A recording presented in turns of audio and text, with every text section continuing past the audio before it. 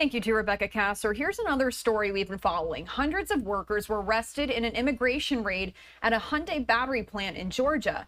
South Korean officials are alarmed by the arrests after the country pledged billions of dollars to invest in the United States. Fox News correspondent Connor Hansen has more from New York for us.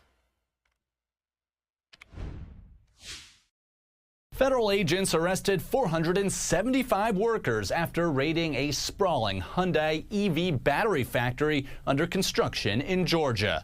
Most of them are South Koreans who were subcontractors in the country illegally, according to investigators. Together, we are sending a clear and unequivocal message that those who exploit our workforce, undermine our economy, and violate federal laws will be held accountable.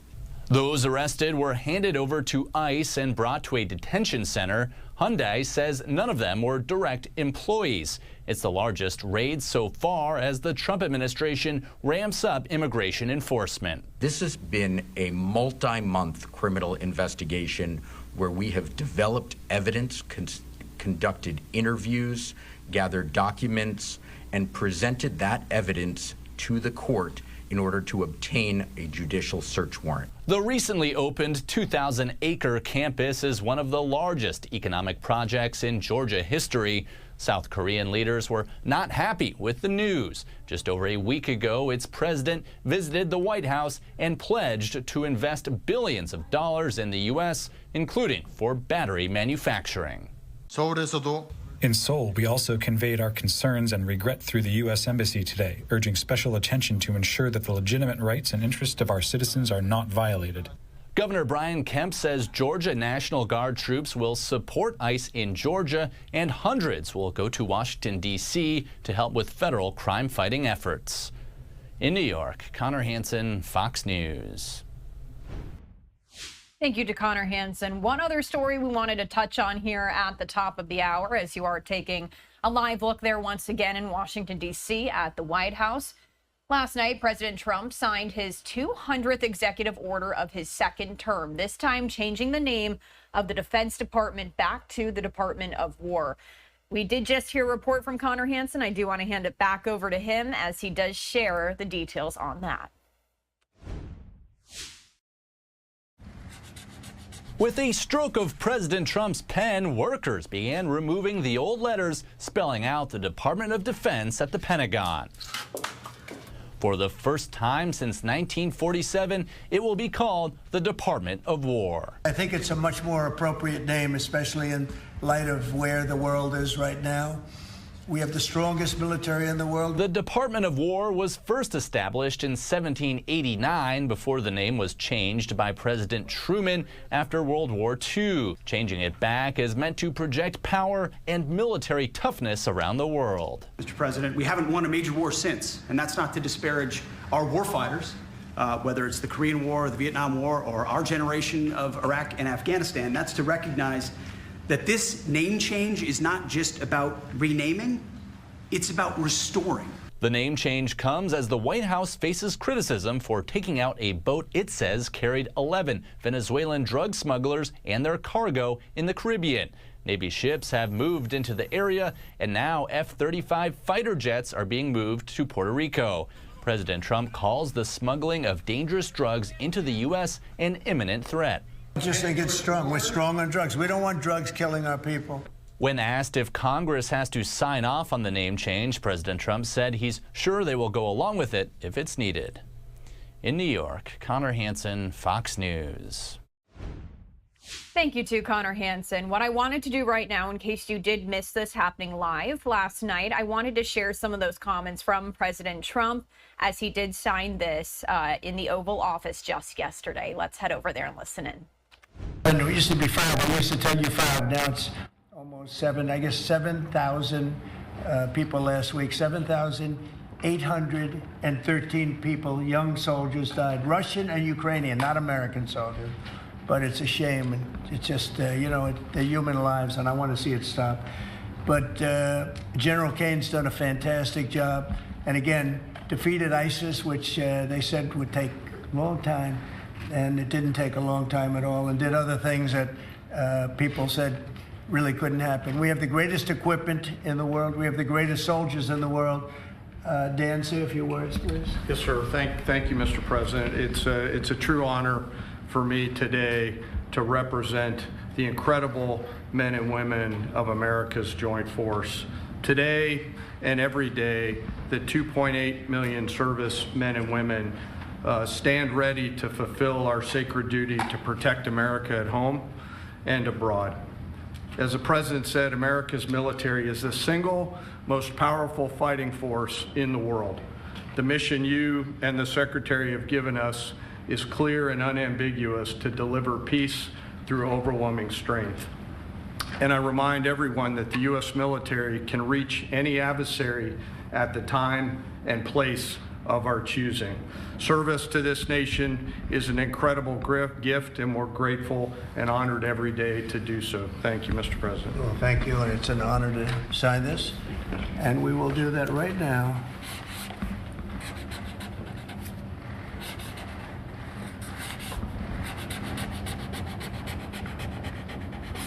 I think that's a big one, I'll be honest. I think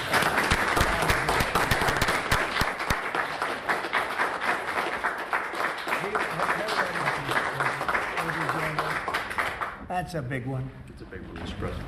Do you have any questions on this subject? We're going to be discussing the G20 in a couple of minutes, but yes, please. No, President, right there. what gave you the idea for this rebrand? And a question for you, the newly minted Secretary of War. What message does this send to our enemies, to our allies, to the American people? And again, what gave you the idea for this rebrand at this moment in history? I think it sends a message of victory. I think it sends really a message of strength. We're very strong. We're much stronger than anyone would really understand. And again, you know, having the great equipment, we have just so much better. You look at all of the, just any of it, submarines as an example. We're 20 years ahead of anyone else. Nobody even compares. And I let a lot of this happen in my first term. You know, we totally rebuilt our military. And then, of course, you had that catastrophe in Afghanistan, where they gave up a lot of the equipment, but a relatively small amount, but a lot. It was a lot in Afghanistan. I think it was the most, General, I'd say it was the most embarrassing day in the history of our country, the way that happened, the way they went to the wrong airport. They should have gone to Bagram, not the local little airport with no security, with tight quarters, etc. You know what happened. I think it was the most embarrassing moment in the history of our country, frankly. That was under the Biden administration. It was terrible. And we were going to be leaving, but we were leaving with strength and dignity. We were going to keep Bagram, because Bagram's 1 hour away from where China makes its nuclear weapons. We're going to have that all to ourselves, a big, beautiful place built many years ago for money that today would be the equivalent of, you know, many, many billions of dollars. You couldn't build it. The longest runways, the most powerful runways in terms of load capacity. And we just walked away from it. So stupid, and they were fools. The people were fools. No, we have the strongest military, and I think that indicates we have the strongest military. And you know, we had it, and we won World War I, we won World War II, we won everything before, and as I said, we won everything in between. And we were very strong, but we never fought to win. We just didn't fight to win. We didn't lose anything, but we didn't fight to win. We could have won every one of those wars quickly, but they went a route that I think was probably politically correct, but not correct for our nation. So I think the Department of War sends a signal. Yeah, please. Mr. You alluded to this a little while ago, but you said that this rename is a, quote, a good reflection of where the world is at right now. How do you square naming it the Department of War when you've been pursuing peace in so many different parts of the world? Well, I think I've gotten peace because of the fact that we're strong. If we weren't strong, those 7 deals I told you about, the 7 wars, a majority of them wouldn't have happened. They happened for 2 reasons, trade and our strength. Those are the 2 reasons.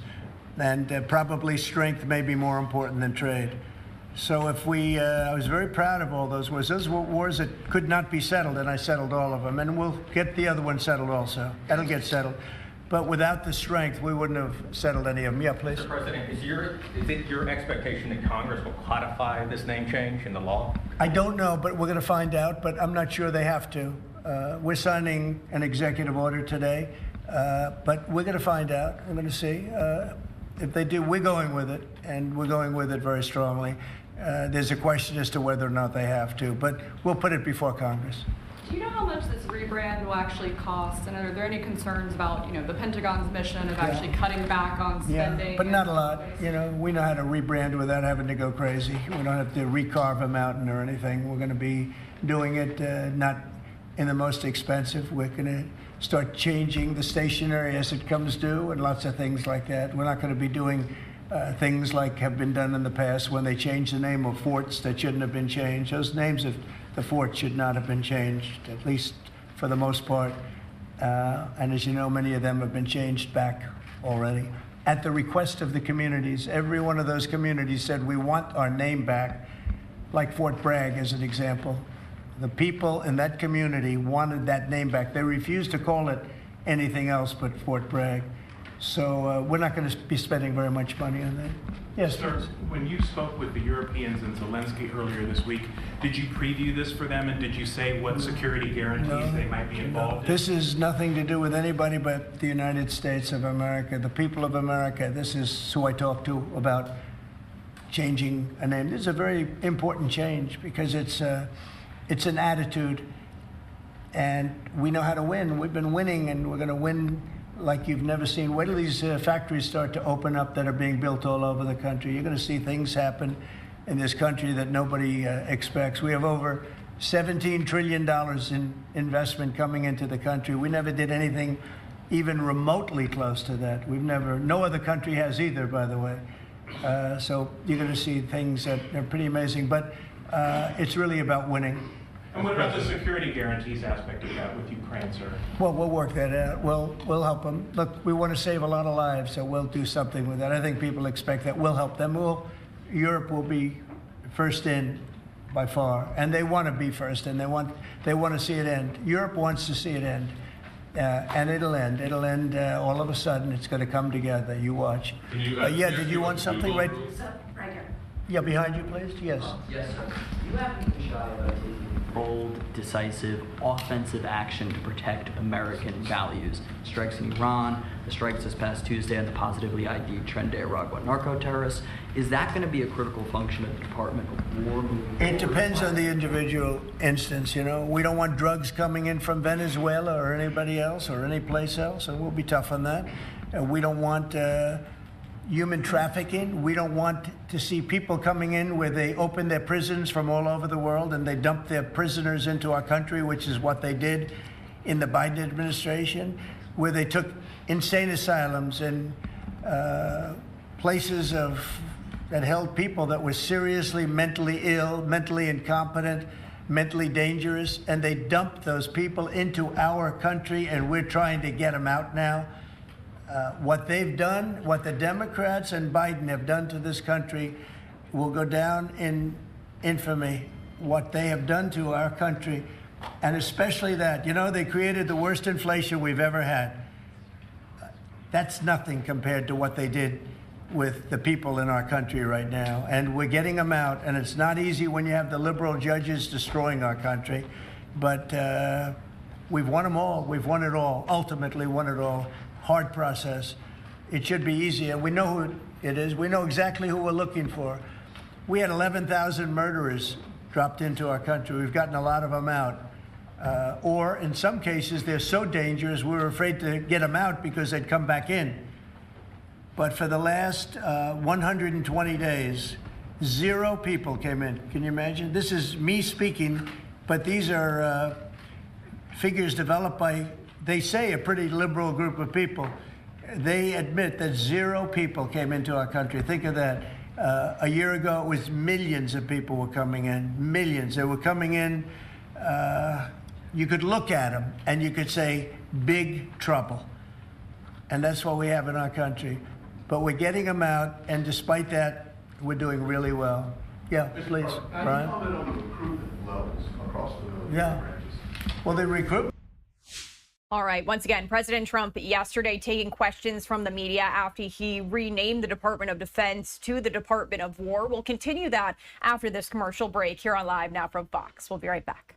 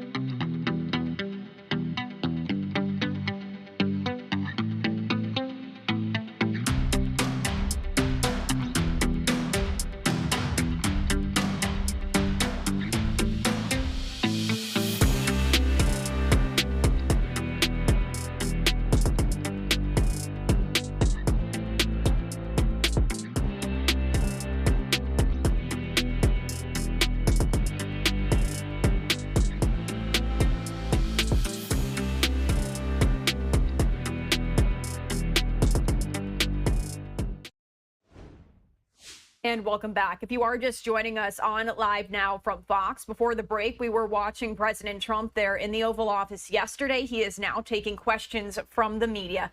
Let's continue to listen in. To do with like a public service, the numbers were horrible, record-setting bad. And now they're record-setting good. We're setting every record every month for recruitment. We're packed in the Army, Navy, Air Force, Marines, Coast Guard. My beautiful I love Space Command. I see Space Command, but Space Force has been, we've got a waiting list of people wanting to go in. A year ago, especially a year and a half ago, you know, when I took the lead in the polls, which was very early, it really helped with the recruiting. And when I won from November 5th on, it's been amazing. And over the last 4 or 5 months, we're just packed. It was very hard to get police officers. Now the departments are loaded up. Everyone wants to be a policeman or woman. So it's been a great thing. General, do you want to talk about that? Sure. As you said, serving our nation is an incredible gift that we give, and the reward on that gift pays back exponentially year over year. And I think the young people of America are seeing the importance of service, and whether it's in any of our armed services or in local police, fire, or rescue, service is an important thing that I personally encourage, and I know everyone else in government service sees that same reward. And Peter, on recruitment, what do you think? I was down at Fort Benning, the newly properly renamed Fort Benning, yesterday, watching Army basic training, and they're so full they can't barely handle the throughput. It is truly historic across all the services, as you said. It's been a surge into the, I was going to say the Defense Department, but I will say the War Department. And that you might almost call it a vibe shift, an attitude shift, a feeling that the country is back, that service is back. And there were military families last year, Mr. President, that said, I don't know if I can recommend, I mean, I wrote a book on this. I don't know if I can recommend service to my son or daughter, given what's been done to our military. You heard it over and over and over again. And I hear from those same military families right now, sir, and they're saying, I recommend to my kids that they go into this department, this Pentagon, under this commander-in-chief, who they know you'll have their back and they want to serve. So it is historic, and it's the biggest reflection of how motivated Americans are by your leadership, sir. You know, really, it's nothing more than spirit, love for the country. I guess the esprit de corps, as they say, you have more of that than we've had maybe ever, frankly. But to see a turn over a period of less than a year, I would say, but to see a turn, nobody wanted to go into the military. Now everybody wants to go into the military. Jennifer, you wanted? Yeah, there's some new reporting on North Korea and this Navy SEAL incident in 2019. Can you say if the administration has engaged with North Korea on that incident since it happened recently? Yeah. And then can you share some recollections? I don't know anything about it, no. I could look, but I know nothing about it. Can you confirm that it happened? I don't know anything about it. I'm hearing it now for the first time. Okay, great. And then on the Hyundai incident in Georgia with the arrest of some workers, construction workers at the plant, have you heard any feedback from Hyundai? I just heard about that a little while before the news conference, and I would say that they were illegal aliens, and ICE was just doing its job. But I know nothing about the instance. It happened a little while ago. Okay. There has been some pushback on that, though, from South Korea already, and of course, you know, they pledged to invest $150 billion in the U.S. when they were just here, you know, last week. Are you concerned? Well, and they have the right to sell cars and things in our country. You know, it's not like a one-sided deal. Are you concerned at all about, you know, your immigration agenda potentially clashing with these economic goals? Well, we want to get along with other countries, and we want to have a great, stable workforce. And we had, as I understand it, a lot of illegal aliens, some not the best of people, but we had a lot of illegal aliens working there. So, you know, look, they're doing their job. That's what they have to do. These are people that came through with Biden. They came through illegally. They came into our country, so we have to do our job. Mr. President, the now Department of War has been involved in the crime cleanup in D.C. You've tasked Congress with proposing and passing a crime bill. What are some things that you would really like to see codified in that crime bill? Well, I think one of the things is the cashless bail. It's killing it.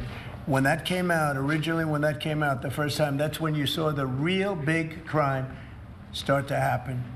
Cashless bail, what a disaster that is. You murder somebody, you don't have to put up bail, and you go out in the street and you murder somebody else. That's what's happened. It happens so often. And that's one of the things. And other of the things you're reading about, you know, is a standard, but just a certain toughness. I have to say, one of the elements of fascination for people over the last period of time has been what's happened to D.C. So we've gone from one of the most dangerous cities in our country to what they call a safe city. It's a totally safe city. In fact, I set up dinner in Washington, D.C. next week. I wouldn't have done that, to be honest. I would have had an obligation not to do it before I came into office, or even at the very beginning when things were so corrupt and so dangerous out on the streets.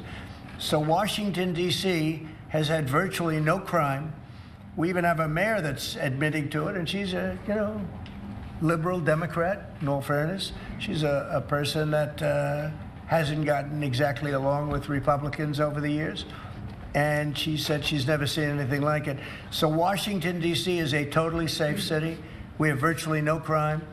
It's gone from the most unsafe city in the United States, almost, just about, to one of the safest cities, maybe the safest city in the United States. That's a tremendous compliment to our military, what we did. The National Guard's done a fantastic job. Yeah, please. Mr. President, can I ask about Florida real quick? Florida House Speaker Daniel Perez was at the White House yesterday as part of a leadership summit. Yes. We understand you met with him separately. Mr. President, what did you talk about? And also, did you explore him running for Florida Attorney General? I didn't. We didn't talk about that, but he's done a fantastic job. He's respected all over the country, really. He's a leader, and he's done just a fantastic job. We didn't discuss anything having to do with his future. I'm sure he'd be very good at that. My second question, Alligator Alcatraz, sticking with Florida, a major ruling appeals court blocked a federal judge's order to close it, and it can remain open for now. Your reaction? I think they've done a fantastic job in building it, the governor and everybody else that's been involved. It's an incredible facility. It's housing people for usually a very short period of time before they get brought back to their countries. As you know, we focus on criminals before we focus on anybody else, and we're taking thousands and thousands of criminals out every month out of our country, some of them murderers. And I think Florida's done a great job by building it, and whether it's Alligator Alcatraz or anything else you want to call it, I was there. I visited with the governor, with other people. I guess Nikki was there. Tom Homan's been there a lot. A lot of people have been there from. It's an amazing facility for what it is. It's not a hotel. It's not supposed to be a hotel, but they've done a great job with it. And I'm very happy with the judge's decision. You also mentioned Venezuela. I want to ask one more follow-up question on that. On the U.S. strike on a boat tied to a Venezuelan drug cartel, the Maduro regime is pushing back today. In fact, they say the U.S. seeks regime change through military threat. Your reaction to those words, and also, would you like to see regime change in Venezuela? Well, we're not talking about that, but we are talking about the fact that you had an election which was a very strange election, to put it mildly. I'm being very nice when I say that. I can only say that billions of dollars of drugs are pouring into our country from Venezuela. The prisons of Venezuela have been opened up to our country. They've taken their prisoners, the worst prisoners, murderers, Tren de Aragua. The worst prisoners that you can ever imagine are now happily living in the United States of America. Now, many of them we've gotten out. It's not easy to get them out because of the liberal system that we're working with in many cases, not in all cases. But millions and millions of dollars and billions of dollars of drugs are pouring out of Venezuela and other countries. Look, China, what they're doing with fentanyl is a terrible thing. It comes through Canada and it comes through Mexico, but a lot of it's coming through Venezuela. Venezuela's been a very bad actor, and we understand that. And when you look at that boat, you see the bags of whatever it is there. Those bags were, you know what those bags represent? Hundreds of thousands of dead people in the United States. That's what they represent. Yeah, please. Mr. President, your reaction to the jobs report this morning? Well, I'm going to talk about that in a minute. We have our great people here, so I'll talk that in a minute. Let's talk about this. We'll give a couple of because these two people want to get to work on the Department of War. So let's keep them first. Mr. President, the DOJ is reportedly considering a ban on transgender people owning guns after the Minneapolis shooting. Do you think they should? Are we talking in the military? In general. Okay, I thought you were talking about in the military. I'll refer to that then differently. Because it's not a military question, I'll be able to pass on that very nicely unless you'd like to talk about it. No, Pete doesn't want any part of that question. Yes, please. Mr. President, who do you blame for losing India to China? In your post earlier today in the morning, you did put that out. I don't think we have. You know, I've been very disappointed that India would be buying so much oil, as you know, from Russia. And I let them know that. We put a very big tariff on India, 50% tariff, very high tariff. I get along very well with Modi, as you know. He's great. He was here a couple of months ago. In fact, we went to the Rose Garden and the grass was so soaking wet. It was such a terrible place to have a news conference. I said, well, let's use a beautiful white stone emblematic of the White House, okay? And it's been very well received. But we had a news conference on the grass. That was my last news conference I had on the grass because everybody sunk in. You probably sunk in. Every reporter out there, they ruined their shoes. We made that change. It's been a really well-received change. Yeah, please, go ahead. On Venezuela. Once again, a live look at the White House there as we're listening into President Trump answering questions from reporters last night in the Oval Office. We'll head back to that in just 2 short minutes.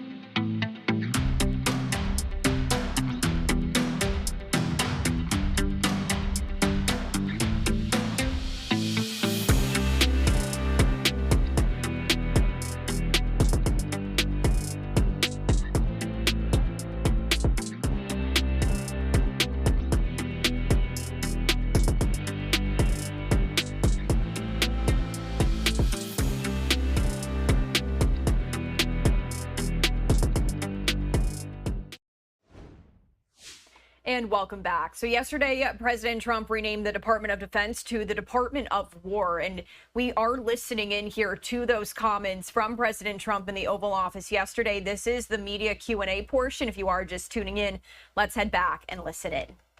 Never be the same. I know a family lost a daughter, a beautiful daughter.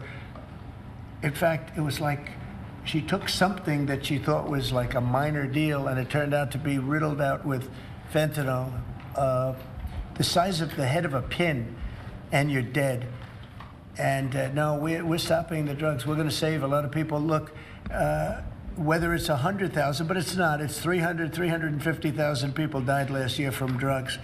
And we're not going to let that happen to this country. Think of that. Think if you're in a war and you lose 300,000. We'll lose 600,000 in the, pretty much between Gettysburg and all of that, the Civil War, we lost, what, 600,000. So we're losing half of that every year to drugs. We're not going to do it. We're not going to allow it to happen. You think of the wars. If we lost 600,000 people in a war, but we lose that every 2 years, more than that.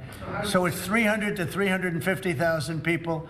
And when I see boats coming in like loaded up the other day with all sorts of drugs, probably fentanyl mostly, but all sorts of drugs. And we're going to take them out. And if people want to have fun going on the high seas or the low seas, they're going to be in trouble. I will tell you, boat traffic is substantially down in the area that happened. And they called it the runway. It's a runway to the United States. And boat traffic is very substantially down on the runway. You can imagine why. I think anybody that saw that is going to say, I'll take a pass. I don't even know about fishermen. They may say, I'm not getting on the boat. I'm not going to take a chance. What happens if Venezuela flies jets over U.S. naval vessels again? Well, I would say they're going to be in trouble. We'll let them know about that. We heard that happen, but it wasn't really over, not like they described. But I would say, General, if they do that, you have a choice of doing anything you want, okay? If they fly in a dangerous position, I would say that you can, you or your captains can make the decision as to what they want to do, all right? Sure. Sir, How close did they get, we have Mr. one more. President? You said they didn't go over. Say it? How close did they get? You said the planes did not. Well, I don't want to talk about that, but if they do put us in a dangerous position, they'll be shut down. Thank you very much, everybody. So we're going to now cover the G20, and I'm going to let these people go back to the Department of War and figure out how to maintain peace. Okay? Thank you, Mr. Thank you very much. Thank you very much. Congratulations, General. Thank you very much. Appreciate it. Great job. Sir, just before G20, we do have one more EO for you today. And I should also say that the Department of War EO that you signed was actually your 200th EO since you came back into office on January 20th. That's more than Joe Biden did in his entire term in office, more than Obama did in either of his 2 terms in office. So it's a momentous accomplishment, and congratulations. That's sir. good, but Biden never signed one. No, yeah, you've done every one up in here. They've been signed by the Autopan, right, didn't he? So we really beat him by much more than you think. The 201st executive order, sir, this relates to hostages and wrongfully detained Americans. This provides a new legal mechanism to declare foreign countries to be countries that engage in those sorts of practices and gives your administration powerful tools to get American hostages out. This has been a focus of your administration this time around. Adam Bowler's here, and he's done incredible work already. This will give him even more. I think it's great, and Adam's tools. amazing. So, Adam, do you want to describe how many hostages we've gotten out together, you and I, and you and a couple of other people that we know, and me and a couple of other people that you don't know, but we've gotten a lot of hostages. Do you want to describe it? Mr. President, you brought back 72 hostages since your term. If we compare that to President Biden, he has gotten 20 taken. So he is negative 20 taken. 20 taken. They don't take our people so often. So, Mr. President, when we spoke, you said that that was a primary focus, and I'll tell you the job is easy because of you. And we paid nothing, too. We pay nothing. They pay $6 billion. They always paid $6 billion for 5 people. $6 billion. It was just a number I kept hearing. Not only that, $6 billion plus we'd get like 1 person, and they'd get 6. They got one, the Prince of Doom, they called him. He was the #1 arms merchant anywhere in the world ever. And they got him out. And on top of that, we paid money. So, no, we don't do that. You know, once you pay money, and then a lot of people start disappearing. They start grabbing reporters, too. They think the reporter is going to get a lot of money. And to me, they would. You'll be well taken care of. I better stress that, because otherwise we have headlines. He said this or he said that. No, I'm not smiling about it. But they would. They'd be grabbing reporters. They'd be grabbing everybody. And especially when you pay the kind of money that Biden and Obama, they used to pay money that was crazy. We don't pay. And if you don't pay, they find it to be not a lucrative business anymore. That's fantastic. Would you like to say something? Julia. Sir, it's really Spihar, Special Envoy Bowler, it's Rick Grinnell, it's Steve Witkoff, who brought Americans home. But with this EO you are signing today, you are drawing a line in the sand that U.S. citizens will not be used as bargaining chips, and it provides your Secretary of State, Marco Rubio, the same tool set to punish states who take our citizens wrongfully the same way that we can punish those who sponsor terrorists. This is a very significant EO you are signing today, sir. Thank you, Sebastian. Very good. You're doing a great job, too. And this is your director for hostage affairs at the NSC. Yes, and I hear. So Julie was seminal as well to all of this. I heard you're doing unbelievable. Would you like to say something? Absolutely. It's a outstanding EO, absolutely unprecedented action against those foreign adversaries who would take our people. They now know they are on notice, and it's not acceptable. And if you take our people now, you will pay.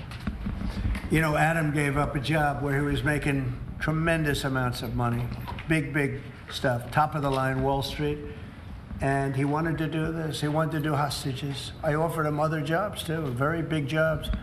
He said, I was shocked actually, he didn't want them. He wanted to do hostage negotiation, and pretty amazing. Thank you very much. Appreciate it. Appreciate it. Thank you all. Do you have any questions for them on this very important subject?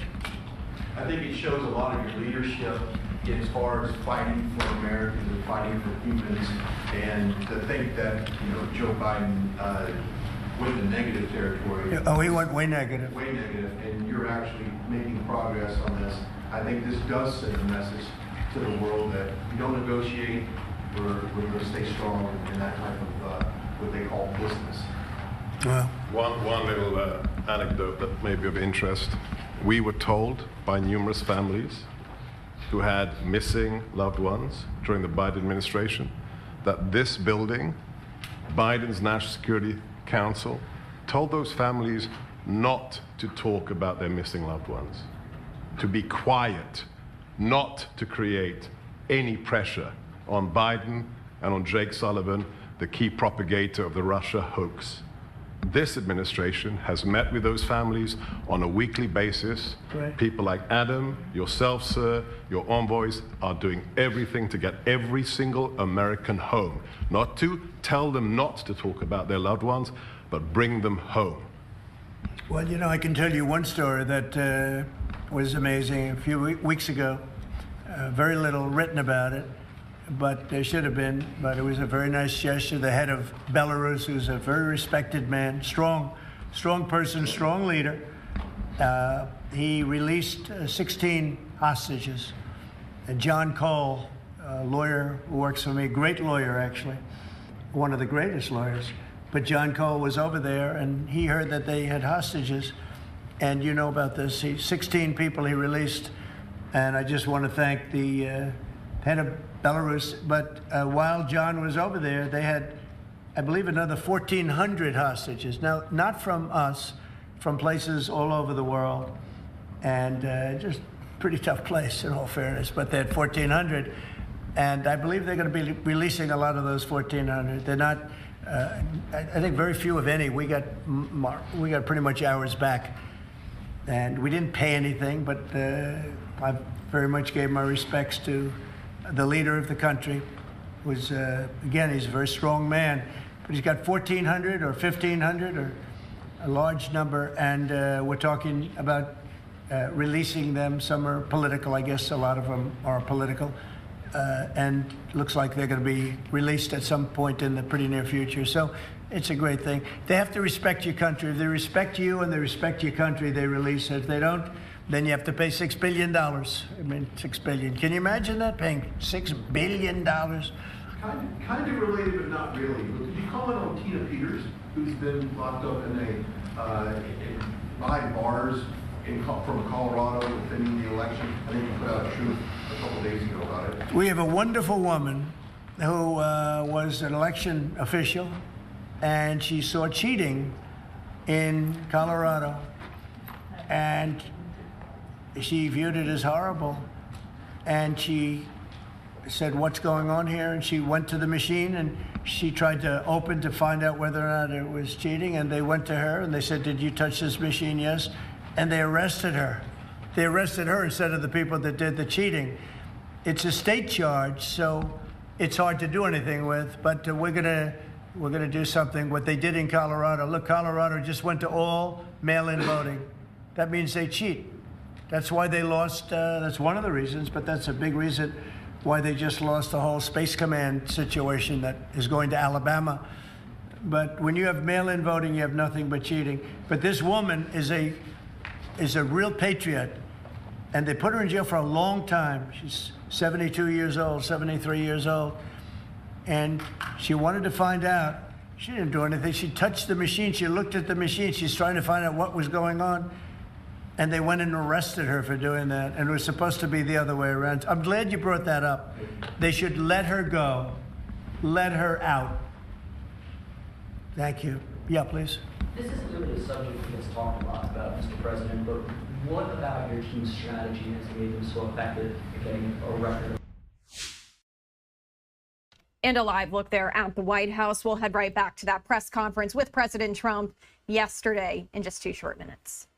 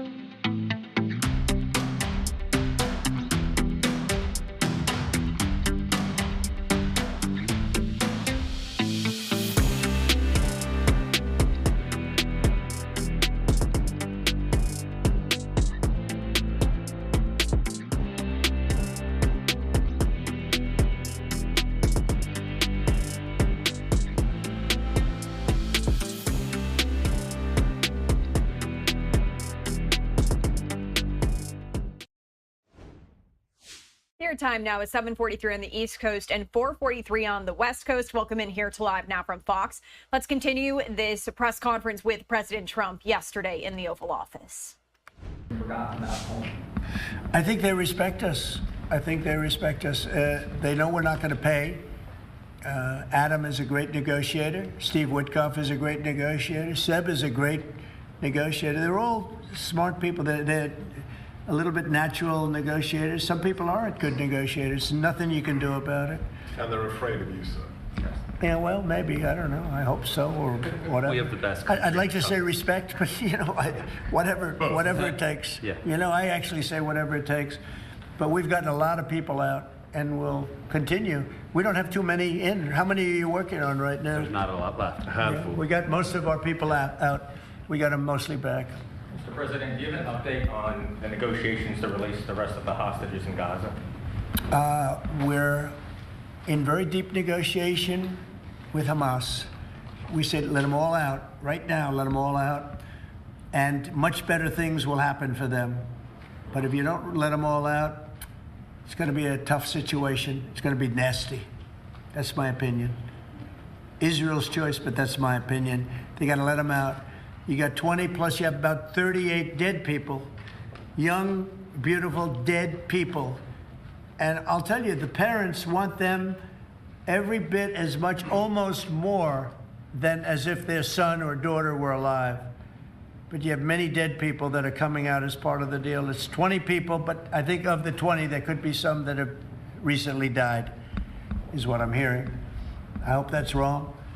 But you have over 30 bodies in this negotiation. Can you believe? I mean, we negotiate for people that are living here. We know that at least 30 people are dead, and we're negotiating to get them out.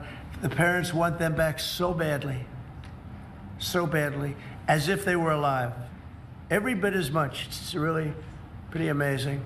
It's very sad. I'm in the middle of it. And I put out the other day, I said, we want all 20. We don't want to, I was the one with myself and my people, Steve Witkoff and Jared Kushner was great on this, but they got a lot of people out. We got almost all of them out. They're down to 20. But Adam, we got like a tremendous number out. But I always said when you get down to the final 10 or 20, you're not going to get them out unless you're going to do a lot. And doing a lot means capitulation. That's no good either. It's a very tough situation. But I put out the other day, let them all out. Every single one. No more 2s and 1s. We'll give you 1 this week, and in 2 months we'll give you 2 more. And there's negotiation going on right now. Okay. And real quick, what is the biggest challenge negotiating with Hamas right now? 10 to 20, what do they want to let them free? Well, they're asking for some things that are fine. Look, you have to understand, you have to remember October 7th. People forget October 7th. It's not an easy thing to forget, right? But people forget, or they maybe purposely forget October 7th. So, you have to put that into the equation very strongly. It's amazing. Some people even deny it. They deny it. They're crazy. But I've seen tape that's as violent as anything that you can imagine. Many of you have seen those same tapes. So you have to put that into the equation too. So it's not an easy situation. It's a tough one. But there are 20 people, maybe a little less, but there are 20 people that we want out. We want the bodies of these parents. They are, I've never seen anything like it. The level of love that they have, they want their children back. And I see demonstrations, big demonstrations in Israel about the hostages, not about the war, about the hostages, which puts Israel in a tough position because, it's tough to prosecute a war when you have people they want the 20 people back. They just want them back very badly and everything that goes with it. So it's very sad. Thank you very much. We're going to talk now about the G20. I figured we could wrap 2 or 3 up. The last time I took a day off, everybody said bad things happened to me. You know that, Seth? I took 1 day off. I didn't take it off. I was working. In fact, I was here. But I didn't do a news conference, and they said bad things happened to the president. That's why they're fake news, Mr. President. It's fake news. If you look, Biden, he had a press conference. He missed it for about a year, right? About a year. And I never saw any stories like that about him. He didn't have, and when he had one, they'd ask him, what flavor ice cream do you like? He'd say vanilla. How many times have they asked him that question? What's your favorite ice cream, sir? Vanilla. Okay, that's enough. Thank you, ladies and gentlemen. They don't have to go through this, but we all have a good time. I only do it for one reason. I think it's good for the country. And we are very transparent. There's never been transparency like we have. There's nothing to hide. So thank you very much on this, Will. Great job. Appreciate it. Appreciate it. So we're going to talk about Florida, the great state of Florida now, because it's going to be a very exciting thing to host the G20. And as we celebrate our nation's 250th anniversary next year, the United States will have the honor of hosting exactly that, the G20 summit right here in America for the first time in nearly 20 years. This afternoon, I'm thrilled to announce that the 2026 G20 conference, which will be, I could read off the countries that we're talking about, but you know who they are, I think. Does anybody want me to list them specifically? Jennifer, you're okay? Okay, but will be held in one of our country's greatest cities, beautiful Miami, Florida, where we have the mayor with us, Mayor Suarez. And I want to thank Francis for being here. I thought he might be in this office. He almost got there. There's a couple of votes. Right? A couple of votes. It's not as easy as they think. Right? It's not that easy. But he's an amazing guy, very popular in Florida. The agenda for next year's summit is being organized by Treasury Secretary Scott Bessent, who is right here. Hi, Scott. I saw him standing over there, nice, tall, good-looking guy, but he moved very quickly. Carolyn, you did a good job. Does Caroline do a good job, would you say? Is she a star? How do you compare her with the last administration's person? No? You don't want to get into that. Yeah, I think we're very happy with Caroline. But Scott Besson is talking about a good job. He's done a fantastic job, and we're very proud of him. He's very much involved with the G20. And the NEC director, Kevin Hassett, who's truly a talented guy, and he's certainly being thought of to go to a different position, and we'll find out about that pretty soon. I don't know, would you like to be there? I won't ask you that. I think, who wouldn't want it? I think it's the greatest position in the world. You know, you come out, you make a speech, and then you go away for 30 days or 40 days, and you come out, make another speech, the market goes up or down, depending on what you want to say. I've never seen an easier position than that. Unfortunately, you need good instincts, so we have somebody in there now that doesn't have them. We call them too late. But it will focus on unleashing economic prosperity by eliminating the burdensome regulations, unlocking affordable energy, and pioneering new technologies. And it's going to be very important. The United States. All right, so we are listening into President Trump there yesterday, and he did just announce, as we learned yesterday, that the G20 summit for 2026 will be hosted at his Doral Resort in Miami, Florida. President Trump saying the decision during that news conference in the Oval Office noted that the location was ideal due to its proximity to the airport. We will bring you more of those comments from President Trump in just 2 short minutes after this final break of the hour here on Live Now from Fox.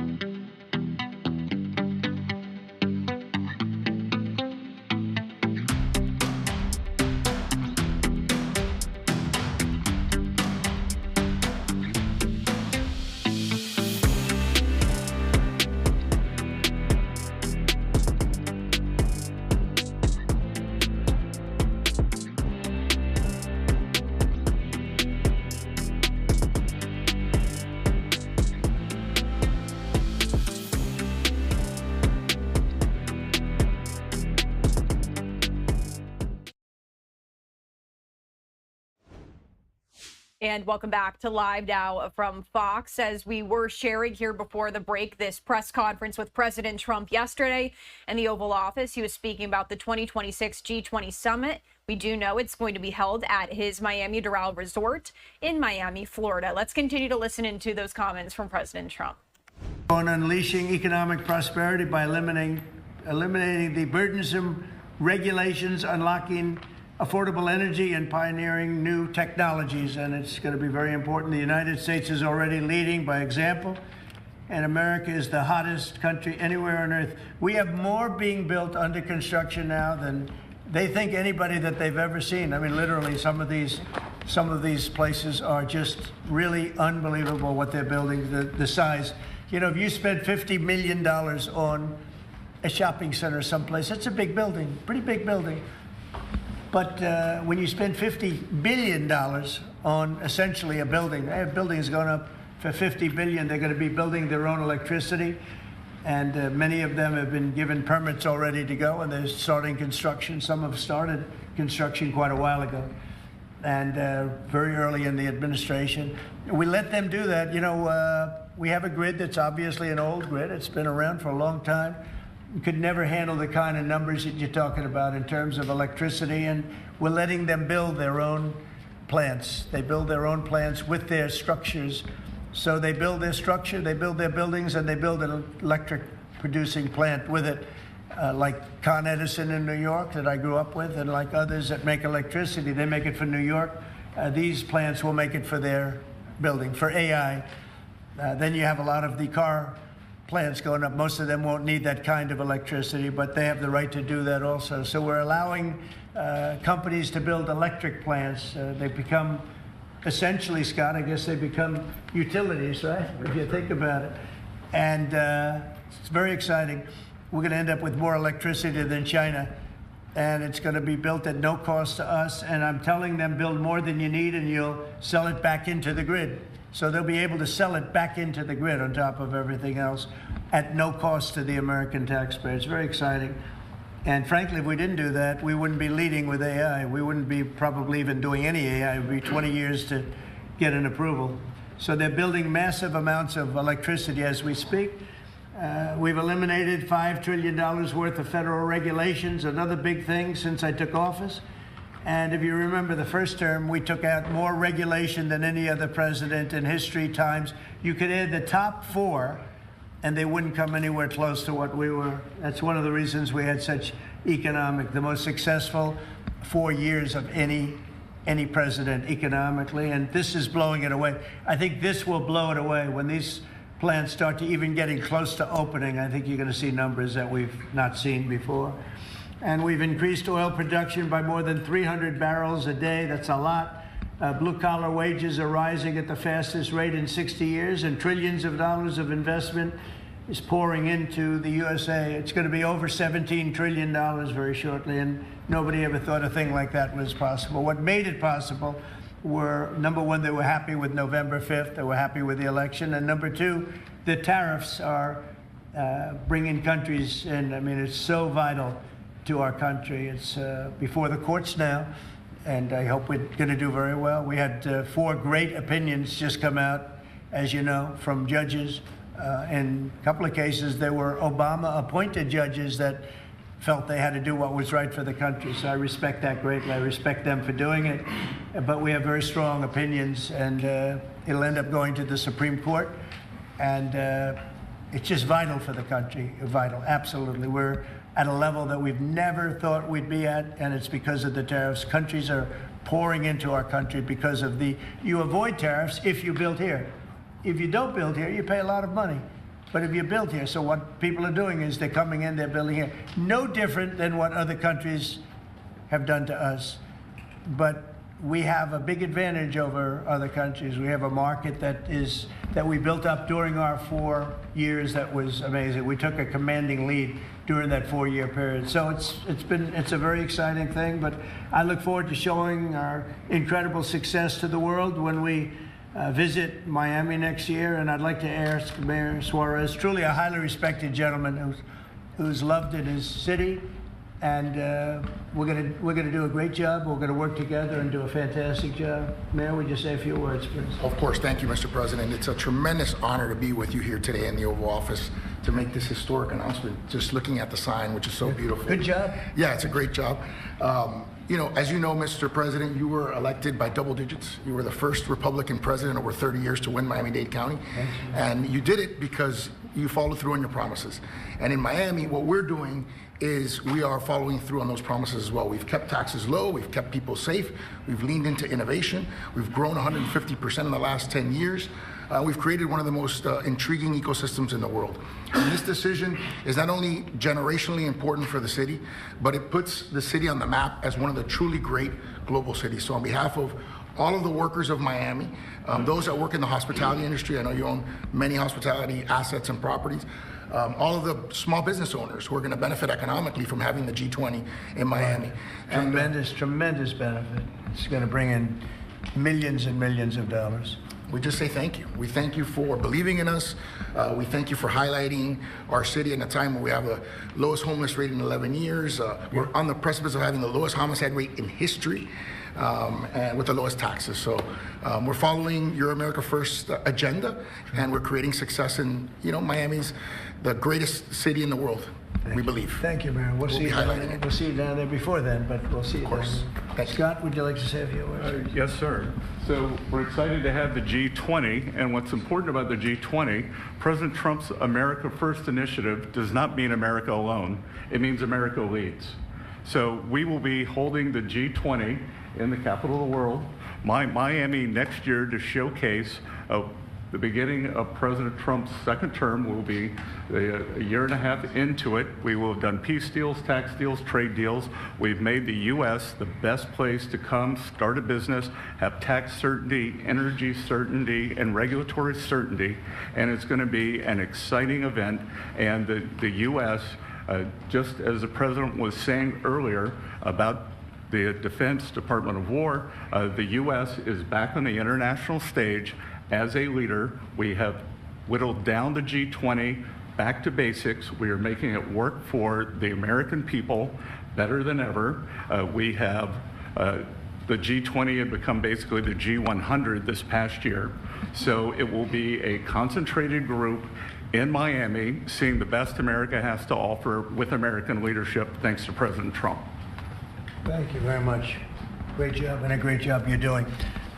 Kevin, would you like to say a few words? Mr. President, I think this G20 meeting, where the world leaders will come to the great city of Miami, is going to be viewed as one of the most important meetings in global history, because what's going to happen is the golden age is going to be documented so well in the data by next summer that you're going to have one of the best speeches written for you that you've ever seen, because we're just going to be talking about the accomplishments of the next year. I think so. A lot of these plants are going to be open by then. Yeah, exactly. And a lot of jobs are coming in, like I think we've never seen before. It's going to be great.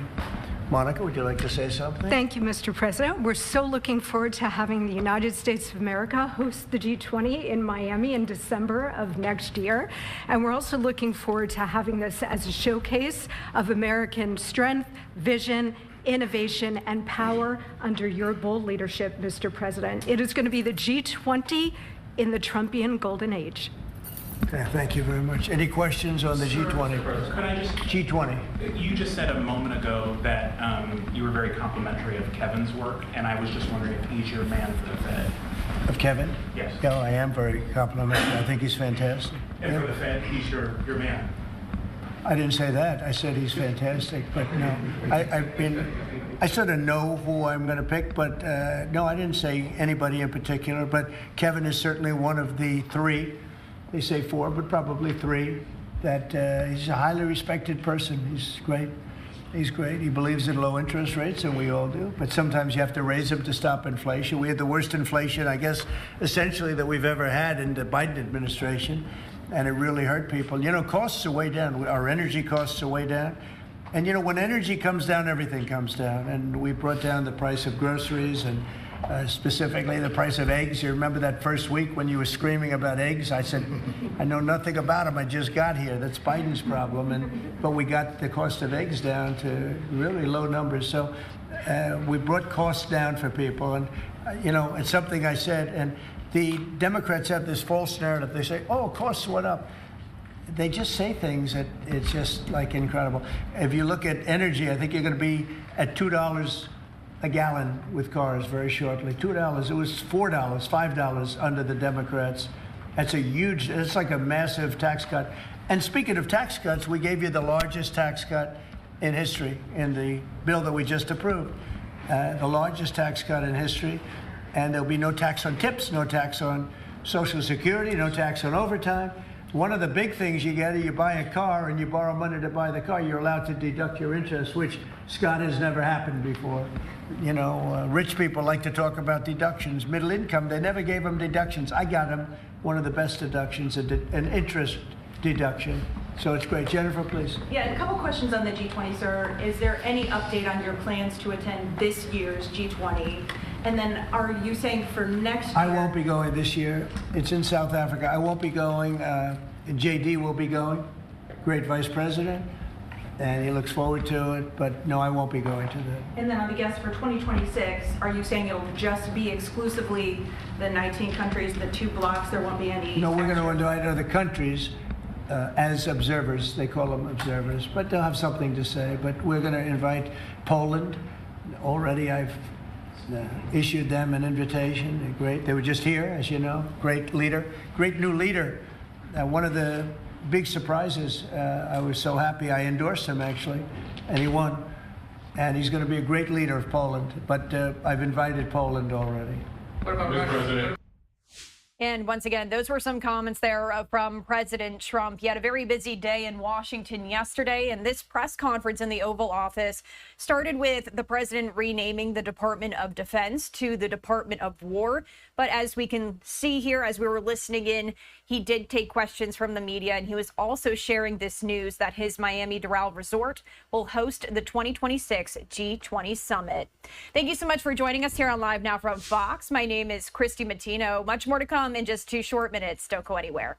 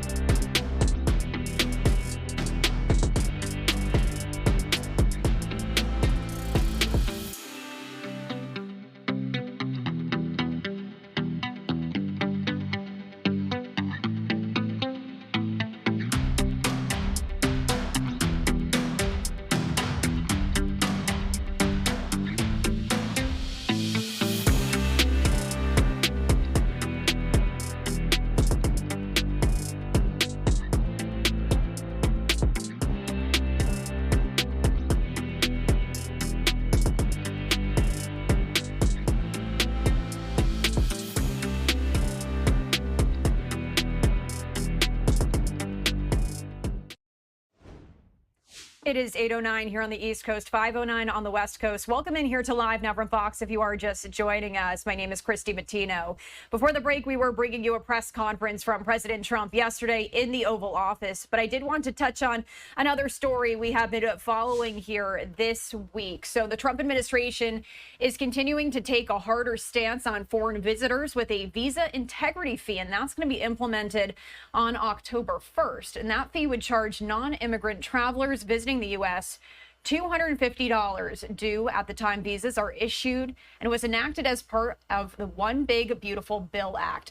Now, countries such as Mexico, China, and Brazil, they're going to have some of those higher fees, with the cost for a non-visa waiver countries now nearing $442. That's according to the U.S. Travel Association. The largest numbers of international visitors in May were from Mexico, Canada, and the United Kingdom, India, and Brazil.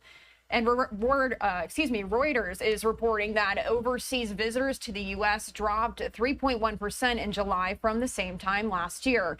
This new fee comes as the U.S. is preparing to host events such as the Olympics and the FIFA World Cup matches. Let's bring in Marina Shapelsky, CEO, founder, lawyer at Shapelsky Law Group. She's going to break this all down for us. Thank you so much for joining us here this morning on Live Now from Fox. We appreciate it. Thank you so much for having me. Can we start with the rationale behind this visa integrity fee and how this fits into the broader initiative here with the Trump administration when it comes to immigration? So the rationale, of course, first and foremost, is revenue. They're projecting it's going to bring billions into the U.S. economy in the next 10 years, and that's no small thing. The other rationale is maybe you even heard in the video you were showing before with President Trump speaking about foreign visitors. He says it's a quid pro quo. They're also charging U.S. citizens for fees, for visas and such. I have traveled with my children to like Mexico, and you pay every time you enter, right in the airport per person. So that's another part of it. And of course, the main part of it with the current administration is discouraging overstays. So I guess the idea is that if you are going to get back the $250 fee, it's like a security deposit, and you will not overstay your visa. When we talk about those countries who have that higher fee there, such as Mexico, China, and Brazil, how is this going to impact international tourism and business travel to the United States? So I'm a little bit personally split on this, because on the one hand, critics say, of course, it's going to discourage visiting. But honestly, I think that $250 in today's world of costs, you know, like eggs where I live in New Jersey cost like $6 now, and it's not that different in other parts of the world. On the one hand, I don't think it's going to dissuade somebody from traveling to the best country in the world, which I believe in. On the other hand, I think people who are poor, that will discourage them for sure, because when you're coming from Africa or Brazil or Mexico and you have a certain budget, and you're bringing presents, hopefully, for your family here, $250 will make a difference. But remember, this is not just for tourists. This is for all non-immigrant visas. This is for students who are coming in. Of course, students usually don't have that much money because they're still learning on their career path. This will be for H-1B work visa applicants, and you have to pay per family member. So they will probably be paying like 3 or 4 times $250 if you're bringing in a spouse and derivative children. Also L1A, that's not going to be a problem. That's a transfer inside the company. Like if you have a London affiliate or a branch company and they're transferring to US, the employer is paying for the non-immigrant visa. So that's not going to be a problem. The same with H-1B, but the tourists and the students are going to be affected the most. And you are an attorney, so let's just dive into this a little bit more. When it comes to the potential legal challenges here, what can we expect to see? What are some of those arguments? Well, under the AP, there is no like clear system in place yet. And DHS has said that they're planning on developing it and installing it, and it will involve interagency cooperation. So it's not clear how they will get the refund as of now. If they pay the $250 fee, how will they get a refund on lawful compliance? So that's definitely a part of it. And when we talk about specific exemptions or special considerations with this integrity fee policy, is there any exemptions for one person over the other? I mean, you mentioned students there as well. There's no exemptions, but if you're from a visa waiver country or you're inside the US, you don't have to pay. So if you are from Europe and you have the European Union passport, I think at this point Israel has a visa waiver and some other countries. You don't have to pay because you just apply. It's really a different type of a visa. It's not a visa, it's a visa waiver that you apply for. Europe is exempted, and also if you're inside US, changing your status, you don't have to pay. What advice can you share with travelers as we do continue to follow this story? Is there anything that you think people should know when they want to come to the United States? Well, like anytime you apply for a US visa, you should prepare ahead of time. You should have the clear understanding of what the fees are. For example, when we sign retainers with clients, we spell out not just our legal fees, but what the current filing fees are. This should be in your list of fees. You should budget for this. One of my last questions for you here, what role do you see immigration attorneys playing in all of this when it comes to trying to help people understand what this all means? The immigration attorney will help you monitor notices, timelines, explain like what I just said about the filing fees. I mean, there are other filing fees when you file for a tourist visa or a student visa. You have to pay for a medical examination once in a while. You have to pay different types of fees anyway. So this is just one of those things. And as I said in the beginning, I'm not sure this is seriously going to dissuade somebody coming in for the Olympics, you know, to just pay this one-time $250 fee when the ticket price is just to buy an airplane ticket now is usually over $1,000 from the parts of the world that you mentioned, like Chile, Brazil. So, I mean, it's an expensive world, and this is just going to add an expense. All right. Marina Shapelsky, thank you so much for joining us bright and early here on Live Now from Fox. We appreciate your insight this morning. Let's step away for another break here on Live Now from Fox. Much more news to get to. You won't want to miss it. We'll be right back.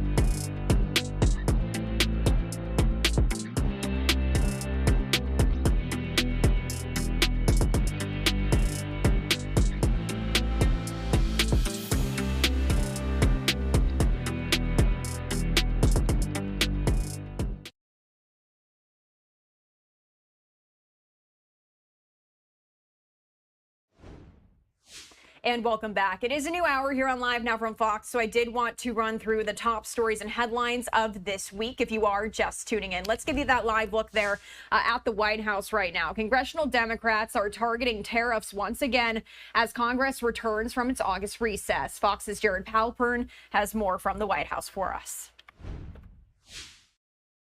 Congress is back from its summer break, and Democrats are once again ramping up to challenge President Trump's tariff war. Senate Minority Leader Chuck Schumer says lawmakers are planning to force votes on bills that would reverse the tariff policy, citing Friday's weaker-than-expected jobs report as proof that tariffs are not working. It's no accident why we're here. A lot of Donald Trump's policies have pushed us here. His tariffs are sending prices up. They're not creating jobs. But the White House is pushing back, claiming the jobs will be coming because the tariffs are motivating companies to invest in domestic manufacturing. But all those new factories will take time to build. A deficit situation that President Trump inherited from Joe Biden that looked very, very dire is now looking really pretty optimistic. The back and forth in Washington came just hours after Commerce Secretary Howard Lutnick announced a new trade agreement with Japan is now in effect. It will set a 15% tariff and see Japan invest $550 billion into U.S. manufacturing in exchange for lower import taxes on Japanese cars. We have created a very advantageous relationship with Japan so they can do business with America, the greatest consumers in the world. There's no word on when Democrats will introduce their anti-tariff bill, but it's expected to come within the next few weeks. At the White House, Jared Halpern, Fox News.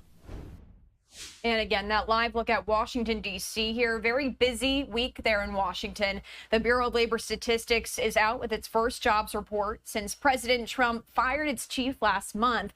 But the new numbers are still not quite where the White House wants them to be. Let's head over to Fox's Rebecca Castor. She has the details for us.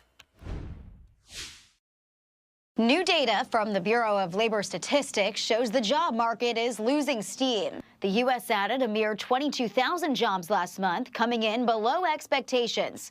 And unemployment ticked up slightly to 4.3%, its highest in nearly 4 years. Trump officials, though, still see some good things. Well, 22,000 jobs underperformed just a bit, but it's still in the positive. Almost 500,000 jobs have been created since the president took office. It's going to take some time. After firing the head statistician last month, the president expressed doubts over the jobs data and says the so-called real numbers will come after investments from major companies start rolling in. When they start opening up, you're seeing, I think you'll see job numbers that are going to be absolutely incredible. You're going to see job numbers like our country has never seen before. For the first time since before the pandemic, there are more unemployed people than job openings.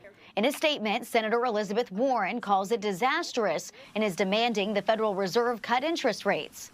She says Trump's immigration policies are shrinking the workforce and his chaotic tariffs are slowing down hiring. If Trump won't reverse his harmful policies, the Fed should act to protect American jobs. We expect this number will be revised up. That's been the pattern over and over. This weak jobs report strengthens the case for the Federal Reserve to cut interest rates at its next meeting later this month. In Washington, Rebecca Castor, Fox News. Thank you to Rebecca Castor. I do want to stay on this story for just a moment here because yesterday we heard from Kevin Hassett. He's the director of the National Economic Council of the United States. He shared some brief comments here on the latest job numbers, and I did want to share them with you on LiveNOW from Fox. Did President Trump know about this report when he said that the real numbers will come out next year? President Trump knows that we're super optimistic about the future of the jobs numbers because we're seeing a massive blowout in capital spending and new factory construction, something that happened because of the tax reforms that we had. So people are allowed to expense factories. Capital spending is growing at a rate. It was about 8% over the first half of the year. It's accelerating in the third quarter, which is why GDP now has the third quarter at about 3%. And so, like, all the indicators that we're seeing are that inflation is low and economic growth is solid.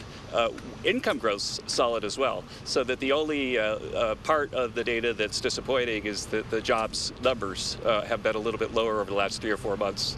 But again, Goldman Sachs had a report out yesterday that said that the seasonals of the summer are kind of unusual, and that in August, typically the advanced number is about 60 to 70,000 lower than the final number ends up being. On Stephen Byron, what's the White House's justification if he is able to stay on at the CEA while also being? That's a matter between Steve and the president. But do you think that there could be a conflict of interest there if he allowed? Steve's a very honorable guy, and I think that he'll do the job well if he's confirmed. Kevin, if somebody is on leave from the CEA, how often, how disconnected are they from the White House or connected to the White House while they're on leave typically?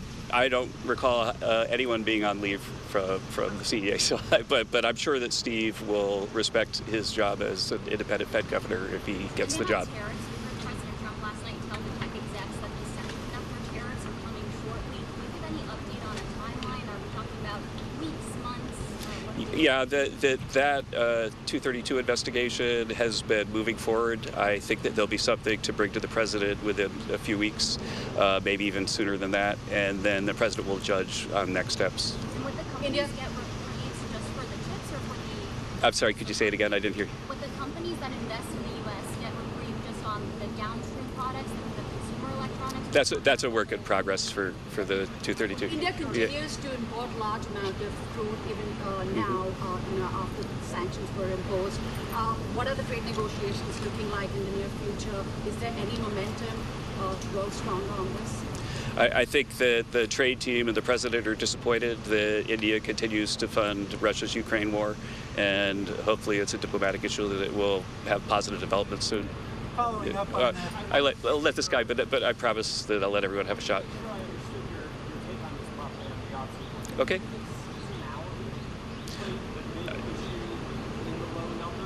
No, what I'm saying is that if you get the typical revision for August, which is about 60,000, then the jobs number would be about consistent with the other indicators that we're seeing. This is a lower number than seems like you would normally get given how strong. So for again, GDP now is saying that economic growth is about 3%. It's a pretty good estimate given all the real-time data of where we are. And normally with a 3% growth, you would be talking, 100,000 jobs or something. And so the jobs number is an anomaly. And so the question is, when we look at the final numbers, do we expect that the revision will be more consistent with the rest of the data? And that's usually what happens. Not concerned. So I'm looking forward to seeing what the benchmark revision is. But again, it highlights the fact that we've got to do a lot better job of collecting and fixing and seasonally adjusting the data because the revisions have been so huge.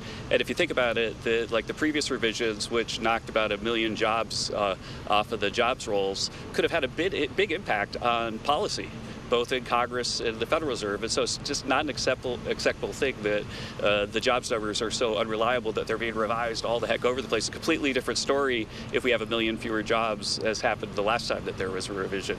And so that's one reason why President Trump thinks we need a new set of eyes over there at BLS to fix this problem. And Kevin, the president wrote that we've lost India and Russia to China. What does that say about our relationship with those countries? Well, we're certainly hoping that it improves. So.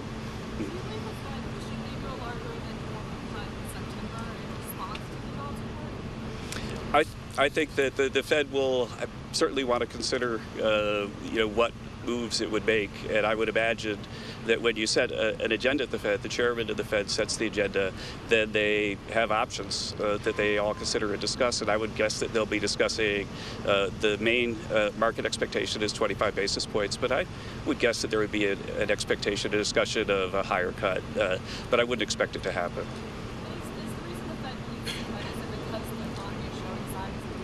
It's because the inflation numbers have come way, way down. It's on average about 1.9% since Trump took office. Anybody else? Mr. Abbott, oh, is yeah. there any connection between the jobs reports and immigration activity or deportation activity? Yeah, there is, so all the job creation in the U.S. has come from native-born workers, whereas in the Biden administration, it would be maybe about half was foreign-born. And so if the sort of supply of new illegal immigrants goes to zero, as it has, then there won't be non-native-born workers taking a whole bunch of jobs from native-born workers. And so that is an issue, that the supply of new labor has certainly gone down a lot because of the closed border. Yeah. I don't have a comment on the Fed issue, thanks.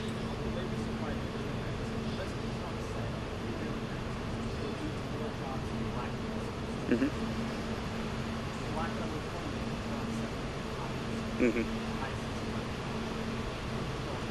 The unemployment rates have ticked up a little bit, but right now we're highly confident with the trends that native-born workers are replacing the illegal workers that are either now not new coming to the country or going back to their homes. So thank you very much, everybody. Thank you. And another story we've been following here, hundreds of workers were arrested in an immigration raid at a Hyundai battery plant in Georgia. South Korean officials are alarmed by the arrests after the country pledged billions of dollars to invest in the United States. Fox News correspondent Connor Hansen has more from New York.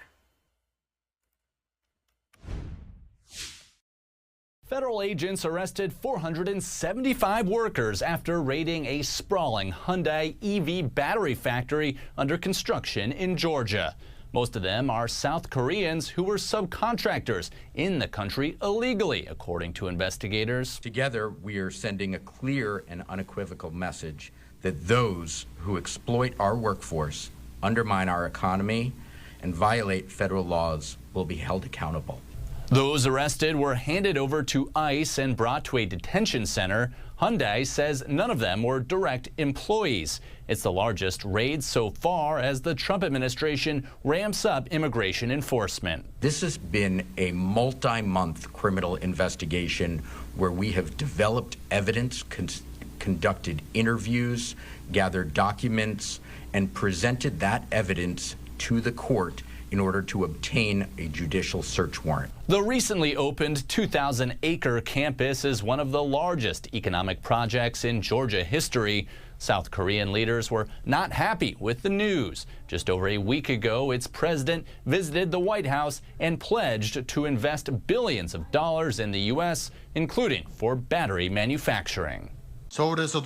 In Seoul, we also conveyed our concerns and regret through the U.S. Embassy today, urging special attention to ensure that the legitimate rights and interests of our citizens are not violated. Governor Brian Kemp says Georgia National Guard troops will support ICE in Georgia, and hundreds will go to Washington, D.C. to help with federal crime-fighting efforts. In New York, Connor Hansen, Fox News. And those are our top stories and headlines of today. We're going to step away for a break on Live Now from Fox. When we come back, we're going to be bringing you this update. Annunciation shooting survivor Sophia Forches's father and neurosurgeon gave an update on her condition, which does remain critical. We have that for you coming up next.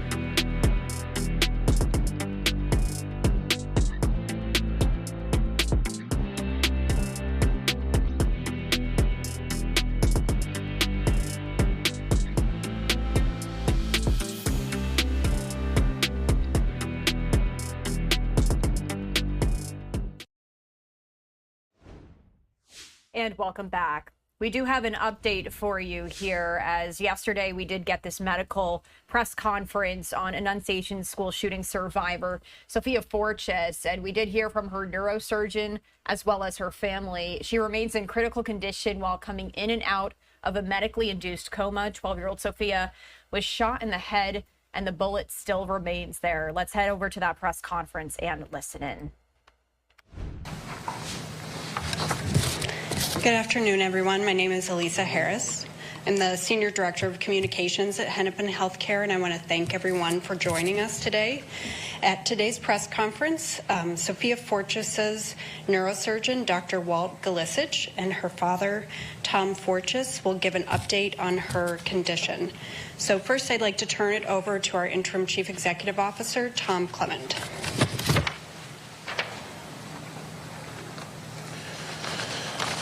Good afternoon. We appreciate everybody here taking the time. As Elisa said, we'll be giving you a medical update and perspective from the Forches family. First of all, I think we want to express our gratitude everything around this horrible tragedy was awful. And there's just so many people who helped, from the people who were on site to the people who helped bring family and patients here, to our teams in-house that have provided great care.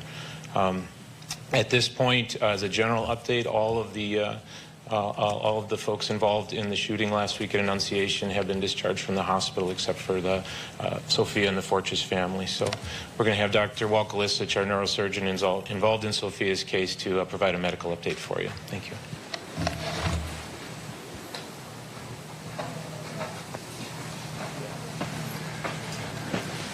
Good afternoon. I'm Walt Galicic. I'm a neurosurgeon here at Hennepin County Medical Center. I'm going to be blunt. Sophia is still in critical condition in the intensive care unit. There's a chance that she's maybe the third fatality of this event. But the door's been opened a little bit, and there's some rays of hope shining through.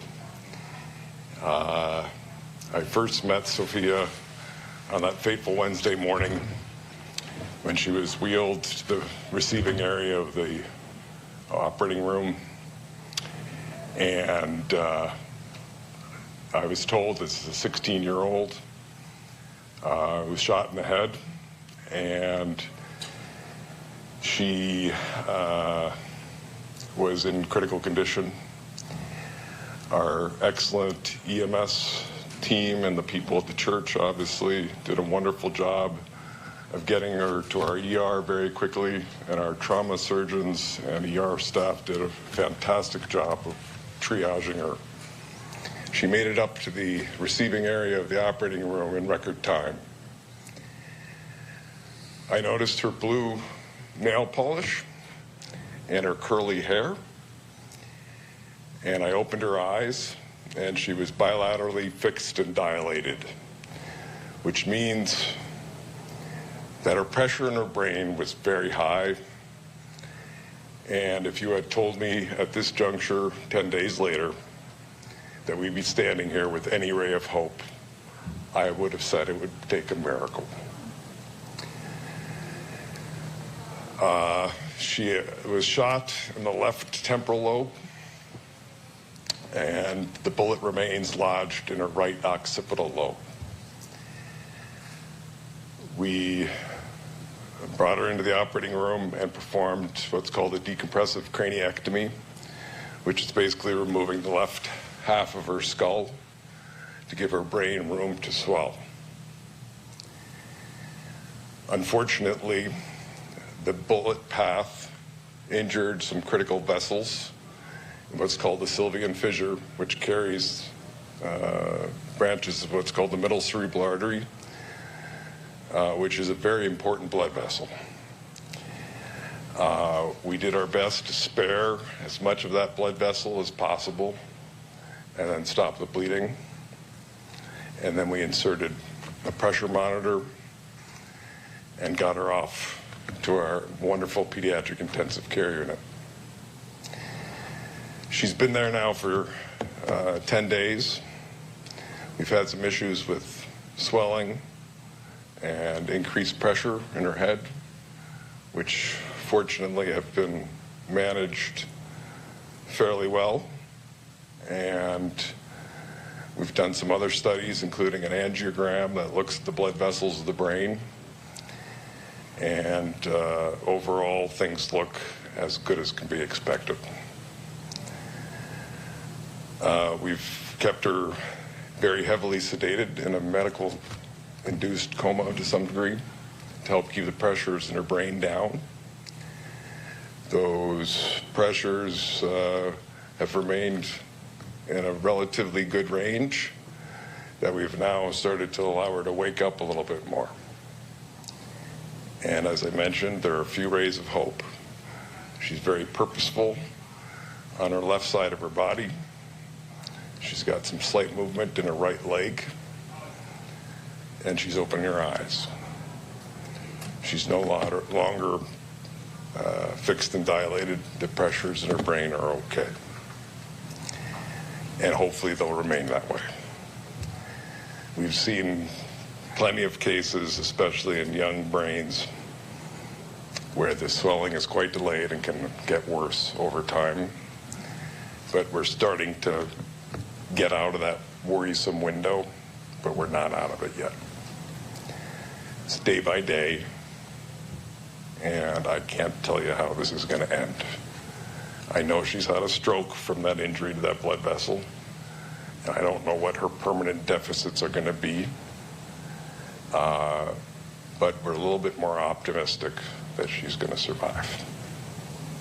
I'm going to hand it over to Sophia's dad, Tom Forches, and I'd like to make my statement.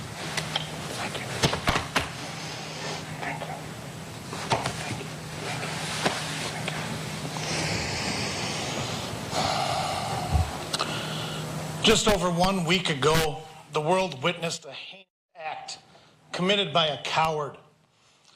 To carry out such an atrocity against innocent children who were praying during Mass, is unfathomable. In this horrific act of violence, my daughter, my precious angel, my kuklamu Sophia, suffered a gunshot wound to the head.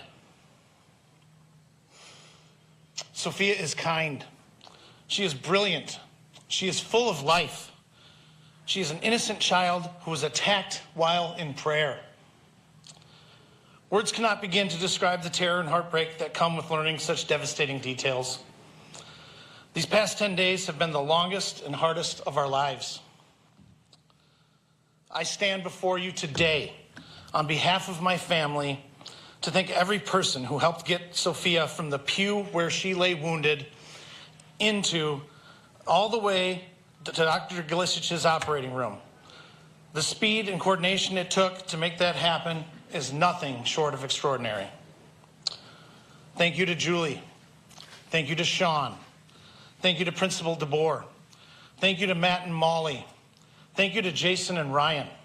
And thank you to the countless officers and first responders who arrived on the scene. Your courage, your compassion, and your quick action gave Sophia a fighting chance. To Dr. Galicich, thank you. Thank you for using the talents God gave you to save our daughter. Without your skill, your precision, and your attentiveness, Sophia would not be here today. On behalf of our entire family, Dr. Galicich, thank you. To the entire neurosurgery team under Dr. Galicich's leadership, thank you.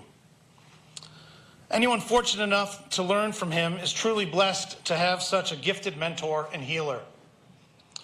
To the pediatric critical care team and all the staff in the pediatric ICU, thank you. Your dedication and attention to detail are why HCMC stands as a premier level 1 trauma center. Your care has been a lifeline for our family. The final individual I want to thank is my wife. She is the most kind-hearted, selfless, and caring human being I have ever known. Her strength is unmatched. She is my superhero. She has not left Sophia's side. She's monitoring every medication, every drip, every vital sign, and every detail involved in caring for the most critical patients, our daughter. She's truly the best mother I know. It is an honor to be her husband, and I am blessed to call her my wife. Sophia has received prayers from across the globe. It is nothing short of miraculous to know that millions of people have lifted her name in hundreds of millions of prayers. We've heard of prayers from Oslo to Johannesburg, from Sydney to Santiago, from Vietnam to Canada, from Mount Athos, Greece to Minneapolis, Minnesota. Thank you, thank you, thank you for each and every one of those prayers. Thank you to the clergy from the Orthodox Church and the Catholic Church who have led prayers around the world. Your spiritual support has carried us through the darkest days. The Forches family extends its deepest sympathies and condolences to the Merkel and Moisky families. When I spoke to my 9-year-old son about his schoolmates who were murdered, he had these kind words to say about Harper and Fletcher.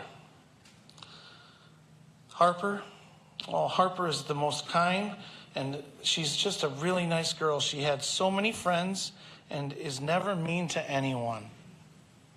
And when I told him about Fletcher, he said, Fletcher, oh no. He is so good at everything he does. He's friends with everyone, and he is such a good friend to all of us.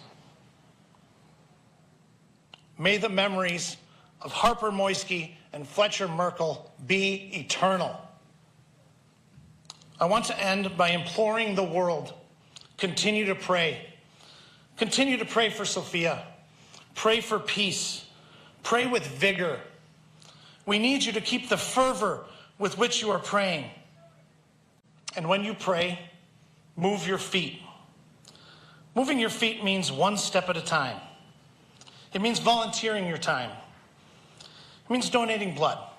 It means listening to someone who's hurting. It means asking yourself, what would Jesus want me to do? And if you don't know Jesus, learn to follow him. His path will lead you back to prayer. Thank you to everyone who has helped us through this nightmare. Your courage, your compassion, and your love have carried us. Sophia is strong.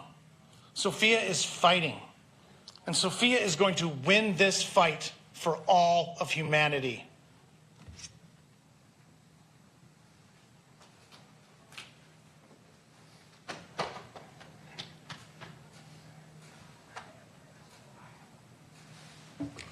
So I'm now inviting Dr. Galicic to answer questions. Doctor, is she getting any response from the law? When you speak to her, does she respond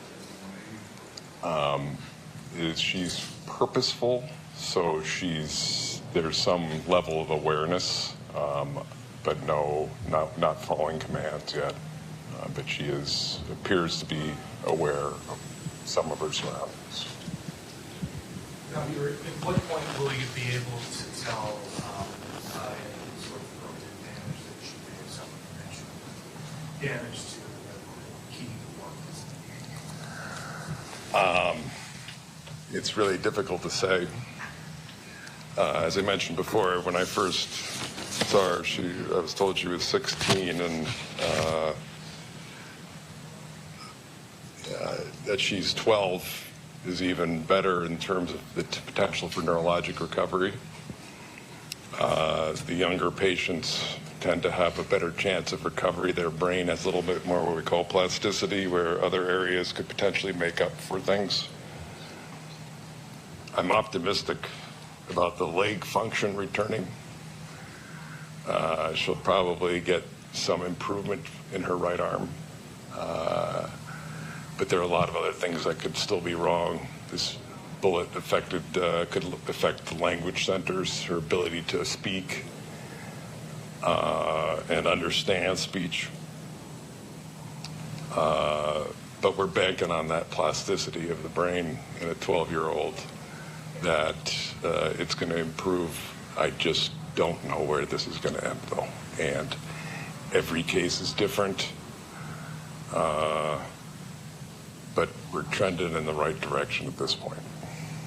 Mind if I ask, we're doing, doctor, this is pretty tough on first responders too. How are you and your team? You're right, it is. But this is about Sophia today, and we want to keep the focus on her. But yeah, you're absolutely right. It's very difficult for everybody involved. You had mentioned a bullet. Is this something that's All right, so we were just listening into that medical update there, and we did hear from Sophia Forchis' neurosurgeon saying he she could be the third fatality in the Annunciation School shooting, but he also did say in his own words, there are some rays of hope. He's hopeful that she will recover. Now, we do know Sophia remains in critical condition while coming in and out of a medically induced coma. And 12-year-old Sophia, there on your screen, was shot in the head. The bullet still remains there. We're going to step away for our final break of the hour here on Live Now from Fox. Much more news to come.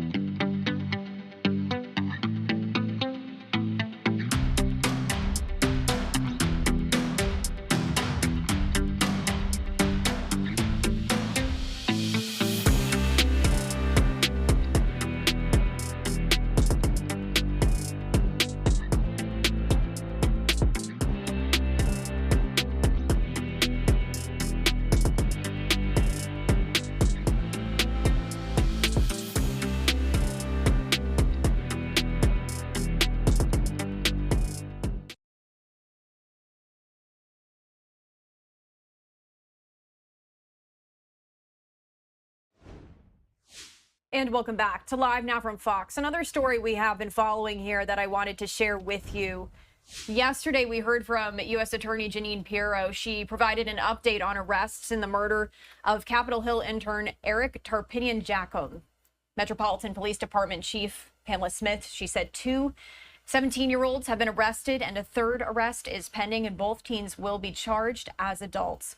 So we did get this update yesterday, but in case you missed it here on Live Now from Fox, I did want to share it with you once again. This took place here in Washington, D.C. Let's head over there and listen in. Down just a little bit. So okay.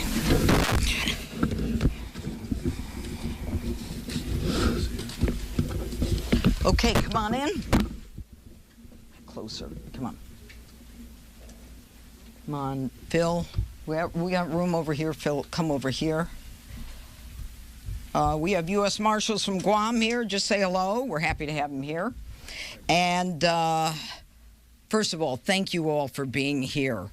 You have behind me a group of people who I think recognize today as the kind of day that reminds us why we do what we do. So, welcome to the United States Attorney's Office. I'm United States Attorney Jeanine Pirro. Every day in America, we lose innocent victims to violent criminals who seek to impose their violence on others. There is no timing, there is no warning. It's like a thunderbolt out of the sky. And suddenly, they are gone from us. And their families and friends and their community are left to suffer and wonder why. This is not only illegal, it is immoral, it is unacceptable, and we're not going to tolerate it.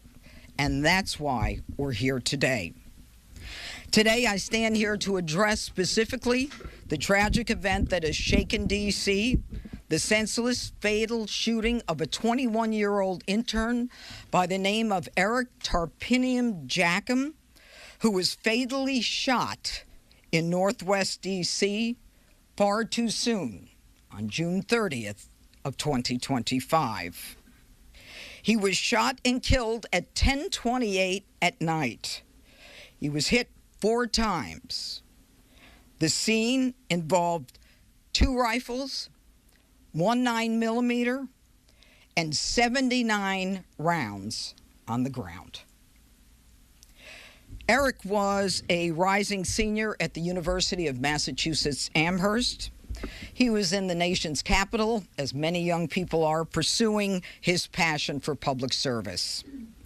He was interning for Representative Ron Estes, and he was an innocent bystander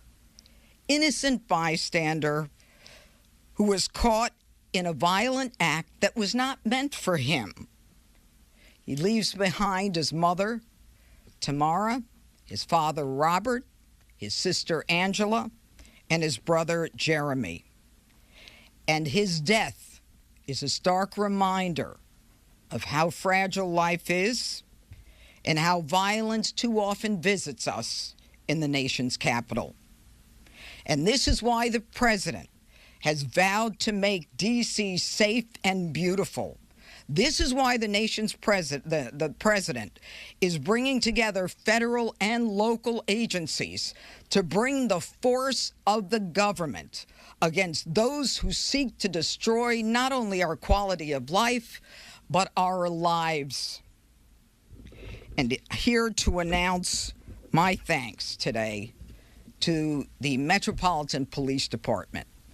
There are some real stars behind me who too often do not get the credit that they deserve.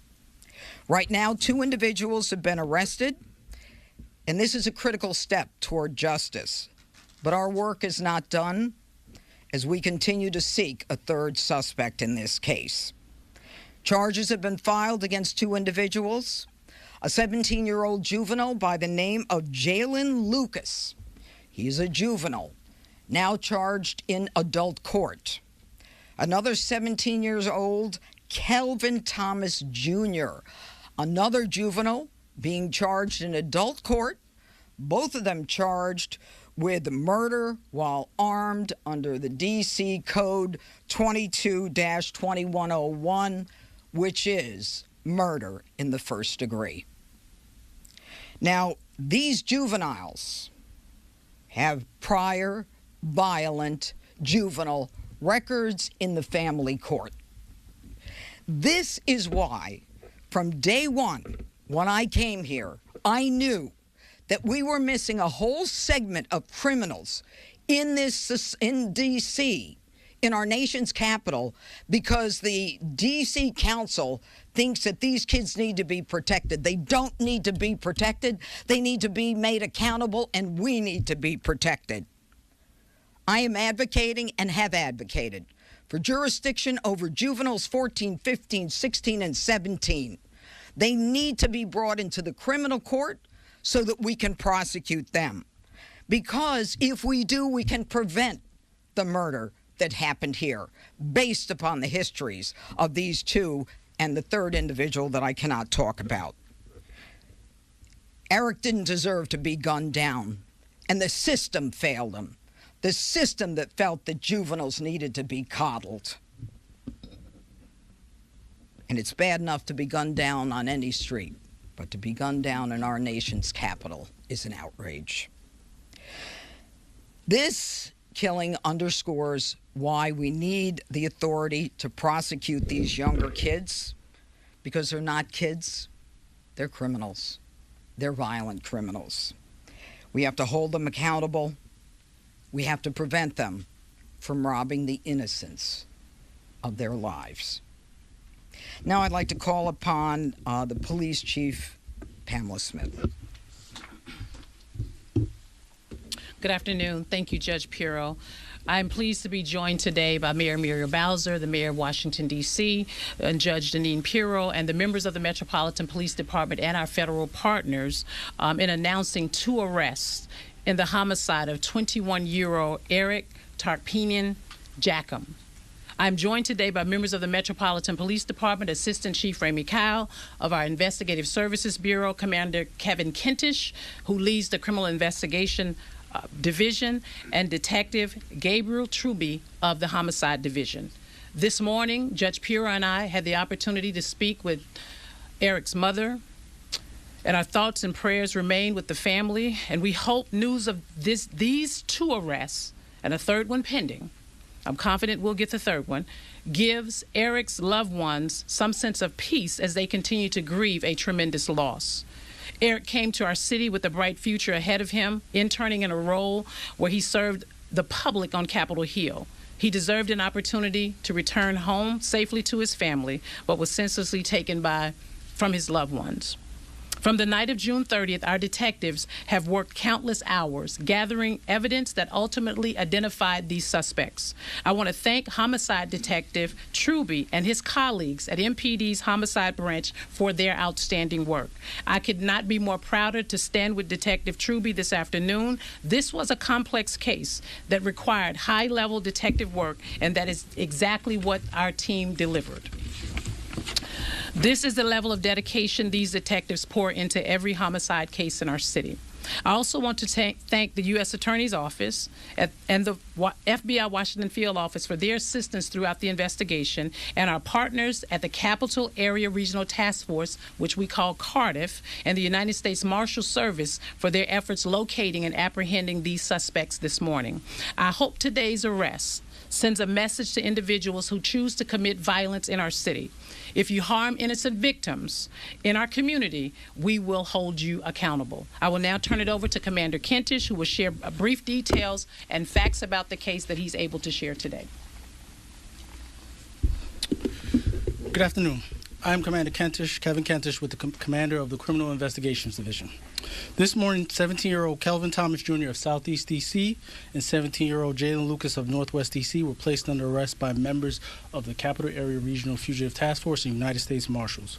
They were arrested pursuant to a D.C. Superior Court arrest warrant, and they were both charged with first-degree murder while armed, premeditated. Both are being charged as adults in this case under our Title 16. The investigation revealed that around 10:30 p.m. on the night of June 30th, our suspects got out of a vehicle at the intersection of 7th and M Street Northwest. They opened fire in the direction of 2 individuals that were riding a bike southbound in the 1200 block of 7th Street Northwest. One of those individuals, a 16-year-old male, was injured as a result of the shooting. He ultimately survived. 20-year-old Eric Tarpinian Jackum and an adult female were also struck by gunfire. Neither were the shooter's intended target based on our investigation. Mr. Tarpinian Jackum was subsequently transported to a local area hospital where he was pronounced deceased. After the shooting, we know that our suspects re-entered a vehicle and fled the scene. Detectives determined that the vehicle had been stolen in Maryland days prior to the homicide.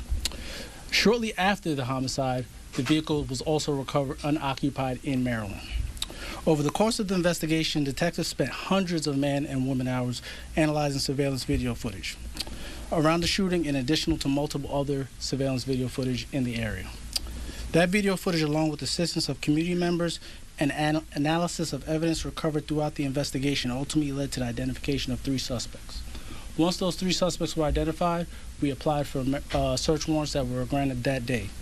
Following the identification of our suspects, we then sent our warrants over to Cardiff.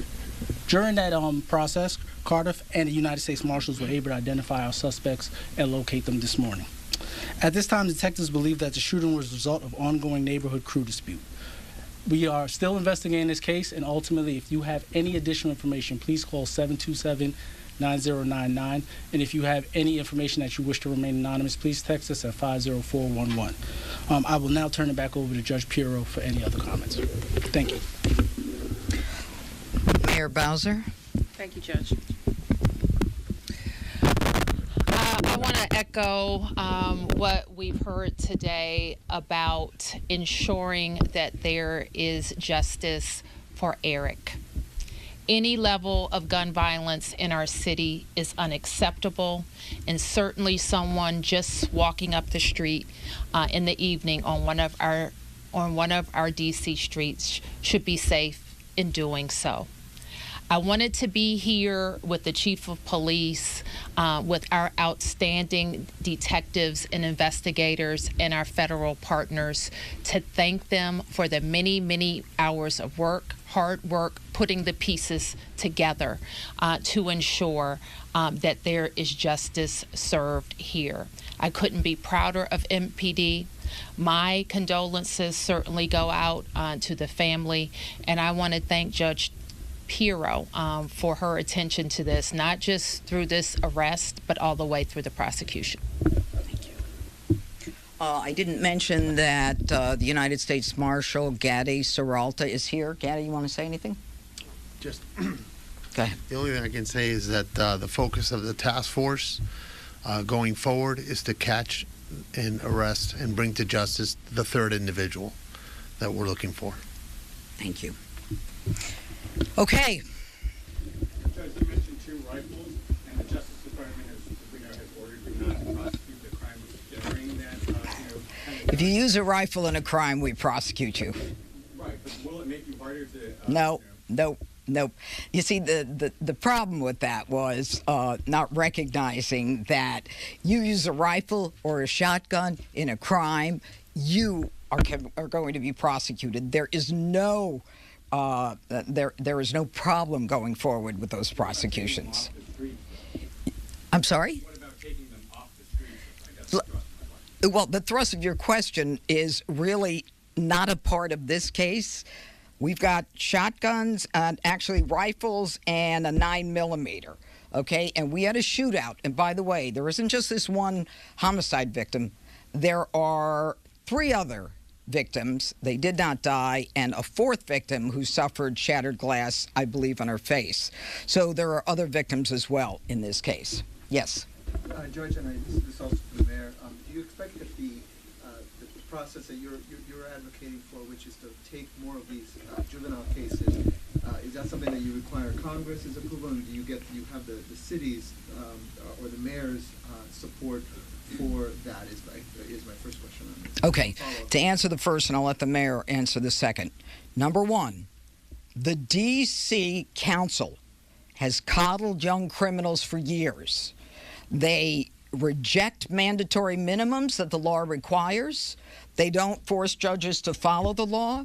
They have something called the youth rehabilitation and the incarceration reduction, as well as record sealing. Everything we do, the D.C. Council is looking to change to benefit the criminal. To specifically answer your question, we're going to need Congress to change the law. And I believe that if there's any case that calls for it, it is this case that makes it clear that these young punks who are on the street with guns, shooting at each other, killing innocent people, they need to be brought into my system and not in the family court system for rehabilitation, because they've been in that system more than once, and I don't think they've been rehabilitated. Go ahead.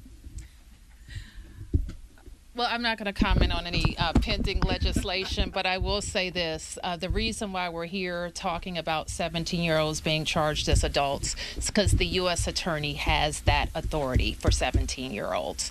And I think I would agree with the judge that cold-blooded murder qualifies as a crime that should have a 17-year-old considered as an adult. And Judge Pirro, just to follow up on the ongoing, I guess, war of words, where we might describe it between you and Judge Faruqi, I'm just wondering, one of the things, he had very sharp words yesterday saying that the office essentially had lost some credibility. In his view, what do you say to the grand juries which are returning true bills, and is there a change that needs to come from your end of things? Absolutely not. Judge Faruqi has never really met someone with an illegal gun that he hasn't felt some compassion for. Okay? And I'm not going into grand juries and telling them what to do and what not to do. That is their prerogative. We are advisors to grand juries. We tell them what the law is.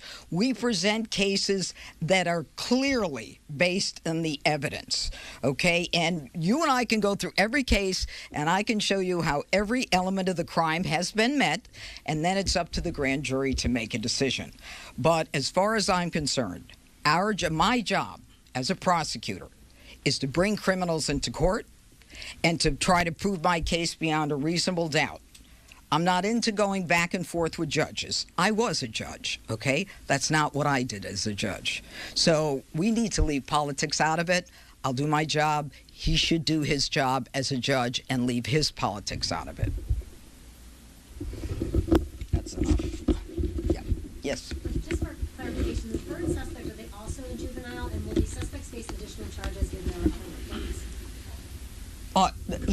This case will be presented to the grand jury, and there will be more charges that were added. The other individual, I'm not going to get into identifying his age. I don't want to specify who he is. Is a minor now? He's a teenager. But not a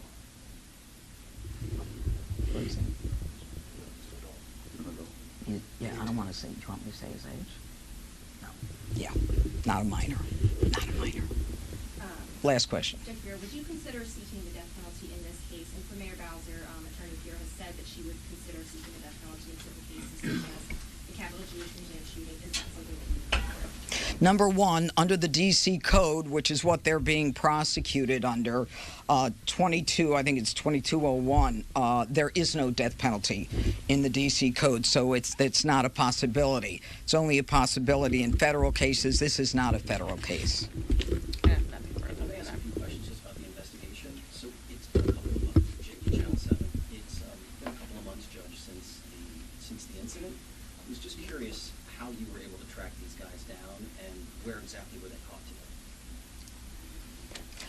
Wait, can you talk?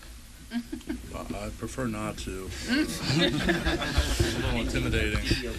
Good afternoon. We were able to identify and track these suspects through various videos throughout the Washington, D.C. area. We did multiple interviews. We spoke with a lot of people.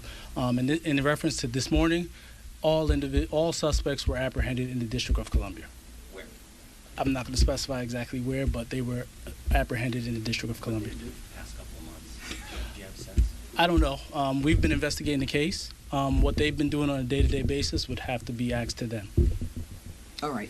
I just want to mention two people. These are two of my homicide prosecutors, the best prosecutors in my office for this kind of case, and I'm very proud of them. They've been working on it day and night. This guy's a superstar, okay? He is a detective. I'm very proud of the work that we're able to do together with our law enforcement partners. This was a real joint effort. And with Phil, the FBI, this is how it's supposed to work, and it did work. Thank you for being here. Thank you. Last question for you. Truly. Good stuff. And that was U.S. Attorney Jeanine Pirro, as well as other officials in Washington, D.C. They held this press conference yesterday after Capitol Hill intern Eric Tarpinian-Jackum was killed in Washington, D.C. back in June. He had been interning with the Office of Kansas Representative Ron Estes, and we do know here from that press conference, 2 teens have been arrested and charged with his murder. We'll continue to follow this story here on Live Now from Fox. If you are just tuning in, good morning to you. My name is Christy Matino. I'll be here with you for the next hour or so. Lots of news and headlines to get to on this Saturday. We'll be right back.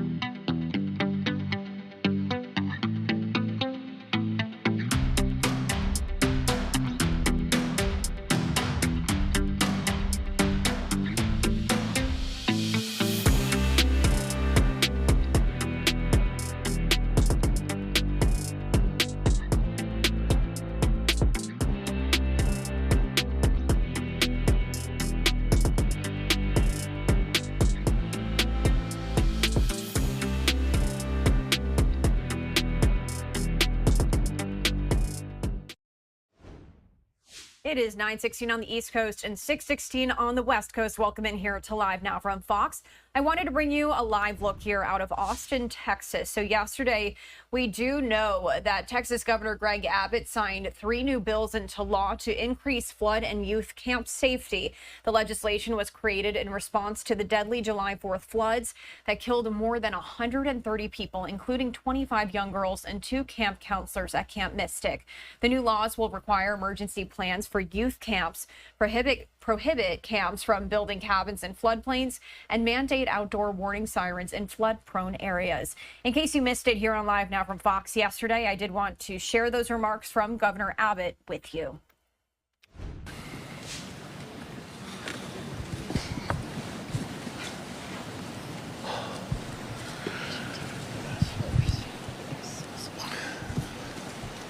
Good morning, and thank everybody for being here. I especially want to thank the Lieutenant Governor who's with us, as well as the Speaker who's not with us. He and I were with the Speaker last night.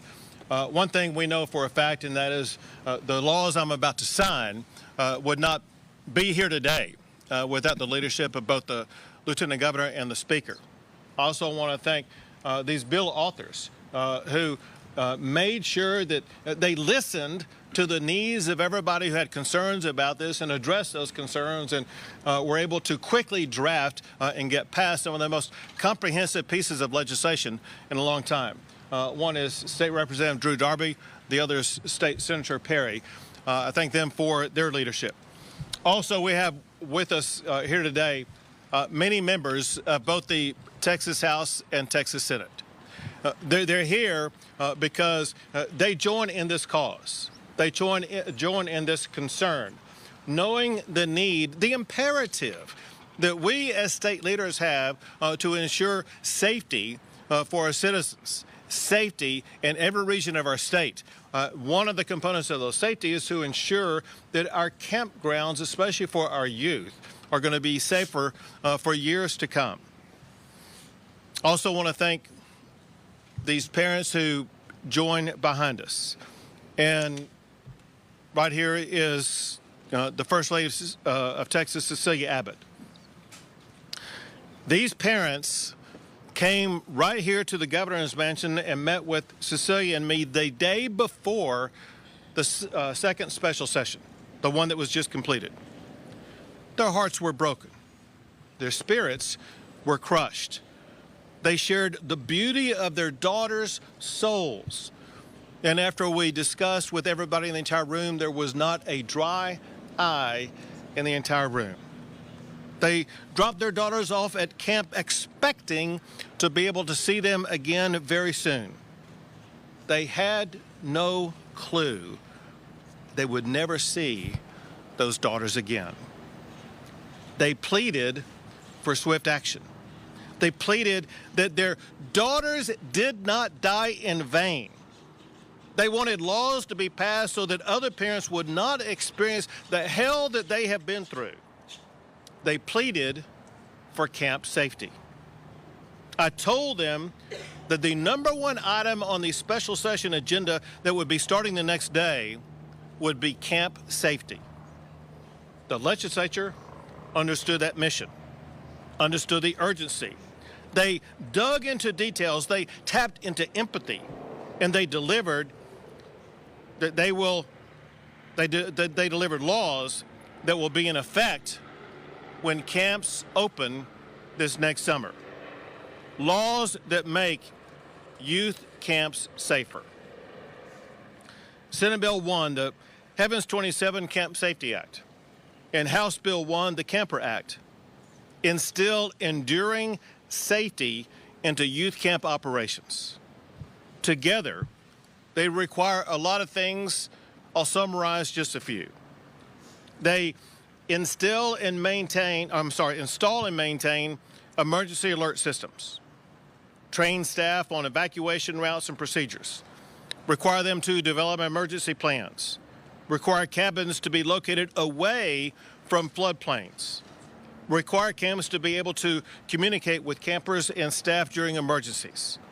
They create a youth camp safety team, establish minimum camper to counselor ratios, mandate state inspections to ensure compliance with emergency procedures. I will also be signing today Senate Bill 3. This requires local governments in flood-prone areas to install outdoor siren and warning systems. State grants will be provided to assist in helping those local governments have those warning systems. All of this is in addition to nearly $300 million in funding to help respond to the floods, plus laws to eliminate fraud during disasters. For Cecilia and myself, as camper parents, Cecilia and I know the powerful role that camps can play in the lives of our children. We know the anxious anticipation to see our child again after dropping her off at camp. Every child who goes to camp should come home to their families. No parent should ever have to outlive their child or endure this kind of loss. So today, through these laws, we are doing more than just changing campgrounds in Texas. We are changing the future for our children and for their families.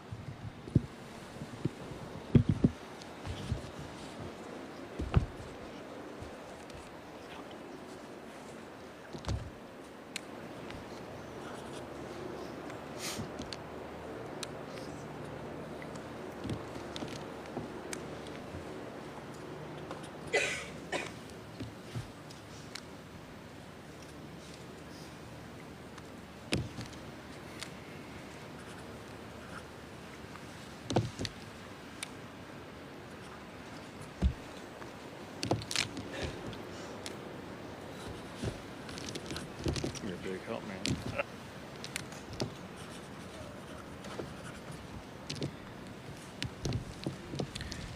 This House Bill 1, I'm going to have you hold it up. This is where? This House Bill 1, I'm going to have you hold it up for a second. And just, I'll let you know.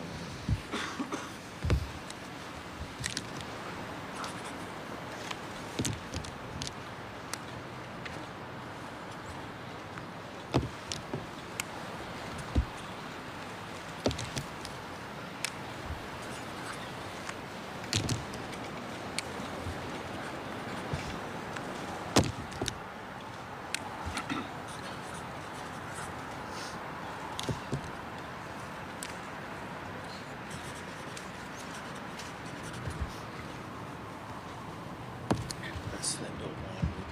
Gary can hold it up in a second. I'm going to announce it. All this up together.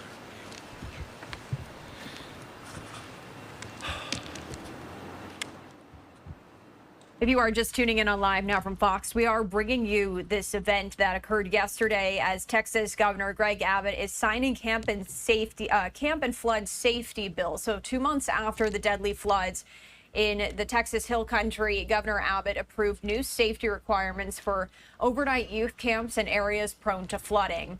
Families of the Camp Mystic victims were at the governor's mansion for these bill signings that did occur yesterday. And once again, the new laws, they're the result of that July 4th flood in the Texas Hill Country. More than 130 people died, including several young girls from North Texas who were at summer camp at Camp Mystic. I do just want to quickly recap here as we do await for more comments here from Governor Abbott, what exactly he is signing. So House Bill 1 requires all youth overnight camps to create emergency safety plans that will need to be submitted to the state. Senate Bill 1 prohibits the licensing of youth camps that have cabins in floodplains. And Senate Bill 3 requires outdoor warning sirens in areas prone to flooding. Now, Abbott said there is a timeline for all these measures to be in place before the camp season next summer. One bill that did not pass during the special session would have set licensing requirements for emergency management coordinators. So this did occur at the governor's mansion there just yesterday, as I've been sharing with you here. We're also going to be hearing in a moment from Lieutenant Governor Dan Patrick, who got emotional at this bill signing. It does appear we are hearing from the governor now. Let's continue to listen in. In the great state of Texas, a law that will save lives.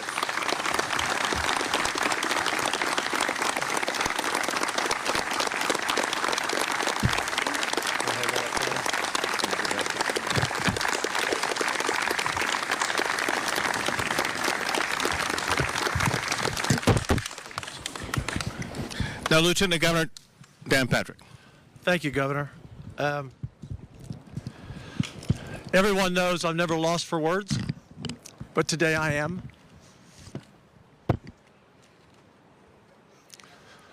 A lot of words in my heart for these precious angels that we lost.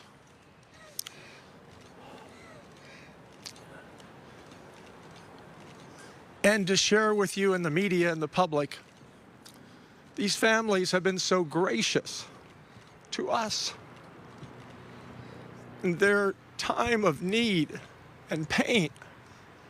They were gracious to Drew and the governor and the speaker and Senator Perry, never wanting to burden us,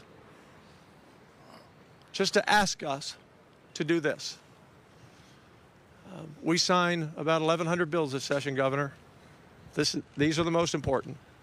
And I know the speaker couldn't be here, but on day one, and we had a lot of bills on the call, a lot of important things, but the reason there's Senate Bill 1 and House Bill 1 and Senate Bill 3 and Senate Bill 5 that funded these programs sends the message, these were the most important things this session that we did.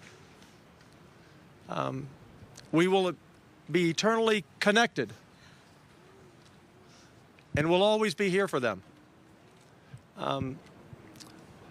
These are courageous families. And I said on the Senate floor when Senate Bill 1 passed, our 2 camp counselors who lost their lives, 18 years of age, true Texas heroes that can go down and should go down with the great names of Texas history. They stayed behind when they could have gotten away. They stayed with the girls they were in charge of. They stayed and sacrificed their lives. Be hard-pressed to find someone 30 or 40 or 50. Hard-pressed to find anyone. As the Bible says, the greatest you can ever do is give your life for another. They gave their lives. And I think, Governor, we'll find a way not only to remember all of these girls, but to memorialize those 2 camp counselors. They need to be honored.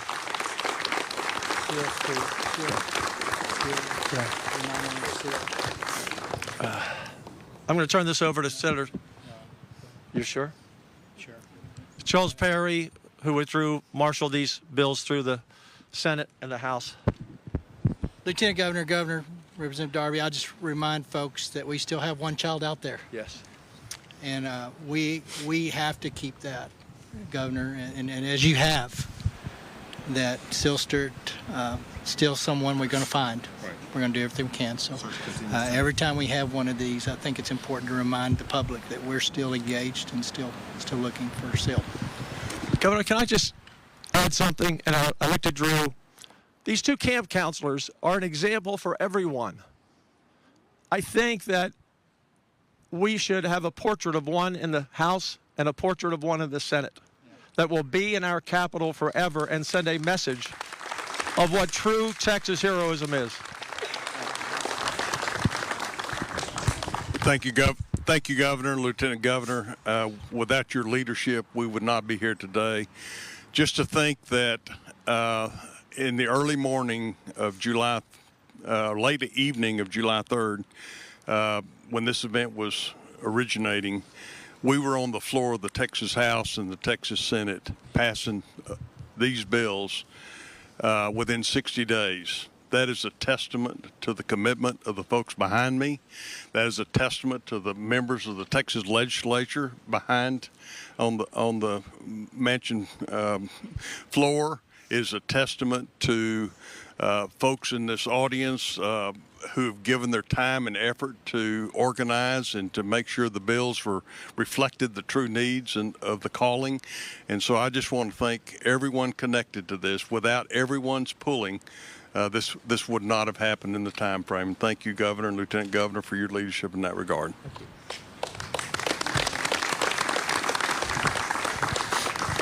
Thank you very much. I'm going to hand out these pins to the families. I'll be happy after that to come back here and take a few questions.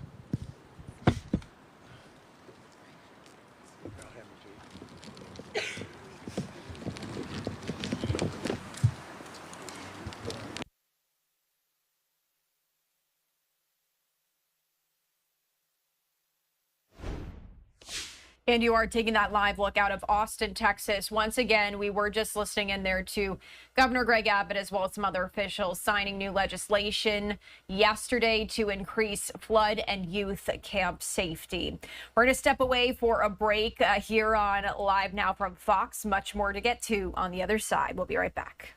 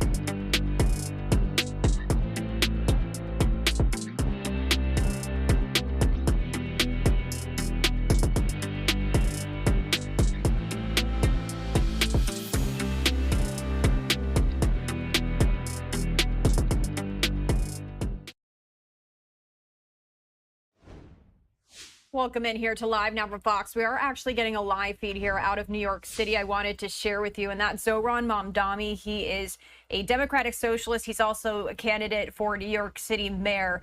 And we did just get some remarks from him moments ago. I did want to play those out for you here. Let's just turn up the audio quickly here, though, because this is a live look that we are bringing you. Let's see if we can hear anything. I'll leave you guys to the shoulder. All right, yeah. Keep on moving. Mamdani! Yes, sir. Hey! Come on, say hi to CSN. Real quick, real quick. Thank you.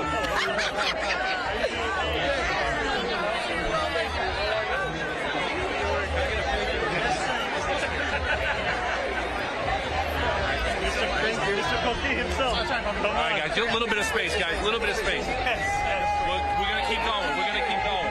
Just a little bit of space. We are learning that Mamdani is here for the start of a Labor Day parade that is set to happen here in New York City. It does appear he is just taking some photos with people, speaking with people as he is making his way over there. So let's play out those remarks from just moments ago here from Mamdani when he did speak with the media. We canvassed the line to get in. We asked people for their emails. We had people donating $1, $5, $10. And I still remember him coming out on that stage to Back in Black. And his campaign in 2020, it electrified so many of us. It gave us a real sense of possibility as to the fact that we could fight for a world we deserve, not just the one that we have. And to have him join us and to also it reminds us of the fact that he's not just a senator, he wasn't just a presidential candidate, he was also a mayor. And he was a mayor who ran with a message that Burlington is not for sale. And we are running with a message that New York City is not for sale. And there are echoes and parallels and an inspiration in the work that he has done. Bernie Sanders is a labor union hero. You are the labor union candidate at this point. Yes, I would agree with that. And it's been a joy to receive endorsements from so many different unions across the city, whether they be NISNA, the float that we are just next to, whether it be 1199, whether it be UFT, so many unions that have really allowed for working people to actually have a shot here in New York City have joined our campaign, and it's an incredible privilege. We're going to go to 1010 right here. You have a question? No. Oh, never mind. Response to Mayor Adams. Yes. Go ahead. Response to Mayor Adams' announcement yesterday that he's staying in the race. You know, there's been a lot of noise in these last few weeks, and it's a specialty of Donald Trump and his puppets for there to be so much noise and so few results. And I'm often asked questions about these developments with regards to what implication it has on the race. But for me, so much of this is a distraction from the struggle at hand for New Yorkers. We are talking about a city where 1 in 4 are living in poverty, a city where for the 9th consecutive year we have more than 100,000 children in our school system homeless, and a city where 500,000 kids are going to sleep hungry every night. So I am just as confident as I was of winning this race. I'm just as outraged as I was about Donald Trump's attempts to intervene in this race. The focus, however, has to continue to be the struggles of working New Yorkers. Yeah, yesterday Governor Hochul called the president a kid. He said he's acting like he's a king. He's trying to dictate who the next mayor of New York City is going to be. Do you think he thinks he's a king? We've seen that Donald Trump views the law as a suggestion. He believes that it's something that he's above, and what he's showing is that he's willing to utilize any tool, whether those real or imagined, to try and shape this race. I would have no issue with candidates dropping out of their own volition. We've seen that before. The issue here is that all of this is working backwards from President Trump's desire to try and heighten the odds of any candidate to defeat me. And we are confident that no matter what formulation this race takes, whether it's me versus 3 candidates or me one-on-one with any one of them, we will win the race. But what we cannot stand is the affront to democracy and the idea that it is a president who could pick the next mayor of the city and not the people of that same city. And what would that relationship look like for you and President Trump? It would be a relationship where I would stand up for the people of this city. It would be one where I would be willing to work with him if it was to the benefit of New Yorkers. If Donald Trump wanted to follow through on his promise to actually make grocery prices lower, as he had spent much of his presidential campaign speaking about. If he wanted to follow through on making it easier to afford a cost of living in this city and across this country. But if it comes to the expense of New Yorkers, I would fight him each and every step of the way. Mayor Adams said that you're a spoiled brat and said that you were born with a silver spoon in your mouth, that you're not working class like he is. What is your response to that? You don't have to struggle to afford rent to stand up for those who do. And I have been overwhelmed by the support we've seen from New Yorkers across the 5 boroughs and New Yorkers who exemplify the possibility of this city. And we can see that with the average donations that just came out of our fundraising being closer to $25. The DSA, you mentioned previously that your line on anti-Zionism is a little different than the DSA. There was a resolution passed last month, doubling down on potentially expelling members from the DSA for not adhering to strong anti-Zionist views. What's your reaction to that? My reaction is that the platform that I am running on, the one that I want to be held accountable to by New Yorkers, is the one that is on my website. It's the one that I've been running on since the beginning of this campaign, and that the only orders I will be taking are the ones from New Yorkers themselves as we seek to make this a city that all 8.5 million can afford. All right, we've got time for one more question. Mr. Malgani. Oh, I'm sorry. We're going to take yours after. All right. Anything you want to say on today's? Thank you all so much. Sorry. Or we're going this way. Thank you. All right, so once again, that was moments ago here, and now you are taking that live look of Zohran Mamdani as he is set to attend a Labor Day parade set to start here in the Big Apple shortly. We also do know that Mamdani is going to be meeting up with Senator Bernie Sanders a little bit later today. They're also going to be speaking. So if we do get that, we'll bring it to you on Live Now from Fox. Let's go away for another break. We'll be right back.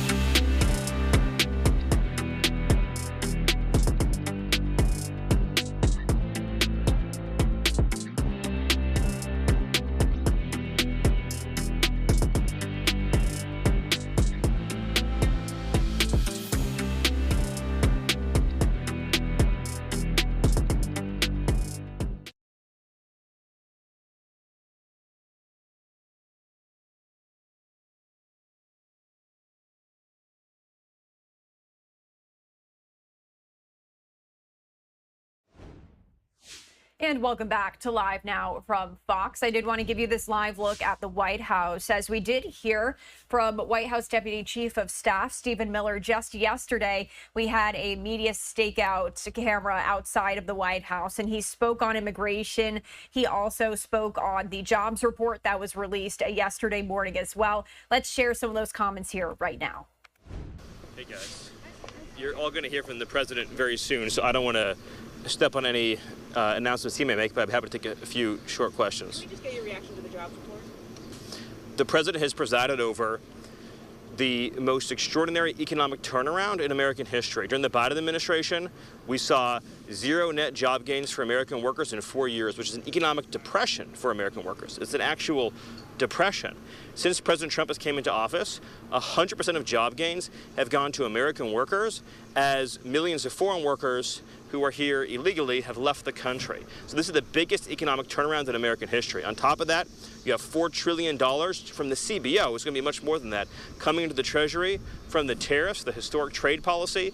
You have well over $15 trillion of pledged foreign investment coming into the country to revitalize the economy, and you have the passage of the largest package of tax cuts and reforms in American history.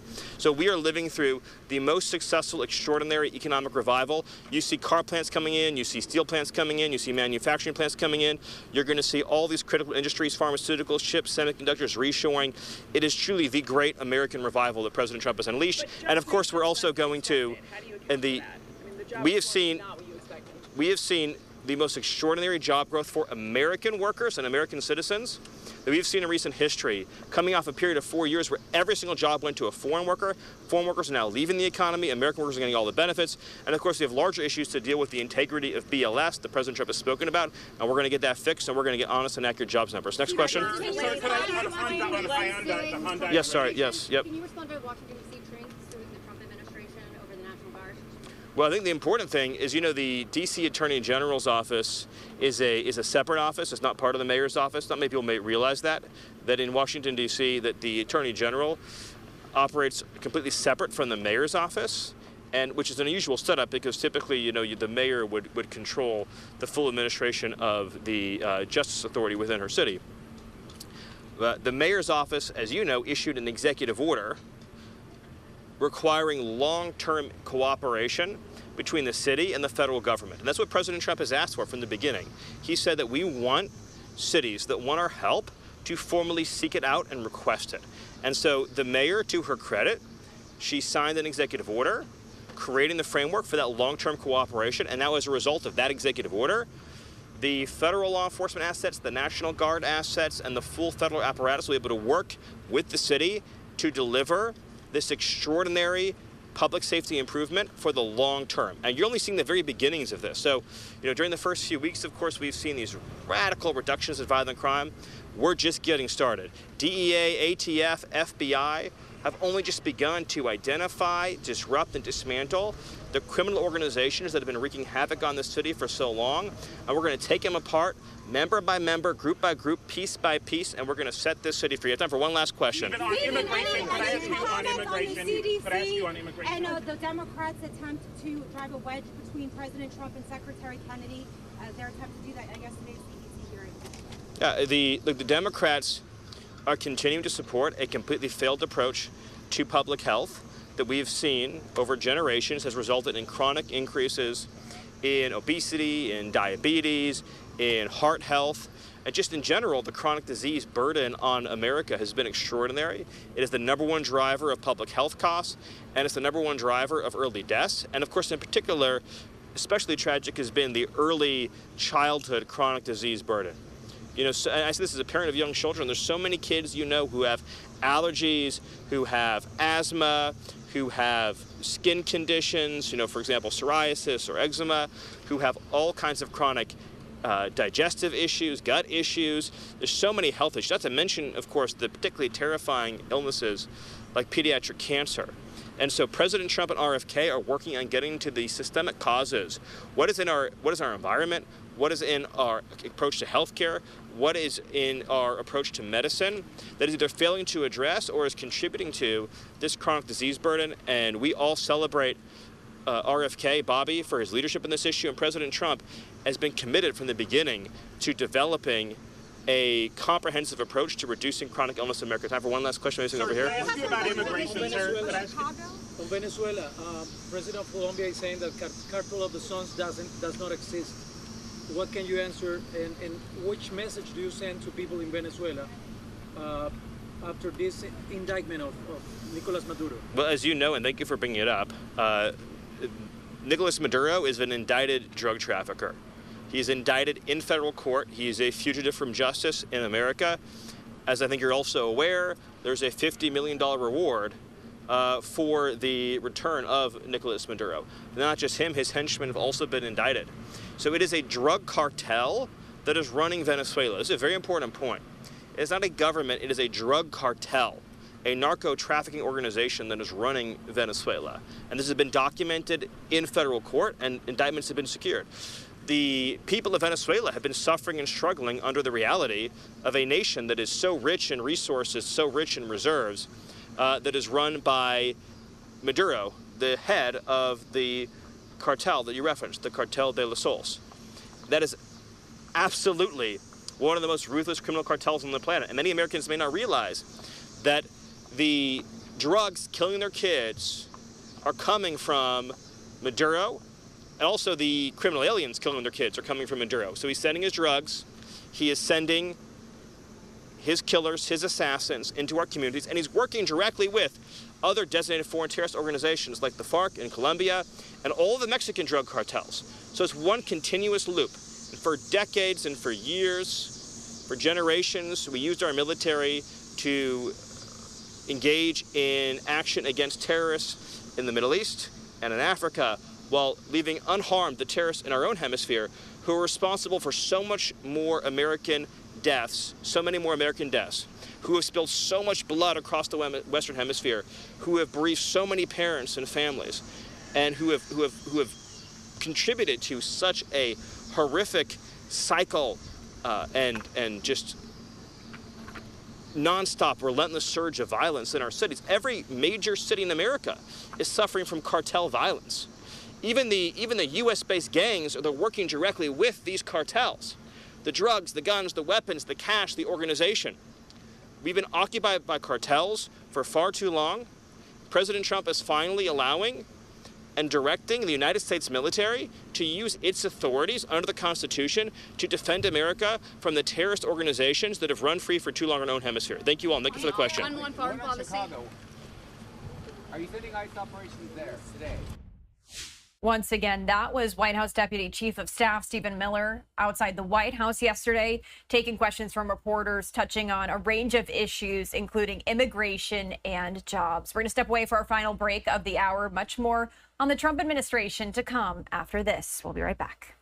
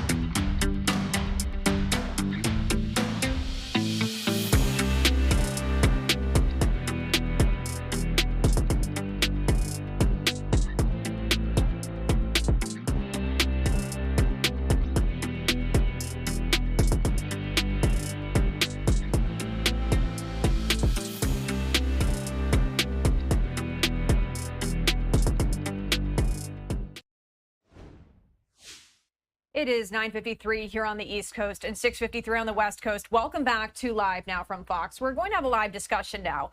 Earlier this week, Treasury Secretary Scott Bessent said that the Trump administration is considering the declaration of a national housing emergency in an effort to address high housing prices and limited inventory. Elevated mortgage rates have added to a dip in the U.S. housing market that began in early 2022 when rates began climbing from pandemic lows. Officials are evaluating ways to standardize local building and zoning codes as well as decrease closing costs. Now, according to Bessent, this is in addition to cuts being made by the Federal Reserve, which will help bring housing prices down. The Trump administration may consider some tariff exemptions for certain construction materials also to reduce costs. The president could technically declare a national housing emergency or almost for any reason he sees fit under the 1976 National Emergencies Act. The act doesn't give a solid definition of what constitutes an emergency and allows the president to bypass Congress to take a range of actions. So what could this all mean for you and for the real estate market? For that, I want to bring in Jenna Stauffer. She is a global real estate advisor. Thank you so much for joining us live here this morning on Live Now from Fox. We appreciate it. Thank you for having me. So if President Trump does decide to declare a national housing emergency, what could that look like for the real estate market in the short term as well as the long term? So in the short term, it definitely sends a very strong political signal that housing is being treated as a top priority, and it really has to be treated as a top priority. So relative to affordability, housing, relative to income, housing affordability, it is the most stretched thin that it has really been in decades. If you talk with millions of Americans, they will tell you that their number one source of economic stress, it is housing. And it's really important to note that it's not just these high home prices, it's really what I call this lethal combination of high home prices, elevated rates, rising insurance, rising taxes, rising maintenance costs. It's made it so difficult for so many Americans. When you look at what's happened with the housing market, the typical income that's necessary just to afford the median priced home in America,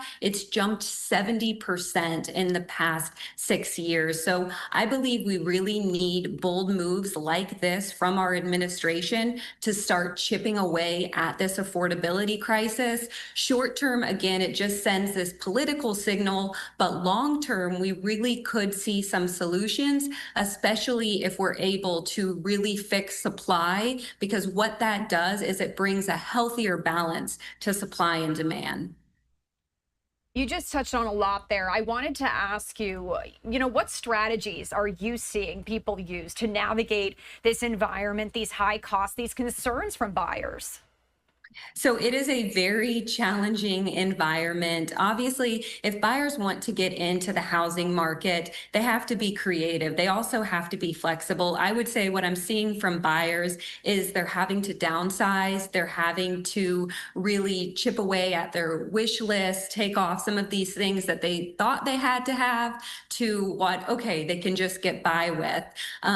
If buyers want to get into this environment, because it is such an elevated rate environment, it's an elevated price environment, they just have to be flexible. So that's really how I'm seeing buyers navigate this housing market right now. I want to delve a little bit deeper into some of the topics we already touched on. Officials considering standardizing local building and zoning codes. So how might that change affect real estate development and also just availability on the market?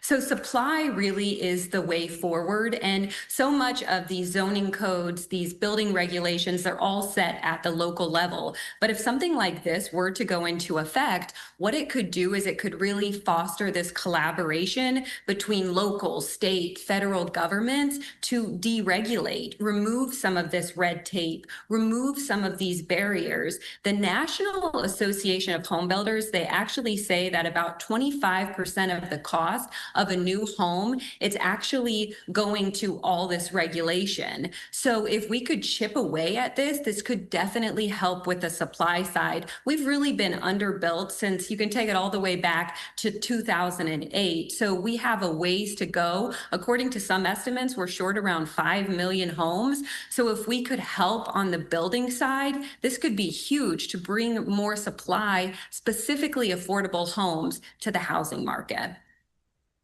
Yeah, and the administration, again, also considering that tariff exemption for certain construction materials. So we're going to have to watch that.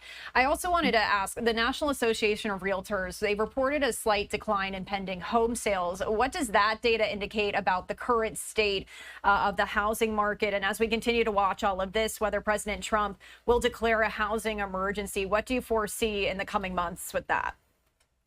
I don't suspect that there'll be much of a change for the remainder of the year. What we've just seen this year, it's such a gridlocked market. You just have this mismatch between expectations and realities. We've really had a very sluggish housing market for the past 3 consecutive years. We're actually most likely going to end the year around 4 million in existing home sales. This will be the 3rd consecutive year at this level. This is the lowest level since 1995. You have to find some positive in this housing market, and the positive is that we are seeing rates drop just a little bit. They have been dropping from their highs. We're also seeing price deceleration. We are seeing more inventory come to the market in Sunbelt states, Mountain West states, and this is really huge for buyers because it is giving them more options. And the market is very bifurcated. I have to mention that in the Northeast, the Midwest, these prices are holding up stronger. It's definitely leaning more towards favoring sellers, but you have some states in the Sunbelt where buyers actually have the upper hands. So this is a huge thing, and I do suspect that we'll continue to see more inventory come to the market, more deceleration in prices, and all of this, it helps on the affordability front. My last question for you, because I always like to try to leave our viewers with some sort of advice. So what would your advice be to those who are looking to purchase a home? How can they make informed decisions now and if this does take effect? So for buyers, do not time the market. I think that that is the most important piece of advice that I could give buyers. You have to do what is right for you. And also, it's so important to really understand your local dynamics because, as I said, this market, it is so bifurcated, it is so divided. So you really need to understand your local dynamics, and that will help you to navigate this housing market much better. All right, Jenna Stauffer, thank you so much for joining us bright and early here on Live Now from Fox. Have a great one. Thank you. You too. Let's stay on the topic of the Trump administration here on Live Now from Fox, giving you that live look at the White House right now. Congressional Democrats are targeting tariffs once again as Congress returns from its August recess. Fox's Jared Halpern has more from the White House. Congress is back from its summer break, and Democrats are once again ramping up to challenge President Trump's tariff war. Senate Minority Leader Chuck Schumer says lawmakers are planning to force votes on bills that would reverse the tariff policy, citing Friday's weaker-than-expected jobs report as proof that tariffs are not working. It's no accident why we're here. A lot of Donald Trump's policies have pushed us here. His tariffs are sending prices up. They're not creating jobs. But the White House is pushing back, claiming the jobs will be coming because the tariffs are motivating companies to invest in domestic manufacturing. But all those new factories will take time to build. A deficit situation that President Trump inherited from Joe Biden that looked very, very dire is now looking really pretty optimistic. The back and forth in Washington came just hours after Commerce Secretary Howard Lutnick announced a new trade agreement with Japan is now in effect. It will set a 15% tariff and see Japan invest $550 billion into U.S. manufacturing in exchange for lower import taxes on Japanese cars. We have created a very advantageous relationship with Japan so they can do business with America, the greatest consumers in the world. There's no word on when Democrats will introduce their anti-tariff bill, but it's expected to come within the next few weeks. At the White House, Jared Halpern, Fox News. Thank you to all our Fox News correspondents, and thank you for joining us here on your Saturday. My name is Christy Mattino. If you are just joining us, I wanted to give you this live image that we do have coming in out of New York City right now, and we did share with you just a couple moments ago Zohran Mamdani. He is a mayoral candidate there in New York City, also a Democratic socialist. You can see him there with Senator Bernie Sanders. Mamdani was just speaking with media a short time ago, but we do know that he is meeting with Sanders today, and they are expected to head to this Labor Day parade that is set to start in New York City. You can just see that massive crowd there, and this has been going on for about 45 minutes or so here, as we have been seeing Mamdani meeting and shaking hands with many people, taking photos with them as well. And we did see now that Senator Sanders has just arrived and joined Mamdani there. Let's just turn up the sound here for a moment. This live image coming in out of New York City. Let's see if we could hear anything. All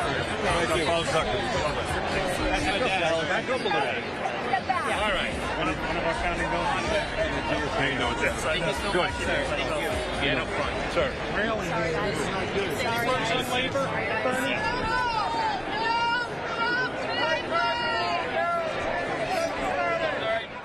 All right, so it does appear just a lot of ambient noise, but as this does unfold live here, we like to bring you these live images coming to our newsroom on LiveNOW from Fox.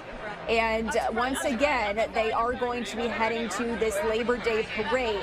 Unsure right now if there's going to be any comments from either Mamdani or Sanders.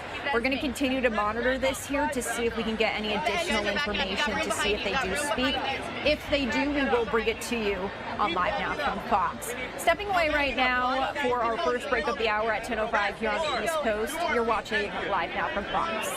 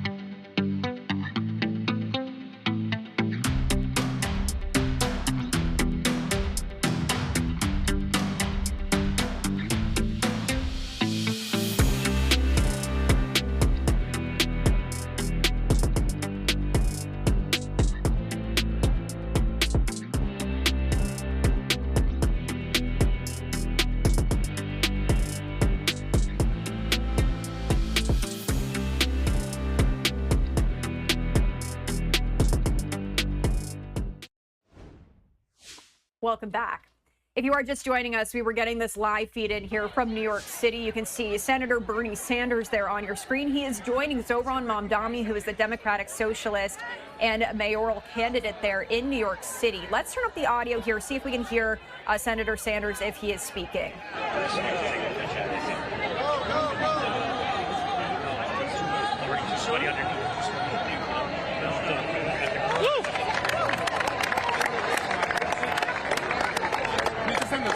What's you think of the eyes of this?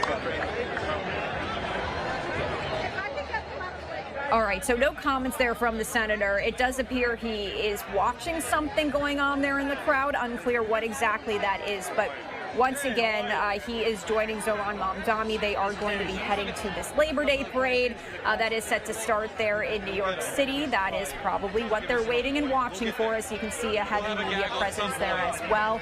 So we will continue to monitor this to see if we get any additional comments. In the meantime, let's continue our discussion of the Trump administration as once again you're taking a live look there out of Washington, D.C. We do want to talk a little bit about some of the big headlines of this week. There were a lot of them coming out of President Trump's administration. One of them being he signed his 200th executive order of his second term, this time changing the name of the Defense Department back to the Department of War. So let's head over to Fox News correspondent Connor Hansen. He has more from Washington. With a stroke of President Trump's pen, workers began removing the old letters spelling out the Department of Defense at the Pentagon. For the first time since 1947, it will be called the Department of War. I think it's a much more appropriate name, especially in light of where the world is right now. We have the strongest military in the world. The Department of War was first established in 1789 before the name was changed by President Truman after World War II. Changing it back is meant to project power and military toughness around the world. Mr. President, we haven't won a major war since, and that's not to disparage our warfighters, whether it's the Korean War or the Vietnam War or our generation of Iraq and Afghanistan. That's to recognize that this name change is not just about renaming, it's about restoring. The name change comes as the White House faces criticism for taking out a boat it says carried 11 Venezuelan drug smugglers and their cargo in the Caribbean. Navy ships have moved into the area, and now F-35 fighter jets are being moved to Puerto Rico. President Trump calls the smuggling of dangerous drugs into the U.S. an imminent threat. I just think it's strong. We're strong on drugs. We don't want drugs killing our people. When asked if Congress has to sign off on the name change, President Trump said he's sure they will go along with it if it's needed. In New York, Connor Hansen, Fox News. Thank you to Connor Hansen. I did want to step away for another break because on the other side of this break, I wanted to play out some comments in full from President Trump. If you were not watching last night, he did speak at the Rose Garden at the White House, delivering about 20 minutes of comments here. So let's take that break. We'll play that out for you in full on the other side. We'll be right back.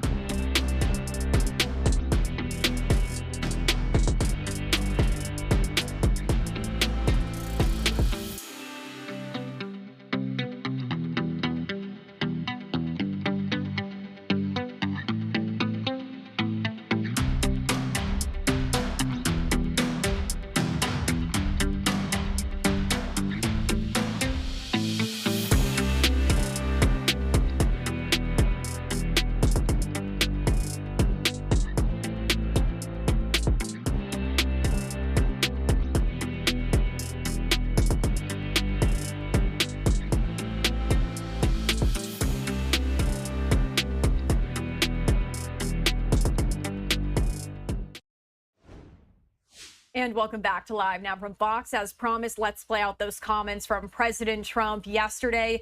He spoke at a dinner at the Rose Garden at the White House. On the other side of that will be my colleague, Josh Breslow. You're watching Live Now from Fox. Thanks for being here with us. Tremendous place. This is the Rose Garden. We never touched a rose. The roses are in full bloom, and they will be in full bloom during certain seasons, but we never touched. I tell you what we did. The grass was not usable. Every time we'd have a press conference, women in particular were sinking deep into the mud. And at some point I said, you know, it's time to make the change. We picked a great stone, and we have a great speaker system, I hope. I hope everybody hears us perfectly. But a lot of people are wondering why you're here tonight. And I'll tell you very simply why you're here, because you are the ones that I never had to call at 4 o'clock in the morning. You are the ones that have been my friend. And you know what I'm talking about. And you're smart and even brilliant people, but you would tell people, you know, I don't speak to the president much because I always vote with the president. And Mike Johnson, who's going to go down as one of the great speakers of our time or any other time. Mike, thank you very much. I said, Mike, I want to do something. I want to reward the people that have confidence in their president, have confidence in you, and vote for us. And that includes some of the senators that are here. We have senators, we have congressmen. This was originally going to be for Congress only. We're going to have the senators sometime, but a couple of the senators really wanted to be here. And I'm going to start off by one of them, who's a really good friend of mine, comes from a state where I was, I think, 77 out of 77 district or areas. I won them all 3 times. Ronald Reagan was second. He got 56. Is that right? I got 77 out of 77, and I did it 3 times. So I happen to love the state of Oklahoma, and I'm going to ask James Langford to come up and say grace, and he's very good at it. He's a religious guy, and we love him, and you've done a fantastic job as senator, and thank you for doing this, James. Thank you very much. Thank you. Please. Thank you. They're going to hand this to Jimmy right here. Well, let's pray together. Father, thank you for allowing us to be here and the privilege we get to be able to serve this nation. In all the work and all the long hours and all the time, we just want to say thank you again for entrusting us with this task. And I ask for wisdom for all of us to be able to lead well by example and by task. Father, we pray for the President of the United States. We pray that you would overwhelm him with the insight and wisdom he needs for each day. The challenges around the world are on his shoulders, but we are grateful that the government is on yours, and you are the one who sustains us. So we pray for President Trump, for his family, pray for the Vice President, pray that you continue to be able to instill in them the joy of the task so that they'd be able to fulfill things well. Pray for our members of the military and intelligence community and law enforcement, so many first responders, that they are in harm's way tonight as we are in safety. So we pray that you would protect them and their families. God, thanks for this food and for the privilege to be able to be here together with each other. In the name of Jesus, I ask tonight. Amen. James, beautiful. Appreciate it. Thank you very much. That was very nice. So, getting back to why you got invited. So, I'd get a call from the speaker, and it'd say, sir, we have 16 hard no's. It's 4 o'clock in the morning, and we have one of many bills, because this happened many times, and it tended to be the same 16, 18, 19 people all the time. 4 o'clock, 5 o'clock in the morning, I call them. I said, Jim, how you doing, Jim? Everything okay? Yes, sir. It's 5 o'clock in the morning. How are you voting for us, Jim? Well, what do you think, sir? Tell me, what should I do, sir? And he broke my ass. And they had about 16 others. That doesn't mean we don't like them. But we had about 16, 17 or 18 others, and they made life very difficult. But we got them there because we had a period where we had a majority of 1. Is that right, Mike? 1. We were 1 heart attack away from losing the House. Think of that. And nobody could have done that but that man right there. And I think I helped a little bit. But Mike, unbelievable. And we passed legislation, you know, I call it the great, big, beautiful bill. I add the word great because it gives the greatest tax cuts in the history of our country. When you think no tax on tips, no tax on Social Security, no tax on overtime, these are working class things. We get a deduction if you buy a car, you borrow money, we deduct the interest, Jason, which is so incredible. Nobody ever heard of that. Middle class, nobody ever got deductions like that. The bill is unbelievable. In fact, we really don't need any other votes because we have everything in that. That's why it's a great, big, beautiful bill. And Scott Bessent is here, who's done a fantastic job. And he's one of the people, one of the writers of it, gave plenty of good ideas. And I think Howard is here someplace. Where's Howard Lutnick? Howard, thank you very much. I call them the Bobbsey twins. They're the most different human beings I've ever met. They're both great, but one is a little bit different than the other, like by about 200 yards. And they're fantastic, and they get along great. But the administration has been amazing. And what we've done has not been done. A lot of people, even the people that are not necessarily lovers of President Trump, and some of them are right there in the fake news, but they said that nobody's done what we've done in 7 months, a little more than 7 months. When you think of it, we stopped 7 wars. And the war that I thought was going to be the easiest is probably the most difficult. That's the Ukraine and Russia. I thought that would be easier, the relationship with President Putin, all of that. It didn't matter. It's ended up being probably the most difficult. But we stopped wars. One was going on for 31 years. They said it was unstoppable. I got it done in about 2 hours. Another one, 35 years, and another one, 37 years. And we got them all done. But we got 7 of them done. We ended up stopping the potential nuclear disaster in Iran with, I think, one of the greatest military trips ever taken. Nobody's ever seen anything like it. We flew the B-2 bomber. They flew for 36 hours. Not a single mishap, not a single problem.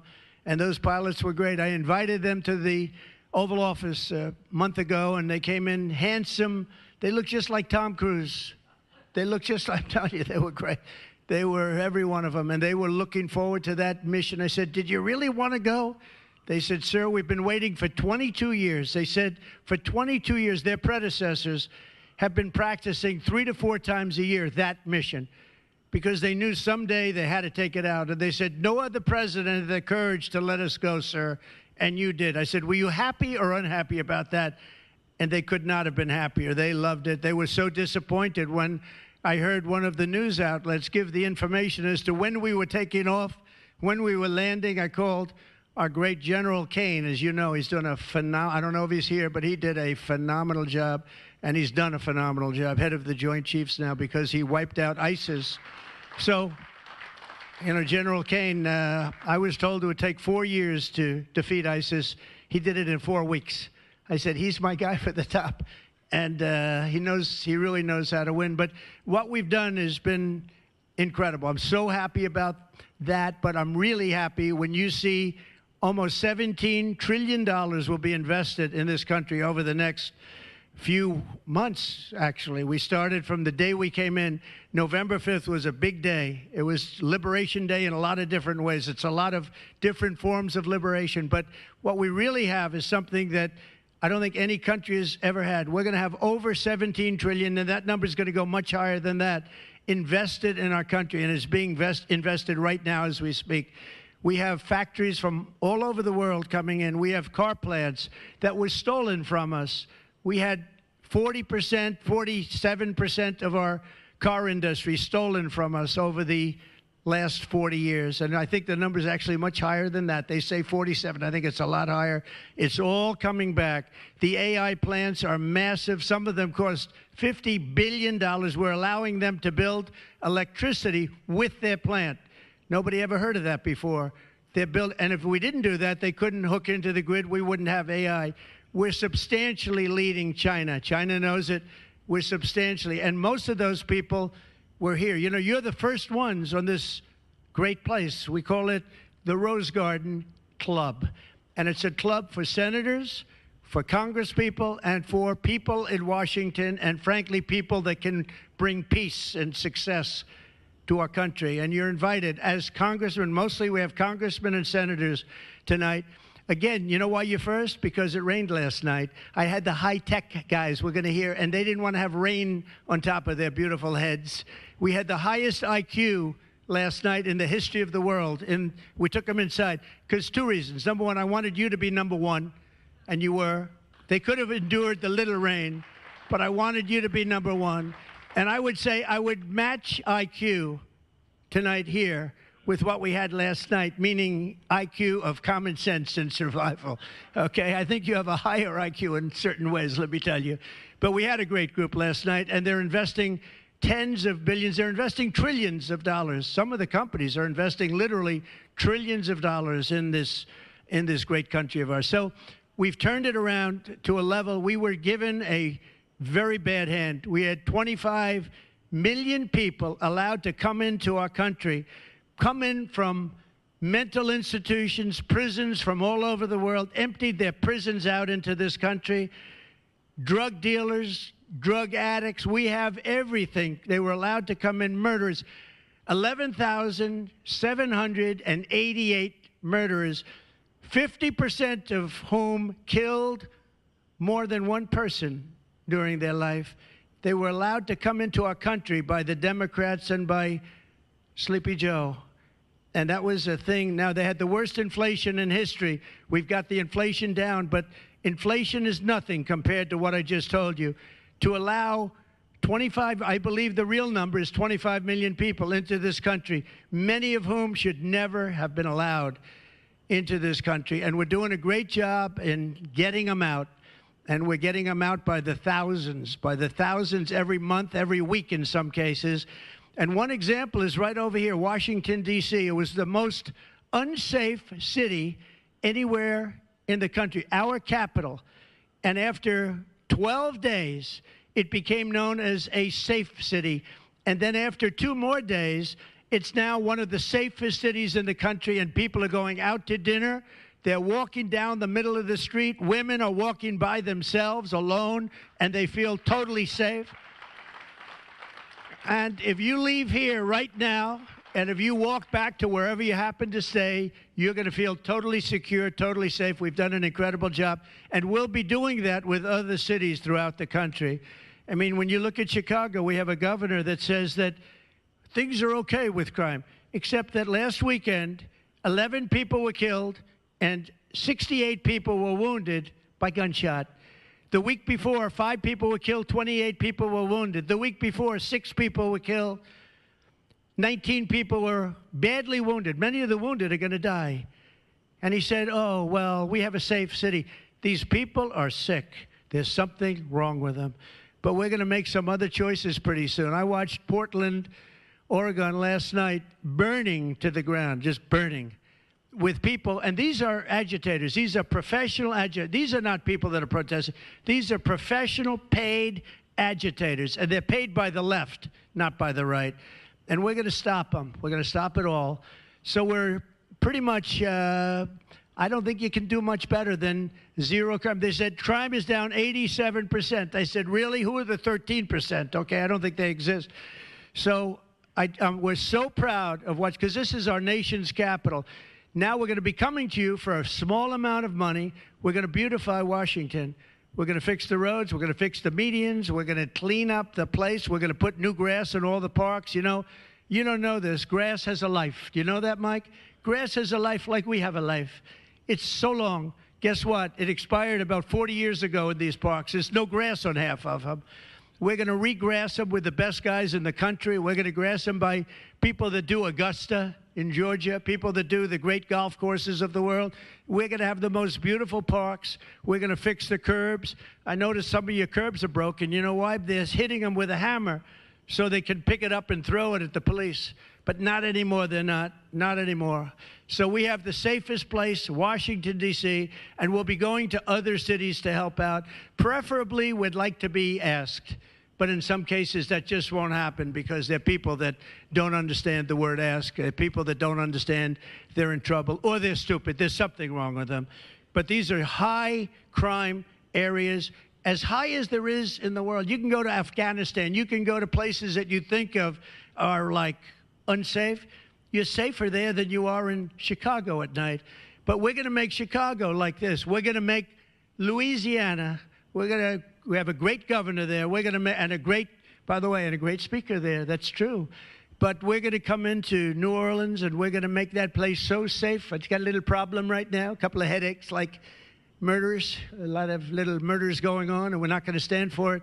And we're going to come in, we're going to clean it up. You're going to be safe within 2 weeks. That's going to be the safest place, just like this is the safest place. And then we'll be going elsewhere throughout the country. We're going to bring crime down because we can't have cities that are unsafe. I just want to thank you for everyone. This is a special group, and it is true. There's not one person in this audience that I had to call to ask for help, that we needed your vote. You're unbelievable people. That includes you, Jason. There's nobody that knows more about tax and money than that man right there. I'll tell you, there's nobody. It's true. And I'm saying that in front of a lot of television, Jason, so I can't ever take it back, but it's true. You do a phenomenal job. Mike, you surround yourself with, whether it's defense or anything else, I could name every single person here, and amazing. But you make my life easy. You trust me, you trust Mike, you trust leadership, you trust yourselves, and you don't make us make the call. One of you said, you know, I don't speak to the president much. I like the president, but I always vote for him. I don't want him to have to waste. I have people, and you know who they are, that I have to call, speak to them. James, is that right? For hours, hours. I know they're going to vote for us, but I have to speak to them for hours. And it's brutal. And it's not like at 3 in the afternoon. It's like 3 in the morning, right? 3 in the morning. You hear that sound of the train? The train is safe now. We don't have to worry about it. Isn't that a beautiful? It's a much nice, you know, it's a much nicer sound now than it was 3 months ago. But so this is a very special group. And I say that with love for all those other people that have to work so hard, but they vote for us. They do vote for us. Otherwise, we wouldn't be doing what we're doing. But you are the people that I called Mike. I said, we have to reward the people that I don't get to speak to that I like so much. Doc Ronnie, where's Doc Ronnie? Unbelievable doctor. He was the doctor in the White House. He was a great admiral. And he's one of the most popular politicians in this country. He won his district by 50 points, but I think I won it by more. I don't. He's got one of the great districts. But Doc Ronnie, the reason I like him, he was a doctor, the White House. He took care of Bush, took care of Obama, took care of Trump. And the fake news right over here, they said to him, Doctor, could we ask you a question? Yes, what would you like? Who's the healthiest, Bush, Obama, or Trump? He said there's not even a contest. By far, the healthiest is President Donald J. Trump. I said, I love that guy. That guy is great. I'm sure that Bush and Obama don't feel the same way, but who the hell cares, right? But I want to thank you, Ronnie. You've been great in every way, and you've been a great congressman, and you're not a congressman that I had to call. I never had to call you at 2 in the morning to get your vote, did I? Huh? But you're the same, and I just want to thank everybody. You're a special group of people, and you're the first people that I've had at the White House, at the Rose Garden, and it's an honor to have you. Now I want you to sit down, have a great meal. The food is seriously good. We'll say goodbye to the press, but it's an honor to have you. And actually, the press has been very good lately, except for one rumor that they spread. I did about 8 press conferences in a row, day after day after day. Then I missed one because I was in the Oval Office. And I also went out to a club because I had meetings at a club. And they saw that I was there. And the rumor started spreading, this horrible rumor that Trump is no longer with us. They said, and I said, I got to the club, sir, are you okay? Are you okay? The fake news was at it again. But because I missed one day of press conferences, so today I gave them about a 3-hour press conferences on changing the name of the Department of Defense to the Department of War. Because, you know, we won World War I, World War II, everything in between and everything in front of it. It was called Department of War. And then we went woke after the Second World War, incredible victory, and we said, let's change it to defense. And look, war means something. It means we're not going to have any problems. We don't want problems with people. And I've kept us out of wars. I've solved wars. But the way you solve wars is through strength. And that's what we are. We make the best equipment in the world. We have the best soldiers. We have the most powerful military anywhere in the world. We rebuilt it in my first term. As you know, we rebuilt it in our first term. And we have the greatest military. We gave some away to Afghanistan, which was not exactly good. That was the most embarrassing moment in the history of our country. That day in Afghanistan was the most embarrassing day in the history of our country. And they kept military equipment, but fortunately it's a very small percentage compared to what it was. But the fact that they could keep any. But I just want to thank you all. You've been unbelievable. I'll be with you for the rest of my life. I will be with you, and you're going to be with me and with leadership. And Mike, I want to thank you for being a great speaker. You've been really outstanding, and working with you has been an honor. And thank you. And congratulations on being #1. This is historic because you're #1 here, and this little circle, this little beautiful grouping of some of the finest stone in the world. This is, I think, going to go down as a very important place over the period of time for news conferences, for celebrations, for dinners. And we're going to bring people together here. We're going to bring maybe some of the Democrats. We'll say the Democrats are invited. Now, we'll do that for about a week or two, and then we'll find out, well, it just doesn't work, perhaps, and keep them the hell out of here. We'll say you're going to have to win the White House to get here. But maybe it will work. You never know. We're going to give it a shot. We're going to let Democrats come, and we're going to let Republicans come, and you're going to mingle. You know, in the old days, Republicans and Democrats got together, and they'd go out to dinner, and then they'd fight a little bit during the day, and a lot of times they'd get 20%, 30% of one or the other's vote. And today that doesn't happen. It's solid blocks one way or the other, and probably that shouldn't be. But we'll see what happens. I just want to thank you all. You've been unbelievable. You're warriors. And we're going to make America so great, so much better than anybody ever thought. We're going to make America great again, but much, much better than anybody ever envisioned. Thank you all for being with us. A great honor. Thank you. All right, that was President Trump speaking late last night over at the Rose Garden as he hosted a dinner there for Republican lawmakers, touching on a variety of topics, including the One Big Beautiful bill, as well as those rumors that were circulating all over social media that he had passed away. He wanted to make sure to hold a lengthy news conference yesterday that we played for you just to make sure everyone knows he is just fine. My name is Josh Breslow. Thank you so much for taking the time to be with us here on this Saturday, September 6th. The time now is 10:35 on the East Coast and 7:35 on the West Coast. I do want to get right into some of the big stories that we are covering on this Saturday. Take a look here as Pete Hegseth is now the Secretary of War leading the Department of War. Take a look here. You can see their post on social media, the very first one that says, "We are the War Department." Hegseth joined President Trump Friday in the Oval Office to reveal that big name change. I think it's a much more appropriate name, especially in light of where the world is right now. We have the strongest military in the world. We have the greatest equipment in the world. We have the greatest manufacturers of equipment by far. And as you pointed out, Mr. President, we haven't won a major war since, and that's not to disparage our warfighters, whether it's the Korean War or the Vietnam War or our generation of Iraq and Afghanistan. That's to recognize that this name change is not just about renaming, it's about restoring. Words matter. It's restoring, as you've guided us to, Mr. President, restoring the warrior ethos. And you can see right here, the signage came down almost immediately. This is video of the sign swapped out there, including on Hegseth's office. As Hegseth mentioned there, it was previously called the Department of War. So this is restoring, he says, to the true message overall. We also have this post coming in from the White House on social media saying, breaking, the Department of Defense, now the Department of War. President Donald J. Trump just signed an executive order restoring the name of the Department of War. America first, peace through strength. A lot to discuss here about what this really means, so I do want to bring in Usha Haley, the Barton Distinguished Chair in International Business at Wichita State. Thank you so much for taking the time to join us here. My pleasure. Thank you for inviting me. Of course. And first off, I did want to ask you, changing the name back to the Department of War, what kind of message does that send to U.S. allies and also U.S. adversaries? Well, along with you, I was watching the president's remarks, and what a great marketeer he is.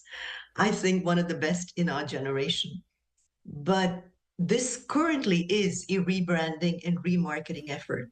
Despite that, because it doesn't have it has to be ratified by Congress. It was created by Congress, the Department of Defense, and so it's currently unofficial, the Department of War.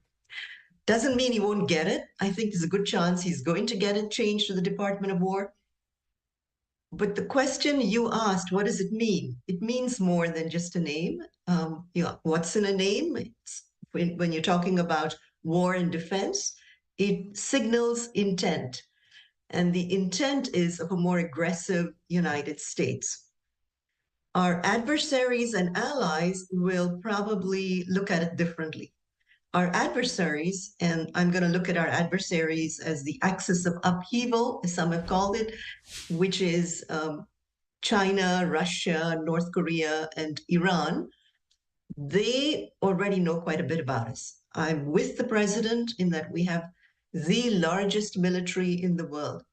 Our budget is $1 trillion. That's our war budget, which is, it's 3 times China's.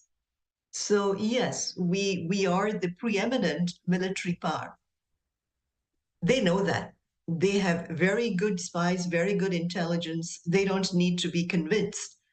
It's our allies that are looking at us a little bit, they're a little concerned because they want to know what's going on with the United States, what's going to be happening with diplomacy, etc. And I did want to ask you, why did the U.S. change it from the Department of War to the Department of Defense there in the first place? Well, that was President Truman, and it was in 1949, I believe. It had been the Department of War prior, as the president mentioned. The difference is with the times that President Truman was living in. Russia was developing a nuclear weapon and was going to be, and actually was, if it hadn't already, was going to be deploying it and testing it within a week or 2 of that announcement. And China was going to be announcing, Mao was going to be announcing the People's Republic of China. So there was a lot of unrest, a lot of fear. And what he was striving for was deterrence, nuclear deterrence. And so it was the Department of Defense. He consolidated the 3 arms of the military under civilian leadership. And some have said that the most significant part of the Cold War was that it remained a Cold War and never got heated. And that was his goal.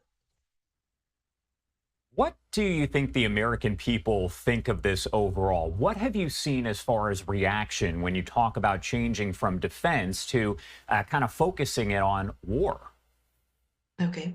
I don't think there's much of a reaction from the American people currently. I think it's going to be debated in Congress, which raises a whole bunch of questions such as history, messaging, symbolism, ally, strategy. So this will continue in the talk houses and in the coffee houses in Congress. But I'm not sure that the people really care. What they care about is the economy, what they're buying at the stores, etc. And if he can bring that kind of stability back, I think he's winning. As far as Congress goes, I wanted to get your take on this, and I'm not sure if you can speak to this necessarily, but is this going to be a bipartisan situation when you talk about approval, where you have Republicans saying, yes, we're going to change it, and Democrats saying, no, I'm not going to vote for that? Again, I don't really know. I don't think there's been any polling. I suspect it will be along party lines, but I'm not sure. I don't think this is a major issue currently for the American people. As I said, the economy is the #1 issue, and that's what they're concerned about. We're not in a war currently. We're not in a major war. Americans have not been enlisted to join an army. So it's not it's on the back burner for most Americans. My last question here before I let you go. Is there any significance to the timing overall of this name change? This was, I do want to mention, the 200th executive order that was signed by President Trump since he entered office for the second time there back in January. Any significance on the timing overall? I think it's very significant. That's a very good question. Just last week, we had the goose-stepping Chinese military parade. and they displayed their weapons, which is ICBMs and all the other weapons that they wanted the world to see will be deployed in a Taiwanese invasion. They wanted the U.S. to see it.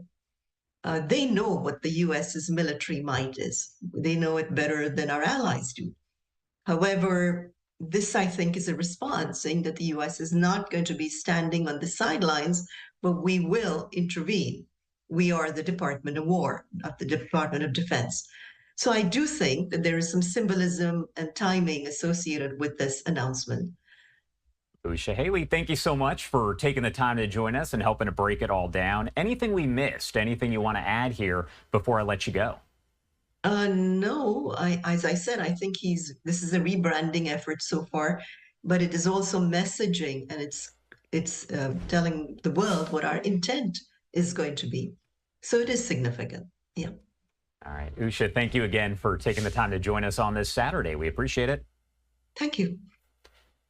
And it is now 10:43 on the East Coast and 7:43 on the West Coast. Taking a live look over the White House as we slide away for a quick 2-minute commercial break. Much more live coverage on the other side. Stay with us.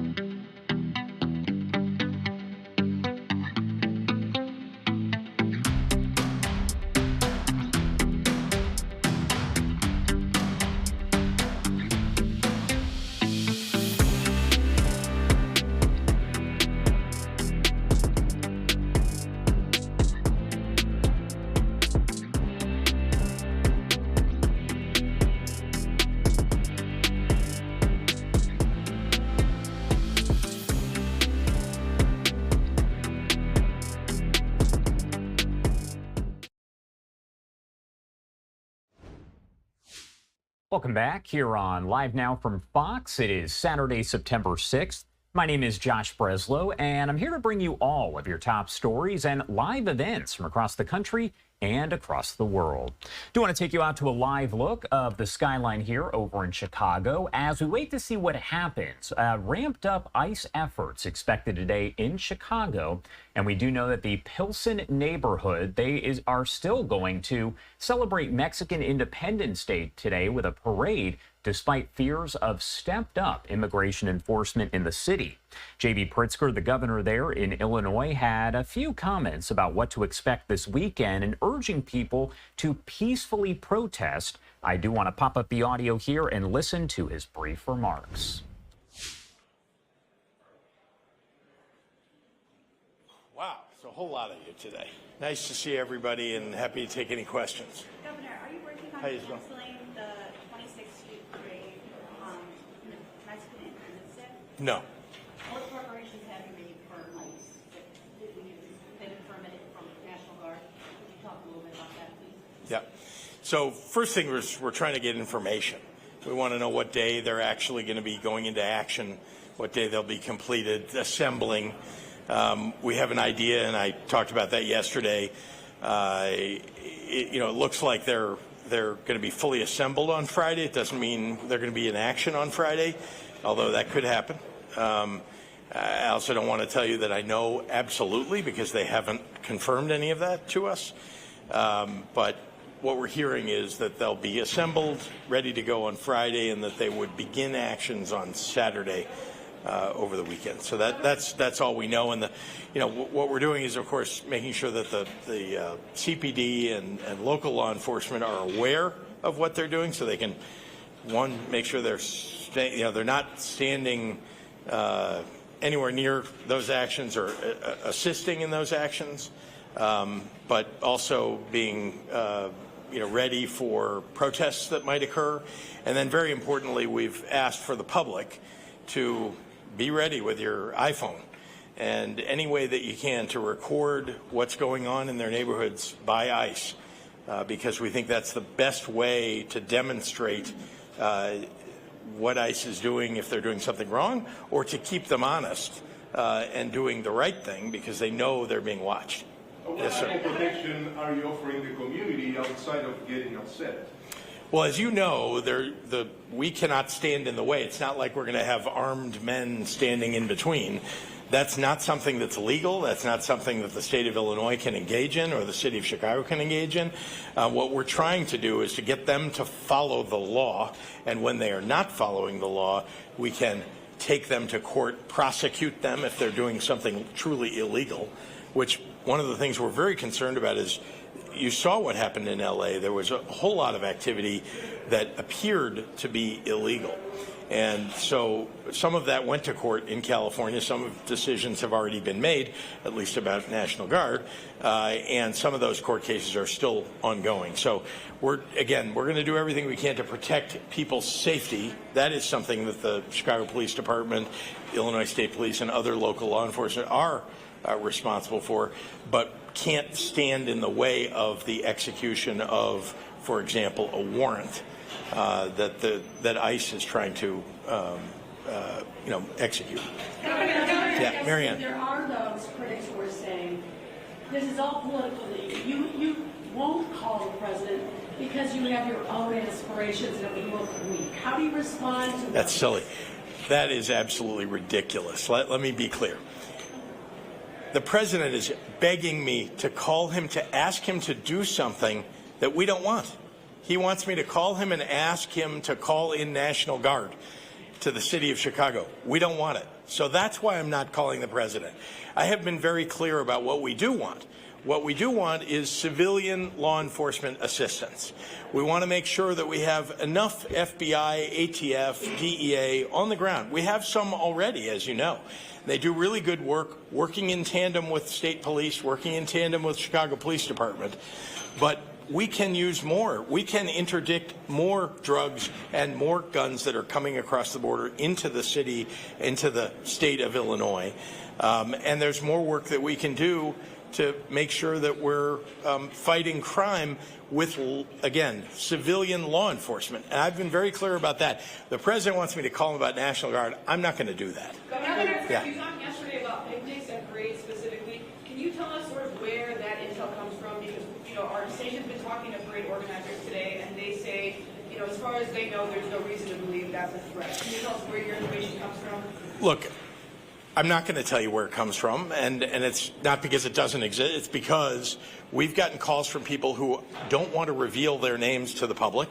These are people from inside the administration or inside the military or inside the National Guard who are concerned about what's happening in this country. These are patriots who want us to know what's happening. We're getting no information from the federal government, and all we got was one call from Gregory Bovino, who let us know that ICE would be instituting actions in the city of Chicago without any details at all. So I want to be clear. I'm not going to reveal where we're getting this information from, but I am going to be communicative to the public about what we have heard and what we do know so that they can be prepared themselves. Olivia. Thank you. Governor Abbott yesterday, after your comments, basically denied that the Texas National Guard is being staged. I'm wondering if you can respond to that. Yeah, guess what? when they want to federalize, sorry, I just want to respond to that because I've heard this. When they want to federalize the National Guard, they do not call the governor. They call the National Guard. There is a National Guard Bureau in Washington, D.C. that operates with all of the National Guards across the country. They start there, and they work through the National Guard. So I'm not suggesting that I am absolutely certain of whether or not the Texas National Guard will, in fact, end up in the state of Illinois. What I know is that we've been told by people who seem to have the credentials to know that that is what is happening. If he wants to deny it, the governor of Texas, let's just take into account that he has not been a good actor at all toward the state of Illinois. So I don't really trust anything that he is saying in this moment. Yes. I'm calling the president. You said something to the effect yesterday, you don't want to be part of the spectacle. But President Trump tends to like a show. The spectacle, yeah. Don't you think if you maybe called him, you could lower the temperature in all of this and you could ask for the civilian resources, the law enforcement, non-military resources that you just talked about? For example, sir, if you were president and you wanted someone to call you, wouldn't you want them to call you? No, I would pick up the phone and call them. I don't understand why everybody doesn't understand this. It's as if he's begging me to call him because he wants me to ask him for National Guard. That is what he is trying to do. There's a second reason, and you should pay close attention to this. He wants to set into the fact pattern that the governor called him to ask for help. Why? Because he's going to end up in court. He's going to end up in court. And that will be a fact that they will use in court, that the governor called to ask for help. And I'm sorry, I'm not going to provide him with evidence to support his desire to have the court rule in his favor. I'm just not going to do that. Last question. Shia. This morning, Trump said, maybe listening to you, he said he wants to go to states where the governors do want him and that they might go to New Orleans. And it's not clear whether he meant instead of Chicago or in addition to Chicago. Are you hearing anything about that? No, I think it's possible that he actually heard about the decision in the California case about National Guard. I mean, I know the man doesn't read much, but maybe somebody told him about it. And that decision was that, no, you cannot create a nationalized police force out of the National Guard and send them in wherever you want to. That is illegal. Posse comitatus. Period. Everybody should look that up. You cannot do criminal investigations or law enforcement with our military. And that is what that case held. That is what the law already says. And I think he is just, I mean, he may have actually heard that. So where can he go? Well, where a governor asks for help or asks for the National Guard to come in. I want to point out one other thing. The governor of Louisiana doesn't need the President of the United States to call out his National Guard to deal with crime. A governor can call out, I called out the National Guard. I've done it several times. I did it when we had protests that got out of control in the city of Chicago. I've done that before as a governor. Governor of Louisiana can do that too. So you should pay attention to, he's looking for circumstances in which the governor is willing to call out the National Guard so that he can look like he's getting something done. The governor of Louisiana can do that on his own, doesn't need the president to ask him to do it. All right, thank you so much, everybody. All right, that was Illinois Governor J.B. Pritzker, as reports are indicating that those ramped up ICE efforts could take place today, starting today there in the city of Chicago and the surrounding areas. As we head to our final break of the hour, you are taking a live look over the Chicago skyline. We'll be right back with more live coverage in just a few. Stay with us.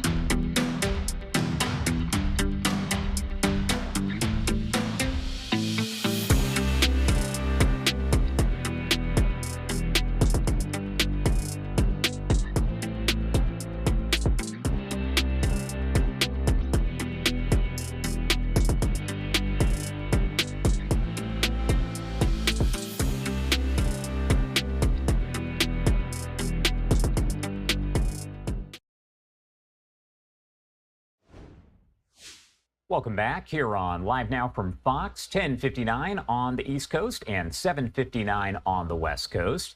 My name is Josh Breslow, and I'm here to bring you all of your top stories and live events from across the country and across the world.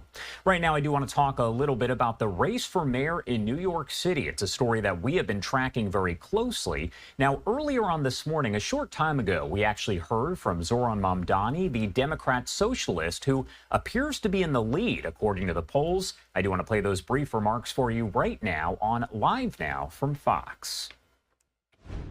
We canvassed the line to get in. We asked people for their emails. We had people donating $1, $5, $10. And I still remember him coming out on that stage to Back in Black. And his campaign in 2020, it electrified so many of us. It gave us a real sense of possibility as to the fact that we could fight for a world we deserve, not just the one that we have. And to have him join us and to also it reminds us of the fact that he's not just a senator, he wasn't just a presidential candidate, he was also a mayor. And he was a mayor who ran with a message that Burlington is not for sale. And we are running with a message that New York City is not for sale. And there are echoes and parallels and an inspiration in the work that he has done. Bernie Sanders is a labor union hero. You are the labor union candidate at this point. Yes, I would agree with that. And it's been a joy to receive endorsements from so many different unions across the city, whether they be NISNA, the float that we are just next to, whether it be 1199, whether it be UFT, so many unions that have really allowed for working people to actually have a shot here in New York City have joined our campaign, and it's an incredible privilege. We're going to go to 10-10 right now. You have a question? No. Oh, never mind. Response to Mayor Adams. Yeah. Go ahead. Response to Mayor Adams' announcement yesterday that he's staying in the race. You know, there's been a lot of noise in these last few weeks, and it's a specialty of Donald Trump and his puppets for there to be so much noise and so few results. And I'm often asked questions about these developments with regards to what implication it has on the race. But for me, so much of this is a distraction from the struggle at hand for New Yorkers. We are talking about a city where 1 in 4 are living in poverty, a city where for the 9th consecutive year we have more than 100,000 children in our school system homeless, and a city where 500,000 kids are going to sleep hungry every night. So I am just as confident as I was of winning this race. I'm just as outraged as I was about Donald Trump's attempts to intervene in this race. The focus, however, has to continue to be the struggles of working New Yorkers. Yeah, yesterday Governor Hochul called the president a kid. She said he's acting like he's a king. He's trying to dictate who the next mayor in New York City is going to be. Do you think he thinks he's a king? We've seen that Donald Trump views the law as a suggestion. He believes that it's something that he's above, and what he's showing is that he's willing to utilize any tool, whether those real or imagined, to try and shape this race. I would have no issue with candidates dropping out of their own volition. We've seen that before. The issue here is that all of this is working backwards from President Trump's desire to try and heighten the odds of any candidate to defeat me. And we are confident that no matter what formulation this race takes, whether it's me versus 3 candidates or me one-on-one with any one of them, we will win the race. But what we cannot stand is the affront to democracy and the idea that it is a president who could pick the next mayor of the city and not the people of that same city. And what would that relationship look like for you and President Trump? It would be a relationship where I would stand up for the people of the city. It would be one where I would be willing to work with him if it was to the benefit of New Yorkers. If Donald Trump wanted to follow through on his promise to actually make grocery prices lower, as he had spent much of his presidential campaign speaking about. If he wanted to follow through on making it easier to afford a cost of living in the city and across this country. But if it comes to the expense of New Yorkers, I would fight him each and every step of the way. Mayor Adams said that you're a spoiled brat and said that you were born with the silver spoon in your mouth, that you're not working class like he is. What is your response to that? You don't have to struggle to afford rent to stand up for those who do. And I have been overwhelmed by the support we've seen from New Yorkers across the 5 boroughs and New Yorkers who exemplify the possibility of this city. And we can see that with the average donations that just came out of our fundraising being closer to $25. The GSA, you mentioned previously that your line on anti-dining is a little different than the GSA. There was a resolution passed last month, doubling down on potentially expelling calling members from the DSA for not adhering to strong anti-Zionist views. What's your reaction to that? My reaction is that the platform that I am running on, the one that I want to be held accountable to by New Yorkers, is the one that is on my website. It's the one that I've been running on since the beginning of this campaign, and that the only orders I will be taking are the ones from New Yorkers themselves as we seek to make this a city that all 8.5 million can afford. All right, we've got All right, Zoran Mamdani there speaking a bit earlier on this morning. Wanted to play those remarks in full right here on Live Now from Fox. Now, as we are just past the top of the hour, you are taking a live look over New York City as we cover everything related to that race for mayor of the country's largest city. As we mentioned, Democrat socialist Zoran Mamdani leading significantly in the polls. And though he's polling very badly, current mayor Eric Adams says he will not drop out of the race. Haley Fixler joining us from the Fox 5 New York studio right now with much more on that. And Haley, we actually heard from Adams just yesterday, and he was very clear in his message there.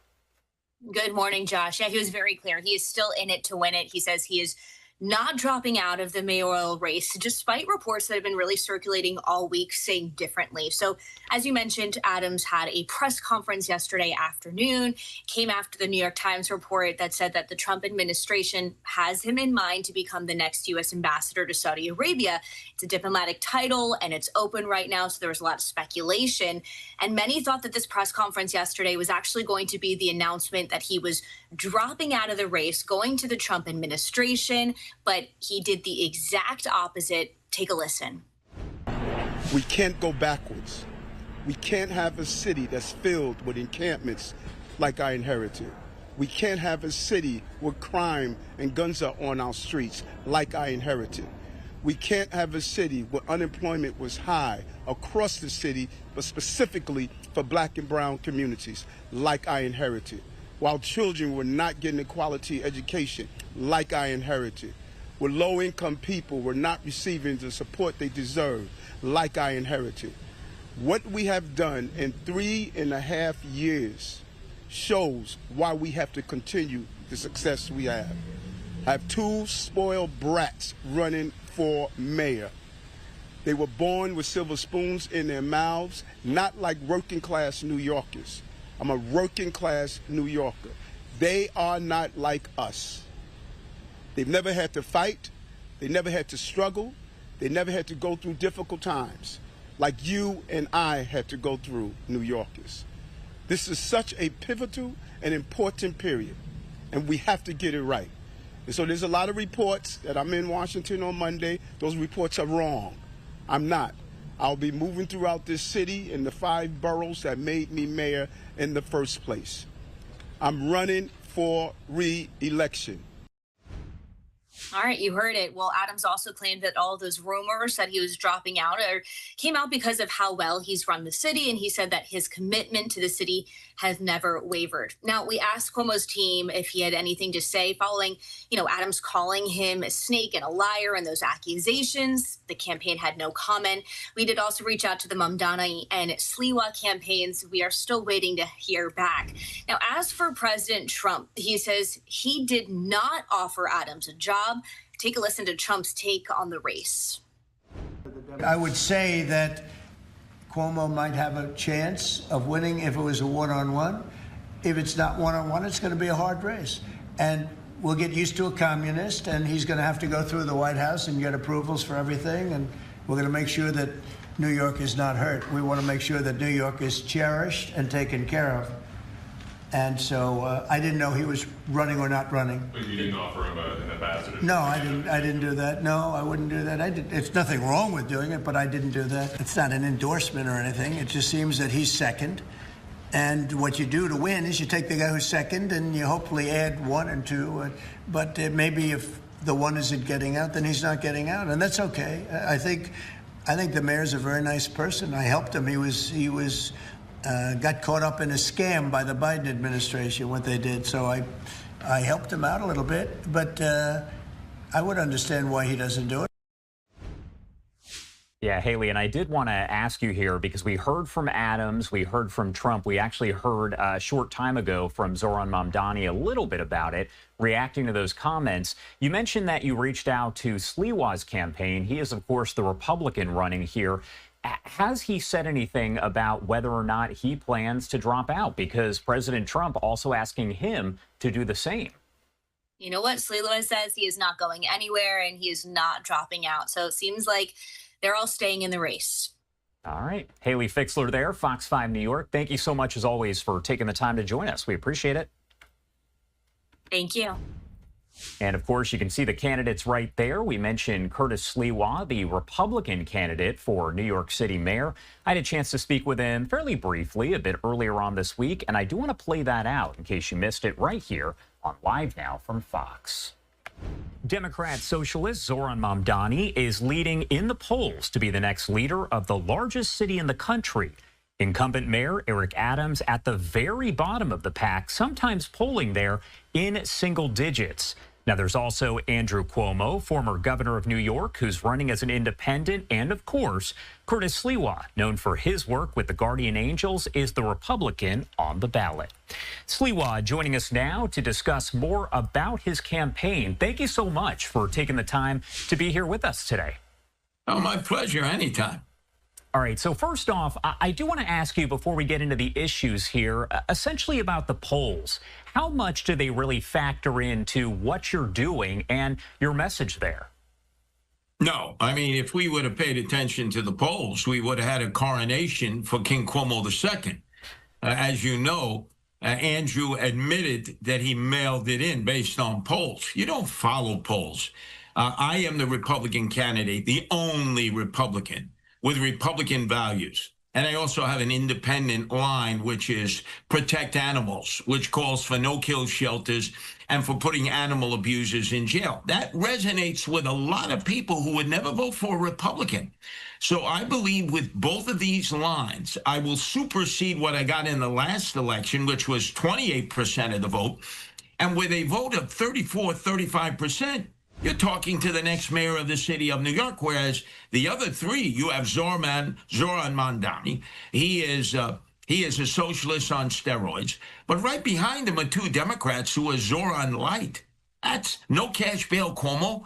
And Eric Adams, who I don't know if you know, just fled to celebrate his birthday in Florida at the start of the real campaign. He's already telling us he's out of here. Cuomo has said if he loses to Zoran, he's out of here. I stay. I fight for what I know is right. I'm the only real New Yorker in this race.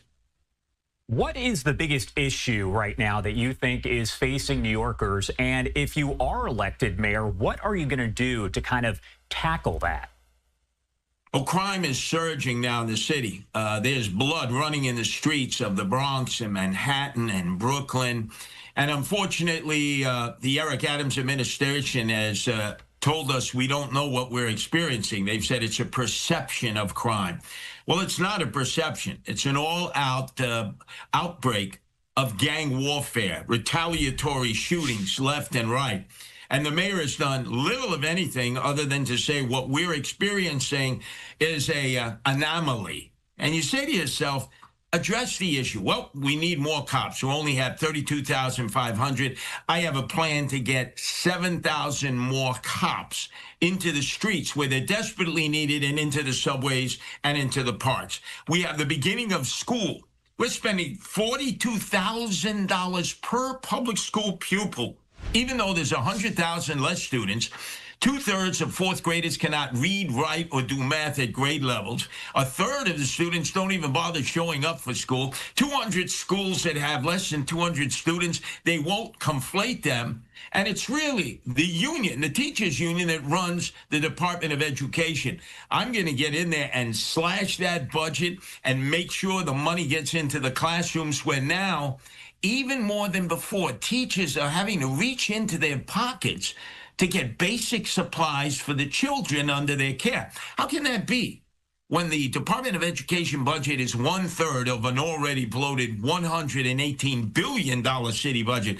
I'm the only one advocating that we slash taxes, private income taxes, which are incredibly high, corporate taxes, and of course property taxes, and this congestion pricing, which is nothing more than a tax. I'm the only candidate that is opposed to it, and the only candidate that says we have to slash the taxes. You're known, of course, as we mentioned here off the top, for your work with the Guardian Angels. A lot of people have seen you riding the subways, and crime, obviously an issue. It's something that's been talked about. So your work with the Guardian Angels, how might that shape your, I guess, leadership abilities there if you are elected the mayor of New York City? Well, I've been the founder of the Guardian Angels and its leader for 46 years. That's 4 generations of Guardian Angels. And we're in 13 countries now and over 130 cities where we provided volunteer service. So I know how to manage a very large organization. I know how to motivate people, which is exactly what the city of New York needs. Its motivation has been depleted, especially if you're a police officer or a firefighter, you work for the city of New York. Your morale is at an all-time low. They need to be elevated, and then they need to be told, you are servants of the people. You have to go out there and you have to provide the service because the services have been depleted. That's why there's so much garbage and graffiti and rats and mice. All of those issues that are forcing people to leave the city. And the most important part, the millennials and Gen Zers have had an open pipeline to the Zoran Mandami message, which is the rent is too high to pay. The cost of living is too high. That's what rode him to victory in the Democratic primary. I understand that. My wife is a millennial. The beginning of the month, she gets hit with an incredible student loan fee. And then if she wasn't living with me in marriage, she'd probably have to be sharing an apartment with maybe 3, 4 others, like she was back in college in a dormitory. She's an attorney. They start out earning about $150,000 a year. Maybe they're a financial analyst. Maybe they're a CPA. Maybe they have another job that they were able to get after 4 years of college, 2 years of graduate school. And then they're realizing they have no money at the end of the month. So naturally, Zoran Mandami taps into that anger. The problem is he has no remedies. And now the crime has become the prominent issue. People are saying, well, Cuomo failed us with no cash bail that he's doubled down on. Eric Adams, he's been a failure as mayor, corrupt right down to the marrow of his bone. And Zoran Mandami doesn't want to hire cops. He wants to hire social workers, although this sanctimonious hypocrite is now protected 24 hours a day, 7 days a week by armed police officers of the NYPD. The people he hates, the cops, he's gone on record saying, I hate the cops. The cops are racist. He doesn't mind at taxpayers' expense. They're protecting him morning, noon, and night. Meantime, I'm the only person who's ever been the object of an actual organized crime hit by John Gotti Sr. to John Gotti Jr. and the Gambino crime family. I was shot with 5 hollow point bullets on June 19th, 1992. I recovered. And guess what? I was offered a police detail, and I said, nope, we don't have enough police. Put them out in the streets. I can take care of myself as I have for 46 years. One thing that we've heard from some of the Democrats and critics in general who have said that adding police presence, more police presence, is not doing enough to reduce crime all over New York City there. What are your thoughts on that overall? Well, the motivation of a police officer to go out there and to physically engage, which is what they have to do from time to time, has been totally depleted for this simple reason. They no longer have qualified immunity. Now, that's a fancy way of saying taxpayer-supported insurance. Every civil servant has that. We see that in the case of Governor Cuomo, when he fled, he was being sued by 13 separate women in his administration, his government, including a New York State trooper for sexual harassment. We're paying the bills. Our state controller, Tom DiNapoli, has said by the time all is said and done, and before we settle all 13 of these suits, because we're going to have to settle, it'll probably cost the taxpayers collectively $100 million. Why? He did it while he was governor, he has qualified immunity. But he sat and did nothing as governor, and Eric Adams, the former police officer, did nothing to protect fellow police officers when that qualified immunity was taken from them by our New York City Council in 2019, and also by the state legislature. So as a police officer, you are probably not going to physically intervene if you think you could lose your house, your mortgage, not have a place to live. The first 5 years are very difficult to begin with. An average cop is earning so little, he generally lives at home in the basement with his mom and dad until eventually he's able to get a place of his own. So I'm thinking we've got to really ratchet up our respect. We got to put police back on a pedestal. And we have to make it so that men and women want to be police officers because they know they can make a difference. Right now, they're so short in terms of personnel. And with their overtime being actually cut, you say, well, how are you going to be able to keep a city of this size, Gotham City, safe and secure? And essentially, the mayor has decided to turn it into a chessboard. Whenever there is a major outbreak of crime, he floods an area. But as a result, he's got to take cops from another area, and then the crime pops up there. We're in the middle of a serious gang retaliatory violence problem that he has ignored. I understand it. I'll deal with it. We're going to lock up gangbangers the way we lock up toothpaste in New York City now, and not criminals. And my last question for you here, obviously you're running as the Republican candidate. So where do you align overall with President Trump, his policies, his thoughts on different important matters there, including crime? Well, number one, I'm the only one who voted for President Trump this last election cycle against Vice President Harris. I talked about him on WABC in support because I've been a host in talk radio for 35 years, and I actually attended rallies on behalf of getting him elected the president. Now, there are some issues I differ on. For instance, he wants to send ICE in, and he wants to take away illegals who might be working in the backs of restaurants and in the hospitality industry. That will crush our economy. He knows there should be a special path so that they can work, and if they want to go home to their countries of origin, they can do that. So I'll tell you straight up, I have 3 sons. None of whom are going to work in a restaurant. They will not work in the hospitality industry. So we have to bifurcate this. Tom Homan, ICE, go after the bad hombres. That's what they were doing at first. The gangbangers, the drug dealers, the narco-terrorists, the cartel guys and gals. That's what the people want you to do. But when you're snatching up hard-working illegal aliens who are doing all the work that Americans won't do in the fields and in the packing houses and in the slaughterhouses, how are you going to replace them with Americans? That's just not going to happen. So I would sit down with the president, who I've known for many years, and say, Mr. President, you've even suggested that. You want to destroy a vibrant industry in New York City? Take all the workers out of the back rooms, and then you won't have any Americans to replace them with. Curtis Sliwa, thank you so much for taking the time to join us and share your different visions there for New York City. Any final message you want to get across to voters, people even across the country right now, before I let you go? Oh, all you got to do is go to sliwafornyc.com, sliwafornyc.com. That'll explain everything. And if I can save New York City, which I will prevent everybody from fleeing to your areas, which might be red, and then it'll turn them purple and maybe blue, and then you get a 1-2 punch. You get me as mayor, the Republican mayor this year, and next year we get Elise Stefanik, who takes out Kathy Hochul, and it's back to the days of Giuliani and Pataki when this city and state had no corruption, the crime was depleted, and there was a great quality of life. I and Elise Stefanik can do that for New York State and New York City. We just have to be afforded the opportunity. All right, Curtis Sliwa, thank you so much for taking the time to join us today. We appreciate it. All right, that was Curtis Sliwa. Thank you so much for taking the time to join us and talk a little bit more about his vision there for New York City. Now, it's important to note we have also reached out to the campaigns of Eric Adams as well as Zohran Mamdani and Andrew Cuomo. Cuomo's people said they're working to get an interview set up here so we can bring it to you live. However, we have not heard back from Mamdani or from Adams' campaign. Going to head to a quick break here at 11:22 on the East Coast, 8:22 on the West Coast. We'll be right back with more live coverage in just a few.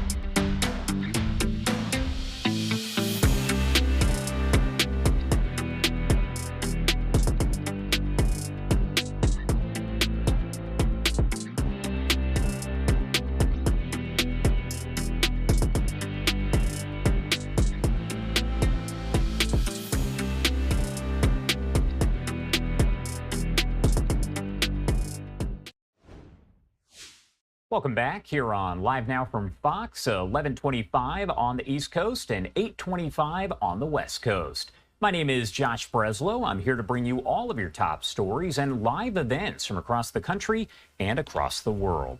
I do want to get you to the latest here as we continue to follow everything relating to the ICE raids that are expected there over in Chicago. Now, this is actually coming in from Asher Red on X or Twitter, depending what you call it. He is with Fox News and has been stationed there over in Chicago following all of the latest over the past several days. He said protester tries to block an ICE van from leaving an ICE processing facility near Chicago. And of course, put some hashtags there, Fox News, immigration, ICE raids, and protest. I do actually want to take this video full to give you a look at what we're talking about. But again, this is a protester trying to block an ICE van in Chicago. The driver just trying to get wherever they're trying to go.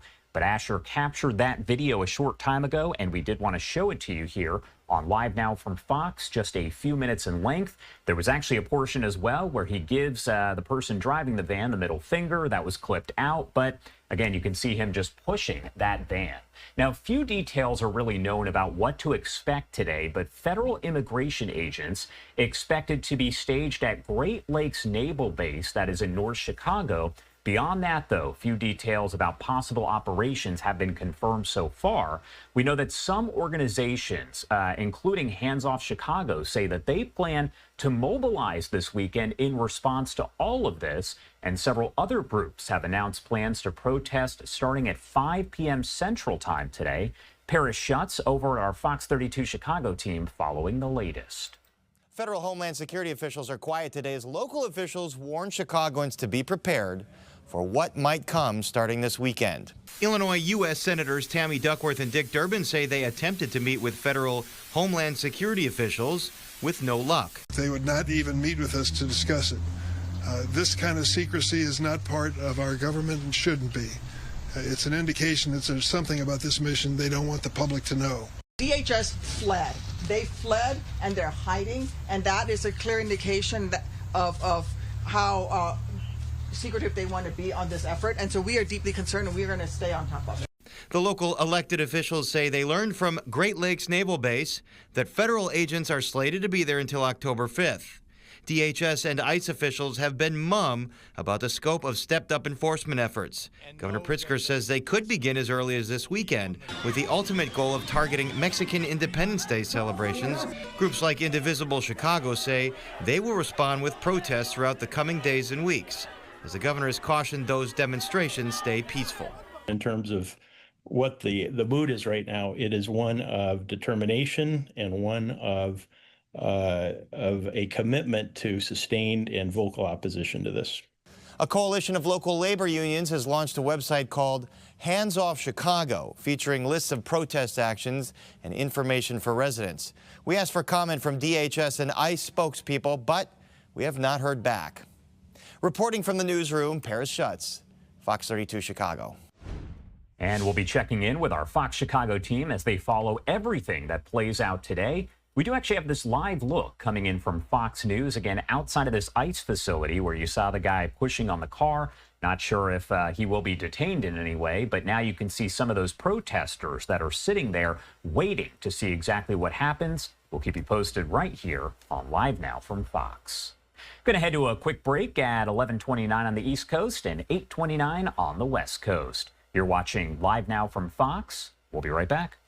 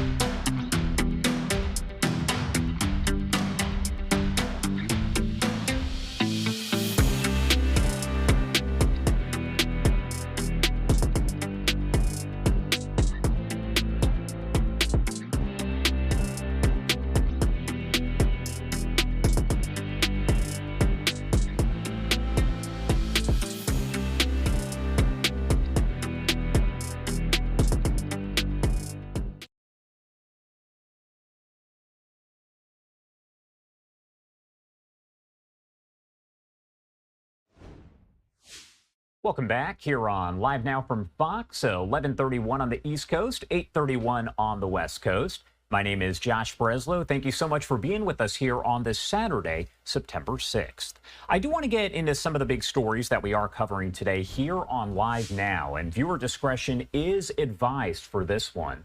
The cause of death remains inconclusive for a newborn who investigators say was hidden in a closet by a University of Kentucky student athlete.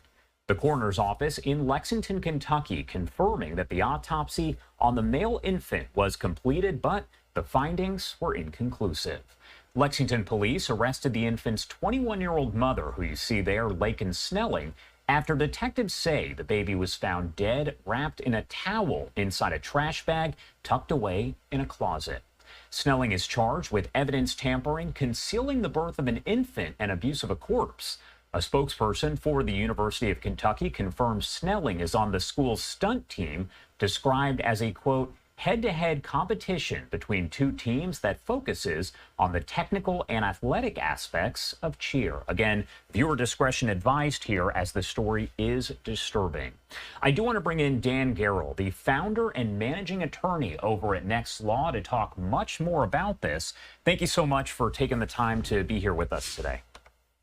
You're welcome. Good morning. Good morning. Well, first off, I do want to ask you about those autopsy results, because as of right now, the coroner there in Fayette County, Kentucky, saying that they are inconclusive. How does that factor in as the legal process does play out here? Sure. Well, that being the case, and whether or not there's continued examination that happens, but without conclusive autopsy results, prosecutors are going to have a difficult time proving the cause and manner of how the baby died.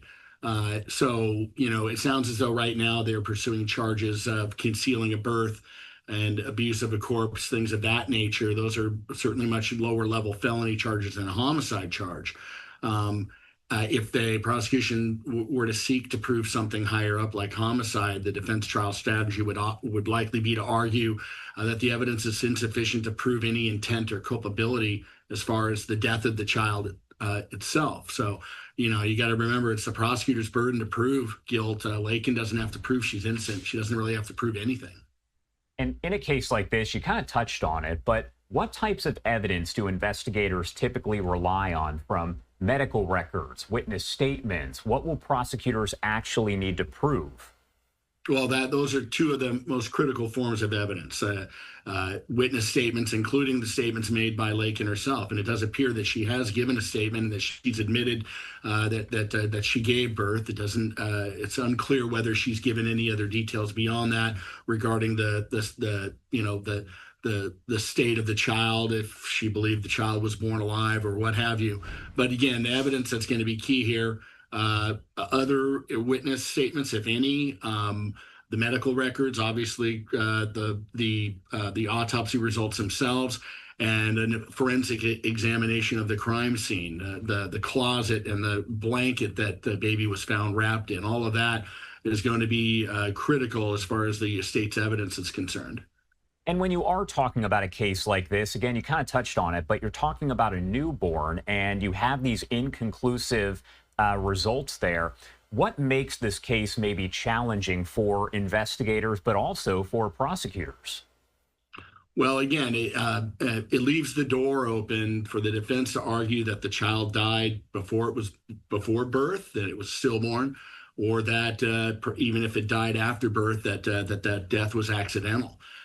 So again, if the prosecution is seeking to prove that Laken was responsible for the death of the child without conclusive autopsy results, that's a pretty steep hill for them to climb. And kind of going in reverse a little bit, can you explain some of the charges that she does face there? Yeah. Well, again, I think they've already talked about some of the charges that they're currently are alleging, tampering with evidence. I think other charges, concealing the birth, I think that's also one that's been mentioned here. An abuse of a corpse could be another one. Again, these are low-level felony charges. They center on her actions after the death of the child, whereas homicide, if the prosecution were to seek that, would require proving that the child was intentionally harmed after birth. Kind of looking beyond the courtroom, so to speak, when you talk about women's health, does this story kind of lead into a story about that as well? Yeah, I think so. You know, this case highlights sensitive topics regarding women's health, especially mental health and the mental health and the of a young mother. You know, this is a young college co-ed here, and the pressures that young mothers face. You can already see this in traditional media, certain articles out there already, as well as social media. There's lots of comments ranging from, you know, what was she thinking to, you know, don't rush to judgment. Maybe this was an accident. So this case certainly raises questions regarding social stigma and accountability. And on that same note, prosecutors dealing with this case itself, but they also are getting that intense public reaction from folks out there all over social media, not just in the Lexington, Kentucky area, but honestly all over the country. So how do they balance the legal process with the emotional weight of this case and the public scrutiny? Well, if they're doing their job properly and they're focused on seeking justice, which is what should be their mission, rather than just obtaining convictions, then they're going to have to separate the legal issues from the media hype. It's certainly easier said than done, especially in areas where there might be additional political pressure. If you've got a prosecutor who's coming up for re-election, and you know, and it's a kind of what we call a law and order part of the country, you know, that's going to add additional pressure. You know, no prosecutor wants to appear soft on crime. And with these inconclusive autopsy results, I'm not sure that many prosecutors are going to relish going after this young mother if the evidence that they have is inconclusive to establish the manner of death. So I think the key for the prosecution here is that they need to focus on the evidence and focus on making sure that due process is maintained, regardless of public pressure. Dan Gerrel, thank you so much for taking the time to join us. A very disturbing case here. We're going to wait to see the next results that come out and what happens with the investigation. Anything else you want to add here about any of this before I let you go? Yeah, it just, you know, I'm curious about whether or not the autopsy is complete, whether they've come to that final determination, or whether at this point, because that's kind of what I'm hearing, at this point it's inconclusive. I think that, you know, once that is fully determined, that's really going to play a big role in where the case goes from that point. All right, Dan, thank you again for taking the time to join us. We appreciate it. Thank you, Josh. And I do want to take you right now out to this live look once again that we have over in Chicago, as we saw protesters blocking the ICE vehicles that were leaving this location. Right now you can see folks with their phones. They're recording video there as the ICE agents just walked by. This is important to note because Illinois Governor J.B. Pritzker held a news conference, we played it for you a short time ago, where he told community members to take out their phones and roll on anything that happens to make sure to hold these ICE agents accountable. We're keeping an eye on the situation. Again, we saw one of the protesters pushing a vehicle, trying to prevent it from moving. Does not appear anyone was hurt. At this point, no one charged or anything of that nature, but we'll keep you updated here as we do get more details. We also have this live image that is coming into our newsroom right now. It's not clear if this is over in Chicago, but this is actually an ICE protest, I believe, over in Washington, D.C. at this hour. We know that there are going to be protests like this that take place all over the country today, as those ICE raids are expected to ramp up over in the city of Chicago and across Illinois. You can see folks with their different signs. Some are in English, some are in Spanish. Again, we're going to keep you updated here on Live Now from Fox as all of this does play out throughout the day. Going to head to a quick 2-minute commercial break right now, but a lot more news coming up in just a few. Stay with us on Live Now from Fox.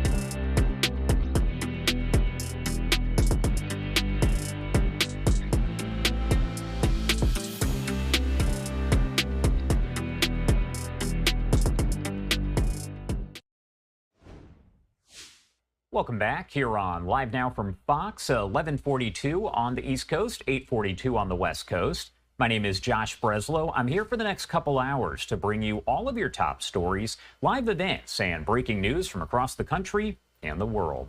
Right now, I do want to head out for a live look over in D.C. as that rally is underway. Now, this is about the ICE occupation there over in Chicago, as the efforts there are expected to be ramped up throughout this weekend, but also about the troops, the National Guard troops that are there in Washington, D.C. as part of President Trump's crackdown on crime. Let's just lift up the audio here and listen in briefly.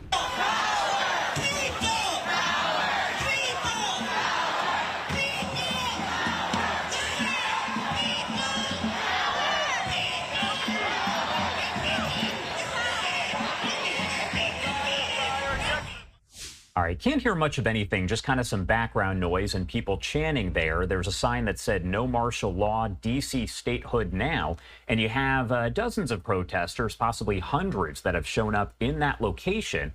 What you're looking at on your screen right now is over in Chicago, where we've seen protesters that are outside of an ICE facility. They have been blocking vehicles. They've been holding up their phones and taking videos of everything going on. And I do actually want to pop up this video from a short time ago provided here by Asher Red. He is with Fox News and has been there stationed in Chicago following all of this. One of those protesters seen just a short time ago blocking an ICE vehicle, pushing on it and trying to stop it. Now, I will say that there was a quick portion of the video where you can see the protester holding up his middle finger. We're not playing that for you, but you can see him pushing on the vehicle. No reports of any injuries or anything of that nature, no arrests made, but we are keeping an eye on the situation here with the help of our Fox 32 Chicago team, as well as our Fox News team out there on the ground.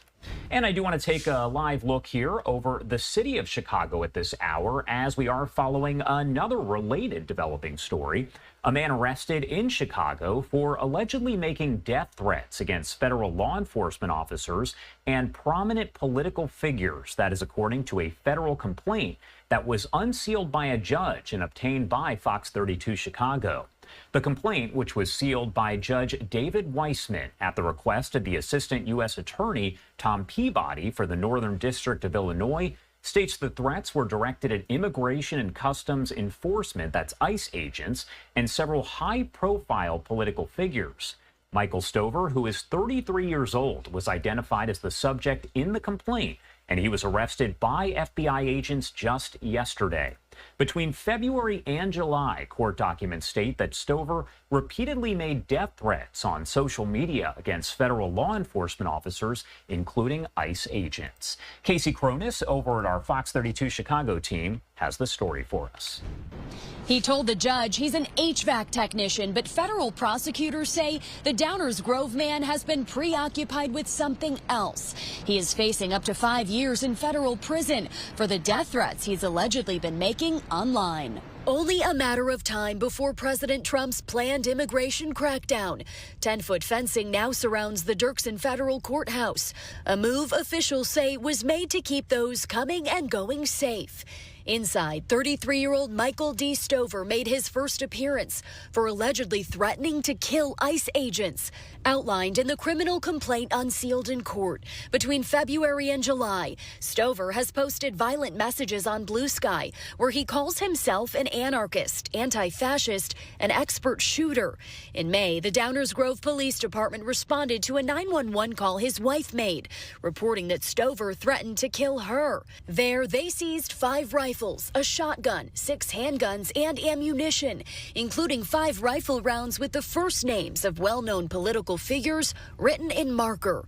Their names aren't revealed in the complaint, and since Stover's wife didn't pursue charges, police say he was released. He told officials he suffers from PTSD and said he understood the threats had to stop. But according to court documents, they didn't. On July 7th, Stover, who goes by Scottish Ninja on Blue Sky, threatened to, quote, kill ICE agents on sight, unquote. Similar messages kept coming, and less than 24 hours before his arrest, Stover wrote, "If you're willing to fight, DM me. The enemy is here. The enemy is now."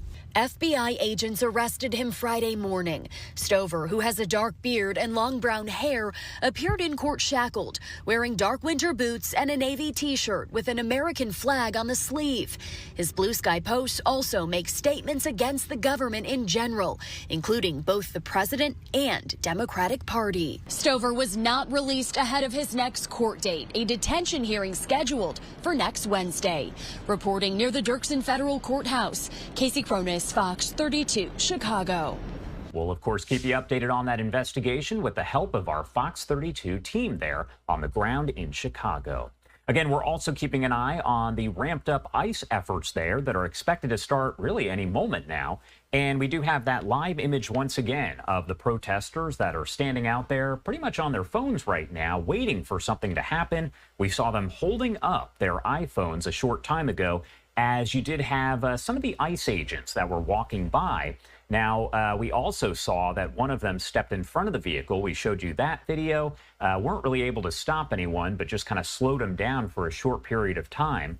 We've heard Illinois Governor J.B. Pritzker urging residents essentially to keep their phones out and take video and images of everything that happens in an attempt to make sure that ICE agents are held accountable. Again, all of this is taking place right now, so we're going to keep you updated as it does play out.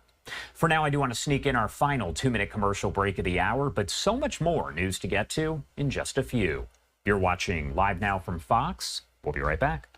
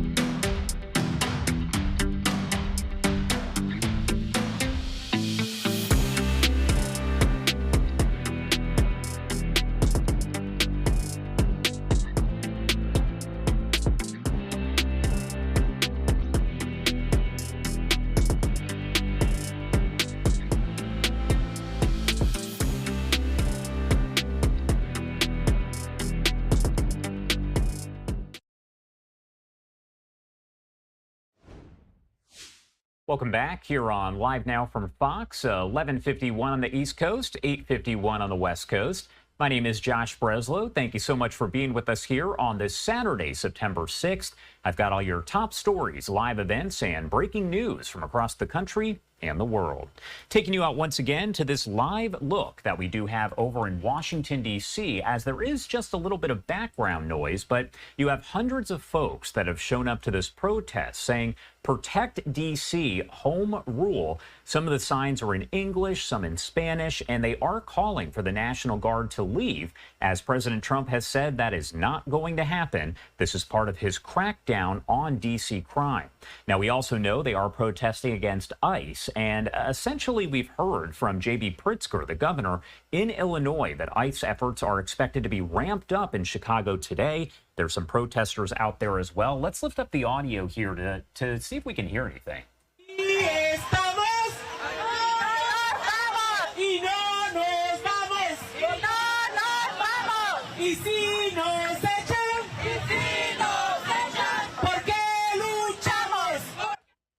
right, so you're listening there to some of the noise as you do have a megaphone. And again, hundreds of people out there with various signs, including saying ICE out of D.C., troops out of everywhere. Now, earlier on, as we continue to cover this week, we've seen several officials, including Pam Bondi, the Attorney General for the U.S., talking about illegal immigration, which they say is all tied to this here. What I want to do is play for you some of her comments from earlier this week as she was in Tampa announcing that charges had been filed against folks there who are accused of smuggling people into the country illegally, including children.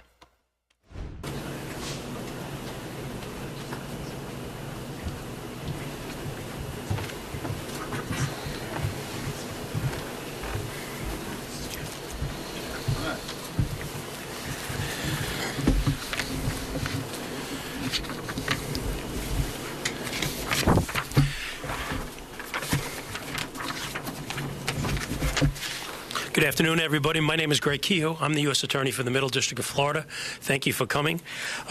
We have a presentation and a press release for you today and a press conference. And this is in dealing with alien smuggling and human trafficking, something that are priorities for the Department of Justice and for the Attorney General, Pam Bondi. We have an array of U.S. attorneys here that are going to give you an idea of the cases that are before us. And just briefly, before I bring the Attorney General up, to my far left is Justin Simmons, U.S. Attorney for the Western District of Texas. To his right is Mike Drescher, the U.S. Attorney for Vermont. And to his right is Nick Ganji for the Southern District of Texas. On my far right is Matt Gagliotti, the Assistant Attorney General in charge of the Criminal Division. At this point, I'd like to present to you the Attorney General of the United States, Pam Bondi. Thank you. Thank you, U.S. Attorney Kehoe. Thanks for everything that you're doing, and to all our incredible U.S. attorneys around the country.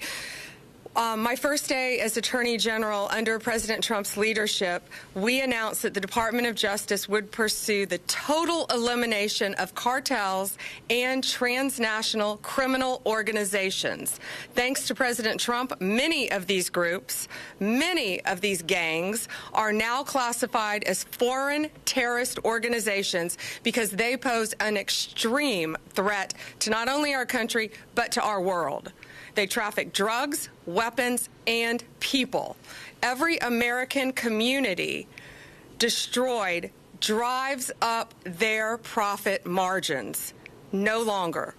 We are investigating and prosecuting their crimes more aggressively than ever, and Joint Task Force Alpha is the tip of the spear. We have been working on that with Secretary Kristi Noem, Homeland Security, and I cannot say enough good things about Secretary Noem. I was with her in Louisiana yesterday, and she is fighting to keep our country safe every single day. Just this week, Joint Task Force Alpha took 4 major enforcement actions. Right here in Tampa, we unsealed the indictment charging 12 defendants operating a massive, right here in Tampa, a massive illegal smuggling ring. The defendants engaged in a conspiracy to bring illegal aliens from Cuba to the U.S. for profit. They coached their clients, including children, who came to airports alone, came to our country alone, were put on planes for connecting flights, lied to Border Patrol agents due to coaching, and law enforcement. They charged up to $40,000 per victim. They used Zelle to transfer over $7 million over the course of this scheme, and I believe had profits, cash, of over $18 million. And it's just not the southern border.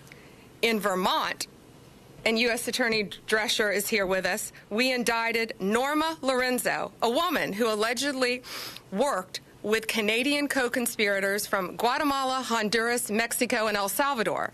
Children were transferred to private residences, other airports, and in 2023, according to CBP, parts of Vermont and New York started seeing unprecedented traffic from illegal aliens. Law enforcement officers operating in these areas encountered aliens from 97 different countries, including China, Pakistan, Iraq, Iran, Afghanistan, North Korea, and Yemen. In the Southern District this week of Texas, and Nick Ganji's here, we secured the extradition of 3 men from Guatemala who have been charged in connection with a mass casualty alien smuggling event. This tragic event occurred in 2021 in Chiapas, Mexico. A semi-truck containing at least 160 illegal aliens crashed, resulting in the deaths of more than 50 people. The cost of human smuggling is huge. So many families are dying. So many people are dying. These smugglers used a variety of vehicles, including microbuses, tractor trailers, and cattle trucks to smuggle multiple Guatemalan aliens, including many unaccompanied minors, into this country. In the Western District of Texas, where Justin Simmons is our U.S. attorney, we just this week charged 4 defendants with their role in a deplorable scheme smuggling unaccompanied children into the United States from Mexico. These monsters behind the operation drugged unaccompanied children coming into our country, giving them THC so they would be asleep when passing through customs. One of the children was overdosed so badly that the child had to go to the hospital. Since President Trump took office, Joint Task Force Alpha has charged 56 defendants, including convicting a monster who attempted to bring in Indian nationals into our country in sub-zero weather through Canada in the middle of a blizzard. This was a family of 4. This family was eventually found dead in a blizzard with the father holding the 3-year-old little boy wrapped in a blanket with his glove covering his child's face, trying to save his life. In June, we arrested a Canadian-American citizen in New York for charging $1,000 for every illegal alien he smuggled over the St. Lawrence River into our country. One of the boats capsized, killing a family, including 2 children under the age of 3. A few weeks ago, we convicted a coyote in Texas. A coyote, of course, is someone who transports illegal aliens across state lines for money. In Texas, we charged him for charging $30,000 for every 10 illegal aliens that he could get get to the Rio Grande. He got an additional $30,000 for every 10 illegal aliens that made it across the Rio Grande alive. That is why we are now expanding Joint Task Force Alpha. It has 5 steps. We will now cover, the task force will now cover our northern border in Canada, of course, and all of our maritime borders. Our incredible partner again at DHS, Kristi Noem, and I are expanding this to include our DEA, ATF, and FBI agents to this task force to give us even more manpower. We will receive more resources to prosecute these cases, and key figures in cartel, human trafficking, and transnational criminals. We will strengthen our collaboration with foreign law enforcement throughout this world to protect not only their citizens, but ours, and return these criminals to American soil for prosecution. Under President Trump, we have coordinated more closely with our U.S. attorneys' offices to protect unaccompanied children being smuggled into our country from exploitation. One of the task force's greatest accomplishments has been demonstrating how dangerous human smuggling and trafficking are for those being transported. For those who are considering paying to be smuggled into the U.S., it is not safe for you or for your families. These coyotes are coordinating with terrorist organizations, collecting money from them to bring families and unaccompanied children into our country. These operations are getting people killed. Let me be clear. If you smuggle human beings, you will be found, you will be prosecuted, and you will be brought to justice. It doesn't matter where you are. It doesn't matter what our borders are. The limit of where our country ends and another begins, but it does not limit our law enforcement capabilities to bring you to the United States and prosecute you and lock you up for as long as we can. Thank you, and God bless you.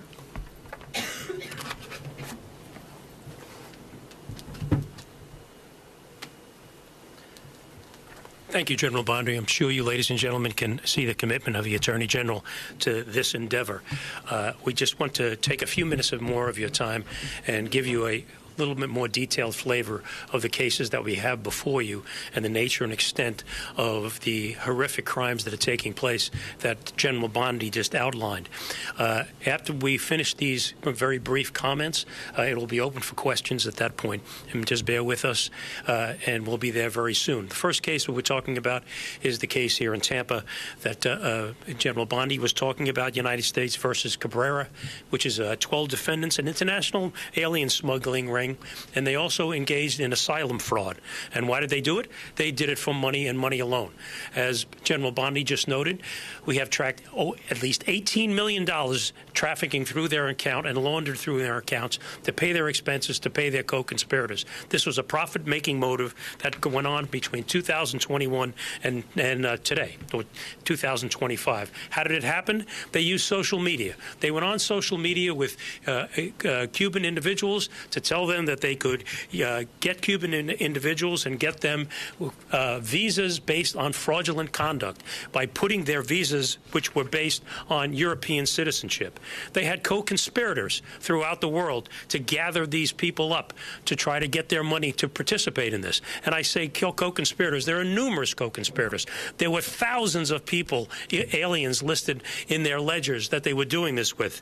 Their ledgers were sophisticated as any business that you will come across. Their ledgers had dates of travel, money owed, airlines used, smuggling routes. How did they do it? They brought these people through charters and commercial airlines through other countries. They put the fraudulent documentation together with these individuals. Of course, as General Bondi just noted, at $40,000 apiece. They spent up millions of dollars flying these people throughout the country before they came back into the United States. They would provide them with fraudulent visas based on the fact that they were saying that they were not in Cuba after 2011, when, of course, they were. With this fraudulent document, they coached these people once they came to enter into the United States. How did they coach them? They coached them to make sure you tell these people that you're a tourist. Make sure you tell them that you're just here for a visit. And, of course, conceal the fact that you had come from Cuba. And then after and when you get into the United States, lay low for a while. Don't make any noise about things. Why? Because at the appropriate time, they wanted you to come forward to seek asylum, being a Cuban national. So they would then prepare the asylum applications, which were likewise fraudulent. So they're preparing fraudulent documents to get into the country, preparing fraudulent documentation to get asylum. And, ladies and gentlemen, this was all for money. And it was a sophisticated enterprise with multiple shell corporations being used and transferring money throughout the country. We have uncovered at least 27 known bank accounts with these people to transfer their money between and among each other, pay for expenses and people overseas, and using money to move in and out of their shell corporations to hide it, which is the substance of the money laundering charge. Suffice it to say, the bottom line of this is that it was a business, a criminal business that was set up for one reason and one reason only: to make money on the backs of these people and at the expense of the American people by defrauding them. And in doing so, they passed at least $18 million through their bank accounts. That's a brief overview of the Tampa case. Obviously, it is now open for review because it's no longer sealed. And I will if I can, I want to turn this over to my friend from the Southern District of Texas, Nick Ganji, who will give you an idea of the case that he is going to present from his district. Nick. Thank you. Madam Attorney General, good afternoon. My name is Nicholas Ganji, the United States Attorney for the Southern District of Texas. The American people have been told time and time again that insisting upon a secure border and an orderly immigration process somehow lacks compassion. But what the disastrous record of the last 4 years has shown is that an open border is anything but compassionate. And perhaps the most pernicious and cruel outgrowth of our once open border is the rise of the cartel-backed human smuggling industry. And make no mistake, it is indeed an industry. Human beings are treated like commodities, stacked like cordwood in dangerous and sometimes deadly conditions. All it takes is one faulty air conditioner or one wrong turn of the steering wheel to turn a smuggling run into a mass casualty event. The saddest example of this is the 2021 smuggling crash in Chiapas, Mexico, where a tractor trailer carrying 160 people overturned, costing the lives of 50, including children, and injuring more than 100 others. The Southern District of Texas, along with Joint Task Force Alpha, has worked tirelessly to bring justice to those responsible for this great tragedy. Last year, a grand jury in the Southern District of Texas indicted 6 Guatemalan nationals for conspiring to smuggle these victims into the United States. And on December 9th of last year, the 3rd anniversary of the crash, Guatemalan authorities arrested the 4 remaining conspirators who are residing overseas. I'm pleased to announce today that 3 of these alleged conspirators have just been extradited to the United States and are making their initial appearance today in Laredo, Texas, with a 4th defendant on the way. I am grateful to our Guatemalan partners for their assistance in delivering these defendants to us so that these accused smugglers can learn a little bit about what Texas justice looks like.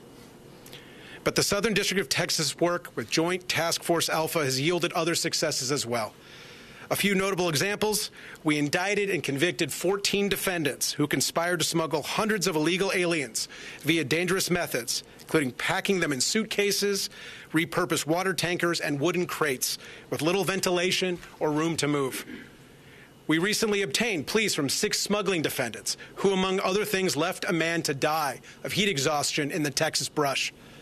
We indicted and convicted a human smuggler that had transported dozens of illegal aliens, including minors, and then led police on a high-speed chase through the streets of Laredo. And we obtained a 103-month sentence against a former CBP officer who betrayed his oath and took bribes to allow illegal aliens and cocaine to pass through his lane at a port of entry. Smuggling is a wicked and remorseless business, and it has no place in any civilized society, let alone the United States. And the Southern District of Texas will do whatever it takes to eradicate this industry once and for all and to put those responsible in prison for as long as the law allows. So for those considering coming to this country illegally, our message is clear. Don't do it. Don't put your life or safety or those of your loved ones into the hands of the cartel. They do not care if you or your children have access to food, water, or even air to breathe. They do not care if you live or die. And our message to these smugglers is equally clear.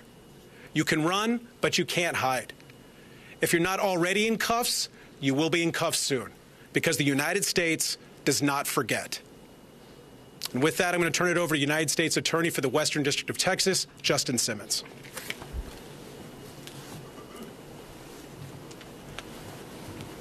Thank you all for being here today. My name is Justin Simmons. I'm the U.S. Attorney for the Western District of Texas. Thank you, General Bondi, for organizing this today. Also want to thank President Trump for the encouragement and the motivation he's given all of us to take down these alien smuggling organizations and the cartels that they work with. You know, Juarez, Mexico is right across the border from El Paso, Texas. And for years, Juarez has been plagued by violence, kidnapping, and murder. Cartels have been warring over that area for decades because it's a key route for trafficking drugs and smuggling humans into the United States. These cartels have no bottom. There is no limiting principle on how low they will go to enrich themselves. We saw an example of this recently in a case where a woman named Susana Guadian ran an alien smuggling organization out of Juarez.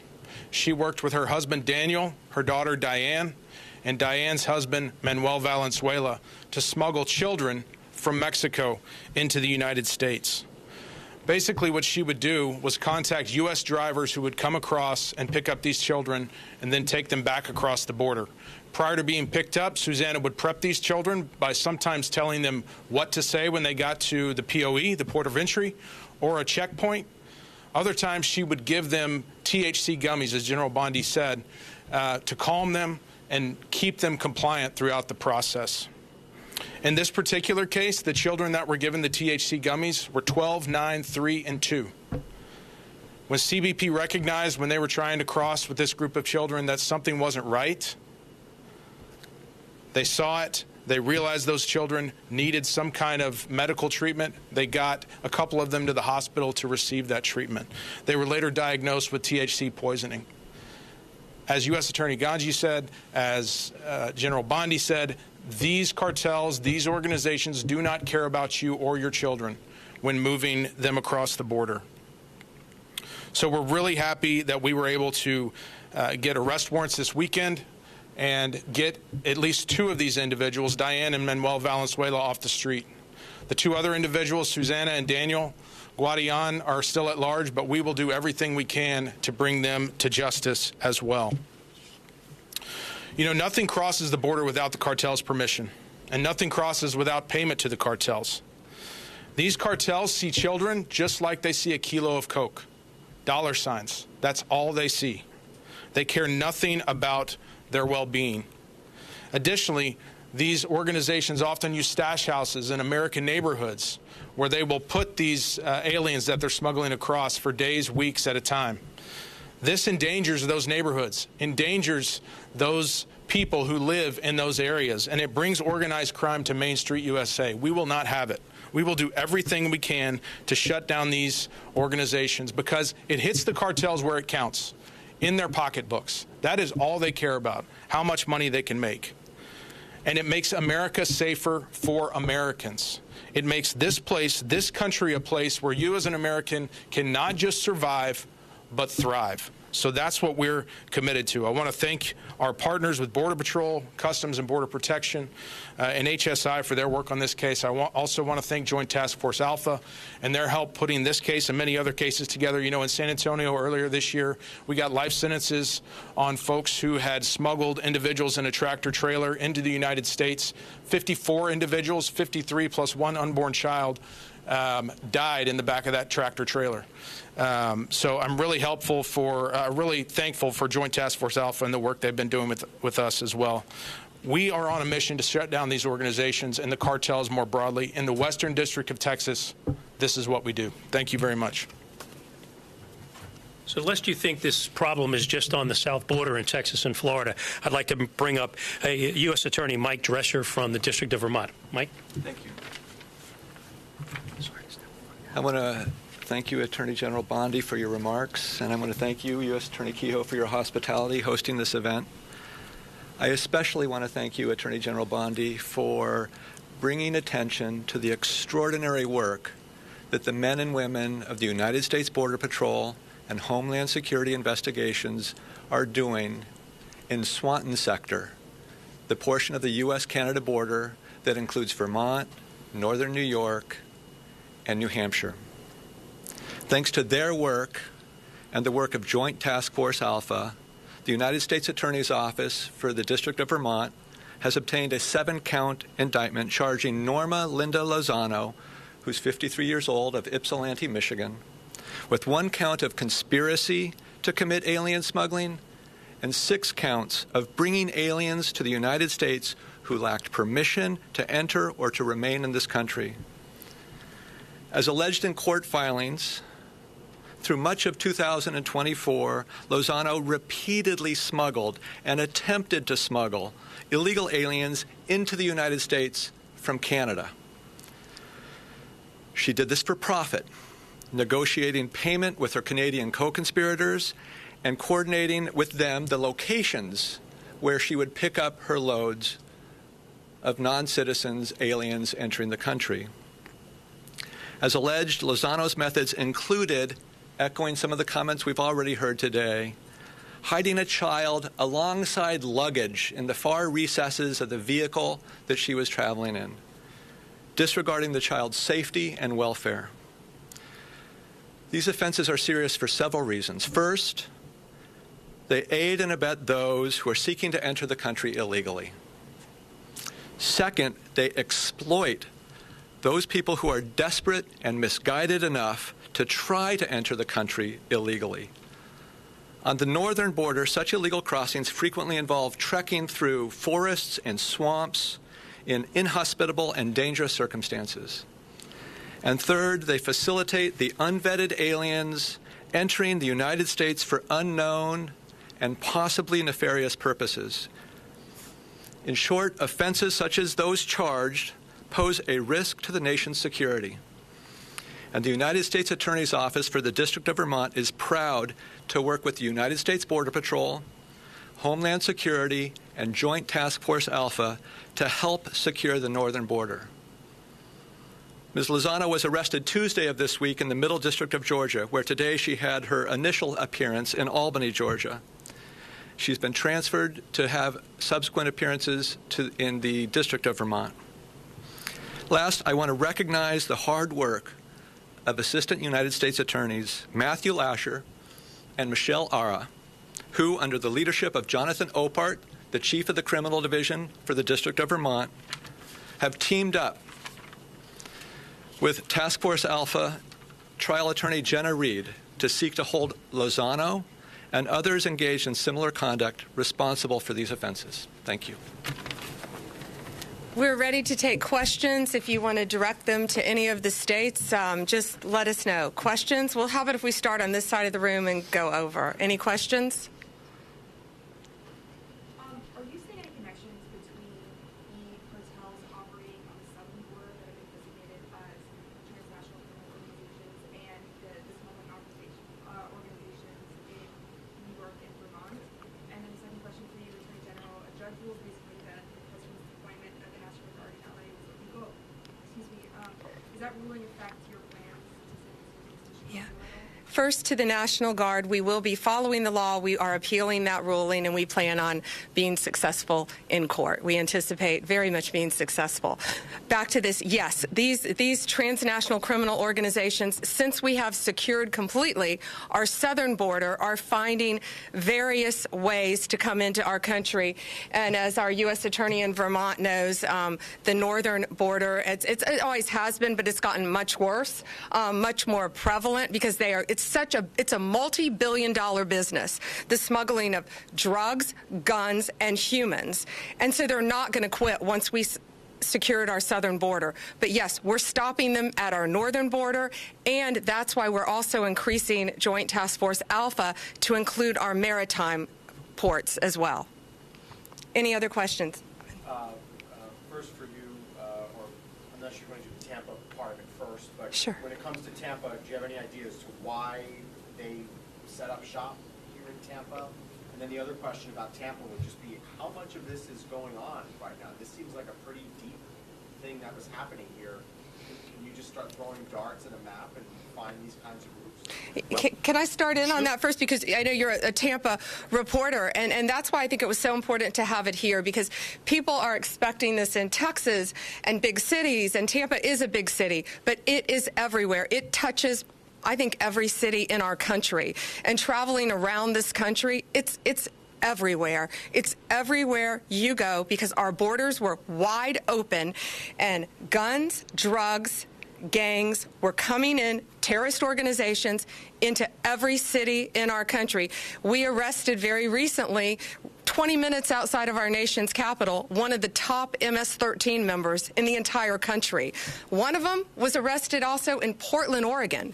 So it's very organized. They are spread throughout this country. And U.S. Attorney Kehoe, I'll let you take it from Tampa. With regard to Tampa, I mean, this has been going on for a significant period of time. Our investigation takes us back to at least 2021. And these people aren't some individuals or from far-off areas. They're from neighborhoods right here in Tampa, from addresses that you know, that you could pass in Publix or walk on the street. Why did they set up here? Because they were started up in 2021, operated undetected, and let's be perfectly honest, as General Bondi said, $18 million in an entity that was moving in a tremendous speed, but in a relatively short period of time. $7 million going through Zelle alone. So why did they come here? Because they lived here, they were here, they set up and did business here, and it was profitable. Were they availing themselves of different services, schools and parks? I mean, were they living otherwise ordinary lives? I, from all intents and purposes, I can't answer that question factually, and I don't want to mislead you, but I don't have any information to say that they weren't. I can't say that they were sending their children to local schools, but they were certainly living here and doing business here. Attorney General, if I can just ask sure. you, now that you're seeing this from the inside, you obviously spent time in state government doing law enforcement. Now that you're seeing it from the federal level, how would you characterize what you've become aware of in terms of how much this is going on around the country? It seems like these cases are just a few of what you could highlight. And these were not coordinated arrests or extraditions. These are 4 that all happened in a week. And because the majority involved unaccompanied children in human smuggling, we wanted to highlight those and why we're expanding our task force. It's shocking being in the state of Florida, being a state prosecutor, but now on a national level and an international level, seeing the amount of human smuggling that goes on and child exploitation and the amount of drugs that freely flowed into our country for 4 years has truly been horrific. And we are doing everything in our power to stop it. And we're also meeting with our partners around the world to work hand in hand with them as well. Can you characterize how many more cases are happening in Tampa, Hillsborough County, Florida? So just since January 20th, we have charged, in Tampa, you're specifically Tampa, but Joint Task Force Alpha has charged 55 defendants just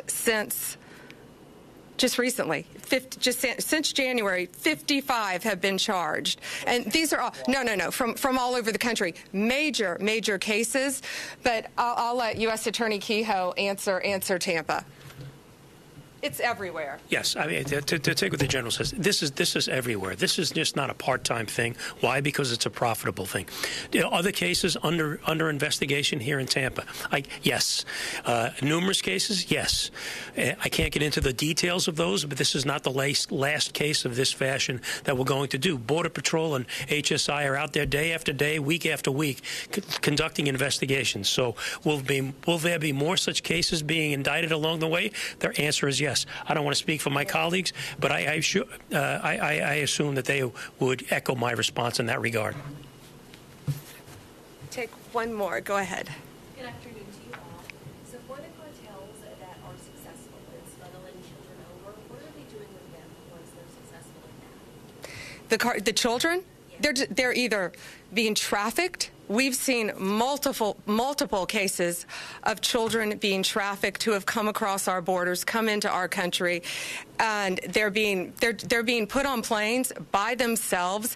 When I was at the border in September, I went to the border in September in Yuma, Arizona, and they had a term, and it was called a recycled child. And these Border Patrol agents were seeing a little boy coming across our border multiple times. They saw him coming in as part of a family unit, which is often how they use children to get horrible criminals into our country, posing as a family unit. But these kids are coming from all over the place, and we don't know many of them where their parents were. That's why we're struggling to find that out, to prosecute all of them. But it was a recycled child, and these very vigilant Border Patrol agents recognized a little boy coming across. This was last September. And they couldn't figure out how he was going back and forth so easily. Well, our borders were wide open. And if you dropped your IDs, I saw IDs that were just piled up from every country you can imagine. If you dropped your passport, if you dropped your ID, they had a military member from China, dropped his ID. You could walk right into this country and say you were from anywhere you wanted to. And that's what we have stopped, and that's what we're going to prosecute. So they're using these children, many of them, to exploit them to help other gangs, cartels throughout this country. Some of these cases, when we're arresting these cartel members, they have children with them who are not related to them in their homes. Thank you.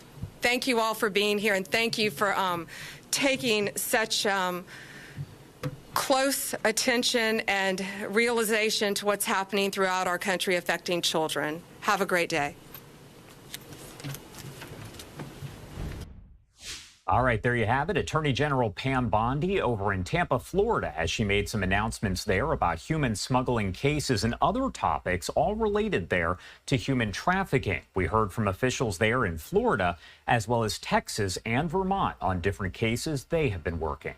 Do have to head to a quick break here at 12:28 on the East Coast, 9:28 on the West Coast. We'll be right back here on this Saturday, September 6th.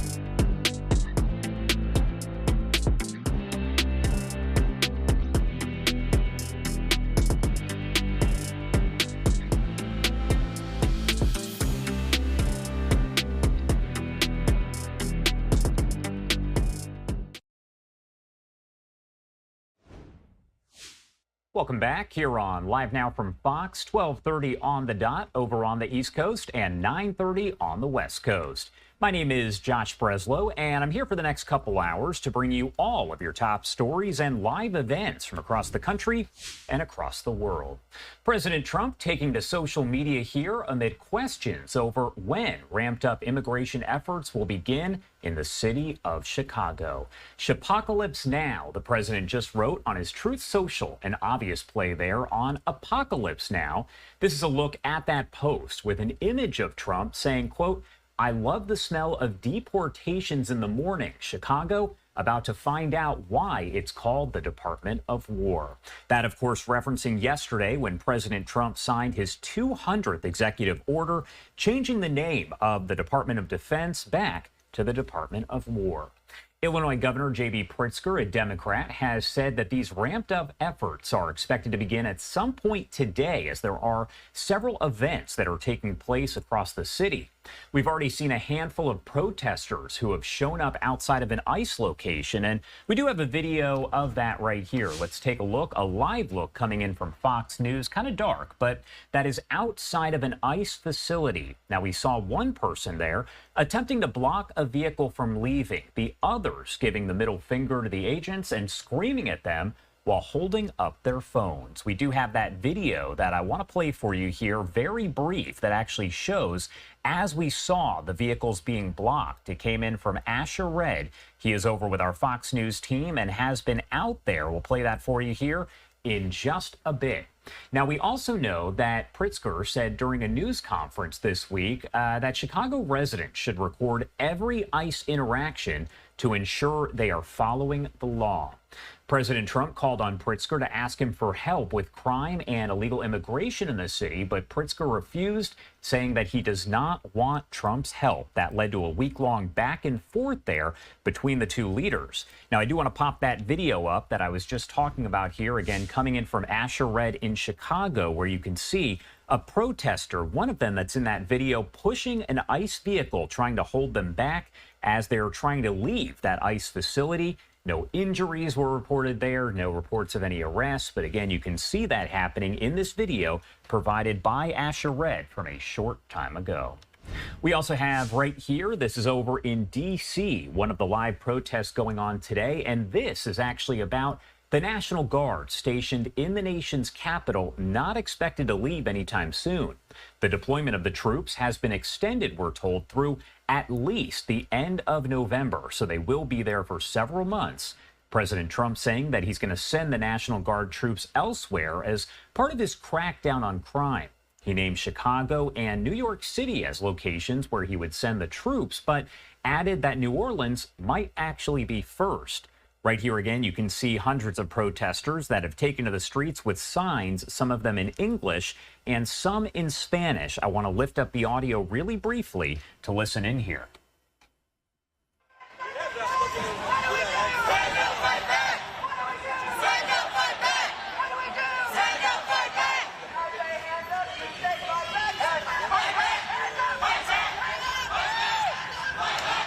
All right, so the camera person there showing different angles of everything, but you can hear some of the background noise. Folks also out there taking photos of all of this. Again, they do have signs that are essentially saying end the occupation of D.C.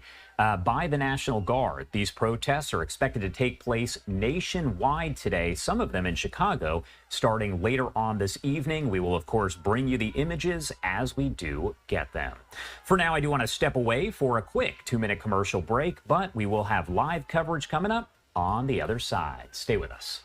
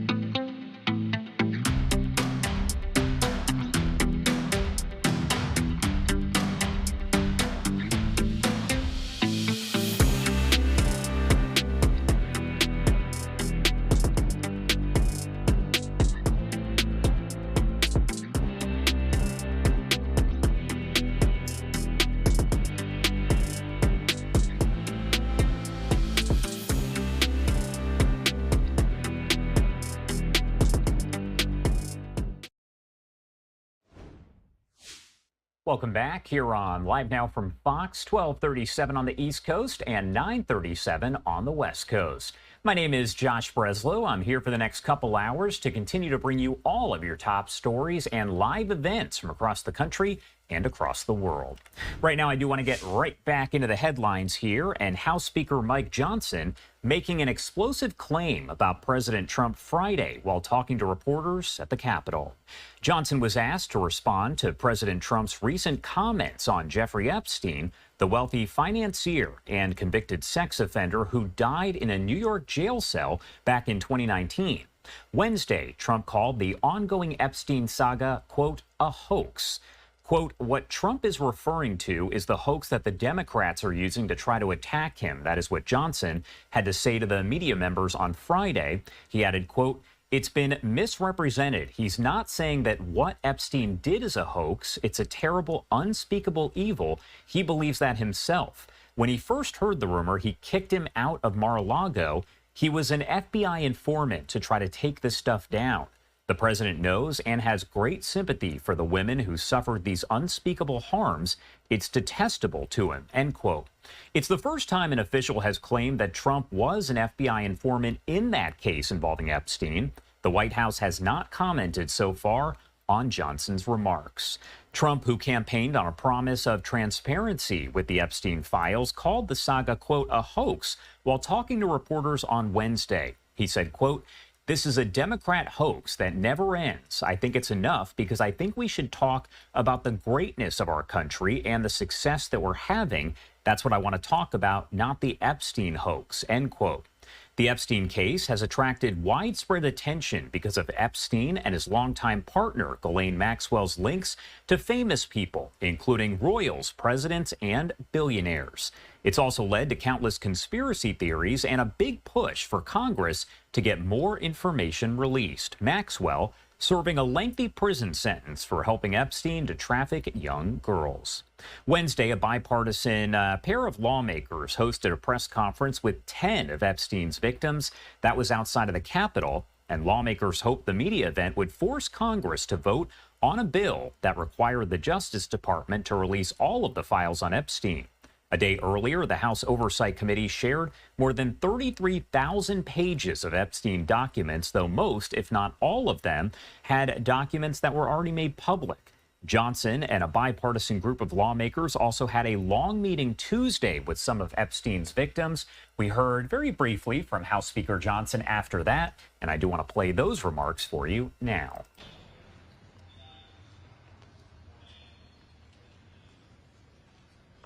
Good afternoon, everyone. We just spent more than 2 hours with 6 of the Epstein victims, some of the bravest women I've ever met. They're very courageous. They shared their stories. Some of the ladies have shared these stories publicly before, but at least 2 of the women had never told their stories before, one for the very first time in the room. And so there were tears in the room. There was outrage. It was both, I would describe it as heartbreaking and infuriating that justice has been delayed so long. Some of the women in the room began to be groomed by Epstein and his accomplices, Ghislaine Maxwell and the others, 30 years ago. There were 4 attorneys in the room. Some of them began civil litigation against Epstein and the Epstein evils and everything associated with it 20 years ago. This has gone on for a long, long time. And they shared their stories. They shared how these brave young women, Epstein and his accomplices, stole their innocence, stole their very lives in some cases, stole their hopes and dreams and aspirations and ruined them in so many ways. But they came forward courageously to share their thoughts and their hopes in the House Oversight Committee and the House itself, that we would do this in a bipartisan fashion and seek those answers, and we will. They are owed that. There may be as many as 1,000 victims. Think of it. Hundreds and hundreds of young women who some of us imagine seated behind these 6 women. One of the members in the committee said that they speak for all of them. And it's been long, long overdue. So the objective here is not just to uncover, investigate the Epstein evils, but also to ensure that this never happens again, and ultimately to find out why justice has been delayed for these ladies for so very long. It is inexcusable, and it will stop now because the Congress is dialed in on this.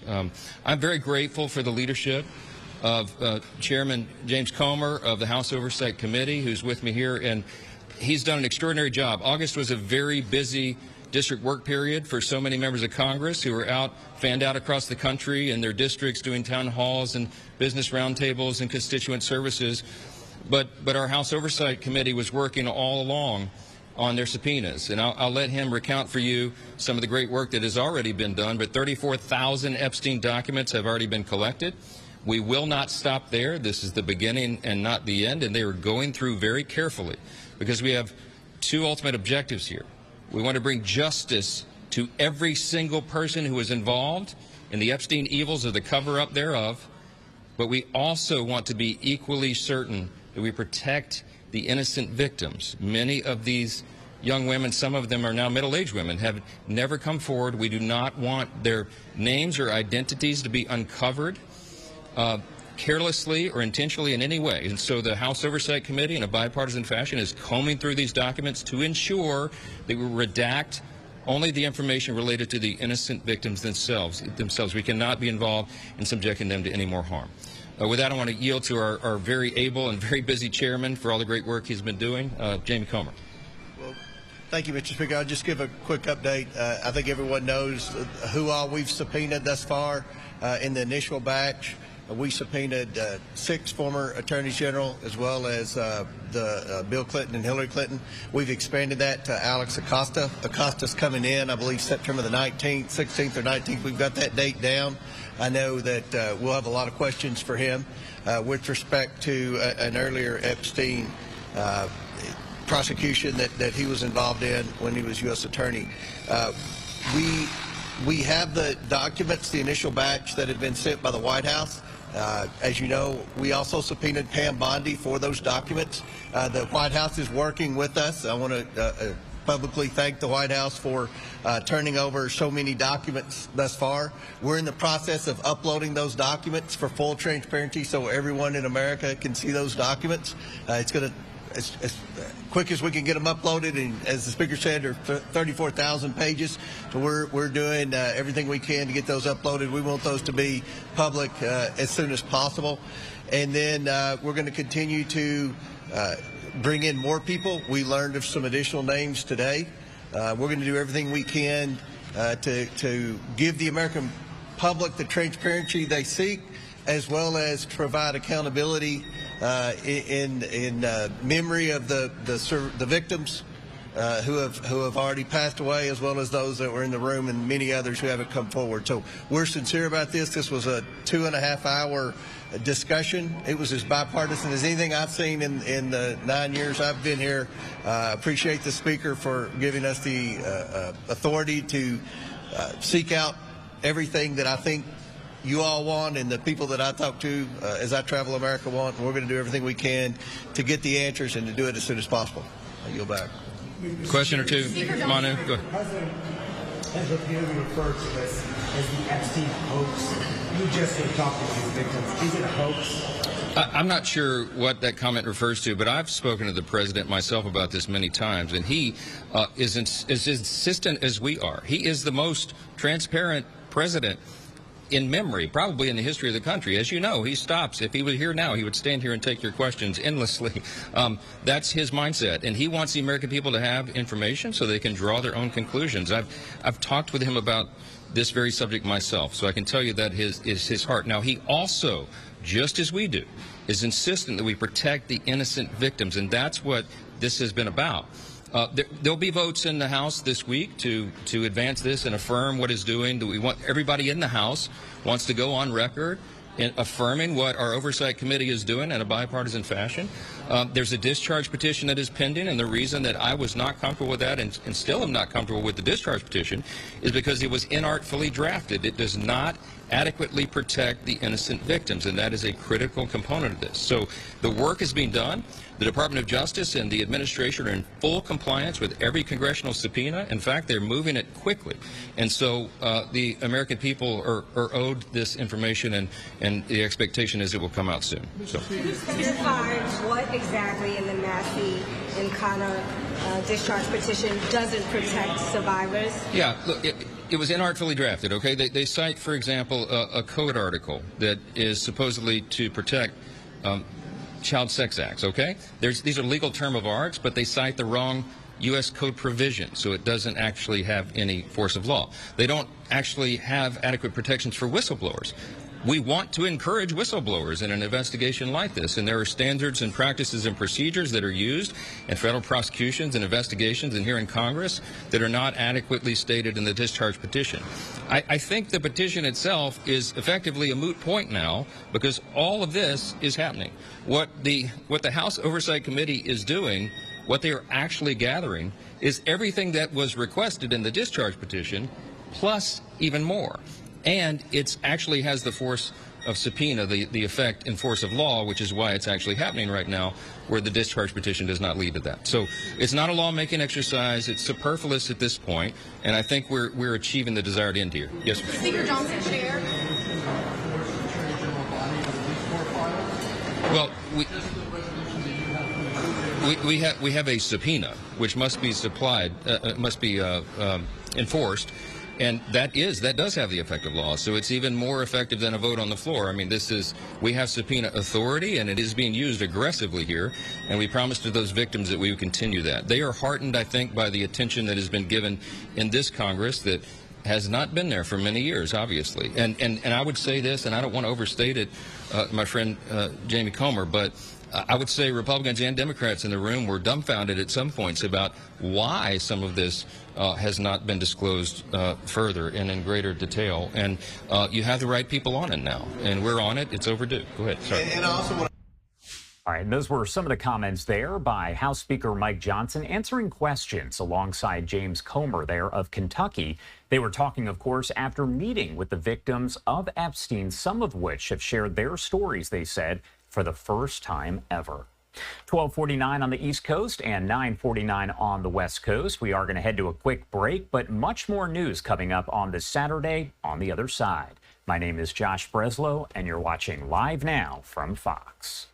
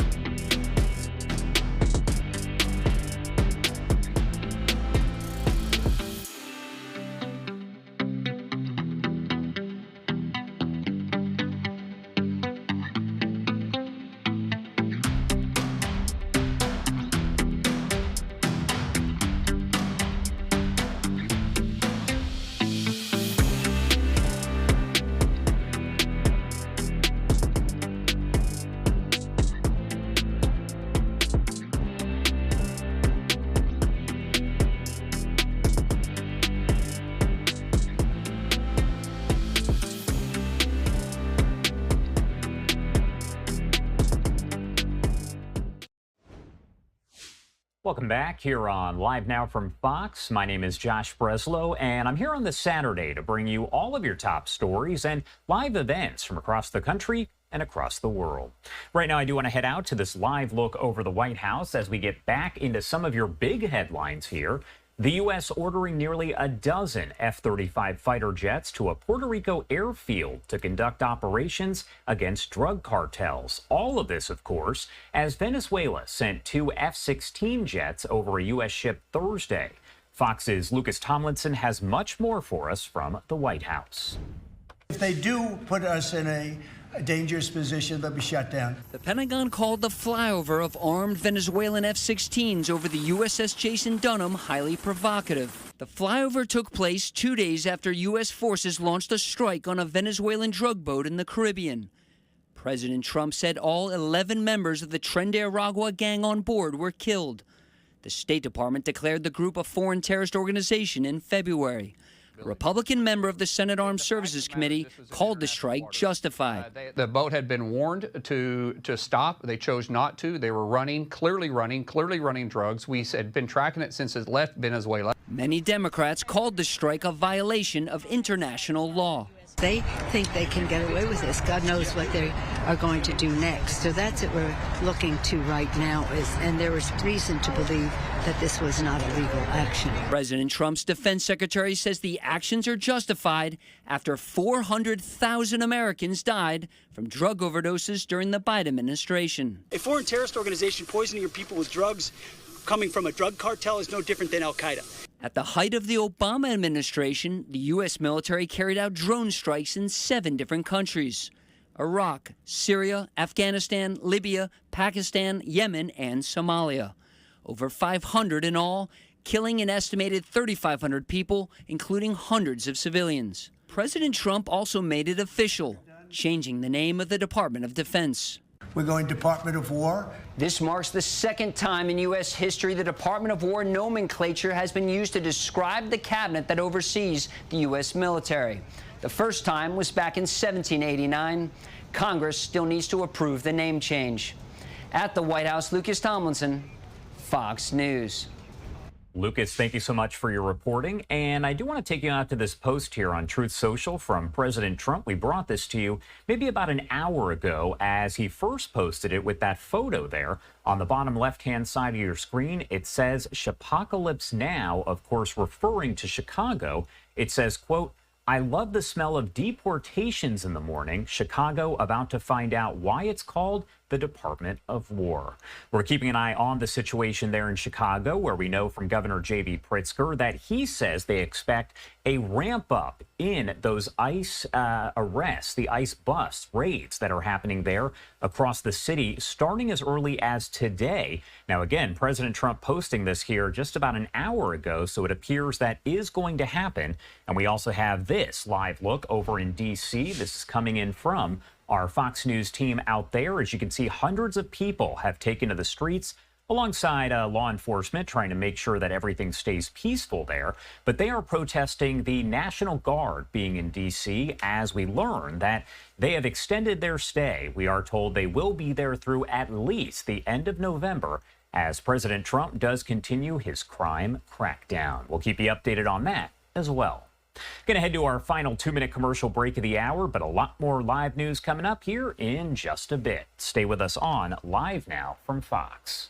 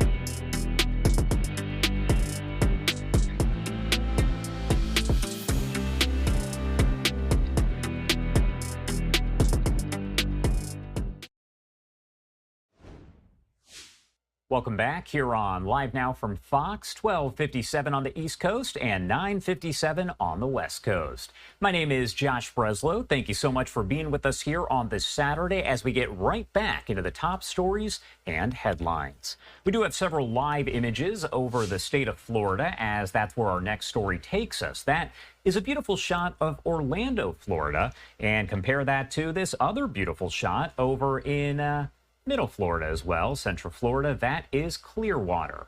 Now, Florida officials announced this week that they plan to eliminate vaccine mandates for children statewide, becoming the first state to do that. Here's what the Surgeon General of the state had to say about all of it earlier this week. Every last one of them is wrong and drips with disdain and slavery. Okay? Who am I as a government, or anyone else, or who am I as a man standing here now, to tell you what you should put in your body? Who am I to tell you what your child should put in your body? I don't have that right. Your body is a gift from God. What you put into your body, is because of your relationship with your body and your God. I don't have that right. Government does not have that right. They want you to believe they have that right. And unfortunately, they've been successful. Pretty much every state has them. It's wrong. It's immoral. They do not have the right to tell you what you put in your body. All right, I want to bring into the conversation here Dr. Stephen Quay, the Hudson Institute Senior Fellow for Biotechnology and Artificial Intelligence. Doctor, thank you so much for taking the time to be with us here on this Saturday to discuss all of this. Well, I'm happy to be here, Josh. All right, so first off, the big question I do want to ask you here, what does this elimination of the vaccine mandate really mean overall? Can you break it down for folks who are watching? Sure. So there's a series of vaccines that children have between almost birth and about 10 to 11 years of age. They consist of 17 different shots to cover, about a dozen different diseases. They've been developed beginning in the 50s and going on for the last 20 years, beyond that, but they're pretty standard. But I think probably to frame it for your listeners, your viewers, we have a situation where this experiment of not having mandates is being done, and it's the entire country of the United Kingdom. They offer the same vaccines to parents and doctors. They have literally the same uptake rates, but they're not mandated. They're simply recommended. And parents and doctors, in the privacy of their office, should make those decisions, in my opinion. And of course, as we talk about the situation there in the UK, do we have any information overall about what we've seen there? Because as you mentioned, they don't have the mandate, they have the option to do it. Yeah. So let's talk about some numbers here. So in the U.S., the average uptake nationwide is about 93 to 95% for this group of vaccines. In the U.K., it's 91 to 93. So in terms of uptake, I think, there are exceptions. There are children who may have some very serious diseases where their immune system is compromised, or other kinds of very special situations where vaccines may not be necessary. Flip to the disease state. Both countries, U.S. and U.K., for example, had an outbreak of measles recently. But again, I want to go back to that beginning of the conversation, which was that the severity of all of these infectious diseases in terms of hospitalization and death has been reduced 90% before the first vaccine was ever introduced. So severity versus infection spreading are important distinctions in making a decision about getting vaccinated. How do vaccinations typically help to manage outbreaks, the spread of that infectious disease? Yeah, well, there's something called herd immunity, which is a concept where at a certain level, typically between 80 and 90%, depending on the infection, although some require much higher, there are not sufficiently unvaccinated people to support the spread of a disease. What you typically see when you hear about a pocket of a spread, it's a county, it's a group of people. Maybe they have commonality like Amish or something where there's a large community where the vaccination rates may be well below 50%, you'll see spread there. But once it hits a community with 80 to 90%, it's greatly reduced. And so that's the medical principle we're trying to generate, is this concept of herd immunity.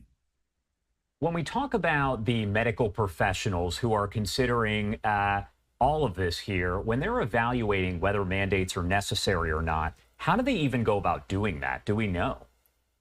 You know, I'm not as familiar with how mandates are put in place. I'm a very strong component of the physician-patient relationship as being a pretty sacred kind of relationship, because, you can make standards for entire states or nations, but when you have a patient in front of you and you're looking at their situation, the family members, maybe they have a family member who shouldn't be exposed to their childhood disease, you have to take all of that into consideration. So I really like the ability of educated people to do the right thing for their children in consultation with their healthcare provider. What should parents right now who are listening to this or hearing about it elsewhere, what advice do you want to give them? What do you want to make sure that they are aware of? Yeah.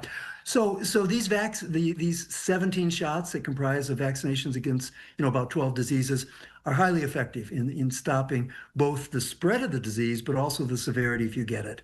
And so that's kind of the foundation. I mean, all of my children are vaccinated. I guess if that's a sign of what my opinions are. But again, if you have a special circumstance with a child, a special circumstance in your family, or certain, I think there are people who have, how do I say it? There are religious, objection issues with, for example, the manufacture of some of these vaccines. All of this should be taken into account.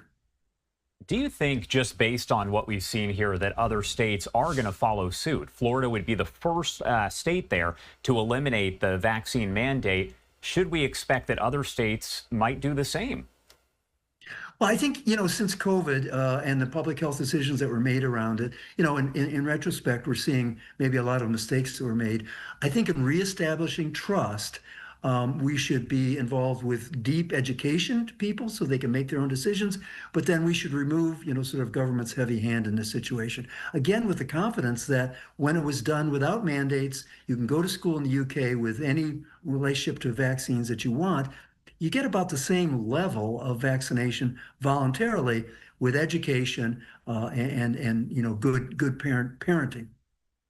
All right. Dr. Stephen Quay there, Hudson Institute Senior Fellow for Biotech and Artificial Intelligence. Thank you so much for taking the time to be here to discuss this. Anything we missed, anything you want to make sure to add here before I let you go? No, I just think people should settle down, if that's the word to sue it, not get too excited about this.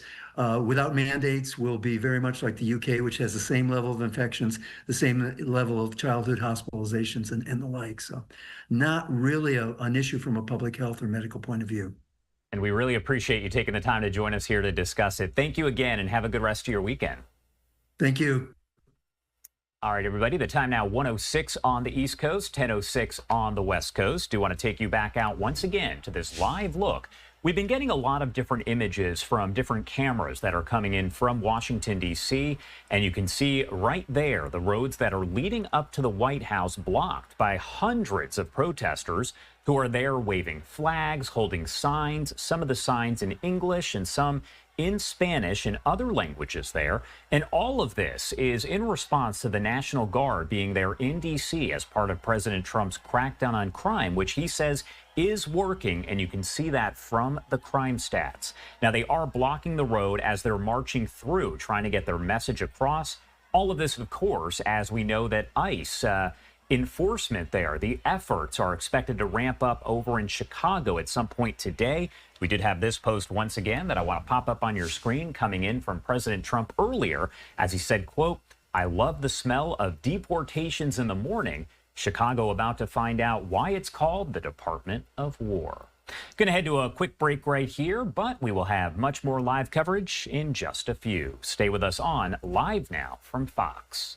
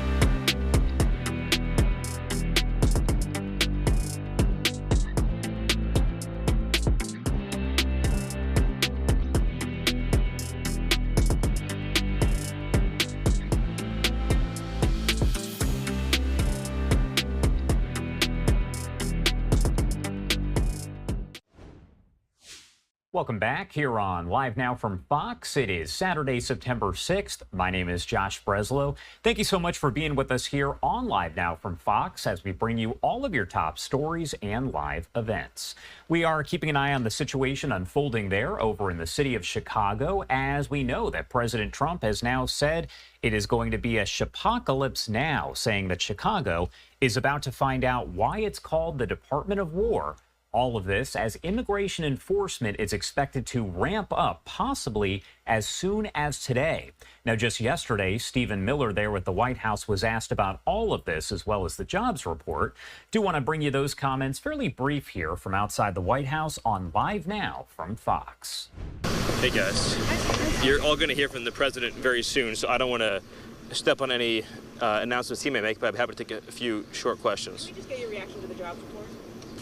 The president has presided over the most extraordinary economic turnaround in American history. During the Biden administration, we saw zero net job gains for American workers in 4 years, which is an economic depression for American workers. It's an actual depression. Since President Trump has came into office, 100% of job gains have gone to American workers, as millions of foreign workers who are here illegally have left the country. So this is the biggest economic turnaround in American history. On top of that, you have $4 trillion from the CBO. It's going to be much more than that coming into the Treasury from the tariffs, the historic trade policy. You have well over $15 trillion of pledged foreign investment coming into the country to revitalize the economy, and you have the passage of the largest package of tax cuts and reforms in American history. So we are living through the most successful, extraordinary economic revival. You see car plants coming in, you see steel plants coming in, you see manufacturing plants coming in. You're going to see all these critical industries, pharmaceuticals, chips, semiconductors, reshoring. It is truly the great American revival that President Trump has unleashed. And of course, we're also going to, we have seen the most extraordinary job growth for American workers and American citizens that we've seen in recent history, coming off a period of 4 years where every single job went to a foreign worker. Foreign workers are now leaving the economy. American workers are getting all the benefits. And of course, we have larger issues to deal with the integrity of BLS that President Trump has spoken about. And we're going to get that fixed, and we're going to get honest and accurate jobs numbers. Next question. Yes, sorry. Yes, yep. Can you respond to Washington, D.C. suing the Trump administration over the national guard?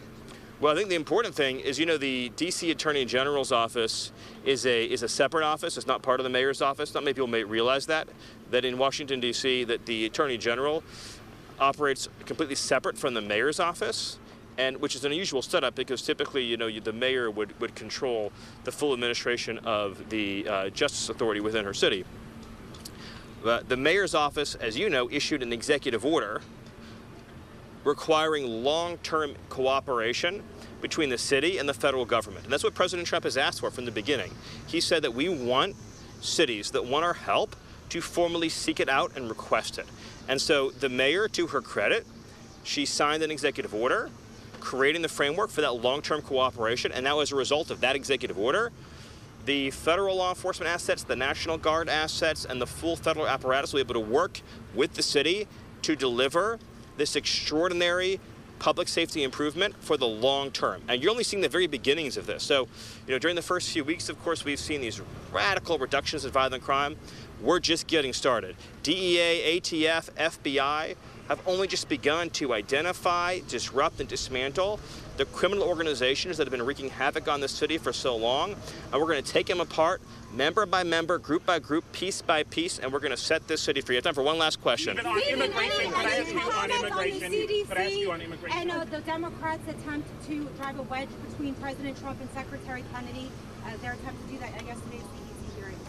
Yeah, the Democrats are continuing to support a completely failed approach to public health that we have seen over generations has resulted in chronic increases in obesity, in diabetes, in heart health, and just in general, the chronic disease burden on America has been extraordinary. It is the #1 driver of public health costs, and it's the #1 driver of early deaths. And of course, in particular, especially tragic has been the early childhood chronic disease burden. So, and I say this as a parent of young children, there's so many kids who have allergies, who have asthma, who have skin conditions, for example, psoriasis or eczema, who have all kinds of chronic digestive issues, gut issues. There's so many health issues. Not to mention, of course, the particularly terrifying illnesses like pediatric cancer. And so President Trump and RFK are working on getting to the systemic causes. What is our environment? What is in our approach to healthcare? What is in our approach to medicine that is either failing to address or is contributing to this chronic disease burden? And we all celebrate RFK, Bobby, for his leadership in this issue, and President Trump has been committed from the beginning to developing a comprehensive approach to reducing chronic illness in America. Time for one last question. Sir, over here. Can I ask you about immigration, sir? On Venezuela, President of Colombia is saying that cartel of the Suns does not exist. What can you answer, and which message do you send to people in Venezuela after this indictment of Nicolas Maduro? Well, as you know, and thank you for bringing it up, Nicolas Maduro is an indicted drug trafficker. He's indicted in federal court. He's a fugitive from justice in America. As I think you're also aware, there's a $50 million reward for the return of Nicolas Maduro. Not just him, his henchmen have also been indicted. So it is a drug cartel that is running Venezuela. This is a very important point. It's not a government, it is a drug cartel, a narco-trafficking organization that is running Venezuela. And this has been documented in federal court, and indictments have been secured. The people of Venezuela have been suffering and struggling under the reality of a nation that is so rich in resources, so rich in reserves, that is run by Maduro, the head of the cartel that you referenced, the Cartel de los Soles.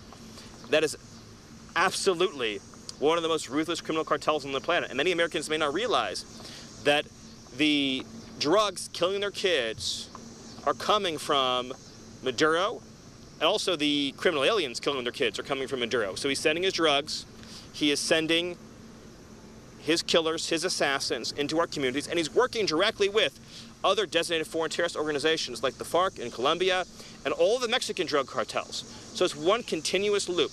And for decades and for years, for generations, we used our military to engage in action against terrorists in the Middle East and in Africa, while leaving unharmed the terrorists in our own hemisphere who are responsible for so much more American deaths, so many more American deaths, who have spilled so much blood across the Western Hemisphere, who have bereaved so many parents and families, and who have contributed to such a horrific cycle and just nonstop, relentless surge of violence in our cities. Every major city in America is suffering from cartel violence.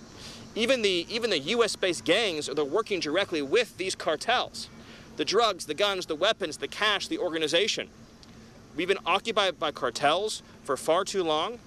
President Trump is finally allowing and directing the United States military to use its authorities under the Constitution to defend America from the terrorist organizations that have run free for too long in our own hemisphere. Thank you all, and thank you for the question. One foreign policy. Are you sending ICE operations there today? All right, Stephen Miller there, the White House Deputy Chief of Staff. He was just speaking there outside of the White House to those reporters. What I want to take you to is this live look here coming in out of D.C. They've kind of moved the camera, but if they move it back, you'll be able to see just how many people are in the street. This is the road there leading up to the White House. They are blocking traffic, and all of this is a call, essentially, for the National Guard to leave, as we know that they are expected to stay there in D.C. until at least the end of November. That is the latest information here. The camera a little bit shaky, but hopefully we'll get another shot where you can actually see head on as all of those protesters are blocking the road. It's not clear if anyone has been arrested, detained, anything of that nature, but as of right now, those protesters have taken to the street. They've been there for about the last hour or two at this point, and this is going to be one of many protests across the country, because we're also talking about the fact that ICE is ramping up its enforcement over in the city of Chicago. So this is part of that as well. The protests on ICE are expected to take place nationwide. So this is kind of a mixture of both. Looks like the camera is kind of all over the place at this point. So we're instead going to take you out to a look right here at the White House. Obviously can't see any of it there on that camera, but did want to pop this up for you so you can see a live image of the White House there with the American flag flying in the distance.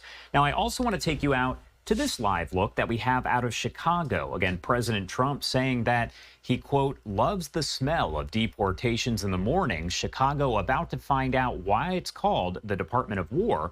And you can see there is a parade that is underway here at this hour. So we're watching all of this as it does unfold, as folks there are concerned that they are going to see ICE agents show up in large numbers there at this parade. However, as you can see, they went on as planned. I do want to pop up the audio really briefly just to hear if we can hear anything.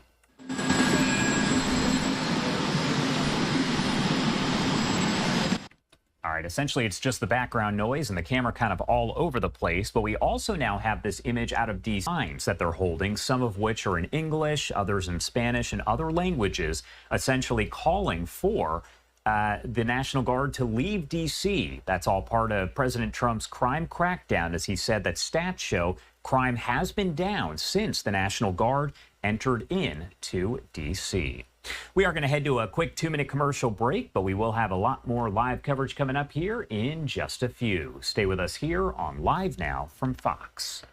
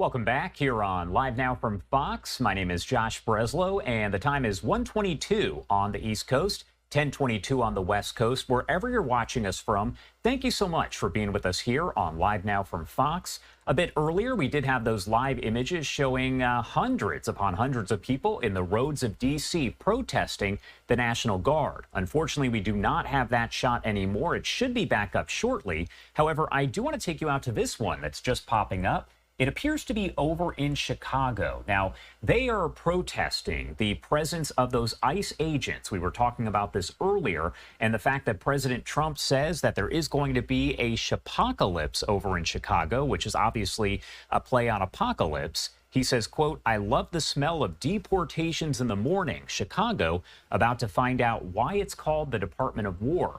So now folks are lining the streets here. They are holding up signs, and some of them are in English, some are in Spanish and other languages, but they say no human is illegal. The real criminal is in the White House, and melt ICE. We're going to keep an eye on all of these protests that are expected to happen not just here in Chicago, but nationwide as the night progresses. They are protesting the National Guard being in several cities, as well as those ICE agents. Again, we'll keep you updated right here on Live Now from Fox. I do want to head over to D.C. for our next story as we talk about a very sad situation, but a promising update here as Jeanine Pirro, the U.S. attorney there in D.C., does say that 2 arrests have been made and a 3rd is pending in the murder of a Capitol Hill intern who was shot and killed several months back in June, right there at 7th Street. Now, we are told by Pirro that he was not the intended target. However, she says that 2 17-year-olds are now in custody. She spoke about all of this, and I do want to play that for you in case you missed it here in this LiveNOW replay. Okay.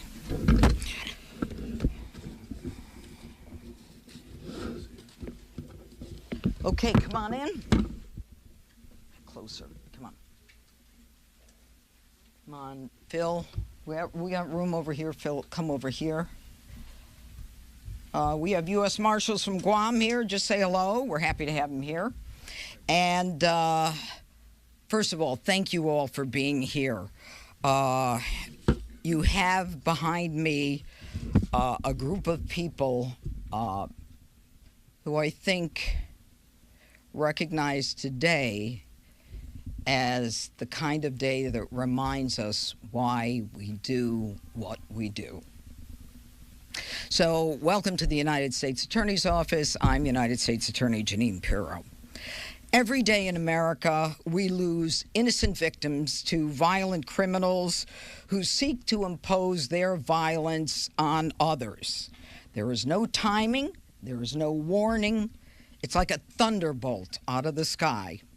And suddenly, they are gone from us. And their families and friends and their community are left to suffer and wonder why. This is not only illegal, it is immoral, it is unacceptable, and we're not going to tolerate it. And that's why we're here today. Today, I stand here to address specifically the tragic event that has shaken D.C., the senseless, fatal shooting of a 21-year-old intern by the name of Eric Tarpinian Jackham, who was fatally shot in Northwest D.C. far too soon on June 30th of 2025. He was shot and killed at 10:28 at night. He was hit 4 times. The scene involved 2 rifles, 1 9mm, and 79 rounds on the ground. Eric was a rising senior at the University of Massachusetts Amherst. He was in the nation's capital, as many young people are, pursuing his passion for public service. He was interning for Representative Ron Estes, and he was an innocent bystander who was caught in a violent act that was not meant for him. He leaves behind his mother, Tamara, his father, Robert, his sister, Angela, and his brother, Jeremy. And his death is a stark reminder of how fragile life is and how violence too often visits us in the nation's capital. And this is why the president has vowed to make D.C. safe and beautiful. This is why the nation's the president is bringing together federal and local agencies to bring the force of the government against those who seek to destroy not only our quality of life, but our lives. And here to announce my thanks today to the Metropolitan Police Department. There are some real stars behind me who too often do not get the credit that they deserve. Right now, 2 individuals have been arrested, and this is a critical step toward justice. But our work is not done as we continue to seek a 3rd suspect in this case. Charges have been filed against 2 individuals, a 17-year-old juvenile by the name of Jalen Lucas. He's a juvenile, now charged in adult court.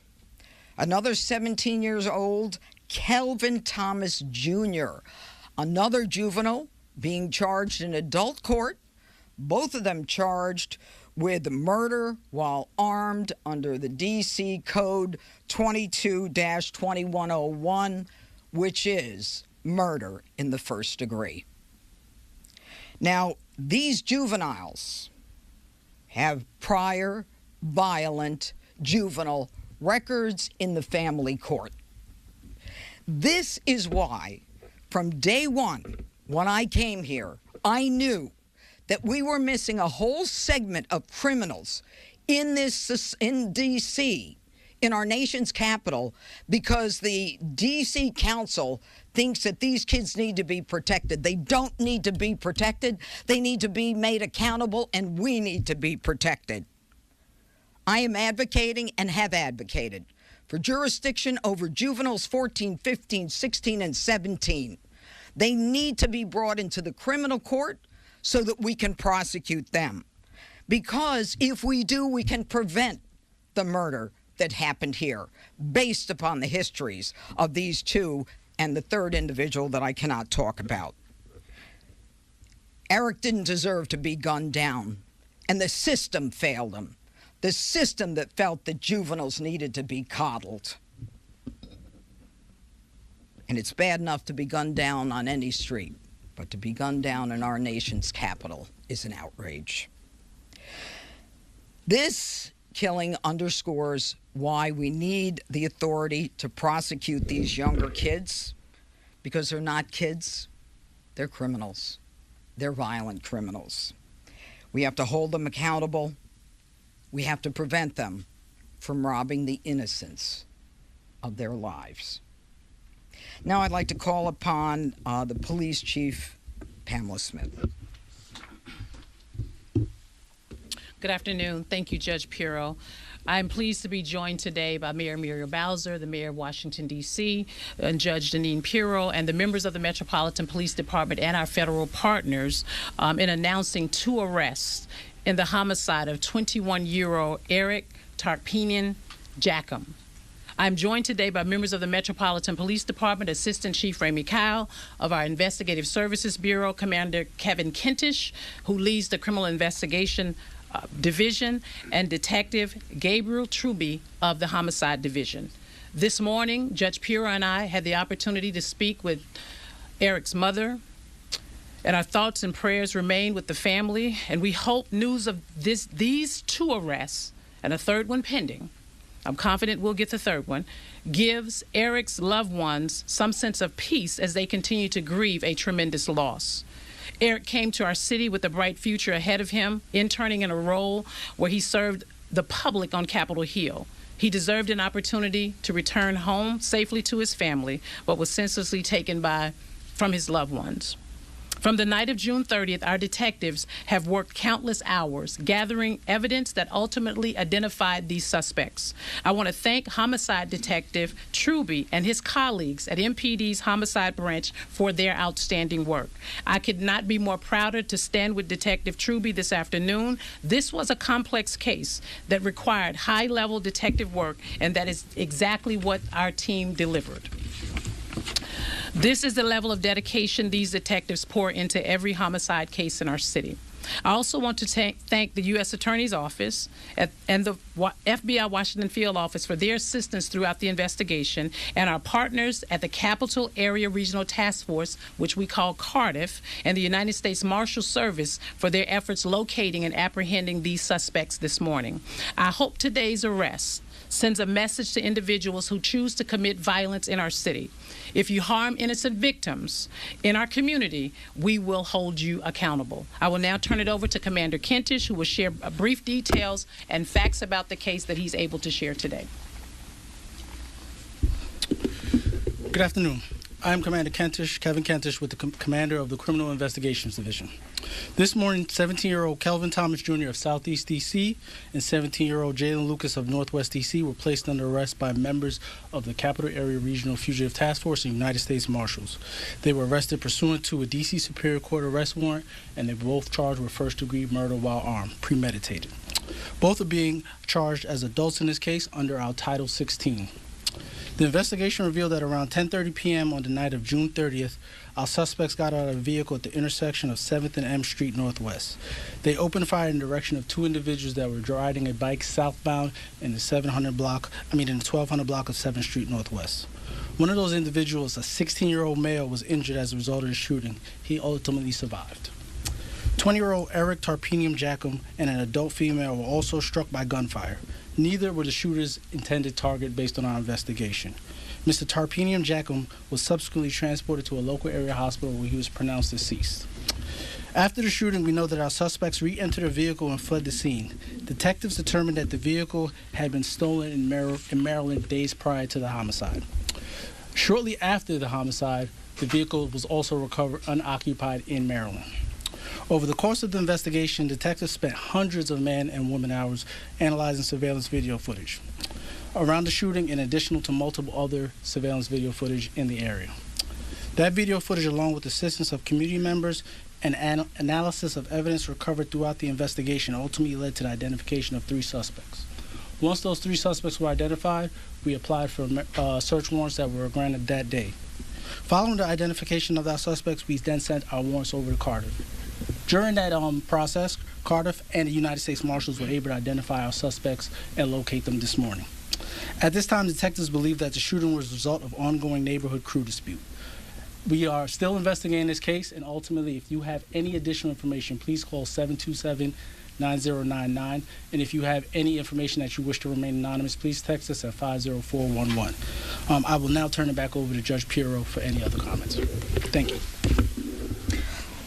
Mayor Bowser. Thank you, Judge.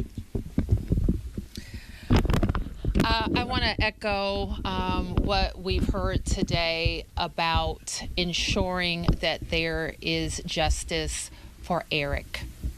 Any level of gun violence in our city is unacceptable, and certainly someone just walking up the street in the evening on one of our DC streets should be safe in doing so. I wanted to be here with the Chief of Police, with our outstanding detectives and investigators and our federal partners, to thank them for the many, many hours of work, hard work, putting the pieces together to ensure that there is justice served here. I couldn't be prouder of MPD. My condolences certainly go out to the family, and I want to thank Judge Pirro for her attention to this, not just through this arrest, but all the way through the prosecution. Thank you. I didn't mention that the United States Marshal Gaddy Serralta is here. Gaddy, you want to say anything? Just go ahead. The only thing I can say is that the focus of the task force going forward is to catch and arrest and bring to justice the 3rd individual that we're looking for. Thank you. Okay. Judge, you mentioned 2 rifles, and the Justice Department has ordered you not to prosecute the crime of generating that. If you use a rifle in a crime, we prosecute you. Right, but will it make you harder to? No.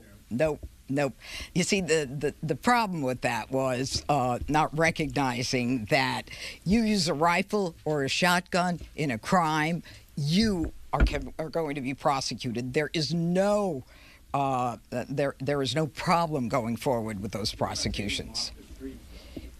I'm sorry? What about taking them off the streets? Well, the thrust of your question is really not a part of this case. We've got shotguns, actually rifles, and a 9mm.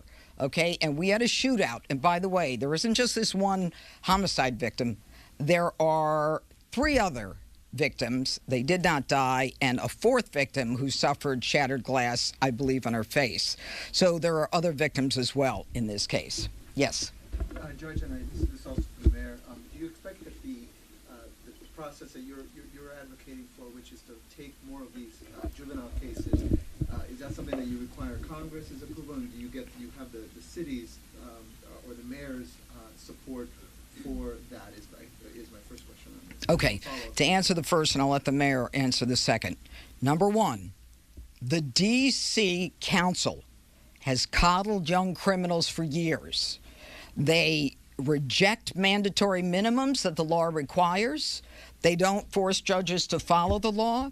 They have something called the youth rehabilitation and the incarceration reduction, as well as record sealing. Everything we do, the D.C. Council is looking to change to benefit the criminal. To specifically answer your question, we're going to need Congress to change the law. And I believe that if there's any case that calls for it, it is this case that makes it clear that these young punks who are on the street with guns, shooting at each other, killing innocent people, they need to be brought into my system and not in the family court system for rehabilitation, because they've been in that system more than once. And I don't think they've been rehabilitated. Go ahead. Well, I'm not going to comment on any pending legislation, but I will say this. The reason why we're here talking about 17-year-olds being charged as adults is because the U.S. Attorney has that authority for 17-year-olds.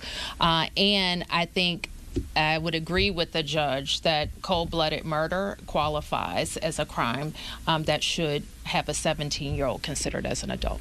And Judge Pirro, just to follow up on the ongoing, I guess, war of words, where we might describe it between you and Judge Faruqi, I'm just wondering, one of the things, he had very sharp words yesterday saying that the office essentially had lost some credibility. In his view, what do you say to the grand juries which are returning true bills, and is there a change that needs to come from your end of things? Absolutely not. Judge Faruqi has never really met someone with an illegal gun that he hasn't felt some compassion for, okay? And I'm not going into grand juries and telling him what to do and what not to do. That is their prerogative. We are advisors to grand juries. We tell them what the law is. We present cases that are clearly based on the evidence, okay? And you and I can go through every case, and I can show you how every element of the crime has been met, and then it's up to the grand jury to make a decision. But as far as I'm concerned, my job as a prosecutor is to bring criminals into court and to try to prove my case beyond a reasonable doubt. I'm not into going back and forth with judges. I was a judge, okay? That's not what I did as a judge. So we need to leave politics out of it. I'll do my job. He should do his job as a judge and leave his politics out of it. That's enough. Yeah. Yes? Just for clarification, the third suspect, are they also a juvenile, and will these suspects face additional charges given their appointment plans? This case will be presented to the grand jury, and there will be more charges that were added. The other individual, I'm not going to get into identifying his age. I don't want to specify who he is. He's a teenager.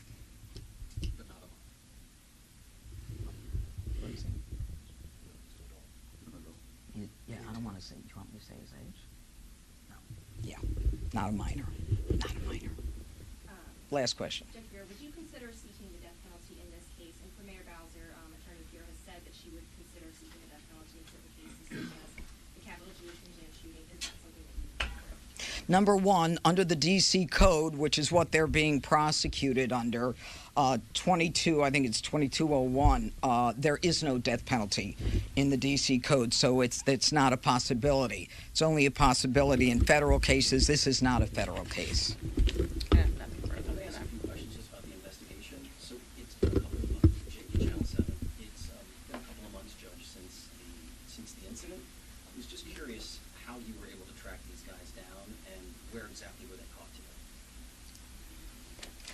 Wait, can you talk? I prefer not to. It's a little intimidating. Good afternoon. We were able to identify and track these suspects through various videos throughout the Washington, D.C. area. We did multiple interviews. We spoke with a lot of people. And in reference to this morning, all suspects were apprehended in the District of Columbia. Where? I'm not going to specify exactly where, but they were apprehended in the District of Columbia. I don't know. We've been investigating the case. What they've been doing on a day-to-day basis would have to be asked to them. All right. I just want to mention two people. These are two of my homicide prosecutors, the best prosecutors in my office for this kind of case. and I'm very proud of them. They've been working on it day and night. This guy's a superstar, okay? He is a detective. I'm very proud of the work that we're able to do together with our law enforcement partners. This was a real joint effort, and with Phil and the FBI, this is how it's supposed to work, and it did work. Thank you for being here. Thank you. Truly, good stuff. We can circle. All right, what you were listening to right there was the Washington, D.C. U.S. Attorney Jeanine Pirro, as well as the mayor of D.C. and the police chief Pam Smith. They were all talking about the arrest of those two teens. They're still looking for a third person in connection there with the murder of a Capitol Hill intern who was not the intended target, but was shot and killed back in June. What you're seeing right there on your screen, two different live images that we do have coming in from the city of Washington, D.C. there. You can see just how many people are packed into the streets. Just a few different vantage points that we do have there as this protest is underway. And it's all about protesting the National Guard. They are in Washington, D.C., working as part of President Trump's initiative to crack down on crime. Again, you can see hundreds of people that are blocking different roads, some of them marching, some holding different signs. We also have this live look over in, this is actually from Chicago. As you can see, folks are lining the streets there, and they are protesting against ramped up ICE efforts. There are expected to be those ICE efforts that are taking place this weekend, possibly as early as today. And I showed this to you a bit earlier when President Trump posted it there on Truth Social. He did say, "I love the smell of deportations in the morning. Chicago about to find out why it's called the Department of War." And he did say Shapocalypse Now, of course, a play there on Apocalypse Now. We'll keep you updated on the situation there in Chicago as protesters were also taking to the streets to protest against that immigration enforcement. 1:46 on the East Coast and 10:46 on the West Coast. We're going to head to a quick 2-minute break, but so much more live coverage coming up in just a bit. Stay with us here on Live Now from Fox.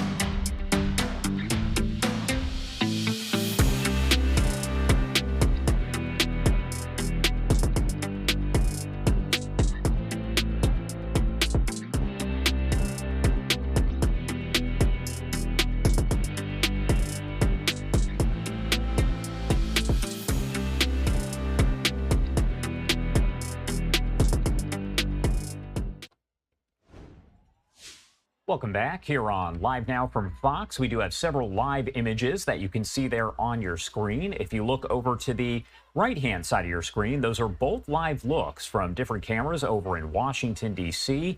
That is all related to the National Guard, as we have protesters taking to the streets to protest President Trump, his crime crackdown, as the National Guard is now expected to be there for at least several more months through at least the end of November.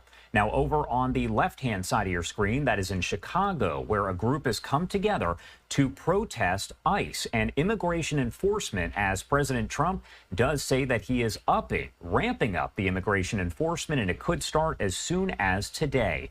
Let's lift up the audio here briefly just to listen in.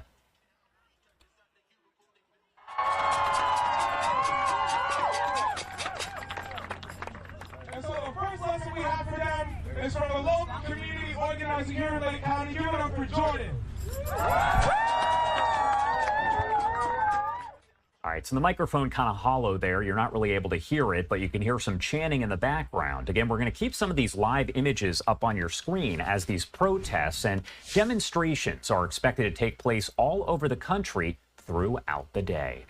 It is 1:49 on the East Coast. My name is Josh Breslow, and I've been here for the past several hours to bring you all of your top stories and live events from across the country and the world.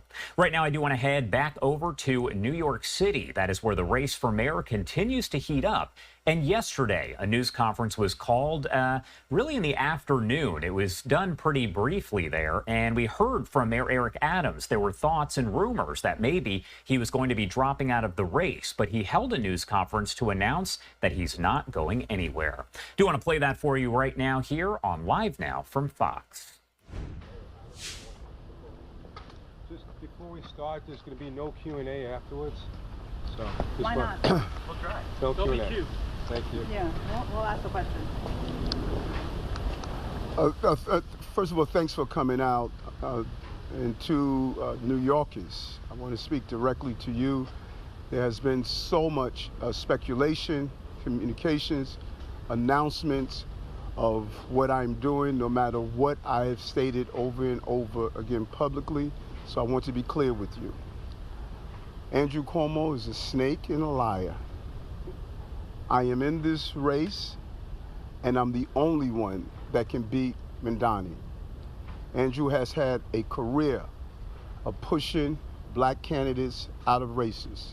You've heard me say it over again.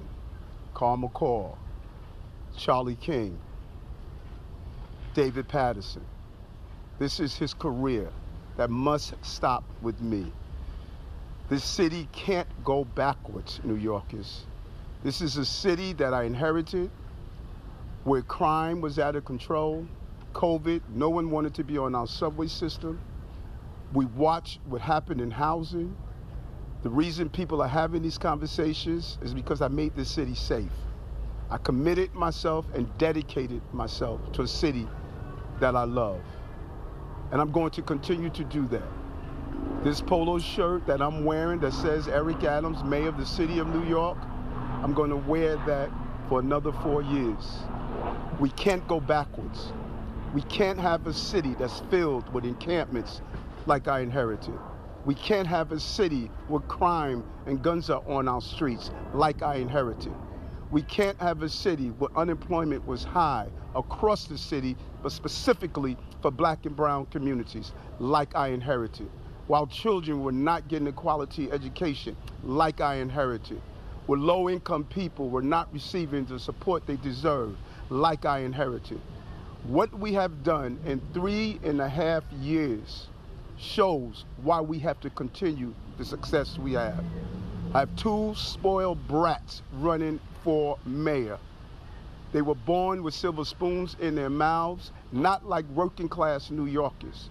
I'm a working class New Yorker. They are not like us. They've never had to fight. They never had to struggle. They never had to go through difficult times like you and I had to go through, New Yorkers. This is such a pivotal and important period, and we have to get it right. And so there's a lot of reports that I'm in Washington on Monday. Those reports are wrong. I'm not.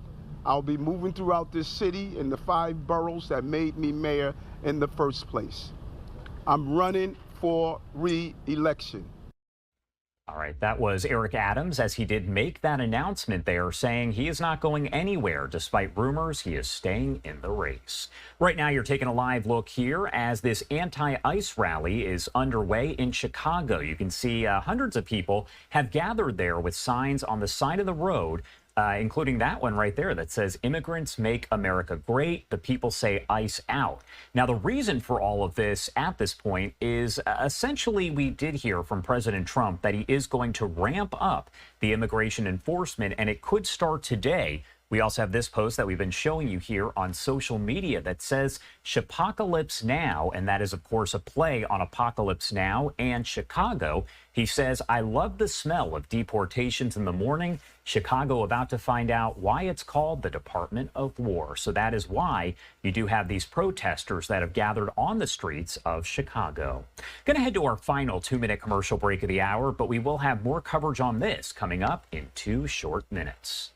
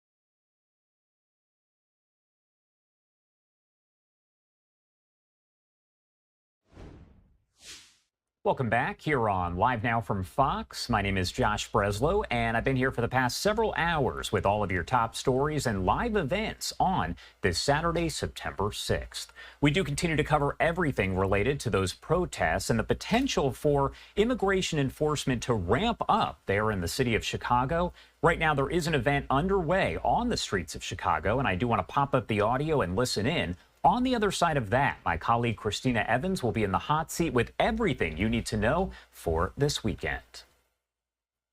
And destabilizing socialist economies like Cuba and Venezuela. The U.S. war machine is the very thing that fuels the immigration that they claim to hate so much. If we are interested in real solutions, we need to divest from war, defund the Pentagon, and get troops and ICE out of our cities. And invest that $1 trillion we spend annually, half of which that goes to private companies like Lockheed Martin, Raytheon, and Boeing. Half of the $1 trillion every year goes to private companies. We need to take that money and invest it in things that actually make us safer, like housing, healthcare, and education. Thank you. Give it up for our comrades.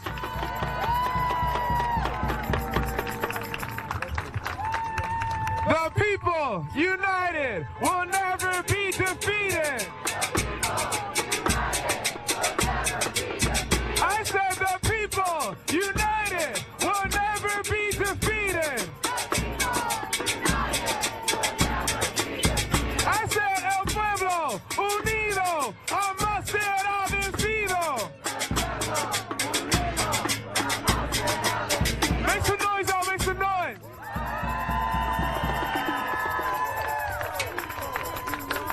We're building solidarity across all of our communities. We have feminist organizations, we have local neighborhood organizations, we have militant socialist organizations, and we have faith community here. We have Christians, a congregation that has been serious about standing up for immigrants, about standing up for queer rights, for trans rights. So make some noise for Pastor Mark. Pastor Mark. You can buy me as you can. Yeah, actually, no, check this. No, we'll keep this here. First of all, thank you. Thank you all for being here. We expected such a large crowd here to come out, to stand up, and to speak out against the fear and intimidation intentionally inflicted on our community at this time. Okay? Okay. To speak out against the attempts to incite hatred and fear, distrust, suspicion among us, all in a desire for more power and personal or political gain. It is a scary time, a surreal time that many of us hoped would never happen in this country again. But here we are. So thank you for being here, standing up and speaking out through your presence, through your signs, through your words, through your bullhorns and the energy here.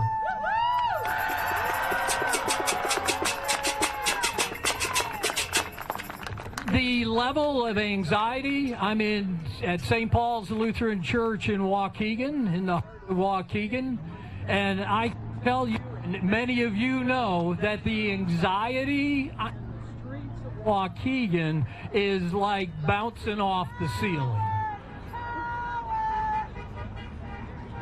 Yesterday afternoon, I went to the parking lot of one of the grocery stores, a couple of the grocery stores on Lewis Avenue in Waukegan, after there was a report that ICE was present and arresting people. I got there and it turned out to be a false report, as there are many false reports going around. Anxiety. But I get there and I meet a guy sitting in his car who asked for a "You Know Your Rights" cards, and I handed one to this guy, and he was sitting there. He is sitting in his car waiting for his wife to come out of the store, and he asked for one of those cards. We had a brief conversation. He lives he is from Mexico, but has long been a U.S. citizen. And he has grown increasingly uncomfortable living here. It feels like being tracked. It feels like being tracked. And he said people give him looks as though he doesn't belong here. Okay? People give him looks as though he doesn't belong here. And he worries about whether or not he should carry his passport with him so that he could identify himself, that he's afraid that ICE might take it. It's become difficult living here, he said, and he sometimes thinks about moving back to Mexico. That's the milieu or fog of fear that this administration is casting over our community. A fear that unsettles and divides people. Now, we can argue over immigration policy, and this country has done that from its beginning. I used to be a newspaper reporter and before I became a pastor and covered government. And I know that there can be honest differences of opinion about how government should address the issues of the day. What's disturbing here, though, is the incitement of hate to achieve a political end. We have seen that before in history. What's disturbing is the disregard for the well-being of families, the callous separation of families, the instigation of fear and suspicion, the disappearing of people off the streets, the building of internment camps with great glee, the military takeover of cities. Fear and hate is what we're dealing with here. We can argue about immigration policies and enforcement, but there can be no argument over whether we treat people with concern and care. Whether we treat families, whether we treat children with care and concern for their well-being as human beings, as the beloved children of God that they are. I do think God has something to say about what's going on there. We are living in a time when a middle-aged U.S. citizen sitting in his car in a parking lot waiting for his wife as she does the grocery shopping is worried and is fearful because he is brown and he is from Mexico. That's not right, and it's not just, and inflicting that kind of anxiety and fear is not what decent people do to people.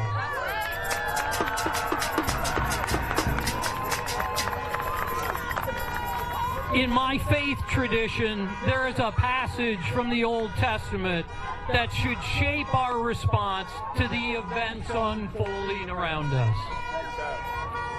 It says, when an alien resides with you in your land, you shall not oppress the alien.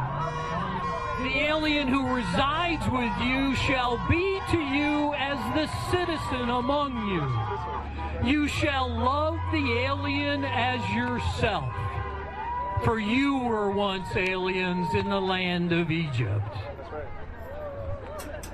Again, I thank you for showing up here today, for speaking up here today. Don't let the fear mongers and the hate mongers win.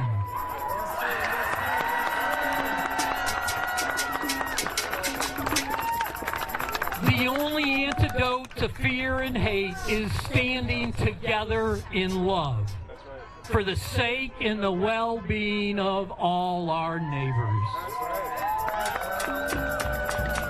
Keep doing it peacefully but persistently. Lives depend on it. Thank you.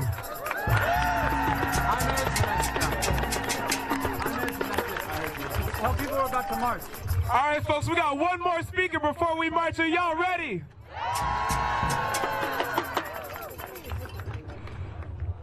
We know we need a full transformation of the immigration system in this country. Our people need work permits, but work permits are not enough. We need a path to citizenship. A real path, not a phony path.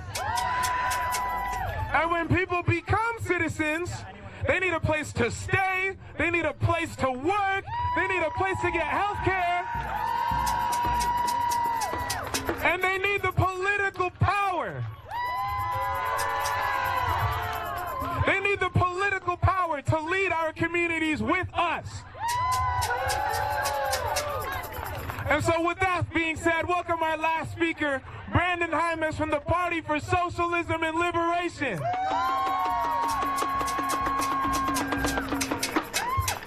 Aquí estamos y no nos vamos. Aquí estamos y no nos vamos. Aquí estamos y no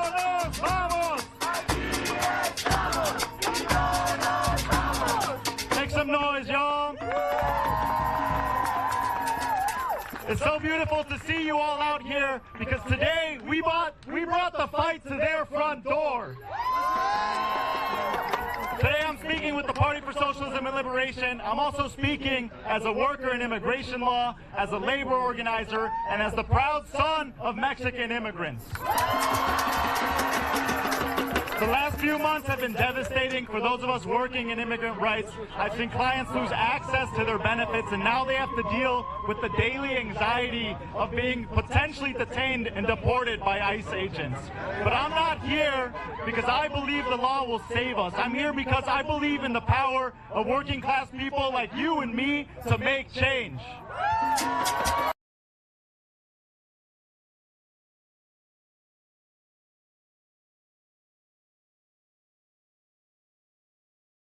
Right now is the invasion of agents right behind those gates. He's giving $200 million to ICE this year. And we know that with that money, we can be funding healthcare, education, housing, and our public transit in our cities. These people don't know our city, they don't know our struggle, and they don't know how to solve our problems. So I'll ask you directly because we're right here.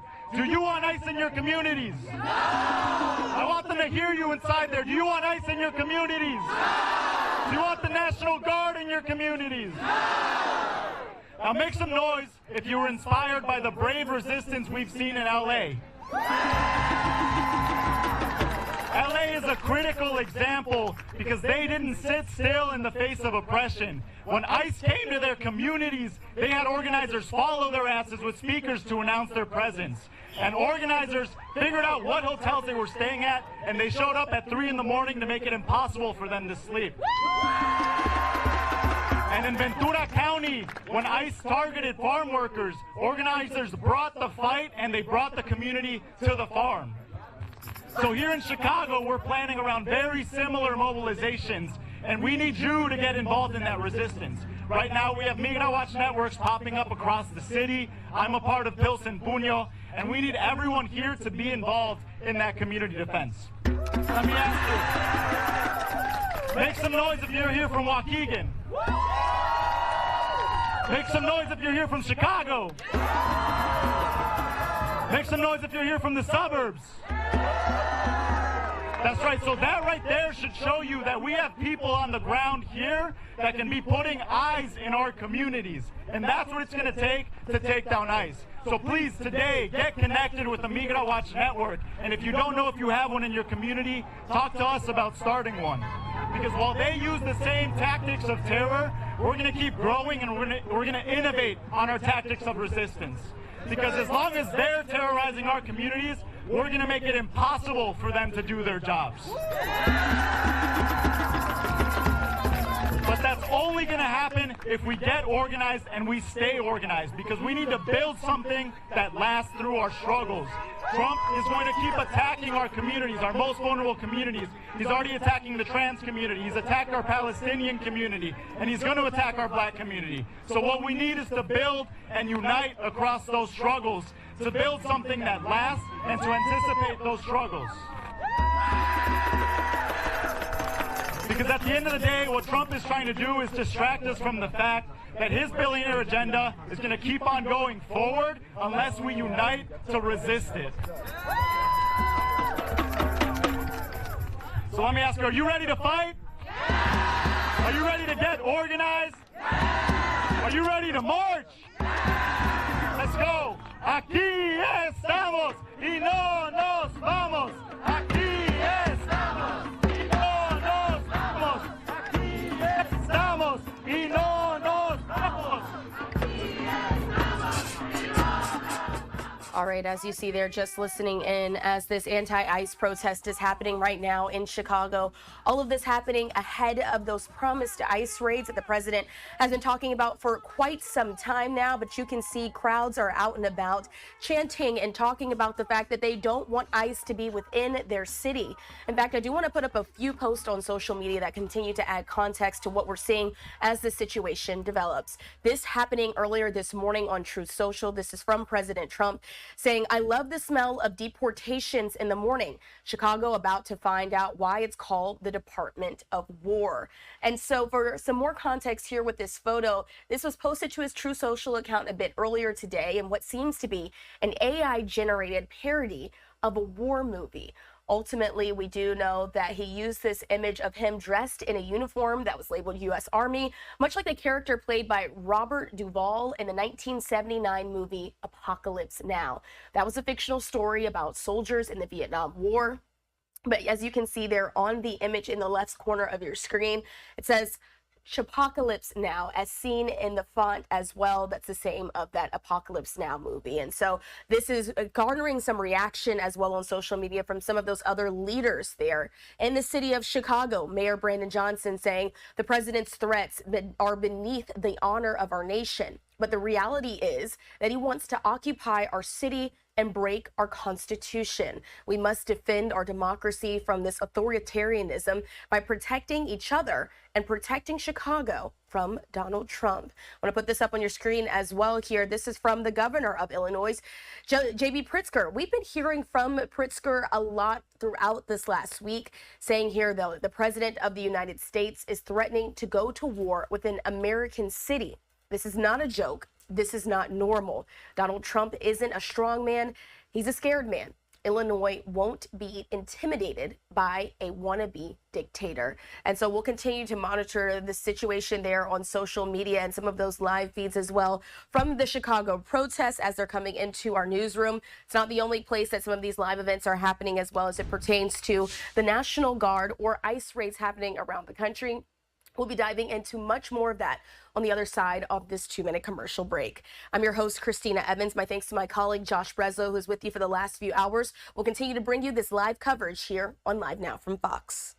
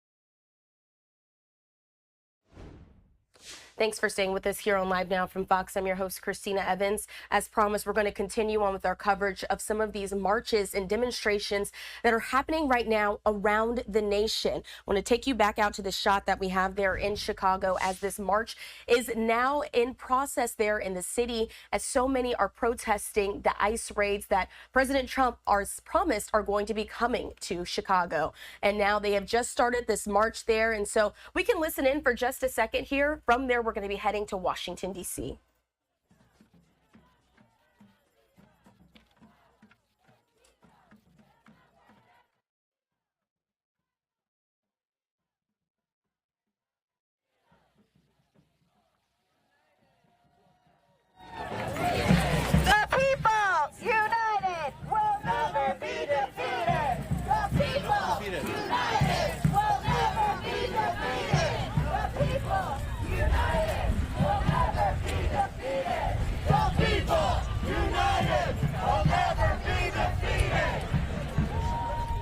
All right, did just want to play out a bit of the natural sound so you can get a sense of the atmosphere as this march is now heading off there in the city of Chicago. But as I promised, I want to head to Washington, D.C. now. We're seeing other speakers step up to the podium and to the microphone to make their voices heard, as well as they're discussing the immigration and National Guard situation that's also happening in their city. So this is called in Washington, D.C. It's called the National Guard's presence there. We Are All D.C. march that kicked off a bit earlier today, but we have been listening in as the Free DC Project and their community are speaking out against the presence there. Let's listen in. En todo el país, DC es la ciudad que tiene masivamente la policía. And 90% of the people that's in jail are black people. Y el 90% de las personas que están en las cárceles son personas negras.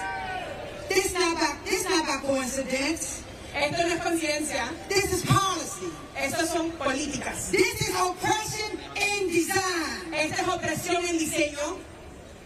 We know the cartel state has never kept us safe. Nosotros sabemos que este país nunca nos ha mantenido seguros.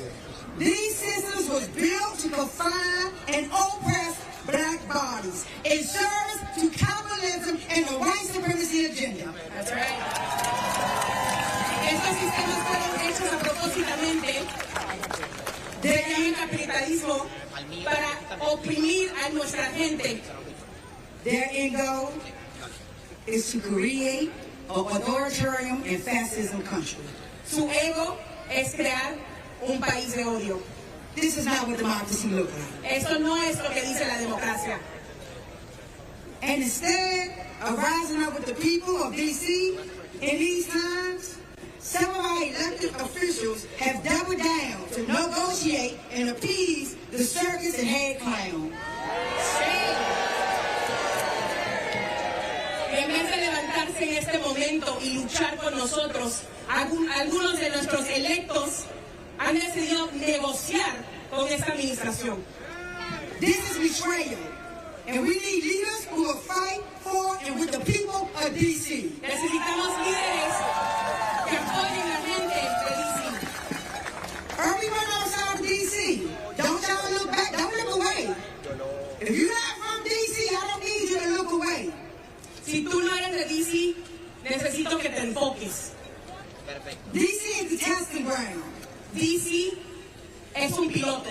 And we need you to help them fail their tests. We need you to visit freedcproject.org and send letters to your members of Congress. Queremos que visites a freedc.org y que mandes cartas a tus legislativos. Tell them to oppose every attack on D.C. home rule and to end this unconstitutional occupation right now. That's right. Pídale que paren esta ocupación ilegal y que también luchen por legislaciones locales. In closing, para terminar, I need you to hear my message from one of my black youth. Quiero que escuchen el mensaje de parte de uno de nuestros jóvenes.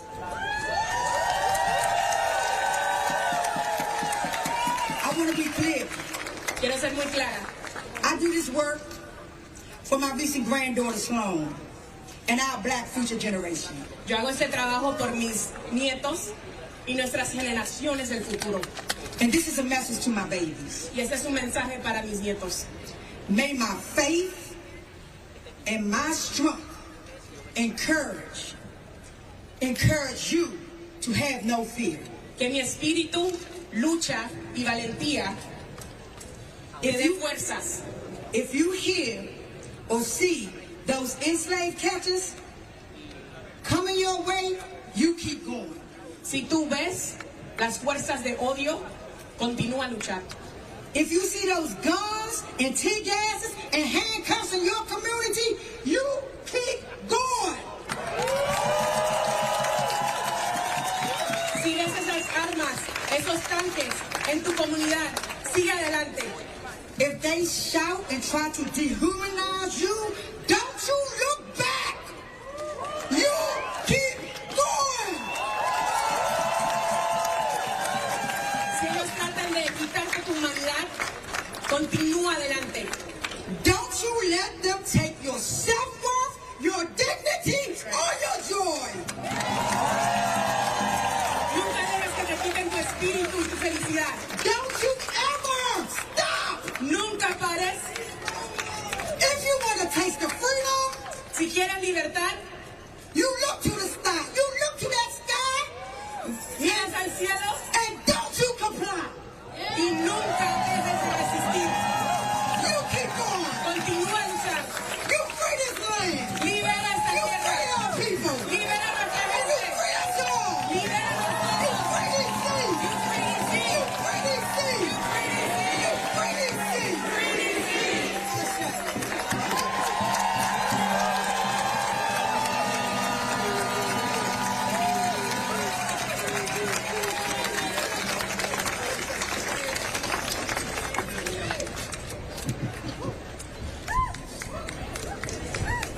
Good afternoon, everybody. My name is Makai, and I am from one of the targeted neighborhoods located in Southeast D.C.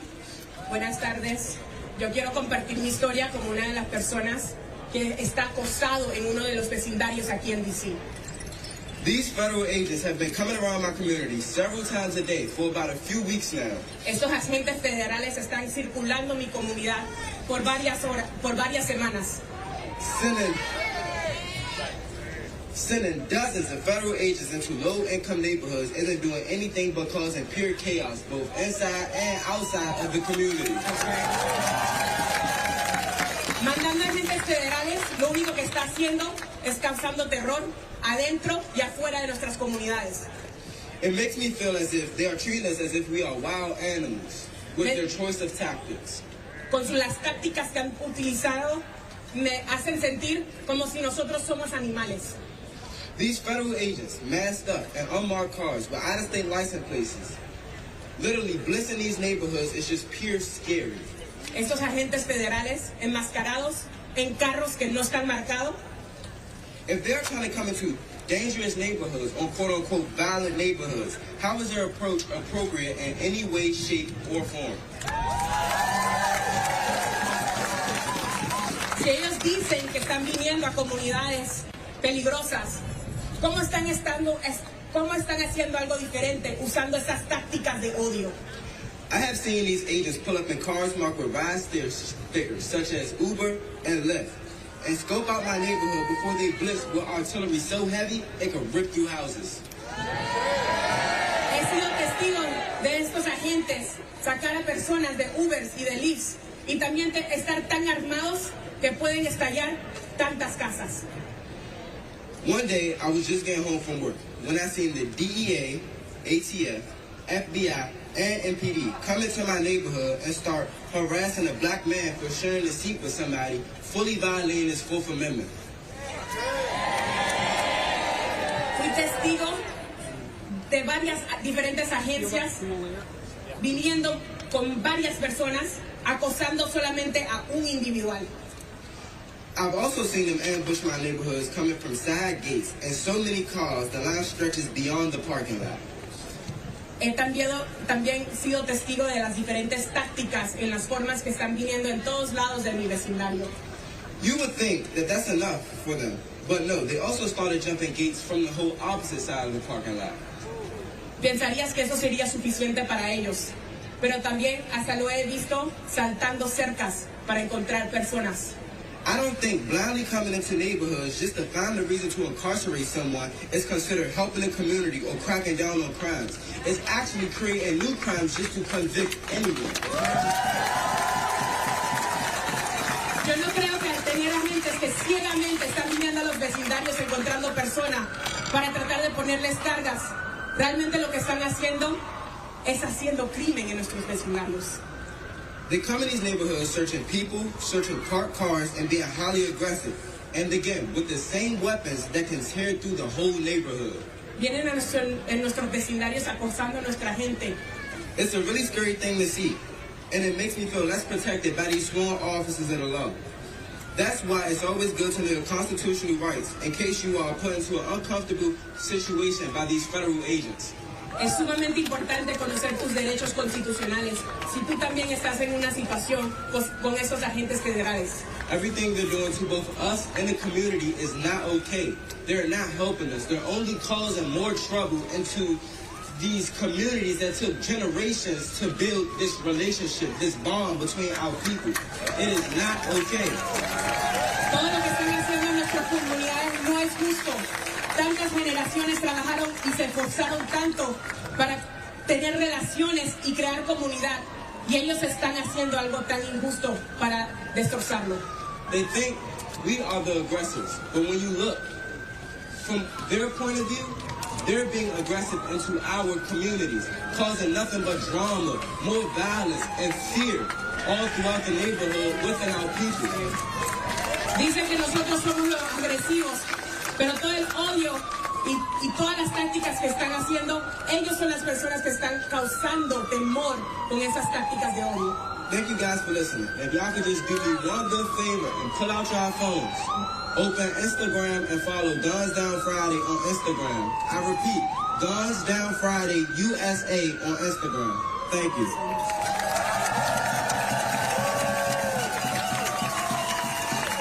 Thank you, and always listen to the youth. Free DC! Free DC! Libera DC! Libera DC! All right, y'all. Let's keep it going. Free DC! All right, thank you so much to Nene and to our incredible black youth who do this work in the district every single day. We are here because of them. We should be here because of them. This is not the first time DC has had to fight for our rights. To remind us of the context of this specific moment, please join me in welcoming Reverend Mark A. Thompson, historian and activist. All right, as you see, they're just listening in live there to this We Are All DC rally. They're speaking out against the National Guard troops being there in the city, also speaking of their wish for statehood as well. And so we've been dipping in and out of some of these remarks that's been happening there live in our nation's capital. We're going to take this time to slide away for a quick 2-minute commercial break. On the other side, we'll continue on with today and this week's top stories. Stay right here with us.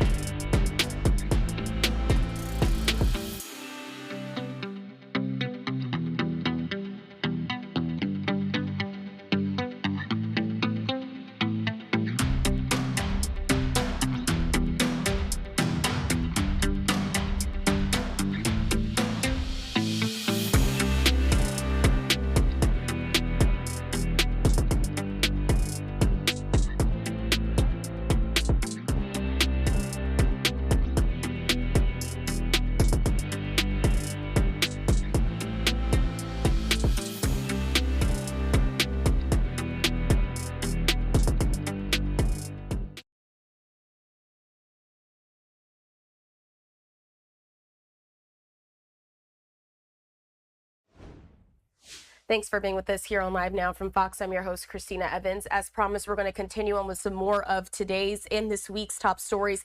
And a major story that we've been following comes from Florida. I want to put some video up on your screen as well as we talk about vaccine mandates there in the state. Florida is now seeking to become the first state to remove all childhood vaccine mandates. And so what we know at this time is that the state Surgeon General, Dr. Joseph Ladapo, he announced this decision on Wednesday, and he says that he is calling some of these vaccine mandates and requirements in school immoral intrusions on people's rights that hamper the parents' ability to make health decisions for their children. Of course, vaccine mandates, especially in the classroom, have been a long-time cornerstone of public health policy for keeping school children and adults safe from infectious diseases. So to talk a lot more about this decision and what could possibly come from it, I want to bring now into the conversation infectious disease expert, Dr. Peter Chin-Hong. Dr. Chin-Hong, thanks so much for being with us here on Live Now from Fox. Of course, we've been speaking a lot over the last year or so about different infectious diseases, how they pop up. But now this decision on vaccine mandates for school children there in the state of Florida. First, I have to ask you, what was your initial reaction to hearing some of this news? I was really surprised because it really is very extreme. And I was also very deeply troubled because it's not only about individual health. It's about the health of the community and the health of the health system as well that have to take care of people who get sick unnecessarily. And so when we're talking about some of these vaccine mandates, can you sort of explain to us first off how this comes about initially? How long have vaccines been a cornerstone of public health, especially as it pertains to there in the classroom? When I'm first thinking about some of those childhood diseases, it takes me back maybe about 60 to 80 years ago to the polio epidemic, or talking about even something as serious as smallpox. Can you sort of speak on that? Yeah, so vaccines for children's health and health in the community in general have been around for decades, actually. And like you said, Christina, you know, there was polio, there was measles, and a whole host of other immunizations that we rely on right now. Take measles, for example. You know, it wasn't very long ago when we had more than 500 kids die every year, but tens of thousands go to the hospital. For polio, like you mentioned, we're not only talking about deaths, but lifelong disability. So it is very significant to really think about not having this as a mandate for kids going to school, because we think about immunizations not only in protecting the individual, but do remember that concept of herd immunity. If enough people in the community get immunized, if enough people in the school get immunized, that protects kids whose immune system can't really respond to vaccines, or people who come from other places who may not be as well protected. So, you know, for many reasons, we worry about this move. We not only worry about Florida, but we worry about states like Texas, who may look at Florida's example and become emboldened to take similar measures. And I'm glad you brought that up, because typically as these sort of things come, they say that, and even in the articles that are being written about this, Florida seeks to become the first state. This is not necessarily going to start and end here. I do want to put up what we've heard there from the Surgeon General. Putting this up on the screen, he made this remark on X, saying Florida values medical freedom, informed consent, and parental choice. Thank you, Governor DeSantis, for making it all possible. I have to say, Dr. Chin-Hong, there is that conversation out there about medical freedom as well as informed consent. Can you sort of speak to maybe where the origins of this are occurring, but maybe how it can be a more nuanced conversation? Yes, definitely. It is more complicated than it seems. And of course, everybody has choice to make informed choices around medical care. But this is about the health care of the community. And even before the pandemic, we've seen the anti-vax movement, you know, become bigger and bigger and a larger part of our national discourse. But what happened is during the pandemic, because of public health interventions, particularly early on when we were socially distancing and sheltering in place, people became very aware of losing that so many freedoms that we had. And I think that's part of it as well. I think the anti-vax movement or anti-vax sentiment started before, but it got really jump-started or catalyzed by all the losses we had during the pandemic, not only in public health and individual freedom, but losses in friends and our way of life and the things that we took for granted. So until we take stock of that, I think all of this is really snowballed because of that. And I'm putting up some video as well that we have from this news conference where it all happened with the Florida governor, Ron DeSantis, really being at the center of this conversation and some of the political moves he's wanted to make there in the state of Florida. I have to ask you, how long has the medical community and the political agenda been lined up? Is this something relatively new that we're seeing, or is this something that has existed in this conversation for some time here in our country? I think there's always been political aspects of health when you think about global health and, how we deliver health, which is really intertwined very closely with politics. For example, with HIV prevention, we know that giving a shot or even contraception, giving people power can really be a big factor in improving their individual health, giving them political power. So that it's always been intertwined. But again, what happened recently has become so divisive. Even during the pandemic, I remember in the beginning, everyone was so aligned, everyone was so united. Healthcare workers were being celebrated because we were putting lives on stake to take care of people when we didn't know much about it. But as the pandemic progressed and as people really lost so much during those early years, it became very divergent between, as people saw less dying, less suffering, there was a difference between, was that really necessary? And it became very political. And if you look at what's happening now with Florida versus California, Oregon, Washington, and the 8 East Coast states, that's really a case in point of a country coming apart when it really has nothing to do with politics. It has everything to do with people's health and easing suffering in the community. And lastly, before I let you go here, we were just looking at some of those live images of the White House as well. The conversation has also gone national at this point. Of course, talking about RFK Jr., he testified in front of Congress earlier this week, speaking on some of the issues concerning vaccinations, particularly the COVID-19 pandemic and how you've been speaking about it and how he feels and others maybe in the Trump administration see how the pandemic was handled here in our country. When we're taking a look overall at what the sentiment is as it pertains to infectious diseases, vaccines here in the country, and the changes recently made at the CDC. Do you feel as though things are going to move in a solid direction, or what can folks sort of look out for when it pertains to their own personal health as these changes could possibly be made on the national level as well? I think what everybody's worried about, not because people won't be able to get information, because I think professional organizations and some states would give the unbiased scientific information, but it's really the ability to have it paid for and covered. Because of the CDC and the CDC advisors, which have been changed now, make different decisions that will affect people's ability to have it covered. And that's really troublesome to me, and a really bad move. So, I think what people should do is really try to stay up to date on vaccines, stay hopeful, talk to your Congress person or your lawmaker.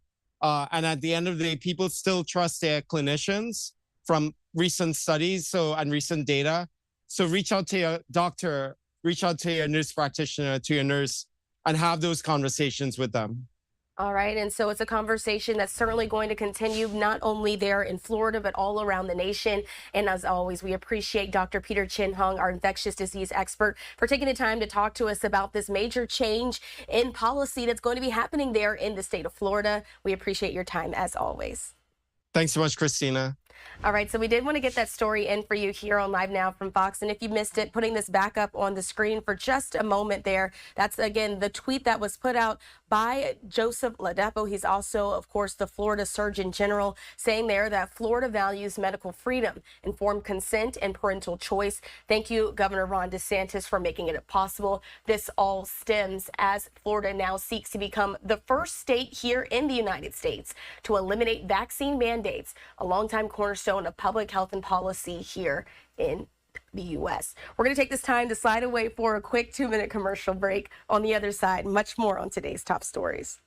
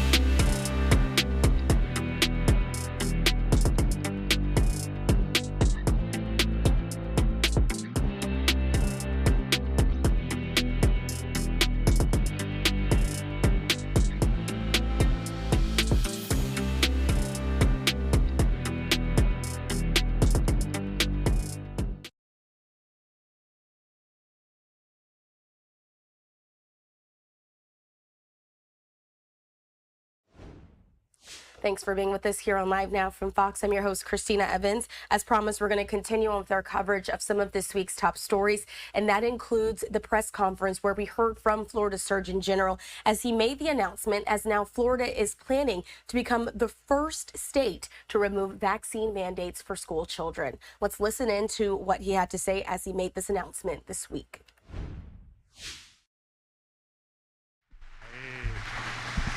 Hey, good morning. Thanks for hosting us. What an awesome crowd we have here. And, you know, that was wonderful hearing the governor. You know, one of the things I love about listening to him is he's a storyteller. And some people, I'm not a storyteller. I don't have that gift. But some people are storytellers. And it's just so fun to hear them, you know, recount history and talk about things. And it's always, I mean, it's such a pleasure for me to be able to hear the governor talk about what's been happening over the years, and everything there is true. Like, you know, it's just this sea of insanity and this you know, endless effort to enroll every living human being in this country, on the planet, in this insanity. And, you know, and just thank God. And we forget so often, we forget too much as human beings. And I guess it's the human condition, right? I mean, sometimes it's great when we forget things that weren't so good, and maybe sometimes it hurts us a little bit that we forget things that were really, really good. And what was exceptional is how Governor DeSantis basically single-handedly, you know, saved the country and, frankly, maybe the world by serving as a single, by serving as the single example of something that was completely oppositional to the hegemony that the rest of the world was either succumbing to or bowing down to, or being, you know, threatened into bowing down to, into subduing to. And you know, we came so close. You know, he said that if it weren't for what Florida did, we may have had vaccine mandates throughout the entire nation. And it's absolutely true. You think back to that period of time, remember all the energy, how all of that energy was ginned up, right? Remember how it was when you know, everyone on television, all of these medical leaders were, Dr. Fauci, other people were convincing everyone that the world had to shut down. Everything had to close, right? You get that amount of energy behind things, and unfortunately, you're able to change the world, and they did. And they did shut down the world. They shut down this country, and they created tremendous harm in the process, and they were wrong. And that kind of thing can happen. You know, oh, how did that ever happen? You read history. Well, guys, sometimes crazy things happen. And we were in one of those moments where not only did crazy things happen, but even crazier things could have happened. You know, and thank goodness, thank God for Governor DeSantis and the steel of his nature to not bow down or bend to fear, you know, and criticism. You know, thank God. And for, you know, there's so many individuals out there too who, you know, they may not have been governor, but they were fighting in their own lives. And thank God for their courage. And it took all of that to get us to a place where we are now, where everything is, you know, heading in a better direction. But that was not assumed. Like, that was created. It was created by the will of people who, you know, who fortunately are reflections of God's light against the darkness of tyranny and oppression, which is, you know, unfortunately ever present in this world and in this country. So we do have some great announcements to make today.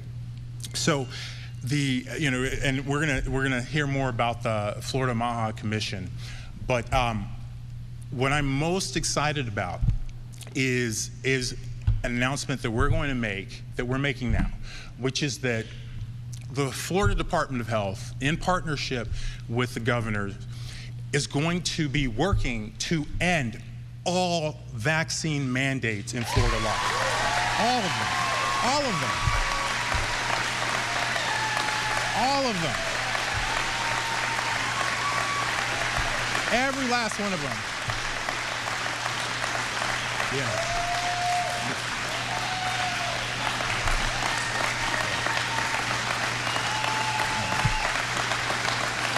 Every last one of them. All of them.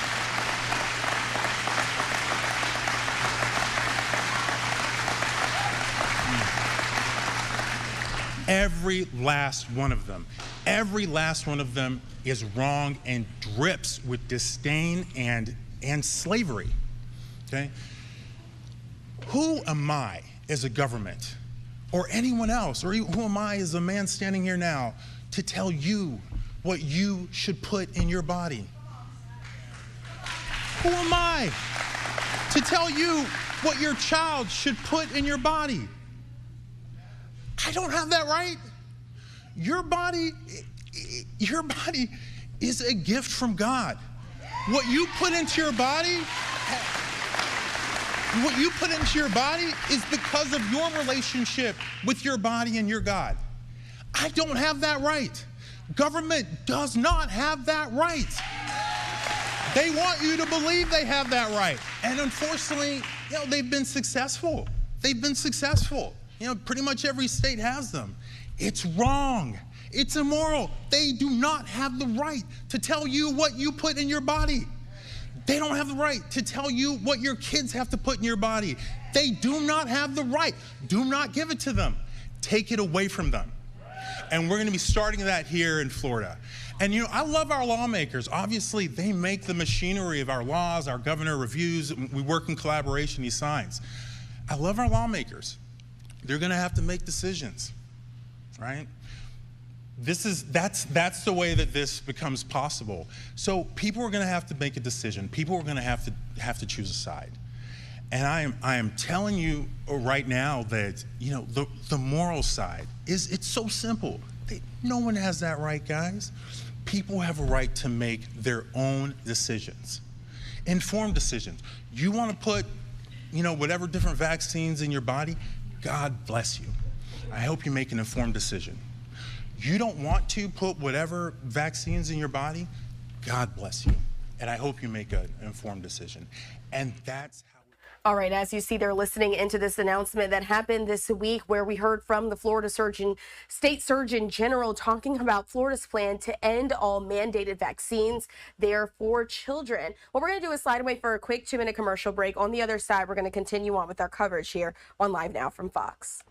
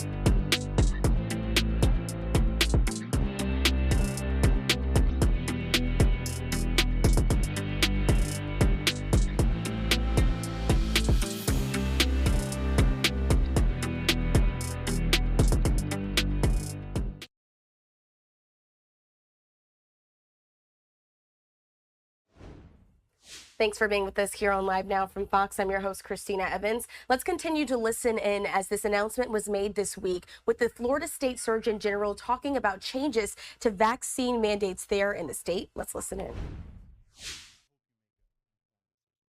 And that's how it should be.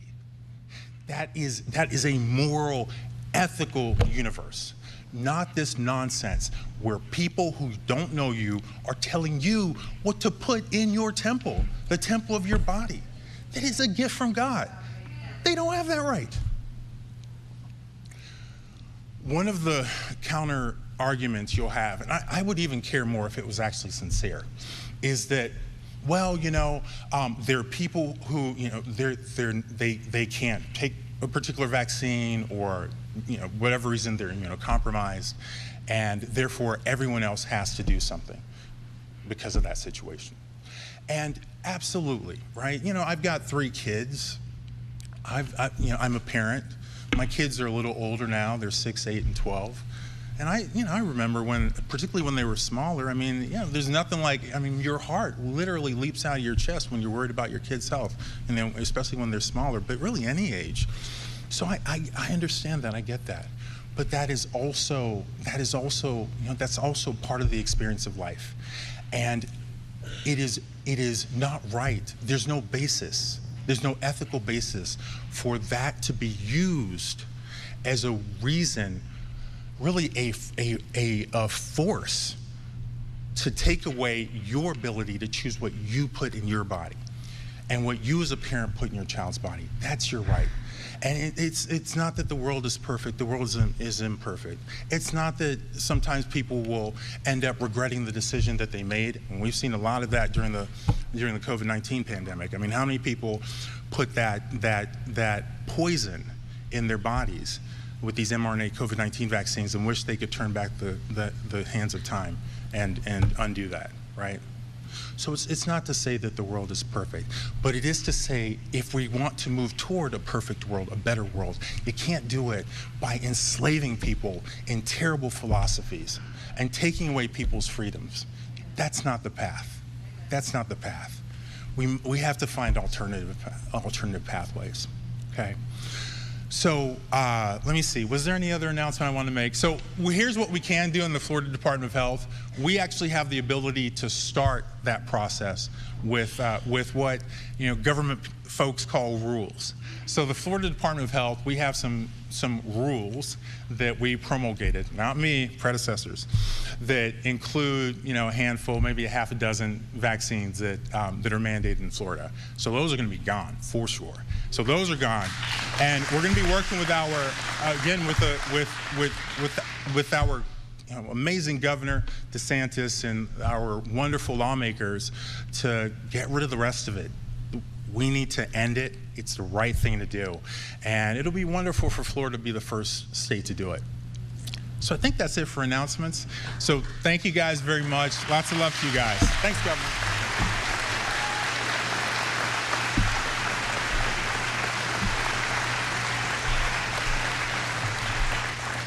Well, thanks, Joe. And, now I remember back in COVID, actually, when COVID really hit the fan in March of 2020, my better half was in the hospital having our third child, and it was a very empty hospital and very eerie, and I was trying to be with her. I'm talking to Deborah Birx and Donald Trump and all this stuff, trying to explain to them why I was doing what I thought was right in Florida. And meanwhile, we had our third child, but then it was like, okay, we're in there. We had a 4-year-old and a 2-year-old, and then the newborn, and we're just thinking of and she's like, I am not putting a mask on these kids. Like, it's just not normal, not especially at that age. And so we've, I think, just as a family, have kind of been more in tune to this stuff as a result of that whole COVID experience than we had been before. And, I think that's true for a lot of people. So she's done a lot of great work on empowering parents, empowering families, and she is the great person to be able to be chairing this Florida MAHA Commission.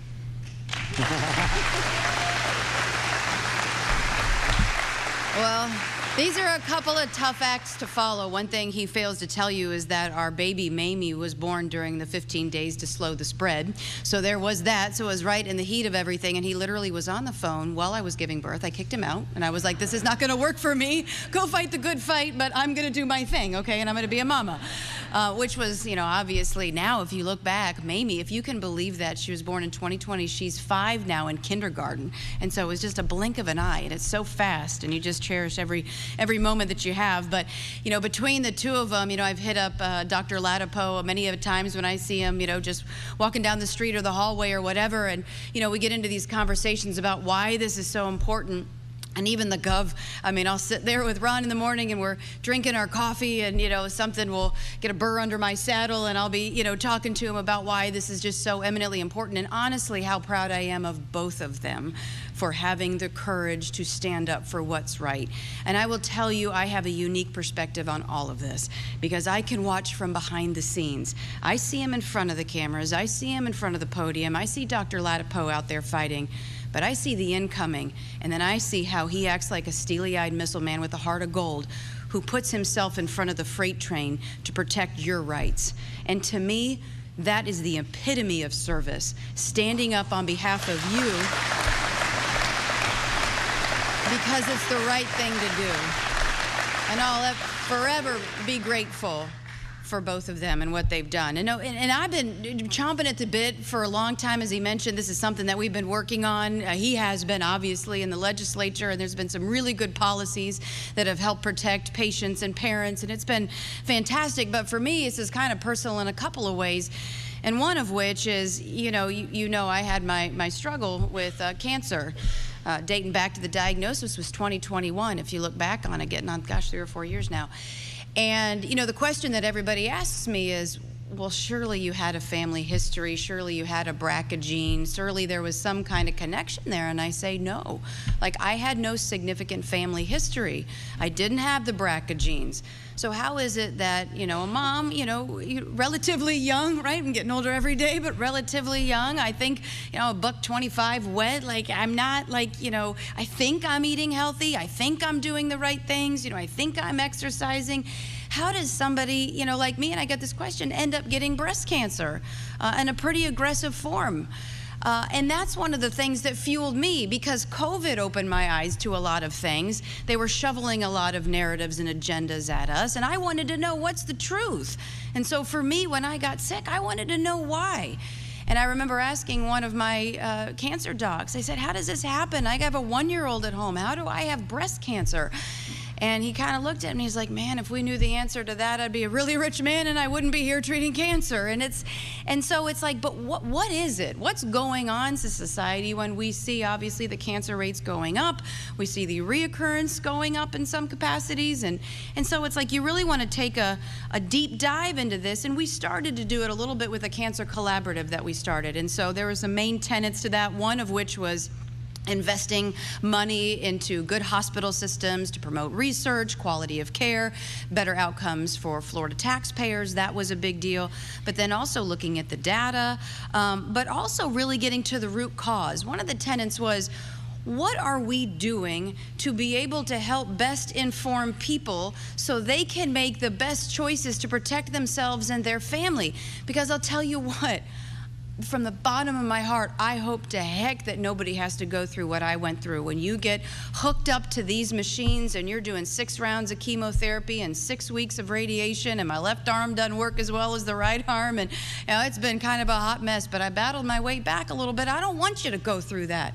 And if there's something that we know that's out there that can help protect you from getting sick, gosh darn it, we owe you that, to be able to give you the best informed data points and information so that you can protect yourself and you can protect your family. And, and I've done a lot of research on my own, and it's limited, and I defer a lot to the Surgeon General, who's very, very astute in a lot of this stuff. But I started researching it and reading books about food. I mean, it's what we're putting into our bodies after all, right? That's a big part of this. So I was researching, yes, processed is bad. Yes, these things, these chemicals we're putting in our body, but also why it's so important that we eat well. Sometimes we think that we're eating well because we want to look good in a bathing suit and you don't want to get overweight. But there's really boiling down to the cellular level. I remember one lady who went through breast cancer, she told me, you must eat broccoli and pineapple. And she was all about broccoli and pineapple. So I eat broccoli and pineapple every day. But the question is why?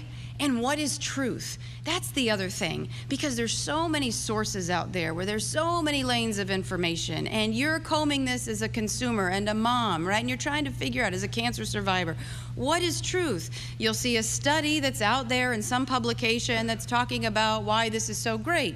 But when you peel back the layers of the onion, you find out that that study was put on by a company that makes a product that actually helps solve X, Y, and Z. And oh, by the way, the publication that posted it is pay for play. And so they're actually getting money from the company. So you don't know what to believe, right? And it's just very frustrating. So it's like, what is truth? And that's true for a mom of an 8, 7, and a 5-year-old. Because, just the other day, and I didn't tell you this, I don't know why there were corn dogs in the freezer, but that's another story for another day. But Madison was hungry, and there is a massive bag of corn dogs. Like, they're these little itty-bitty corn dogs. Anyway, in the freezer. And I'm like, what the heck is this? And so she wanted those. And I'm like, because I knew this Maha thing was coming up and I was going to see the Surgeon General. And so I said, I'm going to look at the ingredients. And I'll tell you what, if you dumped all of those corn dogs out of that bag and you just looked at the ingredients and I said, what am I going to give to my kids? You wouldn't know what the heck it was. I didn't see a corn. I didn't see a dog. I don't know what it was. And I dumped it in the trash, and I said, the heck with this. I was like, no, Madison, we are not eating corn dogs. And we moved on to the next thing, whatever that was. As long as it wasn't my cooking, she was happy. It was fine. But it's like some of this stuff is marketed towards kids in a really deceptive way, and I want to know truth. Just tell me as a mom what I can do to give my children the best opportunity to be healthy. Tell me what is the right balance of the right things that they need to be able to grow up and to be happy. After all, that's what this is all about. So in my view, in America, you have the right as a corporation, if you're selling a product, to succeed, to create a product, to be able to take that product to market. But you don't have the right to put chemicals or poisons in our food supply at the expense of our health, our well-being, the health and well-being of our children, to the benefit of a company's potential revenue, stock price, or return on their investment.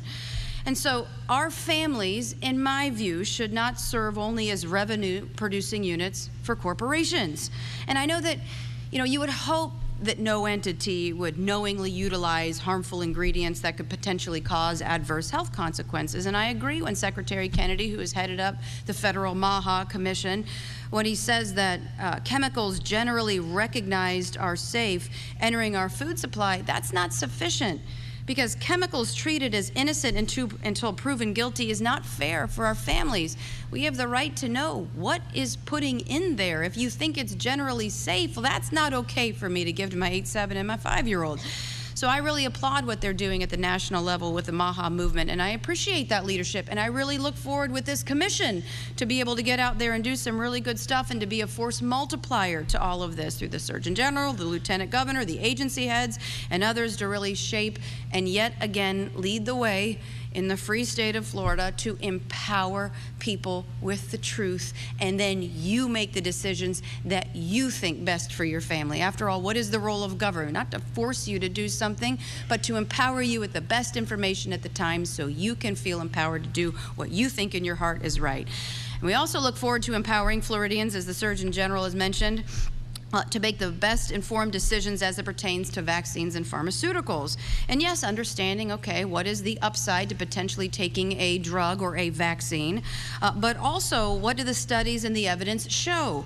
And be forthright and transparent about what the studies may be lacking, or the fact that there might not even be a study at all, whether it may be looking at the long-term implications about taking a certain kind of pharmaceutical, or even looking at like the vaccine schedule. For instance, I had a friend who had a child who went in to go get caught up with her vaccine schedule, and she told me that she had been really delayed on a lot of her vaccines, and the pediatrician at the time told her, well, it looks like you need 9, you might as well just do them all while you're sitting here. And she goes, I'm not a physician, I just don't, has that been studied to have all of these vaccines, 9 vaccines on a little kid at one time? And he goes, well, the CDC doesn't give us any guidance, this was a while ago, doesn't give us any guidance, so you can do whatever you want in this office setting. Well, I think we should be informing people about what it means if you're going to be doing a lot of these in one sitting, or what does this mean to the overall long-term health if you're doing some of this stuff. People have the right to be in the driver's seat, that's for sure, and they have the right to be able to know what's being put in their bodies, and they have the right to feel like they have enough knowledge to make informed decisions. And so, one of the things I'll kind of close with, and I think it's important, when we look at pharmaceuticals in general, and this is something that I've really kind of researched and I look forward to getting into the commission more with, is a lot of these drugs, you don't need them if you live a healthy lifestyle. If you're eating fruits and vegetables, you can reverse a lot of these chronic conditions. And when you look at America, 76% of all adults across the United States of America have at least one chronic condition. And so there's an analogy that a friend gave me about a tack in the shoe. Sometimes you have a tack in your shoe and it hurts. So you get medication or whatnot to help with the pain, but you never take the tack out. You never get to the root cause of a lot of this stuff. And getting in front of it, healthy eating, good nutrition, and the why. It's not just to look good in a bathing suit in the state of Florida, but the why. And it's not for anybody to tell you, but it's to provide the best information that we have so you can make informed decisions. And one more thing that I'm really excited about with this commission too, as we look at some of the things that we've mentioned, it's also other ways to improve the health, beyond just like the food and that sort of stuff. For instance, like fasting, okay? If it is as beneficial as some who have really touted its unparalleled success, then why are we not talking about this more? Why aren't we talking about intermittent fasting? Why aren't we looking at some of it? Why aren't there more studies? Why isn't it, if it is as good as what you can hear people say it is out there, why isn't there more public discourse? Well, maybe because you can't monetize it. Just throwing that out there. So it's like, what is beneficial that we can do to be able to help people? So, I mean, I'm honestly, this is something I have been super excited to do for a long time. It's an honor and a privilege to stand up and fight for mamas and for families and for people to be able to make the best decisions so that they can be happy in this great American experiment. So thank you very much.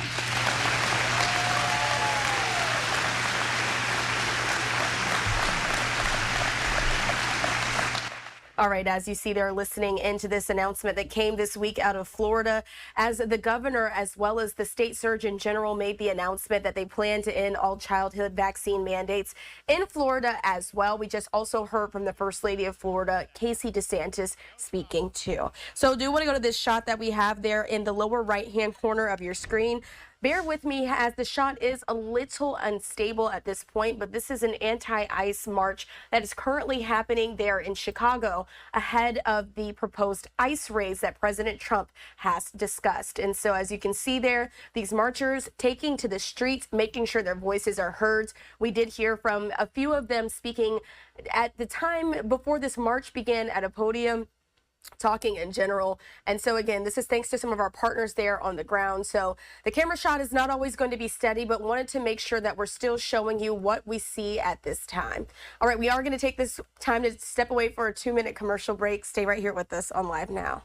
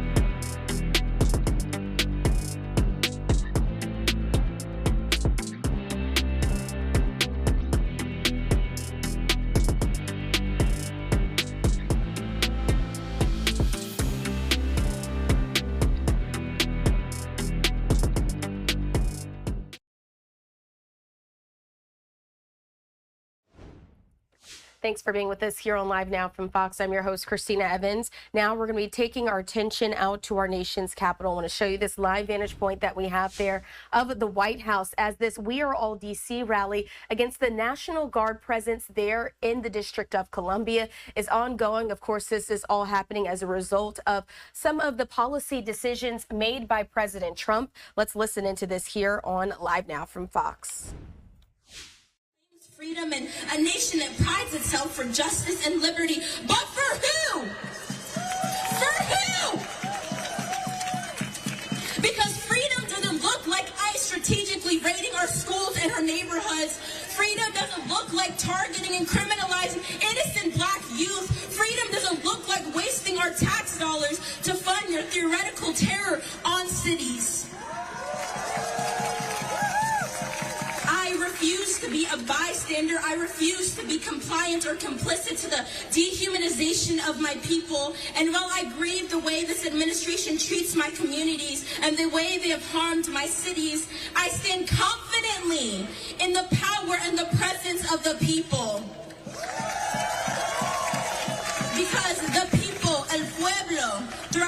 history and across all movements, across all borders and countries, we have been the ones to curate radical change and revolution. And so together we will do it for every city, for every corner of the country, and also for the world, because our struggles and oppression are shared, and our liberation shall be a victory for all of humanity. I want to take a moment to share a quick story with you all. Just last Sunday, I went to Columbia Heights with my mom, and that neighborhood holds a special place in my heart. It's a community empowered by immigrants, homes filled with beautiful black and brown families and bodies. It's a place of life, of different languages, of prosperity and vibrancy. It's where I go to volunteer with my roommates. It's where some of the best hole-in-the-wall food spots are. And right off the metro, it's where street vendors sell chamoy, fruta, taquitos, papas con salsa, and other goods. On a regular day, you will see dozens of vendors lined up on the sidewalks close to that metro. Last weekend, there was only about two. I asked ¿Qué pasó? And a vendor responded saying that they were either taken by ICE or too afraid to show up. Terrified to do their life's work that paid their rent, work that put food on their table, work that supported their families.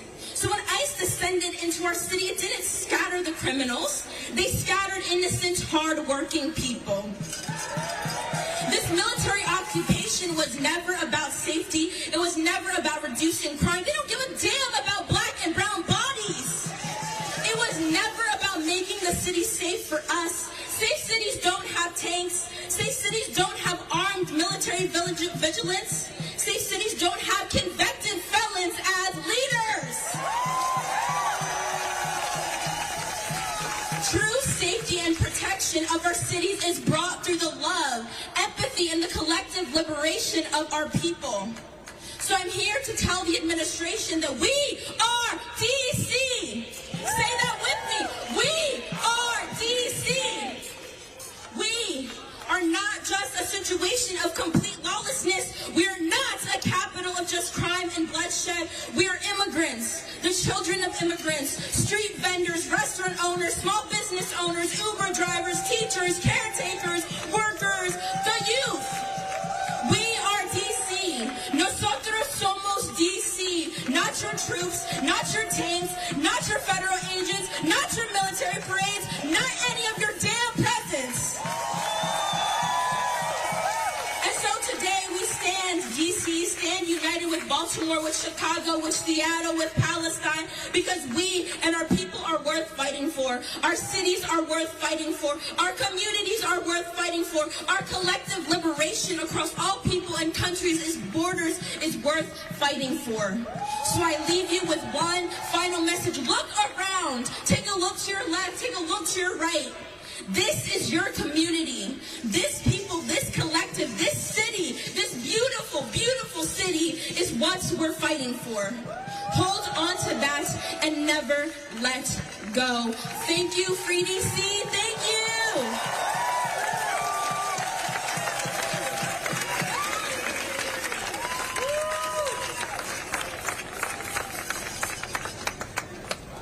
All right, Cartel, United We Dream Action. Thank you all so much. Next up, we have Jaime Contreras, Executive Vice President of 32 BJ SEIU.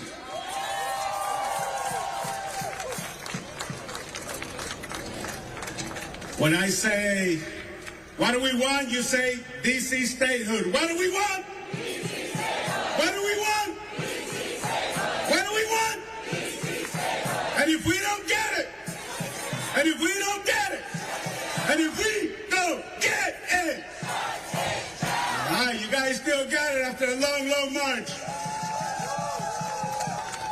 All of our members across all of our unions on this stage, right here, from those who clean all these buildings around you and protect them, federal buildings, commercial office buildings, they work at airports, construction workers who build our cities. I know the trades are here, the painters, those who host residents and tourists at restaurants and hotels, I know you're not here, is in the house. Those who teach our children, NEA, Washington Teachers Union, I know they're here as well.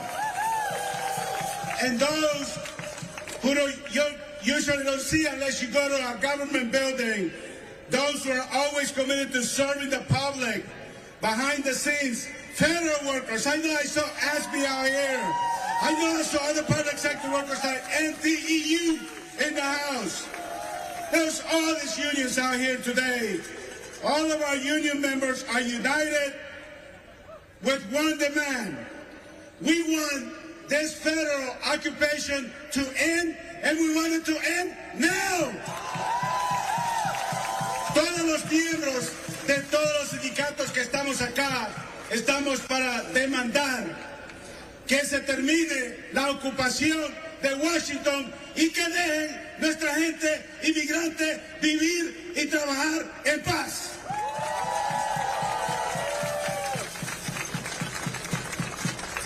I'll leave it with this. DC workers deserve better, so we demand better. As a country, we are better than this. To my fellow military men and women in uniform who are walking our streets, I'm going to say, I'm sorry that you're being put in this position. I know many of you are asking, what the hell am I doing on the streets of Washington, D.C.?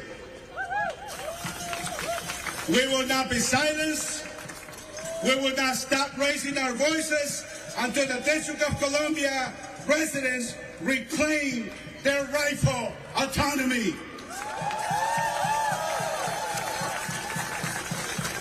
We know by experience in the labor movement that when we fight together, we win together. When we fight,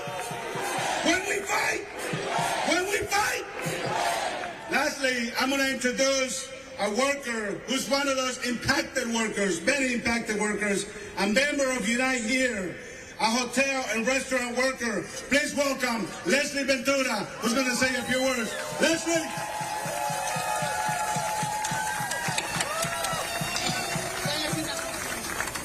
Hola a todos, mi nombre es Leslie Ventura. He trabajado en esta ciudad por más de 7 años. Nunca me había sentido tan insegura como ahora. I'm Leslie Ventura. I've never felt so insecure as I do today after working in the cities for how many years? 7 years. All right, as you see there, this portion of the press conference that's happening right now in Washington, D.C., really a rally that they're speaking out against the National Guard troops and their presence there in the District of Columbia, as well as talking about how those in D.C. would like to see statehood. We're going to continue on these comments, but step away for a quick 2-minute commercial break. Stay right here with us.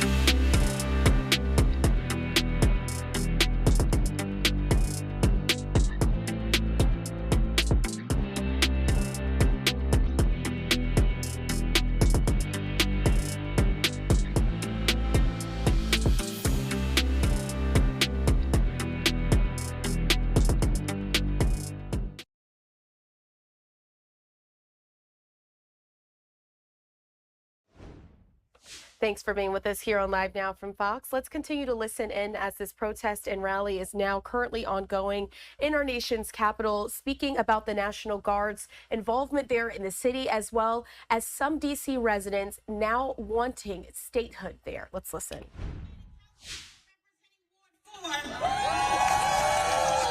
want to speak today because I think there's some confusion in the country where we stand as a district and as district leaders.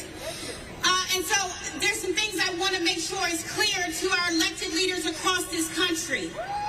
This city, our city, is beautiful. D.C. is a sanctuary city. It is a city that embraces, not excludes. It is a home to black families who have been here for generations. To immigrant families who came here seeking safety and opportunity. To federal workers, to service workers, to transit workers, to artists, to educators. People who have built their lives and their communities here. That's who we are. We are a city that believes deeply and unapologetically in a world where every person's needs are met and every person can thrive. We are a city that believes in fundamental rights enshrined in the Constitution, rights that are not conditional, not negotiable, and not reserved only for a few. That is the D.C. I come from. That is the D.C. I represent. But what we have seen in these last 3 weeks have been more devastating. It has been chilling to the bone. We have watched this fascist regime, make no mistake about it, we have watched this fascist regime trample the constitutional rights that every person in this country should be able to count on. We have listened as they have tried to rewrite the story of our city and this country and black history, but we will not let them erase the truth. And we need the rest of the country to understand, truly understand what is happening on our streets, what we are witnessing, the breakdown of the very legal and constitutional protections that are supposed to define this nation. This regime has tried to intimidate and terrorize us, to break our spirit. They want us to believe we are powerless, that our rights be suspended at will, that due process, the First and Fourth Amendments, equal protection under the law can be ignored. And let's be clear, they chose D.C. for a reason. This city is home to more than 700,000 residents, Americans who live without full constitutional representation.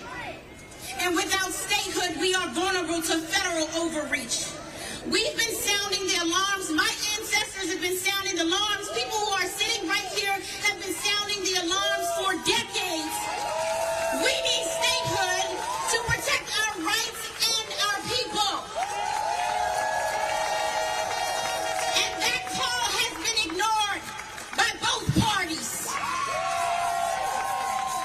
And now, it's not just D.C. residents who will pay the price. It's the country and the Constitution itself. And the price is steep. I've seen it with my own eyes. Tanks in front of Union Station, masked armed agents, unidentifiable, roaming our neighborhoods. No badges, no names, no constitutionality, no accountability.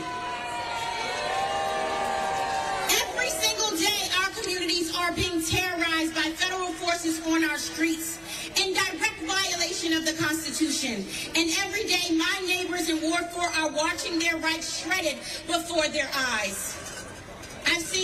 We've seen parents ripped from their child's arms on their ways to school, without a warrant, without probable cause. Which party is the party of families? Because I don't see anybody sticking up and standing for our families who are being destroyed. Food delivery workers pulled from their car, pulled from his car by masked men. No explanation,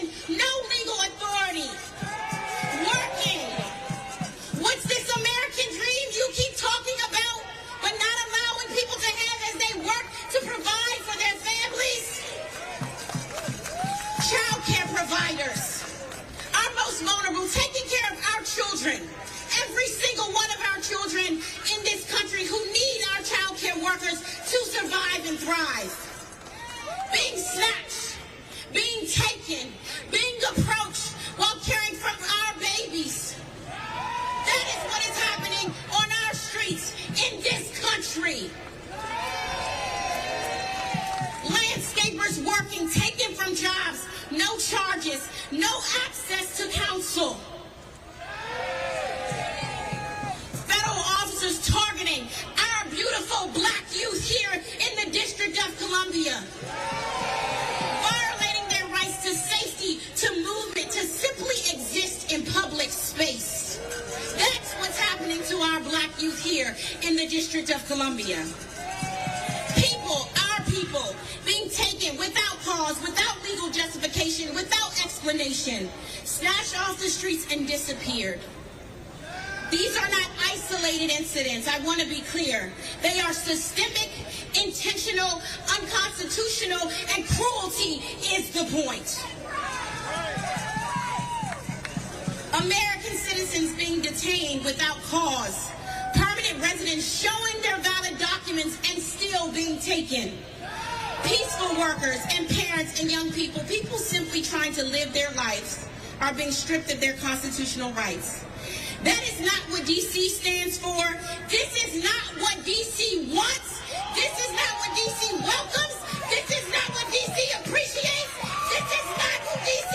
is as a city, and this is not what we are going to stand for.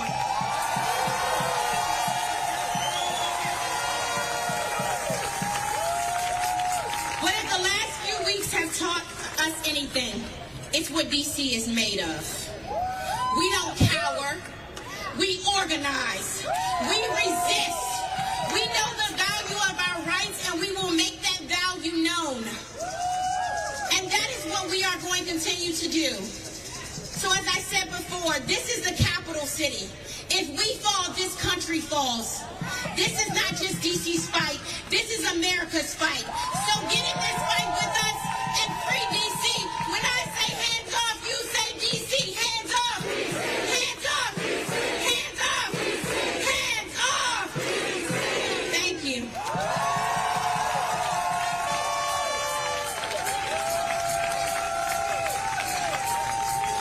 Let's get that going. Janice for mayor. Janice for mayor. Janice for mayor. Janice for mayor. All right, Council Member Janice Lewis George. Thank you.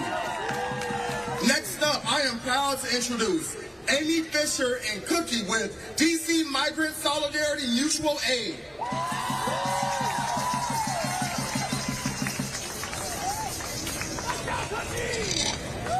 Buenas tardes.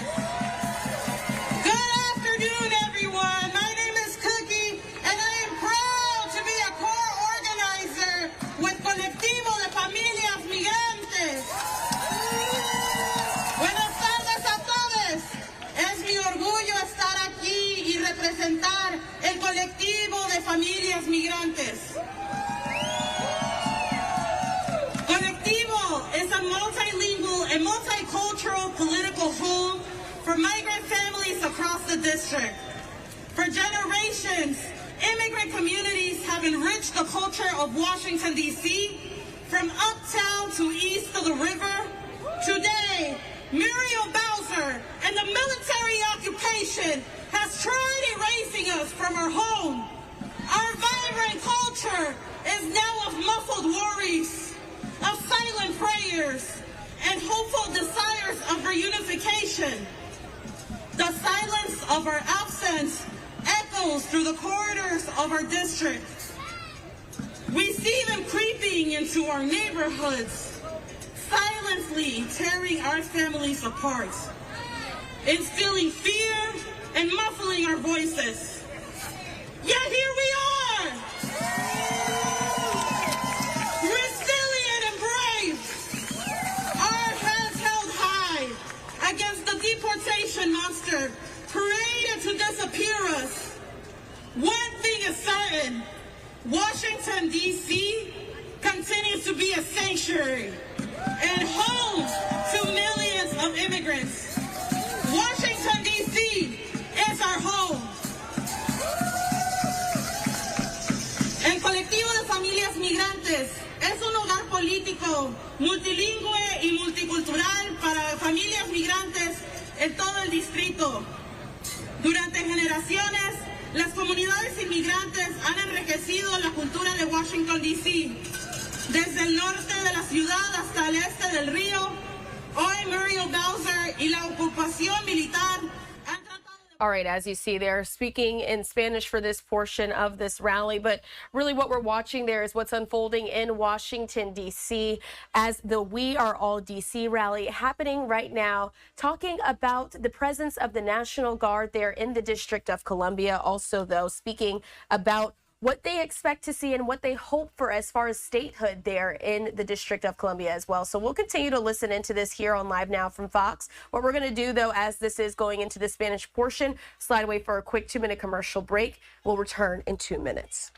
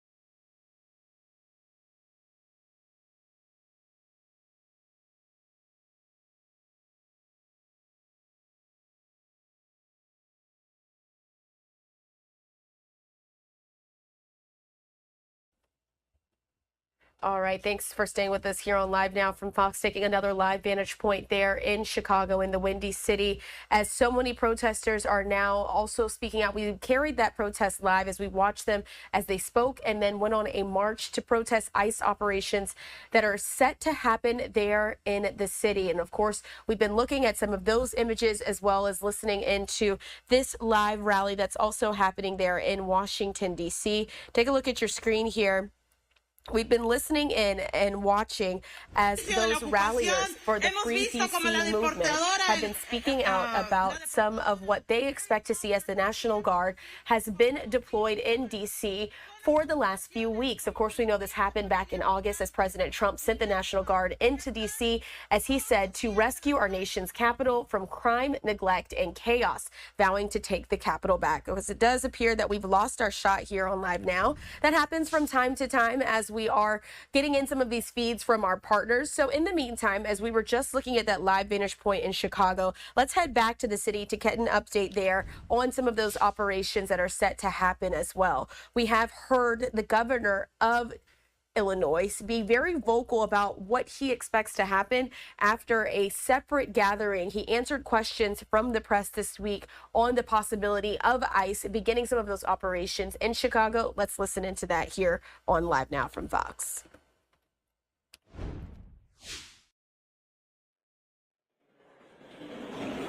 Wow, it's a whole lot of you today.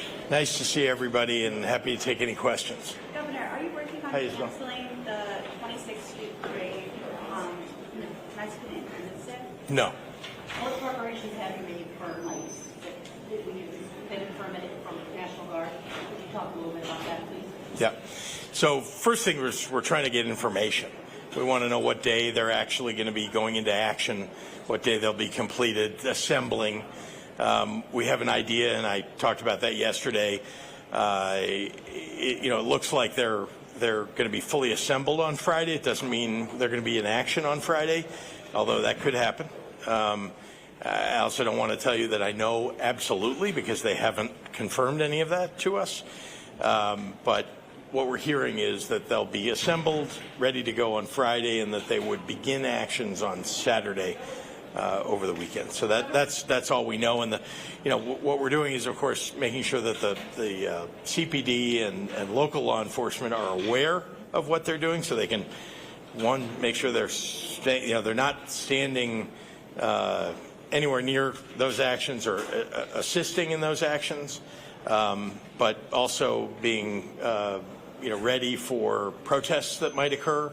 And then, very importantly, we've asked for the public to be ready with your iPhone and any way that you can to record what's going on in their neighborhoods by ICE, because we think that's the best way to demonstrate what ICE is doing if they're doing something wrong, or to keep them honest and doing the right thing because they know they're being watched.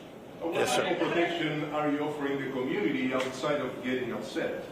Well, as you know, we cannot stand in the way. It's not like we're going to have armed men standing in between. That's not something that's legal. That's not something that the state of Illinois can engage in or the city of Chicago can engage in.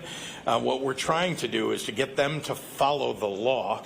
And when they are not following the law, we can take them to court, prosecute them if they're doing something truly illegal, which one of the things we're very concerned about is you saw what happened in L.A. There was a whole lot of activity that appeared to be illegal.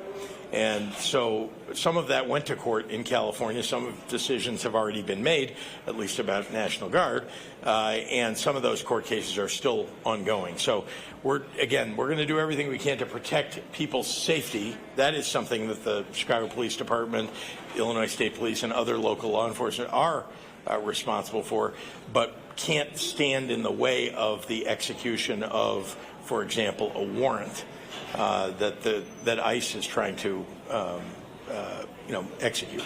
Yeah, Marianne. There are those critics who are saying this is all political. You won't call the president because you have your own aspirations and it would look weak. How do you respond to that? That's silly. That is absolutely ridiculous. Let me be clear. The president is begging me to call him to ask him to do something that we don't want. He wants me to call him and ask him to call in National Guard to the city of Chicago. We don't want it. So that's why I'm not calling the president. I have been very clear about what we do want. What we do want is civilian law enforcement assistance. We want to make sure that we have enough FBI, ATF, DEA on the ground. We have some already, as you know. They do really good work, working in tandem with state police, working in tandem with Chicago Police Department. But we can use more. We can interdict more drugs and more guns that are coming across the border into the city, into the state of Illinois. And there's more work that we can do to make sure that we're fighting crime with, again, civilian law enforcement. And I've been very clear about that. The president wants me to call him about National Guard. I'm not going to do that. Governor, Yeah. you talked yesterday about picnics and parades specifically. Can you tell us sort of where that intel comes from? Because, you know, our station's been talking to parade organizers today, and they say, you know, as far as they know, there's no reason to believe that's a threat. Can you tell us where your information comes from? Look, I'm not going to tell you where it comes from, and it's not because it doesn't exist. It's because we've gotten calls from people who don't want to reveal their names to the public. These are people from inside the administration or inside the military or inside the National Guard who are concerned about what's happening in this country. These are patriots who want us to know what's happening. We're getting no information from the federal government, and all we got was one call from Gregory Bovino, who let us know that ICE would be instituting actions in the city of Chicago without any details at all. So I want to be clear. I'm not going to reveal where we're getting this information from, but I am going to be communicative to the public about what we have heard and what we do know so that they can be prepared themselves. Olivia. Thank you. Governor Abbott yesterday, after your comments, basically denied that the Texas National Guard is being staged. I'm wondering if you can respond to that. Yeah, guess what? When they want to federalize, sorry, I just want to respond to that because I've heard this. When they want to federalize the National Guard, they do not call the governor. They call the National Guard. There is a National Guard Bureau in Washington, D.C. that operates with all of the National Guards across the country. They start there, and they work through the National Guard. So I'm not suggesting that I am absolutely certain of whether or not the Texas National Guard will, in fact, end up in the state of Illinois. What I know is that we've been told by people who seem to have the credentials to know that that is what is happening. If he wants to deny it, the governor of Texas, let's just take into account that he has not been a good actor at all toward the state of Illinois. So I don't really trust anything that he is saying in this moment. Yes. I'm calling the president. You said something to the effect yesterday, you don't want to be part of the spectacle. But President Trump tends to like a show. The spectacle, yeah.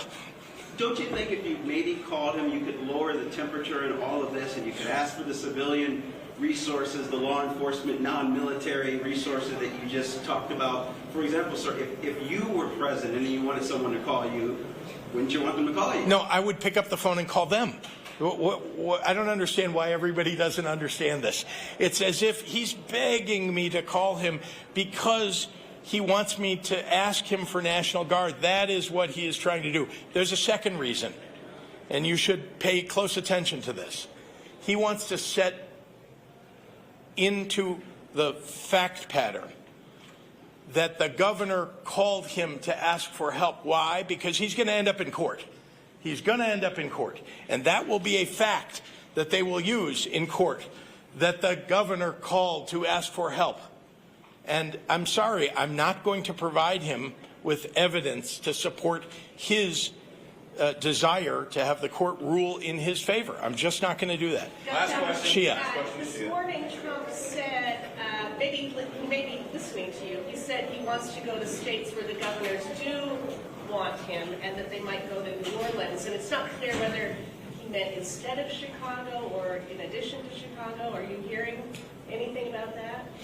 Now, I think it's possible that he actually heard about the decision in the California case about National Guard. I mean, I know the man doesn't read much, but maybe somebody told him about it.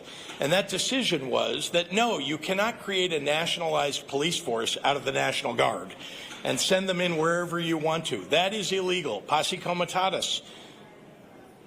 Period. Everybody should look that up. You cannot do criminal investigations or law enforcement with our military. And that is what that case held. That is what the law already says. And I think he is just, I mean, he may have actually heard that. So where can he go? Well, where a governor asks for help or asks for the National Guard to come in. I want to point out one other thing. The governor of Louisiana doesn't need the President of the United States to call out his National Guard to deal with crime. A governor can call out. I called out the National Guard. I've done it several times. I did it when we had protests that got out of control in the city of Chicago. I've done that before as a governor. Governor of Louisiana can do that too. So you should pay attention to, he's looking for circumstances in which the governor is willing to call out the National Guard so that he can look like he's getting something done. The governor of Louisiana can do that on his own, doesn't need the president to ask him to do it. All right, thank you so much, everybody.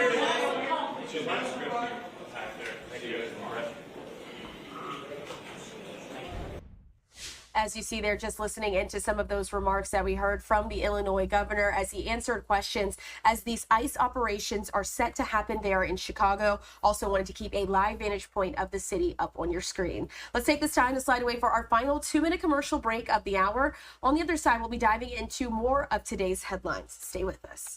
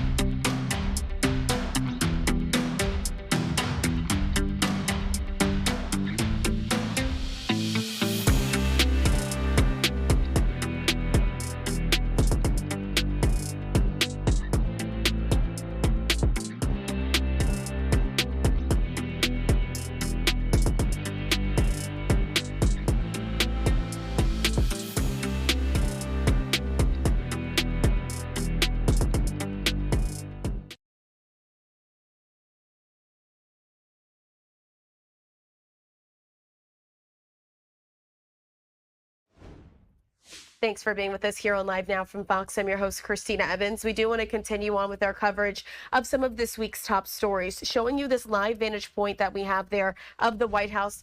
Quite rainy there in our nation's capital at this point. But we do want to listen in to some of these remarks that happened yesterday from Stephen Miller. He's the White House Deputy Joint Chiefs of Staff.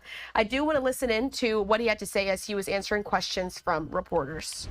Hey guys, you're all going to hear from the president very soon, so I don't want to step on any announcements he may make, but I'm happy to take a few short questions. Can we just get your reaction to the jobs report? The president has presided over the most extraordinary economic turnaround in American history. During the Biden administration, we saw 0 net job gains for American workers in 4 years, which is an economic depression for American workers. It's an actual depression.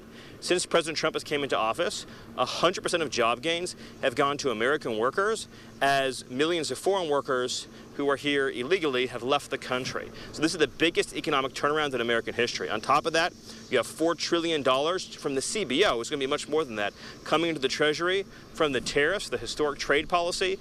You have well over $15 trillion of pledged foreign investment coming into the country to revitalize the economy, and you have the passage of the largest package of tax cuts and reforms in American history. So we are living through the most successful, extraordinary economic revival. You see car plants coming in, you see steel plants coming in, you see manufacturing plants coming in. You're going to see all these critical industries, pharmaceuticals, chips, semiconductors, reshoring.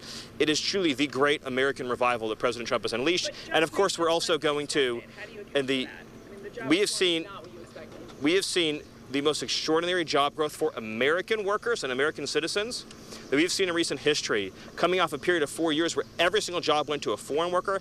Foreign workers are now leaving the economy. American workers are getting all the benefits. And of course, we have larger issues to deal with the integrity of BLS that President Trump has spoken about. And we're going to get that fixed, and we're going to get honest and accurate jobs numbers. Next question. Yes, sorry. Yes. Yep. Can you respond to Washington, D.C. trends through the Trump administration over the National Guard? Well, I think the important thing is, you know, the D.C. Attorney General's office is a separate office. It's not part of the mayor's office. Not many people may realize that in Washington, D.C., that the Attorney General operates completely separate from the mayor's office, and which is an unusual setup because typically, you know, the mayor would control the full administration of the justice authority within her city. The mayor's office, as you know, issued an executive order requiring long-term cooperation between the city and the federal government. And that's what President Trump has asked for from the beginning. He said that we want cities that want our help to formally seek it out and request it. And so the mayor, to her credit, she signed an executive order creating the framework for that long-term cooperation. And now as a result of that executive order, the federal law enforcement assets, the National Guard assets, and the full federal apparatus will be able to work with the city to deliver this extraordinary public safety improvement for the long term. And you're only seeing the very beginnings of this. So, you know, during the first few weeks, of course, we've seen these radical reductions in violent crime. We're just getting started. DEA, ATF, FBI have only just begun to identify, disrupt, and dismantle the criminal organizations that have been wreaking havoc on the city for so long. And we're going to take them apart, member by member, group by group, piece by piece, and we're going to set this city free. I have time for one last question. On immigration, could I ask you on immigration? Could I ask you on immigration? And the Democrats' attempt to drive a wedge between President Trump and Secretary Kennedy, their attempt to do that, I guess, today's CDC hearing. The Democrats are continuing to support a completely failed approach to public health that we've seen over generations has resulted in chronic increases in obesity, in diabetes, in heart health, and just in general, the chronic disease burden on America has been extraordinary. It is the #1 driver of public health costs, and it's the #1 driver of early deaths. And of course, in particular, especially tragic has been the early childhood chronic disease burden. You know, so, and I say this as a parent of young children, there's so many kids, you know, who have allergies, who have asthma, who have skin conditions, you know, for example, psoriasis or eczema, who have all kinds of chronic digestive issues, gut issues. There's so many health issues. Not to mention, of course, the particularly terrifying illnesses like pediatric cancer. And so President Trump and RFK are working on getting to the systemic causes. What is our environment? What is in our approach to healthcare? What is in our approach to medicine that is either failing to address or is contributing to this chronic disease burden? And we all celebrate RFK, Bobby, for his leadership in this issue. And President Trump has been committed from the beginning to developing a comprehensive approach to reducing chronic illness in America. Time for one last question. Over here. On Venezuela, President of Colombia is saying that cartel of the Suns does not exist. What can you answer, and which message do you send to people in Venezuela after this indictment of Nicolas Maduro? Well, as you know, and thank you for bringing it up, Nicolas Maduro is an indicted drug trafficker. He's indicted in federal court. He is a fugitive from justice in America. As I think you're also aware, there's a $50 million reward for the return of Nicolas Maduro. Not just him, his henchmen have also been indicted. So it is a drug cartel that is running Venezuela. This is a very important point. It's not a government, it is a drug cartel, a narco-trafficking organization that is running Venezuela. And this has been documented in federal court, and indictments have been secured. The people of Venezuela have been suffering and struggling under the reality of a nation that is so rich in resources, so rich in reserves, that is run by Maduro, the head of the cartel that you referenced, the Cartel de los Soles. That is absolutely one of the most ruthless criminal cartels on the planet. And many Americans may not realize that the drugs killing their kids are coming from Maduro, and also the criminal aliens killing their kids are coming from Maduro. So he's sending his drugs, he is sending his killers, his assassins into our communities, and he's working directly with other designated foreign terrorist organizations like the FARC in Colombia and all the Mexican drug cartels. So it's one continuous loop. For decades and for years, for generations, we used our military to engage in action against terrorists in the Middle East and in Africa, while leaving unharmed the terrorists in our own hemisphere who are responsible for so much more American deaths, so many more American deaths, who have spilled so much blood across the Western Hemisphere, who have bereaved so many parents and families, and who have contributed to such a horrific cycle and just nonstop, relentless surge of violence in our cities. Every major city in America is suffering from cartel violence. Even the U.S.-based gangs are working directly with these cartels. The drugs, the guns, the weapons, the cash, the organization. We've been occupied by cartels for far too long. President Trump is finally allowing and directing the United States military to use its authorities under the Constitution to defend America from the terrorist organizations that have run free for too long in our own hemisphere. Thank you all, and thank you for the question. On foreign policy. Are you sending ICE operations there today? Have they started yet, sir? ICE in Chicago? All right, as you see there, as the White House Deputy Chief of Staff Stephen Miller walks away into those doors of the White House, we heard him answer questions there on multiple topics. This all happening right before we listened into that press conference that came from Washington, D.C., as we listened into President Trump as he signed executive orders specifically talking about changing the Department of Defense over to the Department of War. Of course, we know that this name change is going to be put into effect. We've already seen some video of it happening in certain spaces, as well as upgrading and changing the name of Secretary Pete Hegseth. He was formerly the Defense Secretary Pete Hegseth, now called the Secretary of War. And so we'll be diving into those topics and what this means for our country here in just about 2 minutes. We're going to slide away for our first commercial break of the hour. Stay right here with us.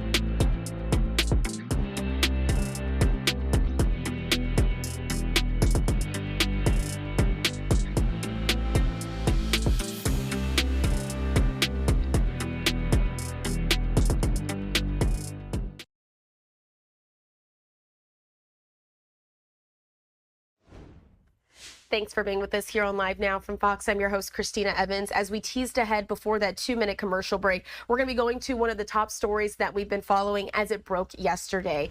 It is now official. President Trump has decided to rename the Department of Defense to the Department of War. Let's now check in with Fox's Connor Hansen in case you missed the story out there here on Live Now from Fox. With a stroke of President Trump's pen, workers began removing the old letters spelling out the Department of Defense at the Pentagon. For the first time since 1947, it will be called the Department of War.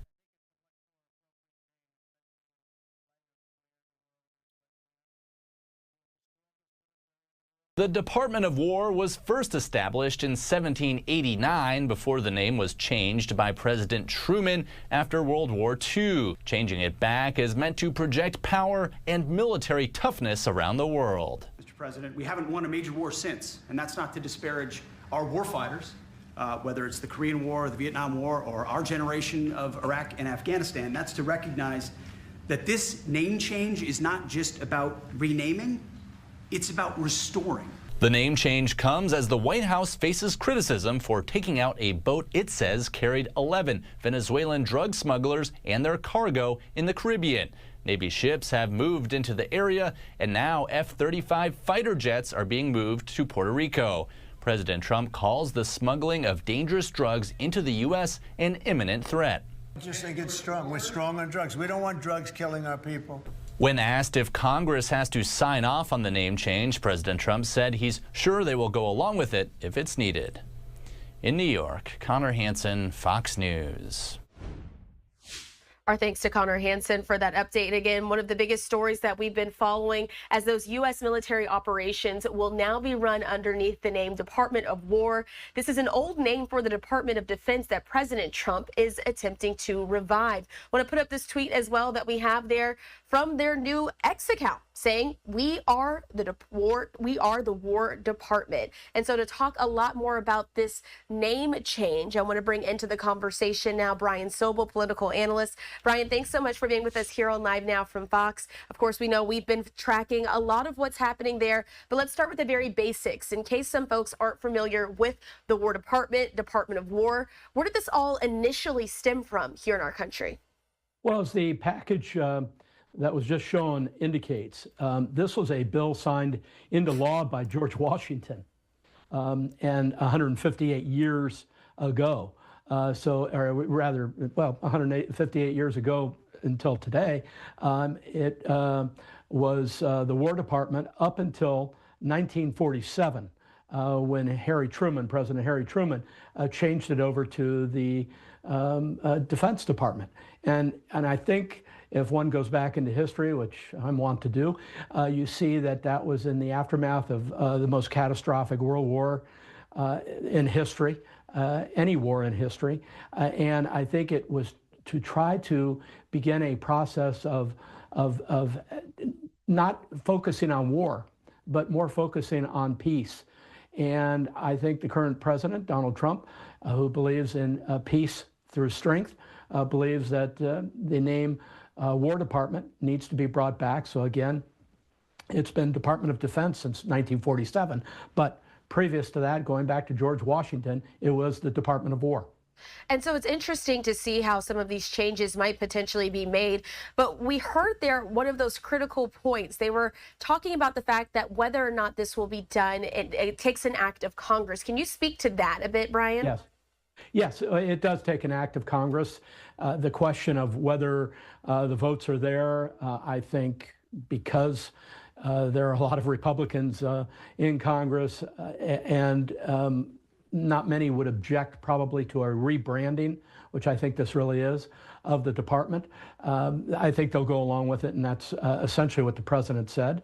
But you know, people look at names and connotations and decide whether the idea of going from a more passive Department of Defense to a more aggressive Department of War at this time in our history is the appropriate thing to do, and I'm sure that it will have its critics. And Brian, and so as we're looking at some of this video footage from this happening there in the Oval Office yesterday, we know that President Trump is one for some of these name changes. I mean, off the top of my head, I can easily name the Fort Bragg, Fort Liberty conversation that happened as well. Once he came back into office, President Biden had renamed what was Fort Bragg at the time to Fort Liberty. But that initially changed as soon as President Trump came back into office with the second administration, also going to change the name of the Gulf of Mexico to the Gulf of America. Why does he see some of these name changes, or branding, if you will, important for how our country is looked at? I think he looked at a lot of these name changes as weakening the warrior ethos and the military in general. Under the previous president. I mean, some of these base changes were as a result of the specter of the Confederacy, and some of these names of posts, especially in the South, were named after Confederate generals. And I think in an attempt to kind of deal with issues like DEI and other things, the previous president went along with name changes. And in some cases, you looked at it and said, okay, Fort Benning, as an example, changed to Fort Moore, named after General Hal Moore, a fellow I knew. I knew Hal Moore. I interviewed Hal Moore numerous times. And so you say, okay, well, that's okay. Hal Moore was the hero of the Ia Drang Valley during Vietnam. But in other cases, it looked like just essentially name changes to erase history in the past. And I think Donald Trump comes along and says, we need to reestablish the names, the statues, the Department of War, as an effort to bury some of these efforts to minimize the contributions of a lot of people, and some contributions which we don't agree with.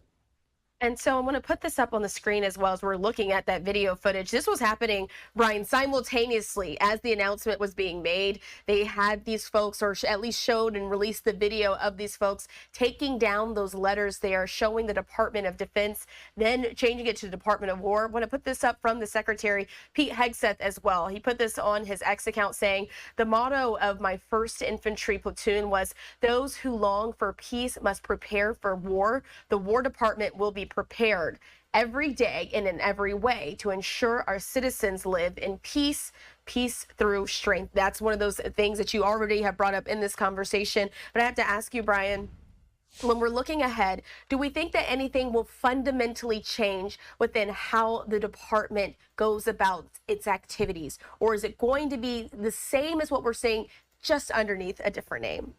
I think it's the latter, Christina. I think the Department of War now will conduct its business the same way it did as the Department of Defense. I saw a couple of critics saying that, this signaled to the Chinese and the Russians a new posture and that sort of thing. Chinese and the Russians don't care what we call our Defense Department or War Department. Their aim is to be, in the case of China, the global leader militarily. And so the idea that we're sending a certain signal to Russia, China, Iran is, to me, a non-starter. It doesn't send any signal at all. They already know about our defense posture, our ability as a nation, by the way, to wage war, which is singular in the world. It is the best in the world. They already know that. For them, a name change, a rebranding doesn't matter. But when one studies the history of war, which is part of my background as a military writer, author of a book on the famous General George S. Patton and his son, who was also a general, by the way, called The Fighting Pattons. You learn as you study military history that some things don't ever change and should not change. The military ethos, the ability to wage war for a superpower is undeniable. It has to be in place. And I think the whole effort here by Donald Trump and the new Secretary of War and formerly Secretary of Defense is to, again, rebrand in a way that everybody in the Department of War now understands that there's a new mentality, not on defense, but on offense. I have to ask, you brought up something that I found interesting, talking about whether or not other countries care about the naming. Are you aware of any other countries around the world that call theirs the War Department as well when it comes to the defense and the strategies that they employ when it comes to interacting with other countries? Not as directly as this, but you also have to consider that a lot of these countries around the world have undergone fundamental changes. The Soviet Union, as an example, is now Russia, and the other parts of the old Soviet Union are like Ukraine, and so the world has changed there, and so that's true around the world. I always remind people that the oldest constitution or charter of government in the world is the United States Constitution.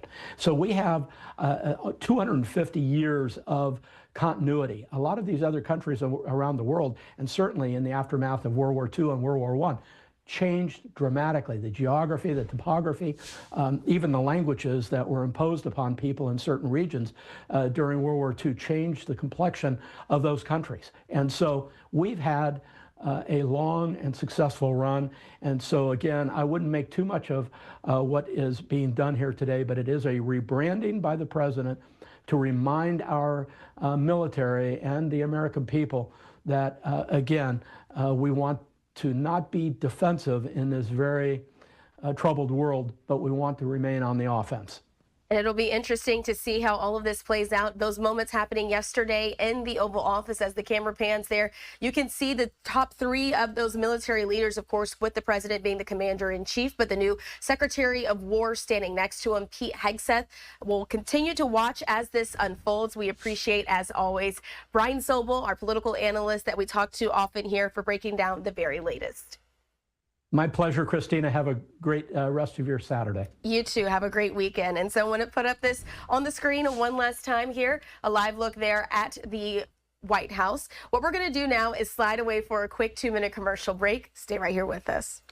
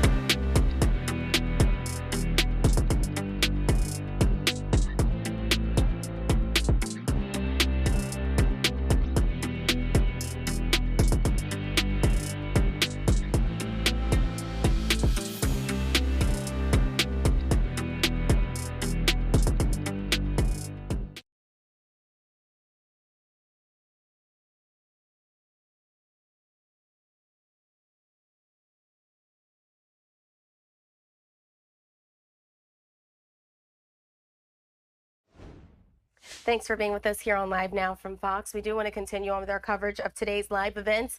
And this next live event takes us out to Houston, Texas. It's ongoing. Let's listen in here on Live Now. To advocate on behalf of the 18th Congressional District to benefit our care workers, because we know so many people right here in the district are reliant on our care economy, and we have to make sure we can get that more expensive. I voted on more additional funding for that in the DNC's platform committee while I was a member working on that. But in addition to that, one of the things that separates is the interest of transparency. Almost every single night, I do a nightly town hall, answering questions directly from people about the issues that they have. That's how I was able to talk to a veteran just yesterday at the Yates game, telling me that he was frustrated with the VA, frustrated that he felt as if there was not enough caseworkers to go and work for him. That's how I was able to go talk to somebody at a coffee shop that was telling me about how insane these ridiculous grocery prices are, how upset they were about the fact that school supplies went up more than 3 times the rate of inflation. That's not something that we should be able to be accepting in this country.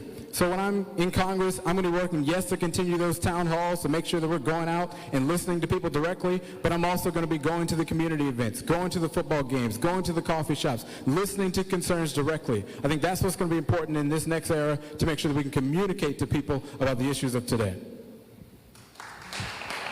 Thank you. What sets me apart is I'm the only candidate in this race who's been working in every single corner of the 18th Congressional District over the past few years. When I was out in Fifth Ward just a couple of years ago, I walked around with a mother who had just recently lost her child to cancer.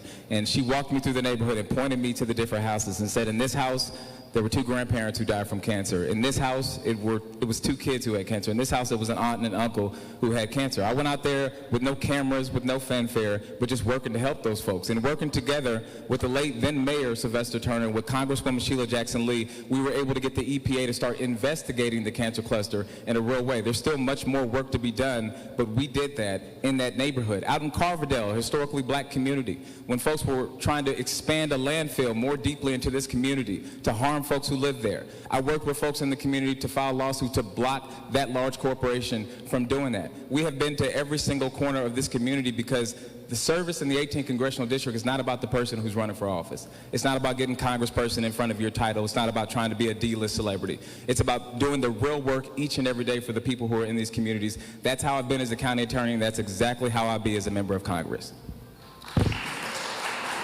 All right. Thank you all so much. This is going to be the last question in this round, so we're going to start with Amanda again. Just keep in mind, again, that these questions are 1-minute answers, so you all have 1 minute to answer these questions in this round. Now, if elected, what are the top 3 issues you believe require immediate attention in Congress for the people of this district?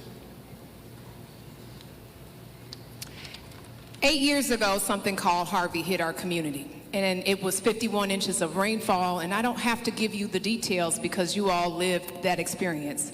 But what I will tell you is that in the aftermath of Harvey, what it unearthed is that so many of our families and community members are suffering in silence and being left behind. We have a system of disaster recovery that doesn't work well for people. In fact, I recall having to get a New York Times piece written for Ms. Caverna Moore in order to get her FEMA check in place. That cannot be disaster recovery in our system. So as your next Congresswoman, I will work to make sure that we have the requisite investment in infrastructure to keep our communities safe from flooding, but also disaster recovery be overhauled. In addition to that, we've got to make sure that we are investing in healthcare access as well as creating educational opportunities for our communities to have public schools that are supported by public funding. Again, my name is Amanda Edwards, and I'm running to be your next Congresswoman. Thank you. Thank you. And let there be light. Praise God. Thank you. Representative Jonna Jones. Actually, I have 4, not 3. The first thing is infrastructure. I won't talk about that because former Councilmember Edwards talked about that, so I'll leave that alone, but that's important for me. I think jobs and workforce development is very, very, very important. People cannot pay their bills. Trump has cut everything, tariffs are crazy, and we're paying more for everything. So that's very, very, very important. Women's rights is important. We need to control our bodies and our health care. That is very, very, very important. So I will be working on that as well. And finally, and most importantly, voting rights are important.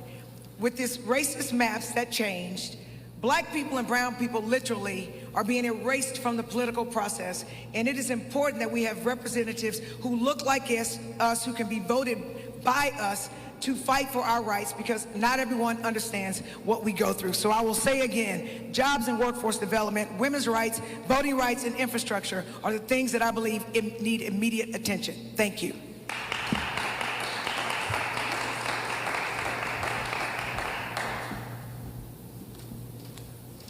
So this election will most likely conclude in December, which means that at that time, we will be in the middle of budget season. Why do I know this? Because the Speaker of the House just said that he wants to pass the budget vote all the way up till December.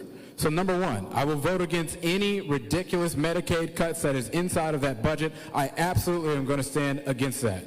But in addition to that, I'll also be working with the Appropriations Committee to go and support more additional federally approved healthcare clinics that we can bring right here to the 18th Congressional District. People are asking about that all of the time. What's going to happen, particularly with these Medicaid cuts? I want federal funding to go towards making sure that we have these additional clinics. When I was at a community meeting the other day, somebody said that RIDE, the community service, service that offers rides directly to seniors to get to their health care appointments in the district is being defunded. I'll put a grant request, particularly from the DOT, to make sure that we can supplement the funding that's been taken away and make sure that we can get that for the future. So one, I'll vote against any ridiculous bill, but I'll also be putting community project funding requests to go and benefit the people of the district.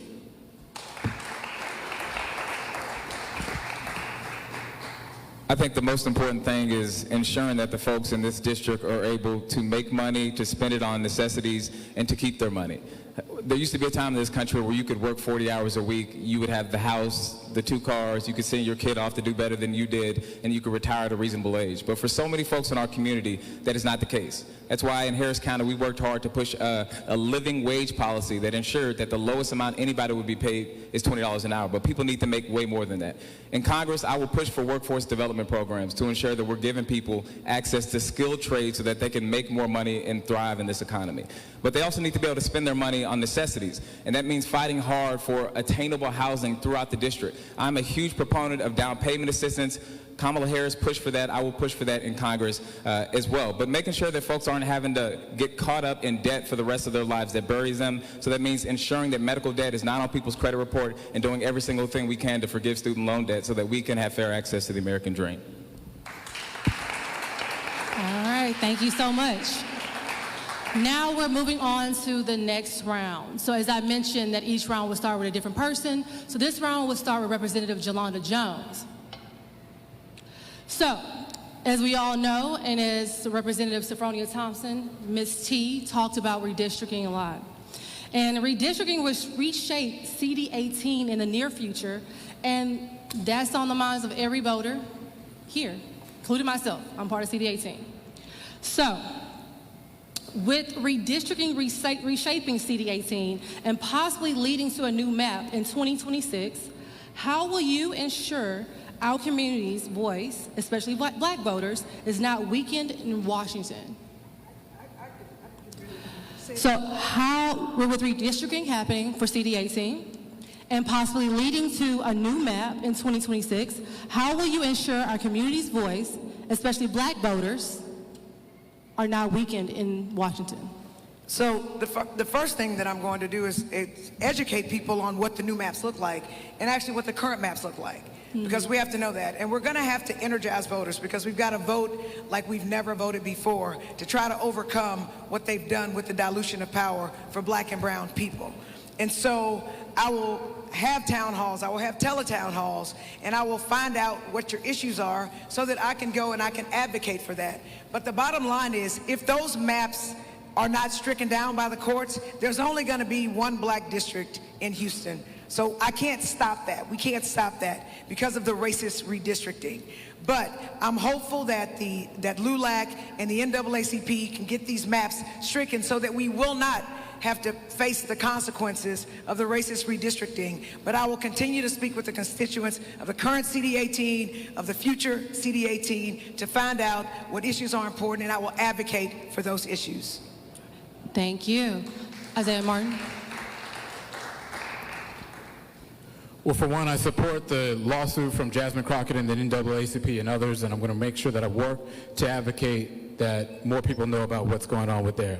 But in addition to that, we know that these ridiculous gerrymandered maps were an order from this stupid president that we have in D.C. We know that. So one of the things that I believe in is supporting what Gavin Newsom is doing in California. Republicans out of their seats the same way they're trying to do us. Why is that important? Because currently they're taking seats away from us to go pass more harmful policies, to raise the cost of living, and to take away health care. So not only am I with governors and state legislatures across the country. I've already talked to folks from Maryland, already talked to folks from New York, already talked to folks from Illinois. We have to get more blue states on the bandwagon to protect our voting power. In addition to that, I will commit to campaigning relentlessly in areas that have Republican seats. I've got to make sure that we get that done. That's why I put such an emphasis on putting out good content on social media. 20 million views across our platforms last month. I will campaign relentlessly against them in their own areas. I think we need people that have a kitchen sink approach. Yes, we're going to go campaign against them, but we're also going to make sure we put good content out there to convince people in other areas that our way is the way to go.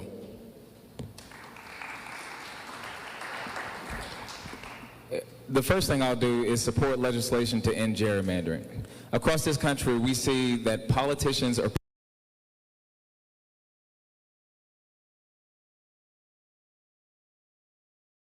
that are run by Democrats. I want them. But let's be clear. If it's a race to the bottom in gerrymandering, it's going to be black folks in CD18 and black folks across Texas who are losing in that battle.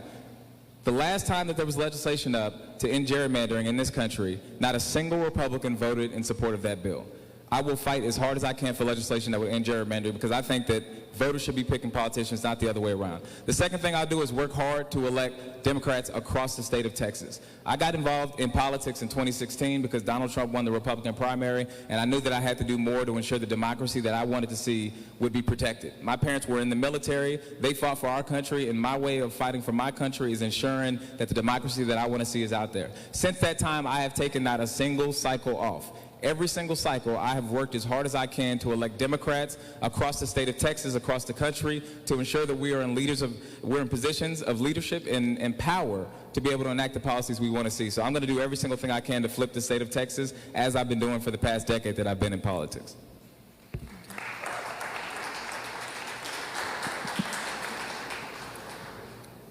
The old adage, if you're not at the table, you're what's on the menu, could not be more true than the 18th Congressional District in this redistricting. Because we had no voting member, they put us on the chopping block, sliced and diced this district in ways unimaginable. As your next Congresswoman, I will not only continue to fight against practices like these, but also really champion the John Lewis Voting Rights Act that needs to restore pre-clearance. Pre-clearance is one of those mechanisms that were a part of the Voting Rights Act that was taken away, that also allowed there to be some pre-clearance to judging these maps before they became a matter of law, before they became real and impacted districts. We need to restore the Voting Rights Act pre-clearance provisions. In addition to that, I will be an advocate of making sure that all of our community members are informed about what has happened with this redistricting. So many of our residents do not know that the redistricting only applies to the midterm 2026 election and beyond, as opposed to the special election. We've got to get the word out. We've got to get people aware of what is happening with this special election. Otherwise, we're going to continue to see our voting population decrease. We must have our black and brown voices heard instead of silenced through this redistricting. Thank you. Thank you. This is the last question for this round. If you win this special election, what is your plan to serve in the district in the short term? And how do you see yourself continuing to lead after the boundaries change? Again, we'll begin with Representative Jelonda Jones.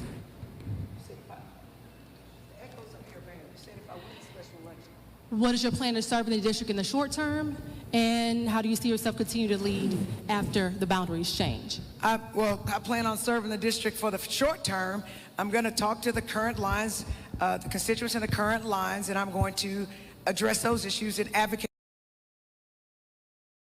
I will tell you that I'm the only person on this stage who's actually filed a bill, ferreted it through a very Republican, racist, anti-black, anti-Hispanic legislature, and actually passed bills. So I will use that to be able to pass bills in DC under the current climate. When there are new lines, I will be running for that as well, and I will also do the exact same thing, but I will reach out to those constituents because they are different, because the new CD18 will only be 25% of its current self. But a part of that CD18 will also include a part of Fort Bend, which I've done really well in the past, being an at-large city council member. So I will use my skills as a legislator and a lawyer and a community advocate to fight for the constituents of Texas 18.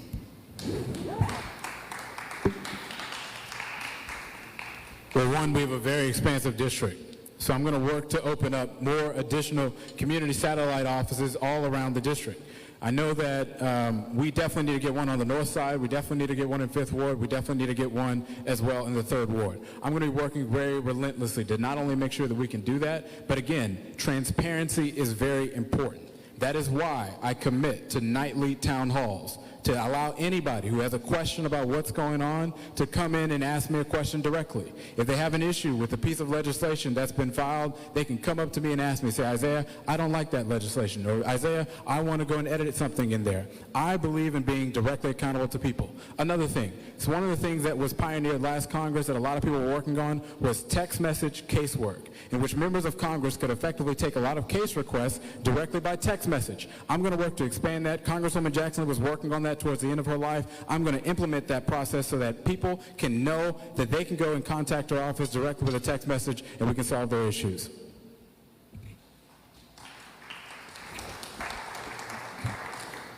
When the redistricting issue was percolating, I had a town hall and talked to a couple that told me that they ran a child care facility that was getting federal funding. But because of Donald Trump and his cuts of funds that flow directly to our communities, they're no longer getting that money, and they may now have to close down their child care facility. Now, what they don't know is that time and again we see that the Trump administration, the left hand has no clue what the right hand is doing. If you file a lawsuit against them, many times you will bring them before court and the money will be restored immediately. One of the first things I'm going to do in office is get together the nonprofits in our community that have lost federal funding and bring them together to file a lawsuit against the Trump administration. Because I'm more than confident that multiple of those facilities will be able to get those federal funds and they'll be able to stay open. But I plan to serve this district moving forward into the future. I love these communities deeply, and in any capacity that I'm able to serve all around the 18th Congressional District, I will do every single thing I can to make sure that everybody in our communities has access to the American dream. And so I plan to continue serving in the 18th Congressional District.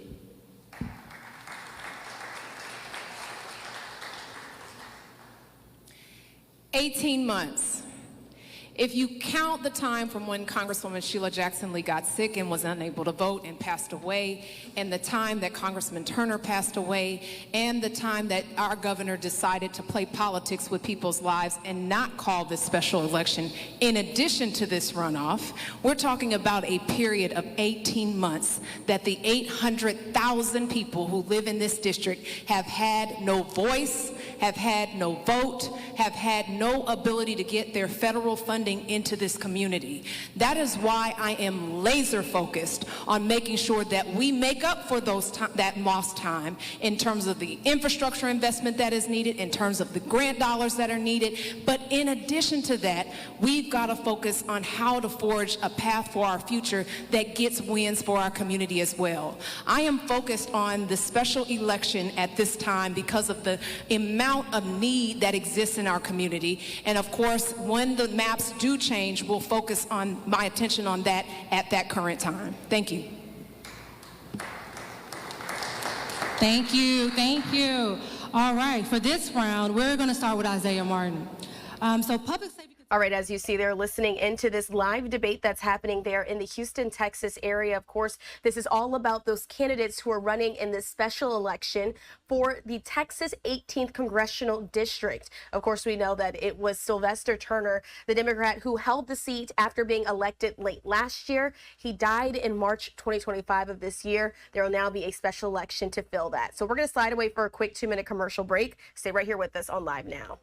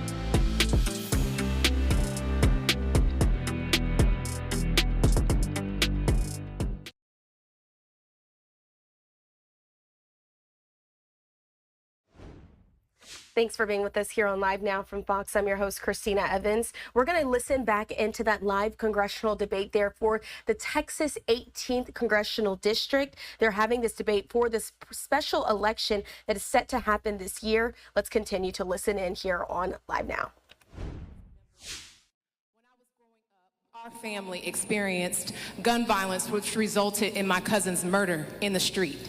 And it's very personal to me that we start to really get serious with our policy, but also the programs that we fund when it comes to preventing gun violence. When I talk about prevention, I'm talking about programs like community violence intervention programs that need more federal support. In fact, just this week, I was on the phone with one of our CVI providers that do provide those interventions, trying to connect them to some new grant support. We need our federal government playing a more significant role in funding these programs because they work. They prevent the loss of lives and the senseless killings by gun violence. Thank you. I'm a survivor of gun violence. My brother was murdered. My aunt was murdered. My dad and two of his brothers committed suicide. So I'm terrified of guns. I will tell you that I believe in common sense gun reform. I believe in red flag laws. I believe that people who commit domestic violence should not be able to buy guns, and I voted against that in the Texas legislature, although Republicans thought that we should not be able to stop them, and that passed. I also believe, let me make sure, that I filed a bill for police to have liability insurance before they work in Texas. Because if you need liability insurance to drive a car because it can kill people, then you should have to have liability insurance as a police officer to carry a gun, because it's designed to kill people. And again, I didn't get a hearing on that, but that's fine. I also believe that there should be more federal funding for organizations that help when the police go out on a call to help people with mental illness, so that we don't have the police killing people who are literally going through a mental health crisis. I also don't believe in incarcerating mental illness, which contributes to criminal injustice. So we need to make sure that we have licensed social workers, and counselors, so that we need more federal funding to help with people who have these issues, so that we are not criminalizing it. But most importantly, we should not have weapons of war in the streets. I literally voted against a bill in the legislature, believe this or not, that we voted for people in Texas to have a Second Amendment right to have a sawed-off shotgun. That is wrong. I voted against it. It passed. It passed on September 1st. Beware. But we need people in office who are concerned about weapons of mass destruction and criminalizing mental illness. Thank you. All right, thank you so much. All right, so for the next round, we're going to turn to education and the economy.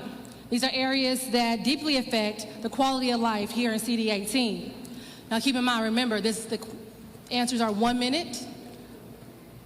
And for this round, we're going to start with County Attorney Christian Menifee.